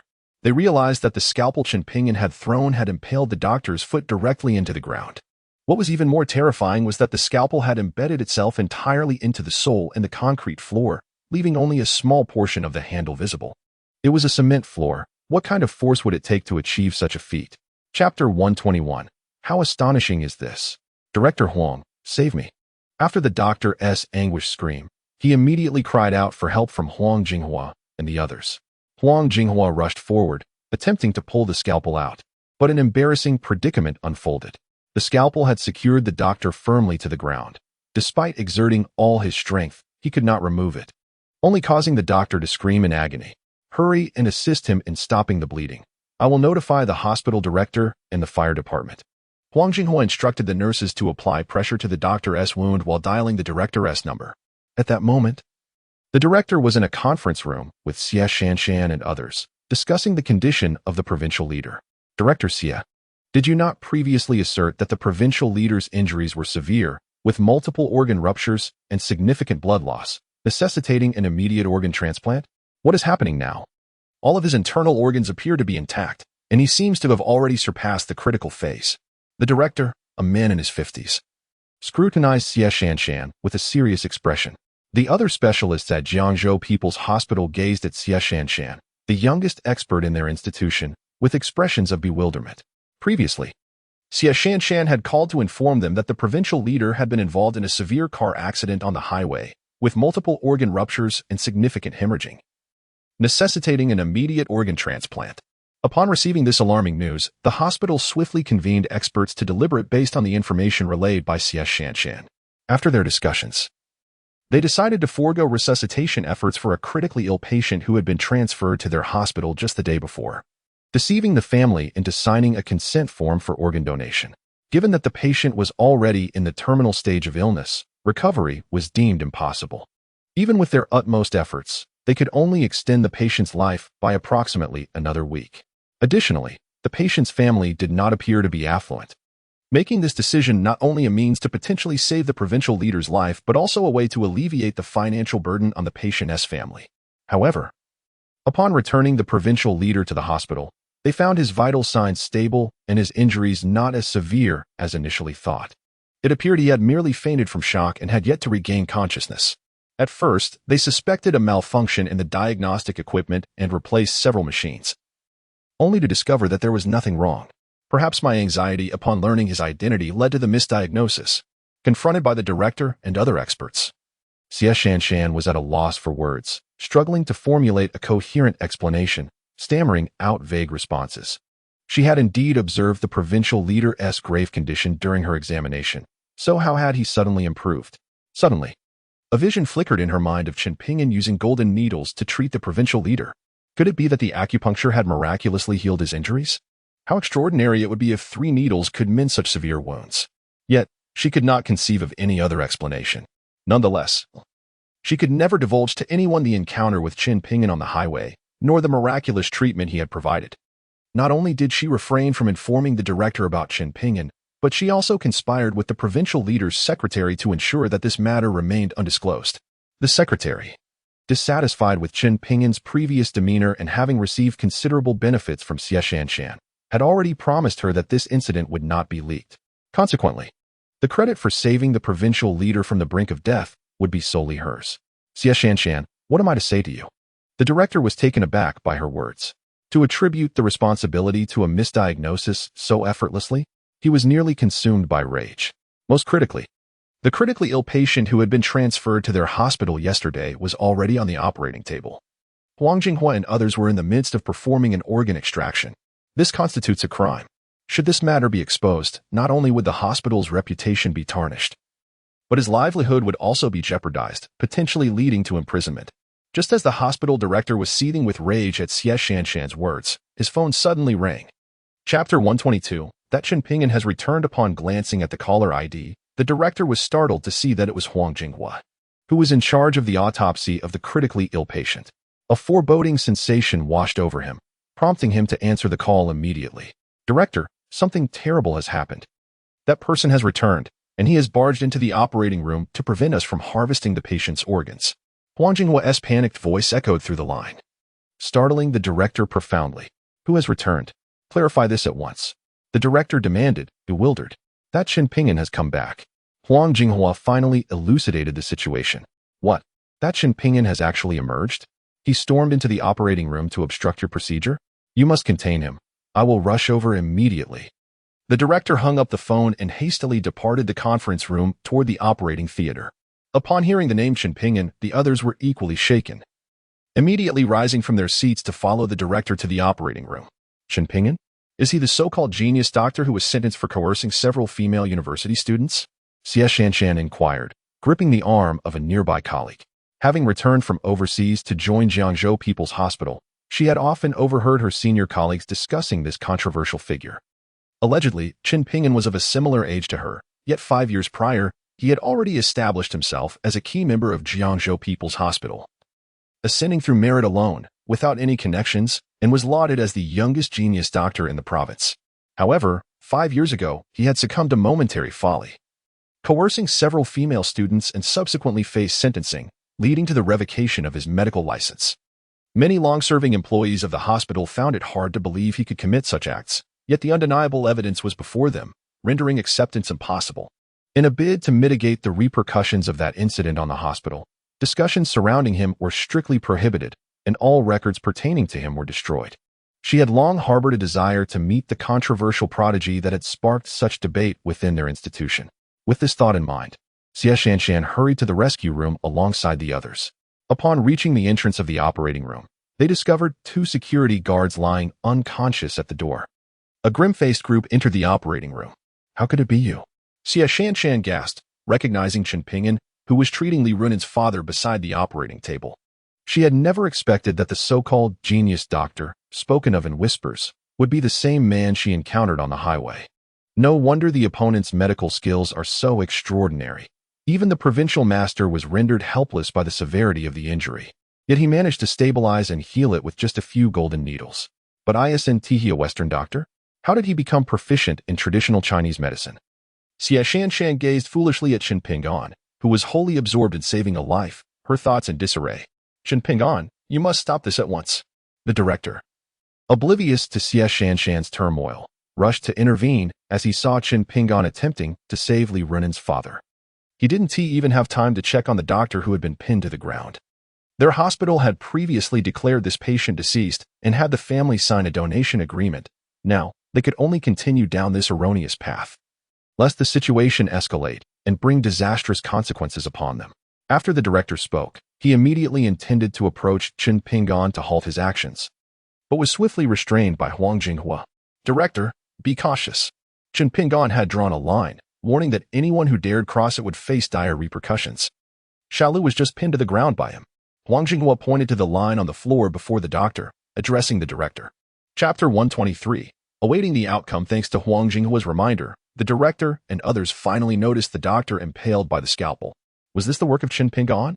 Upon witnessing the doctor's horrific state, the director and Xie Shanshan, like Huang Jinghua and the others before them, gasped in shock. Could such a feat be accomplished by mere human strength? Under normal circumstances, even using a hammer would not ensure a scalpel could be driven so deeply into the ground, especially to pin a person's foot alongside it. Huang Jinghua remained silent, merely nodding in acknowledgement of Chen Pingyan's handiwork. The director, now hesitant to act rashly, was also deterred from calling the authorities as he was uncertain how to handle the fallout should the situation escalate. The only feasible solution appeared to be bribing Chen Pingyan to cease his actions. The director presumed that Chen Pingyan, having just been released from prison and lacking funds, intended to extort them through such means. "Chen Pingyan, I believe we should discuss this privately outside," the director suggested. "I have nothing to discuss with you. Prepare to face imprisonment," Chen Pingyan coldly retorted while continuously channeling his vital energy into Li's father through the golden needles. "Chen Pingyan, the family of the deceased has already signed the body donation agreement. This corpse now belongs to our hospital, and you have no right to tamper with it." The director, believing Chen Pingyan was attempting to leverage their situation for gain, hastily referenced the agreement, hoping to dissuade him. "The agreement you coerced the family into signing was predicated on the assumption that the patient was deceased. If the patient is not dead, then the agreement is rendered void." Facing the director and his associates' insistence on the agreement, Chen Pingyan remained unfazed, responding with a chilling smile. "What do you mean? The patient has been unresponsive for several hours. Do you truly believe there is a way to revive him and render the agreement void?" In response to Chen Pingyan's sardonic smile, the director retorted with irritation. "Can I? You shall see." After uttering these words, Chen Pingyan disregarded the director and Huang Jinghua, focusing entirely on the rescue of Father Li. The director and others observed Chen Pingyan's actions with cold derision. While Chen Pingyan had once been hailed as a brilliant doctor in their hospital, he was not a miracle worker capable of resurrecting the deceased. No matter how talented he was, could he truly bring someone back from the dead? Only Xie Shanshan recalled the moment when Chen Pingyan had treated the provincial governor on the highway, and an ominous premonition began to stir within her. "Director, we must stop him immediately. If he manages to revive the patient, it will confirm our guilt in this matter, and we will have no defense." Xie Shanshan implored the director anxiously. "Director Xie, rest assured, that patient has been unresponsive for far too long. Even if a celestial being were to arrive, it would be impossible to save him. He is far too arrogant." Huang Jinghua interjected. The director nodded in agreement, stating, "Director Huang is correct. Not only is the patient unresponsive, but given his condition, he could not be revived even if he were still alive. You can set your mind at ease, Director Xie.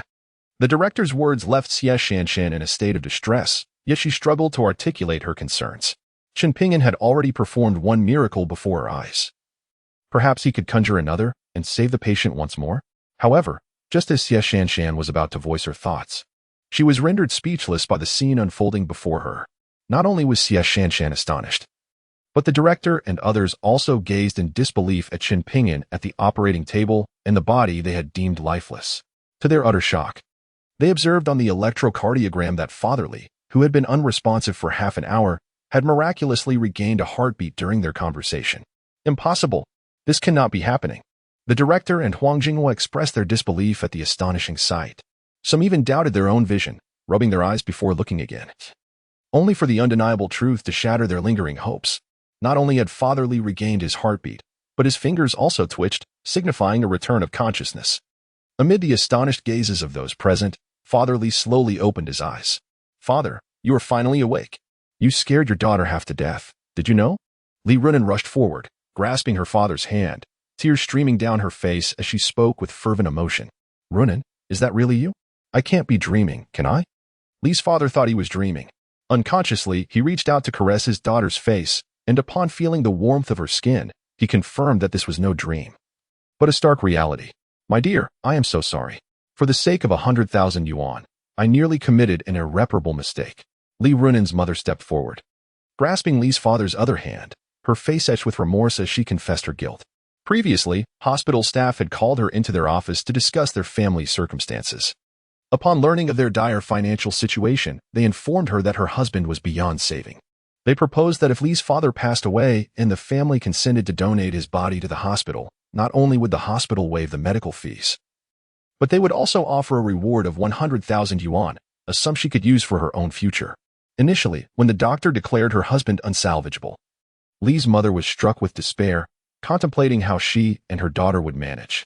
When the hospital persuaded her to sign the body donation agreement, she hesitated, but ultimately, thinking of her daughter's years of hardship, she made the heart-wrenching decision to sign. When Li Runan returned from launching and learned of the situation, she furiously reprimanded her mother, leading to her mother's profound regret. Yet, by then, it was too late, and all she could do was weep silently. Following this, as she and her daughter caused a commotion outside the operating room, Chen Pingyan appeared, not only reclaiming her husband's body, but miraculously reviving him. "Runan, let us depart from here before we discuss further." Chen Pingyan ceased channeling his vital energy into Li's father and reminded Li Runan, Yes, let us leave at once." Li Runan, awakening from her stupor, quickly helped her father off the cold operating table, dressing him as they prepared to exit. They must not be allowed to leave. The director, with a dark expression, instructed those around him. The security personnel he had covertly summoned had now taken their positions behind them. The head of security immediately advanced with several men, attempting to subdue Chen Pingyan. "Step aside." Chen Pingyan spoke calmly to the security guards. "Subdue him." The head of security, skilled in martial arts, was not intimidated by Chen Pingyan's words. Eager to impress the director, he charged at Chen Pingyan first. Seeking death, Chen Pingyan casually seized a surgical knife, swiftly making several precise cuts on the security chief's uniform. Just as the chief believed Chen Pingyan was merely flailing about, he suddenly felt a chilling breeze and instinctively looked down, his face turning crimson. He realized that his clothing had been sliced into strips, now lying scattered on the ground. He was left with only a pair of underwear protecting his modesty. The other security guards, following their chief's lead towards Chen Pingyan, were left dumbfounded by the scene before them, their expressions a mix of shock and disbelief as they observed their leader's humiliation. Not only were the security guards rendered speechless, but even the director and others found themselves momentarily stunned, seizing the opportunity while everyone was momentarily lost in thought. Chen Pingyan darted past the director and the others like a gust of wind, before returning to his original spot, a smirk playing on his lips as he surveyed the crowd. As realization dawned upon them, they felt a sudden chill and looked down to discover that their garments had all transformed into mere strips of cloth, lying discarded on the floor. Much like the security captain's attire, even Xie Shanshan and the nurses fared little better, left with only their undergarments to preserve their modesty. Among the hospital staff, apart from the doctor who had been pinned to the floor with a scalpel, everyone else was similarly stripped of their clothing. Oh, Xie Shanshan and the nurses having never encountered such a spectacle, let out a collective scream, their hands instinctively covering their chests as they fled the operating room in utter embarrassment and indignation. In stark contrast, the director and his colleagues dared not move, paralyzed by fear that the scalpel in Chen Ping'an's hand might be turned upon them. Casting a glance at the assembly, Chen Ping'an discarded the scalpel and, accompanied by the 3 members of the Li family, made his way toward the exit. "What will it take for you to relent?" The director, finally regaining his composure, queried darkly as he observed Chen Ping'an and Li Runin assisting the patient toward the door. "Quite simple," Chen Ping'an replied without turning back. "I shall desist only when you scoundrels have received the punishment you rightly deserve." With that, he departed the hospital, leaving behind a room full of pale, vulnerable hospital personnel. Chapter 125, The Governor's Gift Director, What should we do now? Wang Jingwu inquired cautiously, his expression grim after Chen Ping'an and his entourage had exited. "What else can we do? We lie low." The director replied, his tone dismissive. "Wasn't that man namely saved by Chen Ping'an? As long as the governor remains unharmed, we merely need to deny that the patient, bearing the surname Li, was ever near death when taken to the operating table for organ harvesting. Who would believe a convict's words? Now, disperse and return to your duties." As the head of the hospital, the director had weathered many storms. After some contemplation, he reassured Huang Jinghua and the others, before turning to exit the operating room. He had already devised a contingency plan should any complications arise. He would simply place the blame squarely on Xie Shanshan. "What does it have to do with me?" Listening to the director's reasoning, the others found it sound. Reassured by his words, they set aside their lingering fears, wiped the sweat from their brows, and followed the director out of the operating room. "Director, Huang, help me." The doctor, still pinned to the floor by the scalpel, was left aghast as he witnessed everyone departing, and he began to wail in desperation. "Stop your wailing. It seems you'll have to wait for the firefighters to arrive before your foot can be freed. So just remain patient," Huang Jinghua retorted curtly as he glanced back, then hurriedly exited. After Chen Ping'an escorted Li Runin and her family from the hospital, he hailed a taxi for them. "Ping'an, aren't you coming with us?" Li Runin inquired, her gaze fixed on him. "You saved my father from the brink of death, and I have yet to express my gratitude." Noting that Chen Ping'an did not get into the car, she looked at him expectantly. "Your father's illness has fully healed. Please take your father and mother to a hotel first. I will visit a pharmacy to procure some medicine to help him recover swiftly," Chen Ping'an explained. "All right. I will send you the location once I find a suitable hotel," Li Runin replied, relieved, and departed with her family. Once Chen Ping'an saw Li Runin and her family off, he hailed another vehicle to head to a nearby large traditional Chinese medicine shop. The herbs he required were rather specialized, and ordinary herbal stores might not carry them. Having grown up in Jiazhou, Chen Ping'an was quite familiar with the area and soon arrived at a sizable herbal shop. After spending over half an hour inside, he emerged carrying several bags of herbs. However, just as he stepped outside, a green Audi pulled up in front of him. As Chen Ping'an attempted to circumvent the vehicle, a stranger exited and obstructed his path. "Excuse me, is there something you need?" Chen Ping'an asked, frowning in confusion. The man appeared to be in his 40s, with a piercing gaze reminiscent of a sword ready to be drawn, suggesting he was a former soldier. Yet, Chen Ping'an was certain he did not recognize this individual. "You are Chen Ping'an, the esteemed physician, correct?" The man inquired with a commanding tone. "Indeed, I am Chen Ping'an. May I ask who you are?" Chen Ping'an responded, curiosity piqued by how the man knew him. "I am the bodyguard and driver of the provincial governor. I thank you for saving the governor's life on the highway. The governor has sent me to present you with a token of gratitude for your heroic deed," the man stated, handing Chen Ping'an a delicately crafted box measuring 2 fingers wide and 10 centimeters long, before turning to leave. During the incident on the highway, the governor had regained consciousness momentarily but had not been able to speak before losing consciousness again due to the reckless actions of a woman. It was astonishing that, within such a brief span, the governor had remembered him and investigated his identity.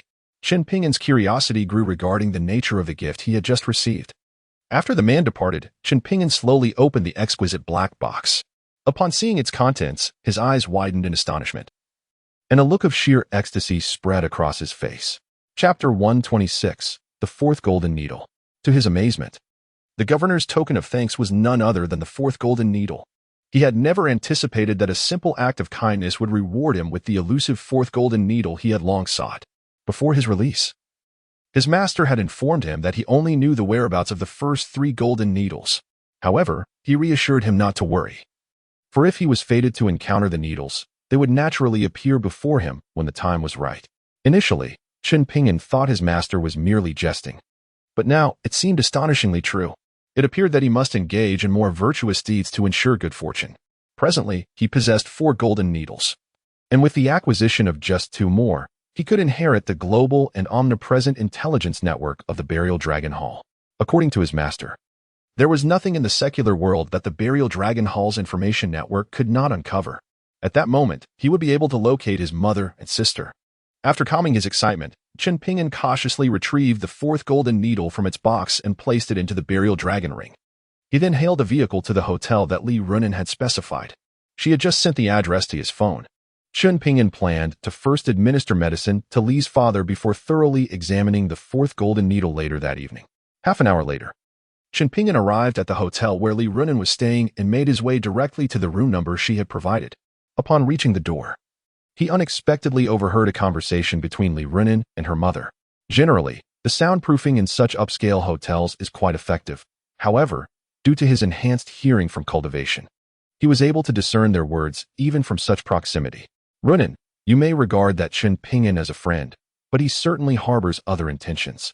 He likely wishes to take you to bed and turn a fleeting encounter into something permanent. A man with a prison record may find it challenging to secure a good job or attract a woman willing to marry him. He will go to great lengths to deceive a naive girl like you. You must be cautious. When he arrives, find a way to send him away. And do not associate with him again. With your beauty and figure, mother could easily find you a wealthy suitor. And marrying into a prestigious family would not be an issue. Li's mother's words caused Chen Ping'an's brows to furrow. However, upon reflection, he realized there was some truth to her concerns. If he were an ordinary man, it was indeed plausible that he would face the challenges she described upon his release.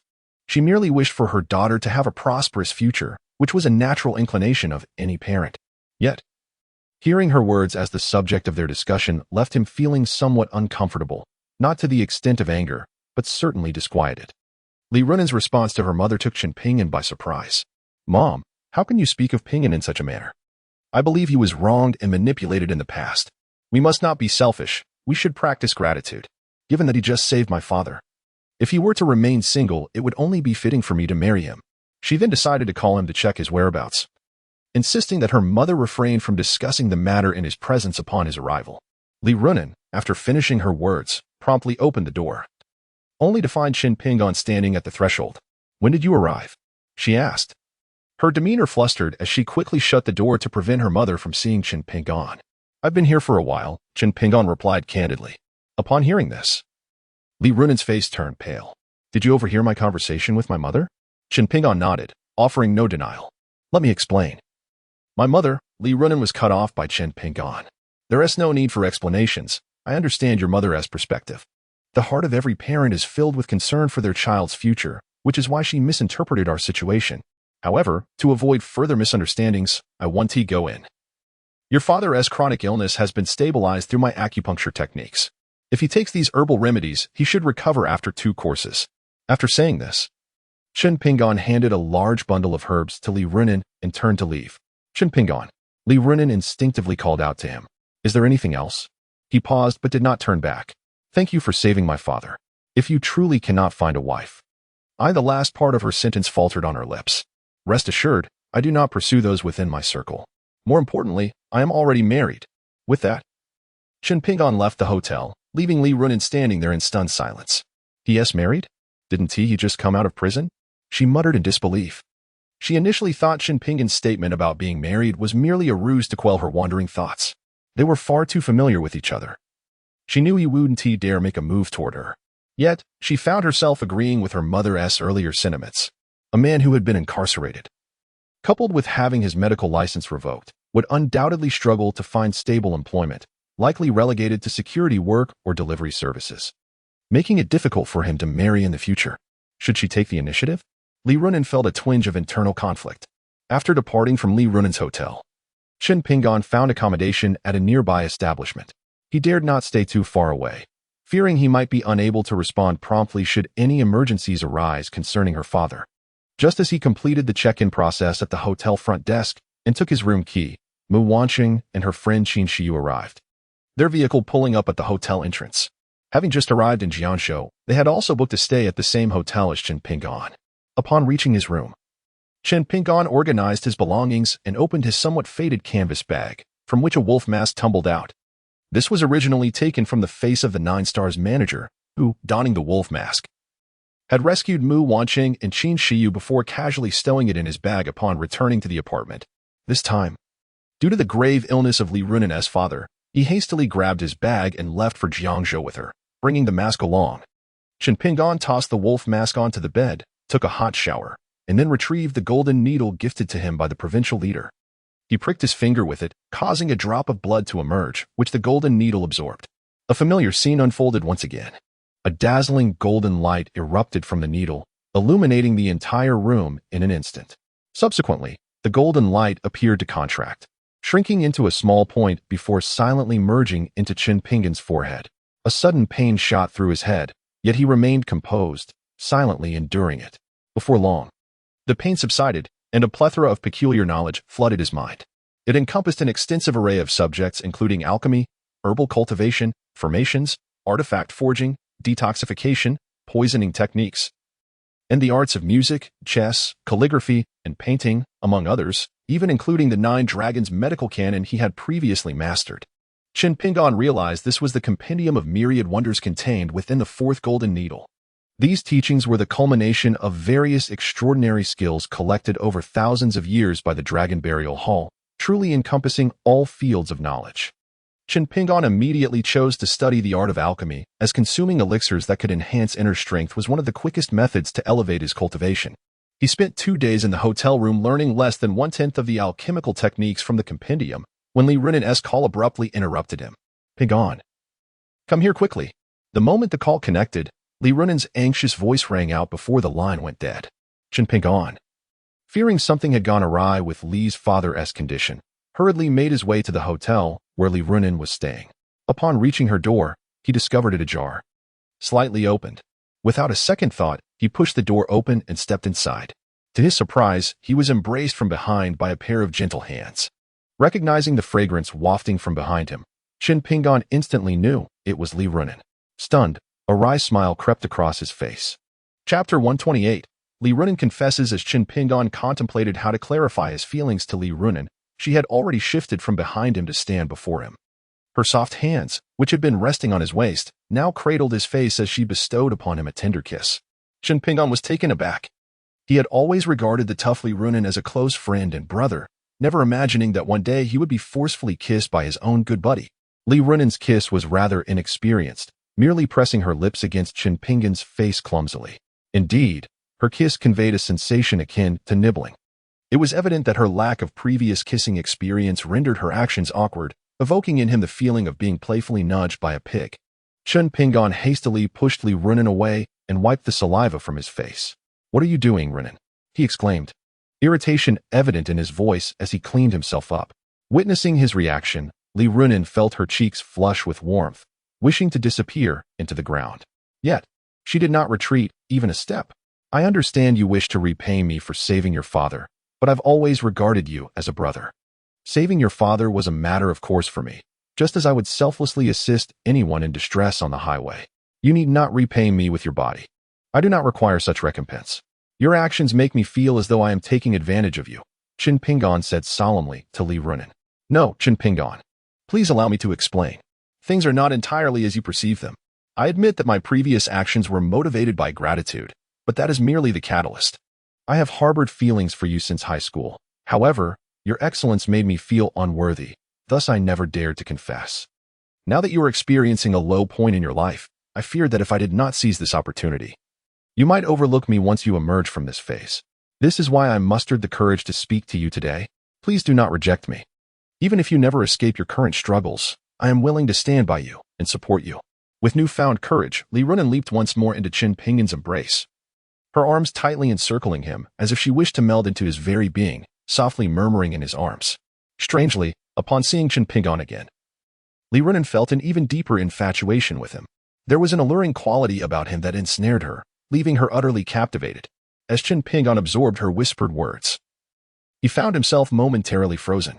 He had never anticipated that Li Runen had silently cherished her feelings for him over the years.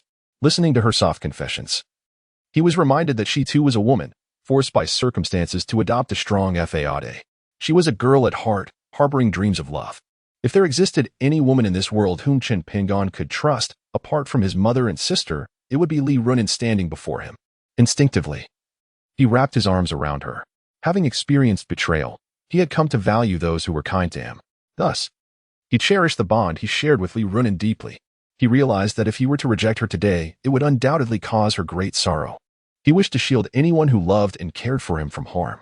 With this thought in mind, Chen Pingan gently cradled Li Runin's face, captivated by the tenderness reflected in her eyes, and could not resist leaning down. It was Li Runin's first kiss, leaving her somewhat bewildered, yet she did not resist and fervently reciprocated Chen Pingan's affection. Yesterday, she had rented a flat for her parents and brought them there, meticulously orchestrating this very moment. With a swift kick, she shut the door and led Chen Pingan to the edge of the bed, where they both collapsed onto the soft hotel mattress. They soon found themselves unguarded with one another. Although Li Runin was not a scion of a wealthy family, years of diligent work had kept her skin fair, delicate, and smooth, untouched by the harshness of the elements. True to her spirited nature, she was even more proactive than Chen Pingan, seizing his hand and placing it upon her body. As Chen Pingan felt the softness of Li Runin, his mind went blank, leaving only instinct. Chapter 129. The successful refinement of the Peiyuan pill. Weren't you just saying you were married? Just as Chen Pingan was about to take a decisive step forward, Li Runin suddenly posed this question, initially intending to tease him about his sudden lack of resolve. However, her words caused Chen Pingan to freeze in place. Indeed, although he and Mu Wanqing had not consummated their marriage and were to divorce in 3 months, they were officially registered as married. If he were to engage with Li Runin today, it would undoubtedly be considered infidelity. More critically, should this matter reach the ears of old Master Mu, and he chose to leverage it, what would happen to Chen Pingan's impending divorce from his granddaughter, Mu Wanqing? Given the signs, it was apparent that old Master Mu had a favorable acquaintance with his master. Otherwise, his master would not have entrusted him with the 2 golden needles. Chen Pingan could not afford to let any incriminating evidence fall into old Master Mu's hands. With this in mind, he abruptly pushed Li Runin away, hastily donning his clothes. Li Runin was taken aback by Chen Pingan's intense reaction to her remark, momentarily stunned. By the time she regained her composure, she was shocked to see him already dressed at an astonishing speed. Runin, give me a few months. I will provide you with a satisfactory answer. But I have something important to attend to right now, Chen Pingan declared, not waiting for her to plead with him, as he swiftly made his exit. He knew that the intimacy with Li Runin would be delightful, yet he had to exercise restraint. Otherwise, he would find himself in significant trouble. After leaving the hotel, Chen Pingan sought a quiet spot to calm the tumultuous emotions stirred by Li Runin before making his way to the herbal shop. He endeavored to focus his thoughts on the art of alchemy, redirecting his attention. Chen Pingan planned to practice with the 2 simplest elixirs, the Peiyuan pill and the Yangyan pill. However, even for the simplest of elixirs, the Peiyuan pill and the Yangyan pill, Chen Pingan traversed the entirety of Jiangzhou City to gather the necessary herbs. To facilitate his alchemical endeavors, he decided against continuing his stay at a hotel, opting instead to reside at his own home, where he could immerse himself in the study of alchemy without distraction. He became so engrossed in his work that he lost track of time. By the time he successfully concocted his first batch of Peiyuan pills, 2 days had already elapsed. Eagerly, he consumed one, and while it did not enhance his martial prowess, it fortified his foundation, nourished his essence, and invigorated his spirit. Within mere minutes of ingestion, he felt the fatigue of the past 2 days dissipate, revitalizing him entirely. It is noteworthy that he had not slept for 2 consecutive days and nights. Even someone of his cultivation level found it challenging to endure.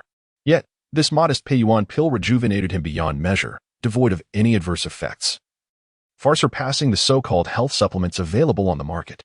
The successful creation of the Peiyuan pill instilled Chen Pingan with immense confidence for the more advanced alchemical concoctions that lay ahead. After the initial excitement, he realized that his phone had powered down due to a depleted battery.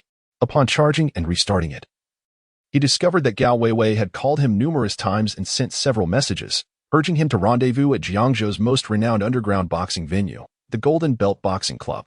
It then dawned on him that the Southwest King Championship was scheduled to commence at 9 o'clock that morning at the same venue. A glance at the time revealed that it was nearly 11 o'clock. The championship had already been underway for over an hour. Chen Pingan hastened to the Golden Belt Boxing Club. Chapter 130. Apologize to me. and I may consider letting you in. We have tickets. Why won't you let us in? Indeed, if you do not provide us with a satisfactory explanation today, we shall take legal action against the Golden Belt Boxing Club. As Chun Ping'an stepped out of his vehicle at the entrance of the Golden Belt Boxing Club, he observed a throng of individuals brandishing tickets, engaged in a heated dispute with the security personnel. To his astonishment, he spotted his wife, Mu Wancheng, and Qin Shiyu among the crowd. What's happening here? Chun Ping'an inquired curiously of a nearby youth. What else could it be? We've been swindled, the young man lamented. The underground factions from the 3 southwestern provinces are hosting the Southwest King Championship here at the Golden Belt Boxing Club. After many of us received news, we purchased tickets online, eager to witness the championship spectacle. Yet the security has barred us from entry, claiming the venue is at full capacity. And they refuse to refund our tickets. Can you believe the audacity? The youth assumed Chun Ping'an was also a fellow ticket holder unable to gain entry, and he continued to express his grievances. At this moment, Mu Wancheng and Qin Shiyu also noticed Chun Ping'an. They were momentarily taken aback. Their first thought racing through their minds was that Chun Ping'an had been following them, having trailed them from launching to the provincial city of Jiangzhou. With this realization, both approached Chun Ping'an with expressions of indignation. Chun Ping'an, how dare you follow us all the way from launching to Jiangzhou? Do you have no shame? I have already told you that there can be no future between us. My heart belongs to another. We will be divorced in 3 months. So I advise you to cease wasting your time on me. If you continue to stalk me, do not blame me for being unkind. Mu Wancheng glared at Chun Ping'an, her fury palpable. She was eager to sever ties with him, unaware that the hero she secretly admired was, in fact, standing before her. Dear Miss Mu, how audacious you are. Which of your eyes perceived me following you? To think I would trail you from Longcheng to Jiangzhou is quite the delusion. Furthermore, I have repeatedly expressed my lack of interest in you. Please do not indulge in such misplaced affections. Chun Ping'an chuckled at Mu Wancheng's self-importance. You still dare to argue? If you were not following us, what are you doing here? Mu Wancheng nearly wept at being publicly confronted by Chun Ping'an, yet amidst the crowd, she stifled her tears and defiantly questioned him once more. Well, obviously I am here to participate in the Southwest King competition. Am I to chase after you?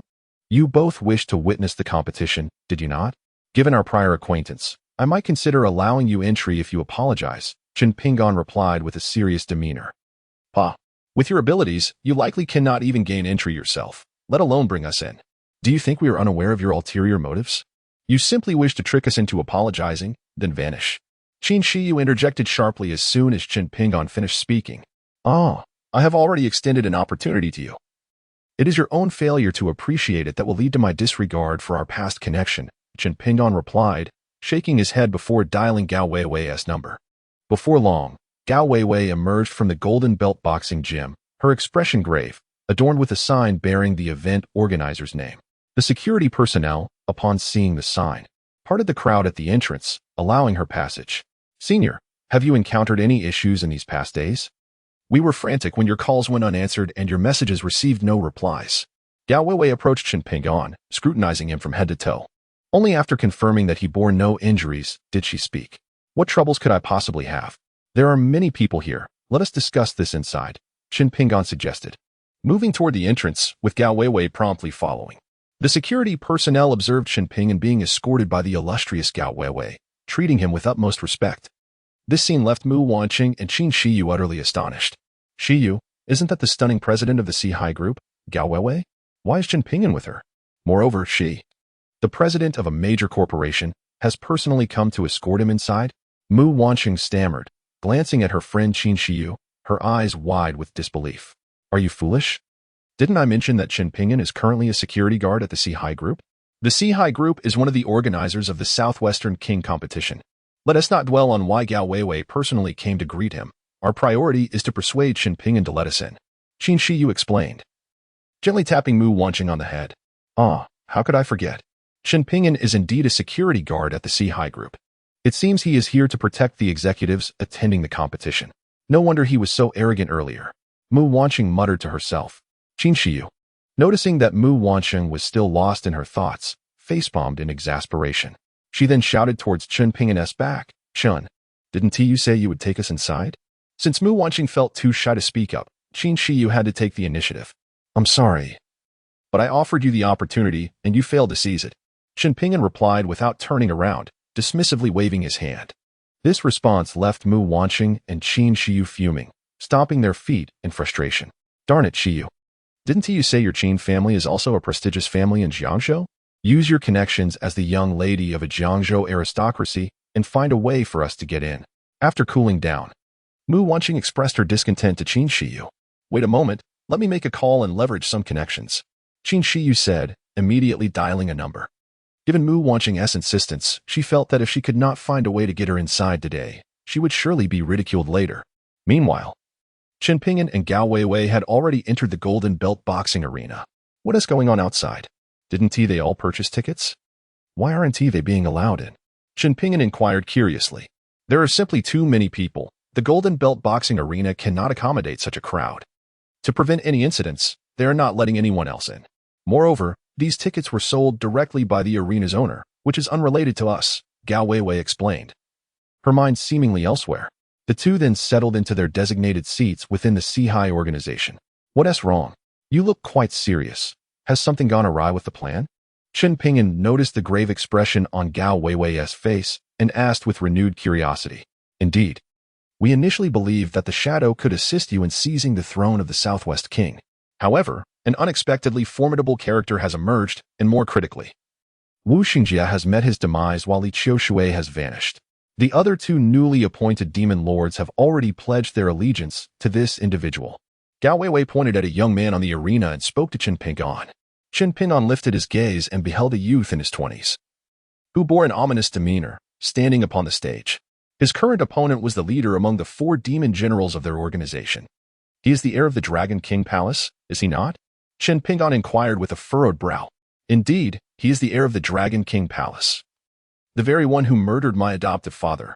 I suspect he's also responsible for Wu Xinjia's death, and Li Qiushui's disappearance is undoubtedly linked to him as well. Now, with the other 2 newly appointed demon lords under his command, we are the sole remaining faction standing against him. As she spoke, Gao Weiwei's eyes glimmered with a fierce intensity, her gaze directed at the youth as if it could ignite flames. Her adoptive father had shown her great favor, and now the perpetrator of his death stood before her on the arena. How could she not harbor hatred? Yet, she understood that impulsiveness was ill-advised. Acting rashly could thwart their plans and prevent her from avenging her father. The paramount task at hand was to elevate Chen Ping'an to the throne of the Southwest King. While the two discussed the youth on the stage, the combatants had already commenced their duel. This Southwest King competition had attracted all prominent figures from the underground forces of the 3 provinces, and the Golden Belt boxing arena was packed to capacity, overflowing with spectators. As the two engaged in battle, the audience erupted in cheers. In less than 3 minutes, the leader among the 4 demon generals was unceremoniously kicked off the stage by the heir of the Dragon King Palace, leaving him unconscious and in a state of uncertainty regarding his fate. The only remaining fighter from the 4 Seas organization was the Shadow.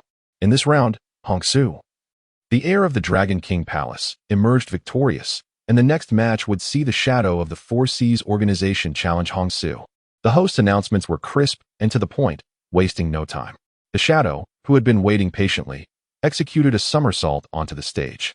Chen Ping'an was acutely aware that the Shadow had sustained injuries and had not yet recovered.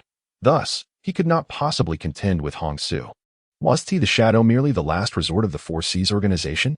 Just as Chen Ping'an contemplated urging Gao Weiwei to withdraw the Shadow, an obnoxious voice pierced their ears. Li Jingkong, the brother of the female demon Lord Li Qiushui, swaggered toward them, flanked by 2 evidently skilled subordinates, his expression brimming with arrogance. Li Jingkong, what right do you, a mere parasite living off your sister's reputation, have to label others as worthless? Gao Weiwei retorted coldly, her expression one of disdain. Living off your sister? That was a thing of the past. Allow me to reintroduce myself. I am Li Jingkong, the newly appointed president of the Li Group, the next generation of the formidable Li family following my sister, Li Qiushui. I stand as the left vanguard under the Dragon King's heir, Hong Su. From now on, you shall refer to me as the mighty Demon King. Li Jingkong proclaimed with great pride. Did you kill your sister, Li Qiushui? Gao Weiwei's expression changed dramatically upon hearing his words, her shock evident as she questioned him. If Li Qiushui were still alive, the title of Demon King could never fall into the hands of such a debauched scion as Li Jingkang. Initially, she had hoped to ally with Li Qiushui against the seemingly overpowering heir of the Dragon King's hall, but now, with the implication that Li Qiushui was dead and that Li Jingkong had usurped her position with the backing of the Dragon King's faction. How could she not be astounded? That wretched Li Qiushui is indeed dead, but I did not slay her. Even if I had wished to, I lacked the opportunity. It was the heir who sent someone to eliminate her. That insolent wretch dared to defy him and deserved her fate. Gao Weiwei. I am now a favored individual by Hong Su, the heir of the Dragon King's hall. I extend to you one final opportunity. Should you choose to align with me, once the heir becomes the king of the Southwest, I shall advocate for the preservation of your Four Seas organization. Should you fail to recognize your good fortune, the Four Seas organization will become a mere relic of history starting tomorrow, and you and that worthless companion of yours shall meet a dire end. Li Jingkong first lamented his sister Li Qiushui, then threatened Gao Weiwei. He had pursued Gao Weiwei for some time, yet she had never granted him a moment's chance. Previously, he had refrained from taking any action against her, but now that he had ascended to the position of Demon King, with the heir promising him free reign once the Southwest underground forces were unified, he felt emboldened. You revere the one who murdered your own sister. You are even lower than a beast. Beasts are unworthy of seeking my affection. Begone. Gao Weiwei retorted furiously, dismissing any further conversation with such a creature. Li Jingkong, with a thick enough skin, remained unmoved despite her dismissal. Eventually, his gaze fell on Chen Pingyan, whom he proceeded to threaten. Listen here, boy. If you know what's good for you, leave Weiwei's side at once, or I shall have you dismembered and fed to the crocodiles. As his words echoed, two elite bodyguards sent by the heir of the Dragon King stepped forward, encircling Chen Pingyan and Gao Weiwei from both sides. Sensing the dangerous aura emanating from the bodyguards, Gao Weiwei's expression grew grave. After assessing her own capabilities, she concluded that against one of them she might have a 50-50 chance, but with both approaching to flank them, and while needing to protect the defenseless Chen Pingyan, she realized she stood no chance against the duo. I will hold off these two experts. You take this opportunity to leave. Gao Weiwei instructed Chen Pingyan in a voice only he could hear. The throne of the Southwest King is now out of reach, and ensuring Chen Pingyan's safe departure has become her foremost objective. Chapter 133. Ghost. Do not worry, this beast requires no intervention from you. Her sister will take care of him. Chen Pingyan initially shook his head, then smiled faintly at Gao Weiwei and said, Ha ha ha. That wretched Li Qiushui has long since descended into hell. If you possess the ability, let her claw her way up from below to deal with me.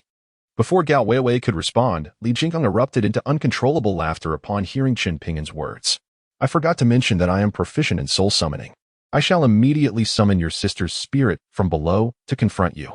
After uttering these words, Chen Pingyan began to chant incantations, rising to perform strange movements reminiscent of the legendary shamanic dance. Chen, you are insane. Gao Weiwei, witnessing Chen Pingyan's irreverence despite the gravity of the situation, felt a renewed disappointment in him. Just as she was about to scold him, she noticed that Li Jingkong was now gazing at Chen Pingyan in sheer terror. Curiously, Gao Weiwei turned to look at Chen Pingyan and suddenly realized that Li Qiushui had appeared behind him. Her complexion pale as if she had just crawled up from the depths, exuding a chilling aura that startled Gao Weiwei and those around her. Wasn't it said that Li Qiushui had been killed by the young master of the Dragon King Hall, Hong Su? How could she possibly be here? Could it truly be that Chen Pingyan's earlier shamanic dance had summoned Li Qiushui's ghost from the underworld? Gao Weiwei glanced back at Li Jingkong, who, moments ago so arrogant, now trembled and fell to his knees before Chen Pingyan. No, he was actually kneeling before the ghost of Li Qiushui behind Chen Pingyan. Li Jingkong, you wretched creature. The spirit of Li Qiushui behind Chen Pingyan chastised him vehemently. Sister, please allow me to explain. It was the young master of the Dragon King Hall, Hong Su, who forced me to join them. If I refused, they threatened to send me down to reunite with you and our parents. I do not wish to die. Li Jingkong believed that the figure standing behind Chen Pingyan truly was the spirit of his sister summoned from the underworld, and he stammered as he bowed his head in supplication. But Uncle Zhong had informed him that his sister, Li Qiushui, had been killed by him, warning Li Jingkong to obey or risk being sent down to join her. Cease this charade. Even as a ghost, we shall ensure your soul is shattered. The two bodyguards behind Li Jingkong shouted at Li Qiushui, then charged forward to flank her. These two were formidable experts sent by Hong Su to watch over Li Jingkong, ostensibly to protect him, but in reality to monitor and control him. They were powerful, dismissive of any notion of ghosts. You seek death. Li Qiushui, renowned in the martial world as the Queen of Demons in southwest China, stands alongside the notorious Chen Chongqing and the fearsome Wu Xinjie as equals. Her prowess is such that she can even hold her ground against shadows, showcasing her formidable strength and cunning. Despite suffering grave injuries previously, her condition has remarkably improved after the skilled physician Chen Ping'an's treatment and several days of recuperation. Confronting the two individuals before her, she is unfazed. With a sharp command, she unsheathes a slender sword from her waist, deftly aimed at one assailant's throat. Her speed and the precision of her strike leave no room for defense. Before the bodyguard on her right can comprehend the unfolding events, his throat has been pierced by Li Qiushui's blade. The other bodyguard, witnessing his equally matched companion fall lifelessly to the ground, is paralyzed by fear and attempts to flee. However, escape is futile. Observing the second man's retreat, Li Qiushui issues another fierce cry, hurling her sword with force, which swiftly impales the fleeing bodyguard, sending him crashing to the earth, breathless.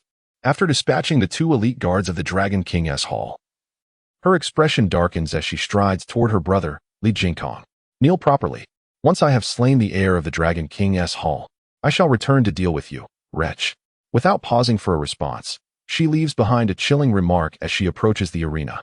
Her vendetta against Hong Su, the heir of the Dragon King's hall, has transcended the mere contest for the throne of Southwest King. It is now a quest for vengeance. Since her departure from Longquan Villa, she has concealed herself in an unknown location to recover, all for this moment, to exact retribution on Hong Su and her traitorous uncle Zhong. Hong Su, prepare to meet your end. Li Qiushui retrieves her sword from the fallen bodyguard and charges onto the arena. Ah, truly the queen of demons in the southwest. Such grace and elegance in her movements. As she ascends the stage, it seems she intends to ally with the shadow of the Four Seas organization to confront the Dragon King's heir, who has intruded upon their conflict. The spectators below applaud her fluid motions as she approaches the arena. At this moment, the shadow, weakened from his injuries, is being relentlessly pressured by Hong Su, the heir of the Han, unable to retaliate. Li Qiushui's fierce shout instantly captures Hong Su's attention, granting the shadow a fleeting opportunity to breathe. Li Qiushui, you are still alive? Hong Su is taken aback upon recognizing her. Uncle Zhong had assured him of her demise, even providing video evidence. Could that old man have deceived him? No. The injuries Li Qiushui bears indicate that Uncle Zhong spoke truthfully. She must have been rescued and miraculously survived. This woman's life is indeed remarkably resilient. In that fleeting moment, the heart of the young master of the Dragon King Hall was besieged by a flurry of thoughts. Are you surprised that I am still alive? Let me assure you, I am a formidable demon, not easily vanquished by you insignificant pests. Today, let us settle this on the arena. It shall be either your demise or mine. Li Qiushui declared frostily, glaring at Hong Su. Humph. Do you truly believe you can kill me? You are overestimating your worth. Hong Su retorted with a disdainful expression. What if I join forces with her? The assailants who ambushed me that fateful night must have been from your Dragon King Hall. I intend to settle that score as well. At this moment, Shadow, having gained a brief respite, positioned himself beside Li Qiushui, and together they prepared to confront the young master of the Dragon King Hall, Hong Su. How intriguing. If both of you were unscathed and at your peak, your combined efforts might pose a challenge. However, both of you are heavily injured now, even with two more allies. You would still be no match for me. Observing the seemingly inscrutable alliance of Shadow and Li Qiushui, Hong Su shook his head dismissively. Enough with the idle chatter. Come at me with your lives. Li Qiushui, unwilling to waste more words, brandished her sword and charged directly at the young master of the Dragon King Hall. Shadow, equally resolute, launched an attack from the opposite side, creating a pincer movement against Hong Su. Come forth. Hong Su, undeterred, bellowed fiercely as he engaged in battle against both Li Qiushui and Shadow. The speed of their movements was astonishing. Many spectators could merely perceive a chaotic tangle of three figures, unable to discern their individual strikes. This unexpected turn of events bewildered the audience. This was the Southwest King Championship, not a mere entertainment spectacle, and it could not have been prearranged for dramatic effect. The fierce clash of dragons and tigers exceeded all spectators' expectations, igniting their excitement. Li Jingkong, who had been kneeling beneath the arena, upon hearing the exchange above, finally grasped that his sister, Li Qiushui, was alive and certainly not a ghost. He let out a sigh of relief and sat down on the ground, then stealthily began to crawl away from the scene. Although Chen Ping'an noticed Li Jingkong's actions, he dismissed the antics of such a fool, choosing instead to observe the unfolding spectacle alongside Gao Weiwei. With two profound and formidable masters united, the young master of the Dragon King Hall was undoubtedly doomed. As Li Qiushui and Shadow advanced against their foe, Gao Weiwei felt a sense of relief wash over her. I am not so sure, Chen Pinggan countered, shaking his head. You underestimate the terrifying prowess of Shadow and Li Qiushui. Their combat capabilities surpass those of my adoptive father, Chen Chaoxing, and the formidable Demon King, Wu Xinjue. Thus far, I have encountered no one in the southwestern provinces capable of defeating them. To label them as the pinnacle of underground forces in the southwest is no exaggeration. No matter how formidable the young master of the Dragon King Hall may be, he stands no chance against their combined might. Gao Weiwei presumed that Chen Pinggan lacked understanding of the formidable duo, Shadow and Li Qiushui, which prompted her to promptly enlighten him about their prowess. Even the majority of spectators below the stage believed that the young master of the Dragon King Hall would falter against the combined might of Li Qiushui and Shadow. The audience predominantly comprised individuals from the underground forces of the three southwestern provinces, who were well acquainted with the illustrious reputations of Shadow and Li Qiushui. Notably, Li Qiushui had valiantly withstood the formidable powers of the Four Seas Great Demon King, Chen Chaoxing, and the terrifying Grand Demon King, Wu Xinjue, earning her the unwavering respect of the underground forces in the region. Despite the young master of the Dragon King Hall's recent decisive victory over the Four Seas organization's four great demon generals, and even though he had previously dominated Shadow, he remained unconvinced of his ability to triumph over the two in unison.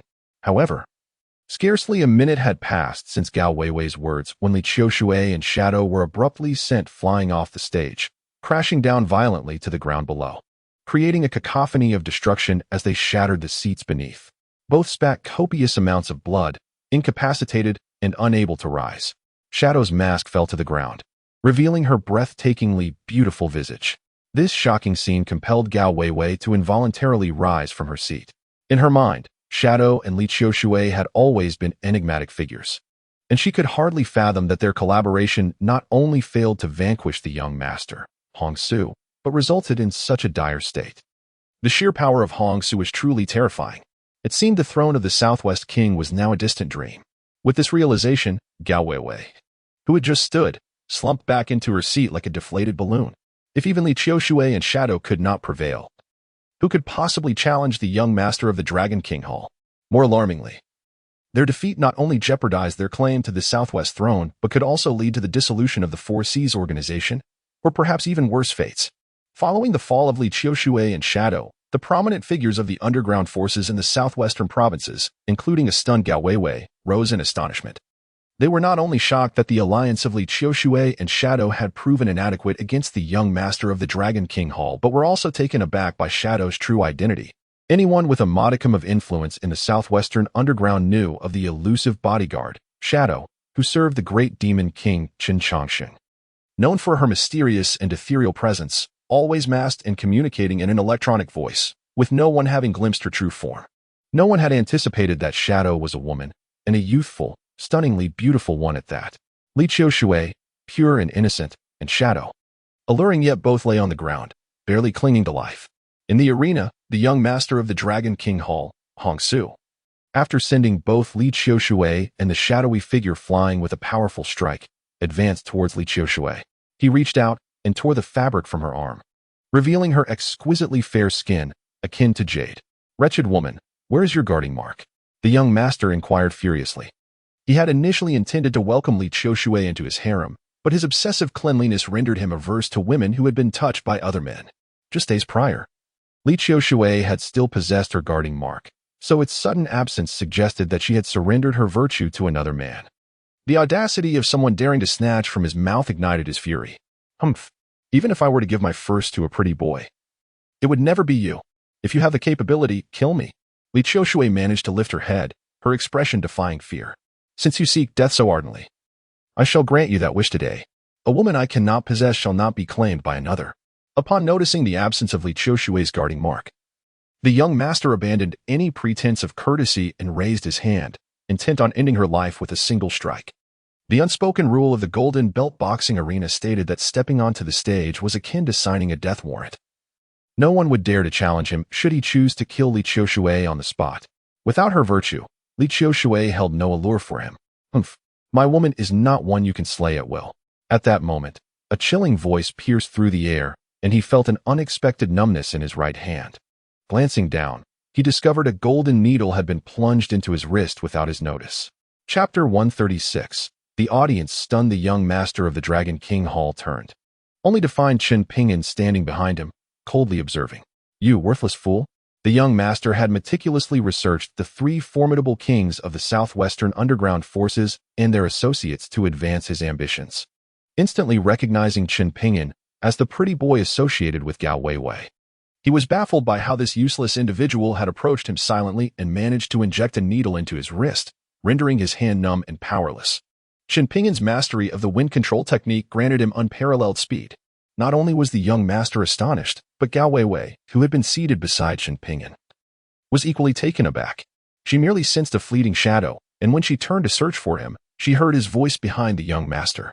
Instinctively glancing over, she realized that Qin Pingyan had traversed the distance with an almost ghostly swiftness, positioning himself behind the young master. Due to Qin Pingyan's astonishing speed, almost no one, save for Gao Weiwei, was aware of when he had appeared behind the young master of the Dragon King Hall. Most believed that Qin Pingyan had been standing there all along, simply unnoticed until now. Even the young master himself harbored this notion. Ignoring the gazes of the crowd, Qin Pingyan approached the near-lifeless Li Qiushui, producing a golden needle which he swiftly pierced into her divine acupoint, using his vital energy in conjunction with the needle to stabilize her waning life force. "Qin Pingyan, you must leave at once. Do not concern yourself with me." Li Qiushui summoned her last reserves of strength to implore him to depart. Despite her formidable demeanor and status as a major underworld figure, her thoughts remained conservative. Having given her first time to Qin Pingyan, she regarded him as her man. The sight of him appearing in her moment of need filled her with profound emotion. She admired his medical prowess, yet they faced the unfathomable might of Hong Su, the young master of the Dragon King Hall, a foe even she and her shadow could not contend with together.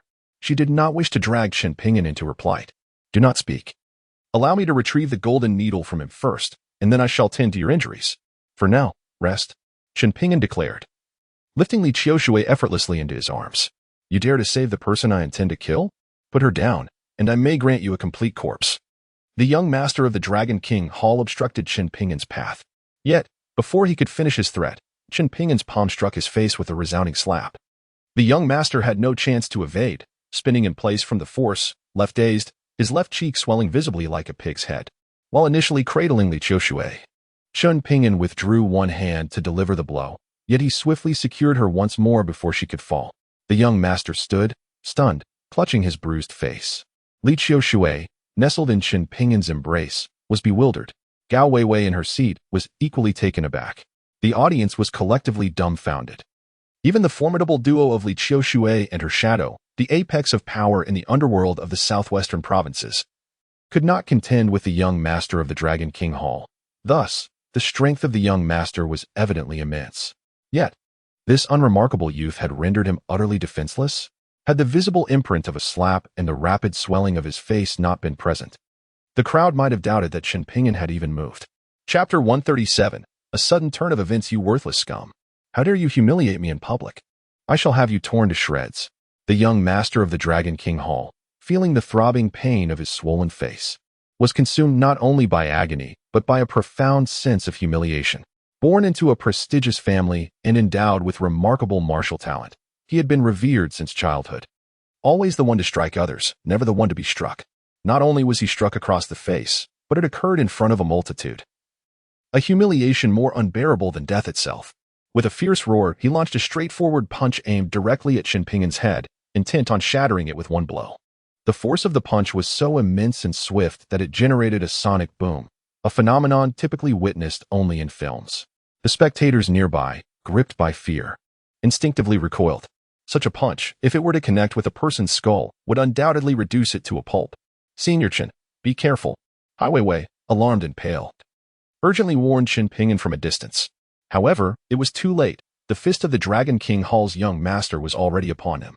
The proximity was so close that even the most skilled master would find it impossible to evade such a devastating blow, especially with Qin Pingyan holding the injured Li Qiushui, which hindered his mobility.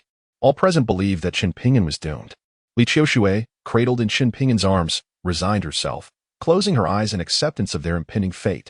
Yet, as Qin Pingyan faced the young master's formidable punch, his expression remained devoid of joy or sorrow, steadfast, and unwavering. Observing this, the young master of the Dragon King Hall's face contorted with malevolence, envisioning the scene of Qin Pingan's skull exploding upon impact, brain matter splattering everywhere. However, just as his fist was less than a centimeter from Qin Pingan's head, it suddenly halted. His expression shifted from malice to shock, followed by disbelief. It was not a moment of compassion that led him to spare Qin Pingan. Rather, an invisible wall of energy had thwarted his punch, rendering his immense strength utterly ineffective. Protective true energy? How is this possible? It can't be. The young master of the Dragon King Hall roared in terror, instinctively attempting to retreat. Yet, it was too late. Qin Pingan delivered a powerful kick, sending the once arrogant young master hurtling backward like a kite with its string cut, crashing violently against the edge of the ring. With a cough, the young master tasted blood in his throat, a clear indication of severe internal injury. At that moment, Qin Pingan had retrieved the golden needle from his adversary's wrist. This scene left the entire audience in stunned disbelief. Initially, they had anticipated Qin Pingan's demise. Yet the reversal unfolded with astonishing swiftness and intensity. Not only had Qin Pingan avoided having his head smashed, but he had also inflicted internal damage upon his opponent. After sending the young master flying, Qin Pingan gently laid Li Qiushui on the platform before returning to carry Shadow, intent on providing care. Shadow had been injured while protecting him, and he could not stand idly by and watch as Shadow suffered before his eyes. At this moment, Gao Weiwei approached Qin Pingan. "Are you all right, Senior Qin?" She meticulously examined him from head to toe. While she was not versed in martial arts and could not comprehend the esoteric terms about true qi and protective energy that the Dragon King's Hall's young master had uttered, she understood that Qin Pingan had narrowly evaded a lethal punch and countered effectively. "You are impressive. From childhood to now, you are the first to provoke my ire. I will make you understand what regret truly means." As Gao Weiwei continued her inspection, the arrogant voice of the Dragon King's Hall's young master echoed behind them once more. Turning around, they saw him extracting a syringe from his pocket, forcefully injecting it into the back of his neck, enduring the pain as the substance surged into his veins. In no time, the young master's muscles began to swell at a visible rate. Within mere moments, he transformed from approximately 1.8 meters to over 2 meters, becoming a muscular behemoth with blood-red eyes. Weighing at least 300 pounds, his strength rapidly escalating. Is this the overseas Gene warrior? Both Gao Weiwei and the onlookers were astounded by the transformation, with many recognizing him as the legendary genetic warrior from abroad. Even Qin Pingan, feeling the escalating power emanating from his adversary, could not help but furrow his brow. "You little brat, I will tear you apart, making you realize that even with protective energy, you remain a mere worthless being before me." The young master of the Dragon King's Hall roared as he charged at Qin Pingan. Not only had his physique become immensely large, but even his voice had transformed. Were it not for the hatred still burning in his eyes, Qin Pingan might have believed he was facing a different person altogether. "Do you think a monster like you can tear me apart?" Qin Pingan remained unimpressed, raising his hand to unleash 2 beams of golden light from the dragon burial ring. "Ah, my eyes." Before the young master could unleash his formidable power, he clutched his eyes in agony. "You are the one who killed the Demon Kings, Qin Chongqing and Wu Xinjie, aren't you? Today, I shall avenge them." With that, Qin Pingan drew Li Qiushui's treasured sword, swiftly slicing through the air before the young master, leaving a gash across his throat, blood gushing forth. "My father is Hong Tian, the top-ranked expert among overseas Chinese. How dare you kill me?" The young master exclaimed before collapsing to the ground, eyes wide open, lifeless. His once formidable physique, akin to an iron lump, deflated like a punctured balloon as he breathed his last. From his transformation to his demise, less than a minute had passed, and he had not even had the chance to demonstrate his extraordinary power to the world. Standing on this arena signified a pact of life and death, fate sealed. In the face of someone intent on ending his life, Qin Pingan had never been one to show mercy. From this day forward, the underground forces of the 3 southwestern provinces shall regard me, Qin Pingan, as their sovereign. Those who defy this decree shall face dire consequences. Before the host could declare Qin Pingan the victor, he swept his gaze across the audience and spoke in a deep tone. A shiver ran through the crowd. "All hail the king of the southwest." Hai Weiwei quickly regained her composure and shouted in excitement, bowing in respect to Qin Pingan. "King of the southwest. King of the southwest." Almost all present were members of the underground forces from the 3 southwestern provinces, and with Hai Weiwei leading, the audience quickly followed suit, their voices rising in a powerful chorus. Even the heir of the Dragon King Hall, transformed into a super gene warrior, was no match for Qin Ping'an. This man could dispatch him with the ease of slaughtering a dog. Who would dare ascend the stage to challenge him? With such a formidable leader at the helm of the underground forces in the southwestern provinces, their stability would be as unyielding as a mountain. And no one would dare to rebel. Humph! You young fool, to have slain even the heir of the Dragon King Hall, you have stirred a great storm. The Dragon King Hall shall not let this matter rest, nor will they spare the entire underground forces of the southwestern provinces. Just as the crowd was celebrating the election of their king of the southwest, a chilling voice echoed through the Golden Belt boxing arena. Upon hearing this, the atmosphere fell into an immediate hush, and many faces revealed signs of panic. The name of the Dragon King Hall was familiar to many present. It was the largest overseas Chinese organization, founded by the second-ranked leader of the heavenly ranking from a century ago, 20 years prior. The Dragon King Hall attempted to return to the heavenly dynasty, but was thwarted by the first war god of the dynasty, leading to the plan's failure. Who could have imagined that 20 years later, the Dragon King Hall would return with renewed vigor, sending their heir to lead the charge? One could only imagine their resolute determination. Over the past 2 decades, the strength of the Dragon King Hall's leader, Hong Tian, must have grown immensely. While Qin Ping'an was formidable, he was relatively unknown, and when compared to the renowned experts of the heavenly ranking who had been established for decades, he likely did not stand on the same level. Humph, a mere pretender, seeking death, Hai Weiwei exclaimed, launching a flying knife toward a dim corner. A gasp erupted as an elderly man clutching his chest staggered out from the shadows, collapsing into a pool of blood. Uncle Zhong? The crowd was stunned to discover that this man was none other than Uncle Zhong, the old servant of the female demon king, Li Qiushui. Chapter 139. I am the king of the southwest. I leave the remaining matters in your hands. I shall take these 2 for treatment. After instructing Hai Weiwei, Qin Ping'an turned to lead his 2 female subordinates, who were carrying the unconscious Li Qiushui and Shadow, toward the entrance of the Golden Belt boxing arena. Upon reaching the door, they encountered Mu Wanqing and Qin Shiyu approaching. Qin Ping'an, halt. As they brushed past one another, Mu Wanqing called out to him. Do you 2 have something to say? Qin Ping'an inquired without turning back. I ask you, has the King of the Southwest competition concluded? Who has ascended as the King of the Southwest? Mu Wanqing pointed at the arena, her finger trembling with confusion as she addressed Qin Ping'an. After much effort, Qin Shiyu had managed to persuade the security to let them in. Upon arrival, they had heard the audience fervently chanting for the King of Southwest, yet once they entered, the arena lay deserted, devoid of any combatants. Qin Ping'an had swiftly vanquished the heir of the Dragon King Hall, leaving no one daring enough to challenge him, thus concluding the tournament prematurely. They remained oblivious to who had triumphed and claimed dominion over the underground forces of the 3 southwestern provinces. I am. Qin Ping'an replied succinctly. What do you mean, I am? Mu Wanqing pressed, exasperation etching her features. I am inquiring about who ultimately emerged victorious as the King of Southwest. Is such a straightforward question truly so arduous to answer? Qin Ping'an's response only deepened Mu Wanqing's dissatisfaction.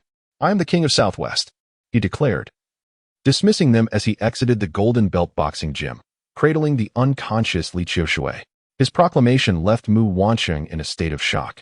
Shiyu, did you hear what Qin Ping'an just claimed? He said he is the King of Southwest. Is he really that formidable? Mu Wanqing gaped, incredulous, as she pointed at Qin Ping'an's retreating figure. Dear girl, with that demeanor, he wouldn't even be worthy of carrying the shoes of the King of Southwest. Next, will he assert he is the Jade Emperor? Should we believe that? Qin Shiyu, exasperated by Mu Wanqing's astonishment, rolled her eyes in response. Indeed. How could he possibly be the King of Southwest? This scoundrel is merely toying with us. Before his imprisonment, he was a doctor. Look at how he departs, cradling an injured person. It seems the one who attempted to challenge the King of Southwest has suffered grievously, and he is taking the injured for treatment. Does the King of Southwest perform such tasks? Mu Wanqing mused aloud. Stop musing and let us hasten to find your gallant hero, Qin Shiyu exclaimed, somewhat exasperated by Mu Wanqing's musings, and quickly pulled her towards the arena, intent on inquiring about the recent events. As they approached the arena, a mask suddenly caught their attention, lying abandoned on the ground. Look, Qingzi, this mask must belong to your hero, Qin Shiyu exclaimed, picking up the shadowy mask. In this era, few don masks, thus it was undoubtedly left by that valiant figure. Let us find someone to inquire, she suggested. After Mu Wanqing analyzed the mask, she concluded it indeed belonged to her hero. With this thought, they promptly approached a cleaning lady tidying the area. "Excuse me, ma'am. Do you happen to know whose mask this is?" Mu Wanqing inquired, grasping the cleaning lady's hand. "This mask belongs to a remarkably skilled individual," the cleaning lady replied. "However, he encountered someone even mightier, who struck him down so decisively that he lost his mask. He has since been taken away for treatment." The cleaning lady was utterly oblivious to the identity of the shadow. Recalling the earlier scene, she spoke to Mu Wanqing and Qin Shiyu with a lingering sense of trepidation. "What? The hero has been injured? Do you know where he is currently receiving treatment?"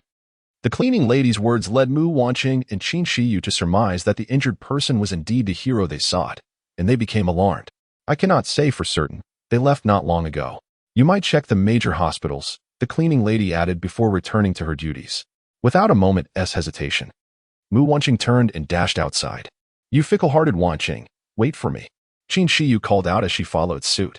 Chapter 140. A rare beauty. Qin Pingan instructed his subordinates to transport the injured Li Qiushui and Shadow to his residence. This time, Qin Pingan prioritized treating Shadow, as her injuries were far more severe than those of Li Qiushui. With 4 golden needles at his disposal, he intended to employ the more intricate 4 symbols needle technique as opposed to the 3 talismans needle method for their treatment. Gently, he placed Shadow in his sister's room, laying her on the bed, and reached to remove her black combat attire in preparation for acupuncture. "What are you doing?" At that moment, Shadow abruptly awakened, her keen instincts kicking in. Upon seeing Qin Pingan's actions, she instinctively covered her chest with one hand while the other aimed a palm strike at his shoulder, intent on sending him flying. It must be noted that despite her injuries, Shadow possessed formidable strength. Even in her weakened state, her strike was fierce. However, Qin Pingan merely shifted slightly to evade her powerful blow with ease, as Shadow had fainted after being defeated by the young master of the Dragon King's temple. She had missed witnessing Qin Pingan's prowess in besting the young master. Thus, seeing him effortlessly evade her attack filled her with astonishment. Even gravely injured and barely conscious, she had not expected a mere ordinary person to evade her full-force strike, especially one launched so unexpectedly. "Do not be alarmed. You are seriously injured, and I am here to administer treatment." Qin Pingan disregarded the surprise in her eyes, firmly pressing her hand down as he explained. "Then why are you attempting to remove my clothing?" Shadow's pallor deepened as she coldly challenged him. "How can I locate the acupuncture points without removing your clothing?" Qin Pingan countered with a question. Shadow was momentarily rendered speechless. Anyone with even a modicum of knowledge about traditional Chinese medicine would acknowledge the validity of Qin Pingan's words. "Rest assured, I will only remove this outer garment.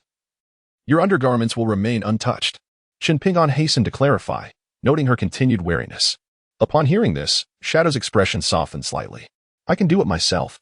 However, should you dare to take advantage of my injury and act recklessly, even if I am powerless at this moment, once I recover, I will pursue you relentlessly. No matter how far you flee." The Shadow coldly threatened Qin Pingan before reaching to remove her tight black attire. "Rest assured, I am a normal man, devoid of interest in flat-chested women." Qin Pingan cast a glance at the Shadow's unremarkable figure and, feeling somewhat embarrassed, remarked, "Had it not been for the mask falling away, he would have, like others, believed her to be male." The moment the mask slipped, he had redefined her as a princess of peace. Such a pity for that pure face. Yet, as Qin Pingan indulged in this lamentation, he soon regretted it. For upon shedding her tight-fitting attire, her undergarment unexpectedly burst forth due to her magnificent curves, exposing a splendid view before Qin Pingan's eyes. Gulp!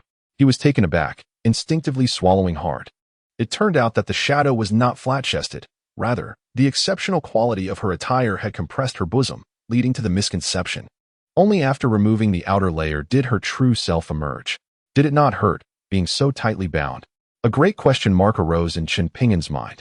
However, such a captivating figure, paired with her pure and stunning visage, elevated her allure 100-fold, transforming her into a celestial beauty. The fact that she maintained such a cool demeanor only added to her exceptional charm. The Shadow too was taken aback by the poor quality of her undergarment, which had burst despite being a high-end brand costing over 1,000. She involuntarily let out a squeal, hastily covering herself with her hands. "You scoundrel! Turn your face away at once." Upon hearing Qin Pingan swallow, she looked up to find his eyes wide and fixed upon her, causing her entire body to flush uncontrollably. Chapter 141. the shadow's embarrassment. Only upon hearing the shadow's exclamation did Chen Pingyan realize that his gaze might have been impolite. Reluctantly, he turned his face aside. With such a magnificent figure, I lack appropriate undergarments at home. Allow me to fetch a strapless top belonging to my sister for you to wear temporarily. After you are dressed, simply lie on the bed, and I shall provide you with treatment. As he spoke, Chen Pingyan rose to search through his sister's wardrobe, retrieving a white strapless top and tossing it behind him towards the shadow. However, after a considerable wait, silence lingered behind him, which piqued his curiosity. I am injured and my hands are somewhat incapacitated. Could you assist me in putting it on? However, you must close your eyes. As Chen Pingyan pondered the unusual silence behind him, a faint voice emerged, laden with a palpable sense of embarrassment. The stuttering tone resembled that of a bashful heroine from a film. Had it not been for Chen Pingyan's keen hearing, he might not have discerned the words at all. All right, he replied, closing his eyes and slowly turning to approach the shadow beside him. He took the strapless garment she offered and, with eyes shut, gently draped it around her exquisite figure. The process, although hindered by his closed eyes, inevitably led to moments of skin-on-skin contact, causing the shadow to blush profusely. Regret seeped into her heart for asking Chen Pingyan for assistance, yet she felt compelled to follow through, unable to voice her desire for him to stop. Biting her lip to endure the sensation, the touch of an unfamiliar hand on her body evoked a mix of anxiety and exhilaration. All right, you may open your eyes now. The shadow's voice finally broke the silence after several minutes. When Chen Pingyan opened his eyes, he found the shadow comfortably positioned on the bed, revealing only her smooth, delicate back, while the view before him was obscured. He couldn't help but feel a tinge of regret. Let us commence, he declared, setting aside his thoughts and taking out the golden needles to begin her treatment. This time, Chen Pingyan employed the 4 symbols needle technique, which proved to be more effective and required significantly less energy than before.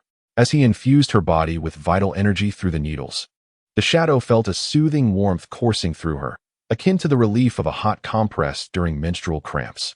After a week of treatment, she sensed her injuries had healed considerably, and her strength was restored. The miraculous nature of traditional Chinese medicine left her in awe. Gradually, she relaxed and succumbed to a satisfied slumber. Once Chen Pingyan stabilized her condition, he noticed she had fallen asleep and carefully withdrew the needles. He covered her with a blanket before exiting her room to tend to Li Qiushui.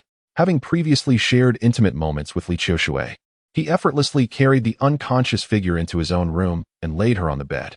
Although Li Qiushui had awakened when he lifted her, the warmth of his embrace and the memory of his impressive display of strength against the Dragon King's heir compelled her to feign unconsciousness.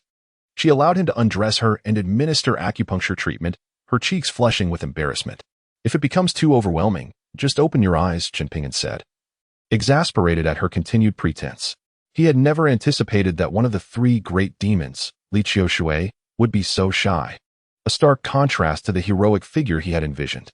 Do you have any cigarettes left? Upon realizing that her disguise had been unveiled by Chen Pingyan, Li Qiushui felt embarrassed and could no longer maintain her facade. She opened her eyes, flushing, and inquired of Chen Pingyan, "Yes, but I will not give it to you." As he administered treatment to her, Chen Pingyan remarked, "How can you behave this way?" Li Qiushui was so incensed by his words that she nearly rose from the bed to confront him. However, considering Chen Pingyan's formidable strength, even the heir of the Dragon King Palace was mere prey before him. Li Qiushui reluctantly abandoned the thought of engaging him in a fight. This young man was indeed an anomaly. Despite his tender years, his power was astonishingly immense. Initially, she had presumed he was not a martial artist and lacked any martial skills. It turned out he had never regarded her as a threat. Reflecting on how she had been manipulated by Uncle Zhang to assassinate Chen Pingyan, Li Qiushui felt a wave of shame wash over her. Chapter 142. The treasure of Li Qiushui's heart. A young lady should not be smoking incessantly, Chen Pingyan admonished as he observed her discontented expression. Moreover, you are currently gravely injured. Smoking will hinder your recovery. It would be best to quit. During her previous examination, he had discovered that her lungs had sustained severe damage due to her smoking habit, which evidently spanned over a decade. Given her youth, the fact that she had been smoking for so long was quite alarming. It was distressing to contemplate that she might have started smoking in her early teens. If she did not quit soon, it would adversely affect her health and potentially impact future generations. Thus, he had only allowed her a single puff to satisfy her craving before extinguishing the cigarette. "You are not someone to me. Why do you presume to dictate my choices?" Li Qiushui coldly challenged, taken aback that he would concern himself with her smoking habits. Having begun smoking at such a young age, she was now addicted. And the thought of quitting felt more torturous than death itself. Isn't my claim of being your first man sufficient reason? He asserted with authority. If you do not quit smoking, your lungs will be irreparably damaged. I command you to cease smoking from this day forth. Upon hearing his declaration, Li Qiushui was instantly reminded of the last time Chen Pingyan had helped her detoxify in their intimate encounter, causing her cheeks to flush deeply to the nape of her neck. This man was exceedingly domineering, even more so than her late father. Yet, despite his authoritative demeanor, Chen Pingyan's words warmed her heart. He was the second man in her life to show her genuine concern, the first being her deceased father. After her father's passing, she had taken on the mantle of her family's legacy, dropping out of school in her teens to navigate the world. Rather than allowing the Li family to languish in despair following her father's untimely demise, she had propelled them to greater heights. Through sheer ruthlessness and unyielding determination, she transformed the Li family from a mere underground faction into one of the three dominant families in the southwestern underground realm, earning her the moniker of one of the three notorious queens of the region. Throughout her encounters with numerous individuals, she found that they either wished for her demise or feared her. Never had anyone shown genuine concern for her well-being. Li Qiushui bit her lip, gazing intently at Chen Pingyan. What, are you dissatisfied? She challenged.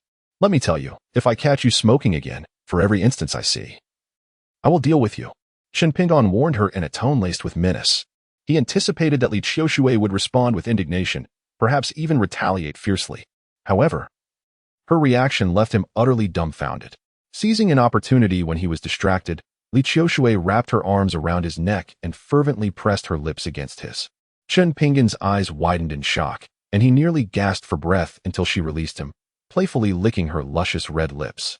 You little vixen. Chen Pingyan glared at her in a mix of annoyance and astonishment.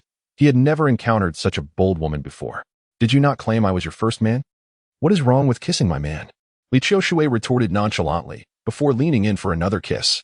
Initially, she had assumed Chen Pingyan was merely a kept boy for Gao Weiwei, and when she realized she had given herself to him, anger surged within her. However, after careful reflection, she concluded that a man like him was unworthy of a woman as exceptional as herself. She plotted to eliminate him once she recovered, convinced that even formidable men like Chen Chongqing and Wu Xingjie were merely her equals, and they were much older. She felt that no man in the entire southwestern region could truly match her caliber. Just when she believed she would perish at the hands of the Dragon King's heir, Chen Pingyan made a grand entrance, effortlessly rescuing her and decisively defeating the heir, who had enhanced his prowess through external means. She was left in awe. Such strength existed in the world. Having admired power since childhood, she was instantly captivated by Chen Pingyan, especially when he declared, "My woman is not one you can kill at will." In that moment, she found a long-lost sense of safety that she had only felt in her youth while with her father. This was the second man who had instilled such security in her. Reflecting on the fact that she had lost her virtue to a man like him, she considered it fate orchestrated by the heavens. When she faced Chen Pingyan again, she did not conceal her feelings. Particularly, witnessing his discomfort filled her with delight. Who would have thought that such a formidable man could be so endearingly shy and modest? She felt as though she had discovered a hidden treasure.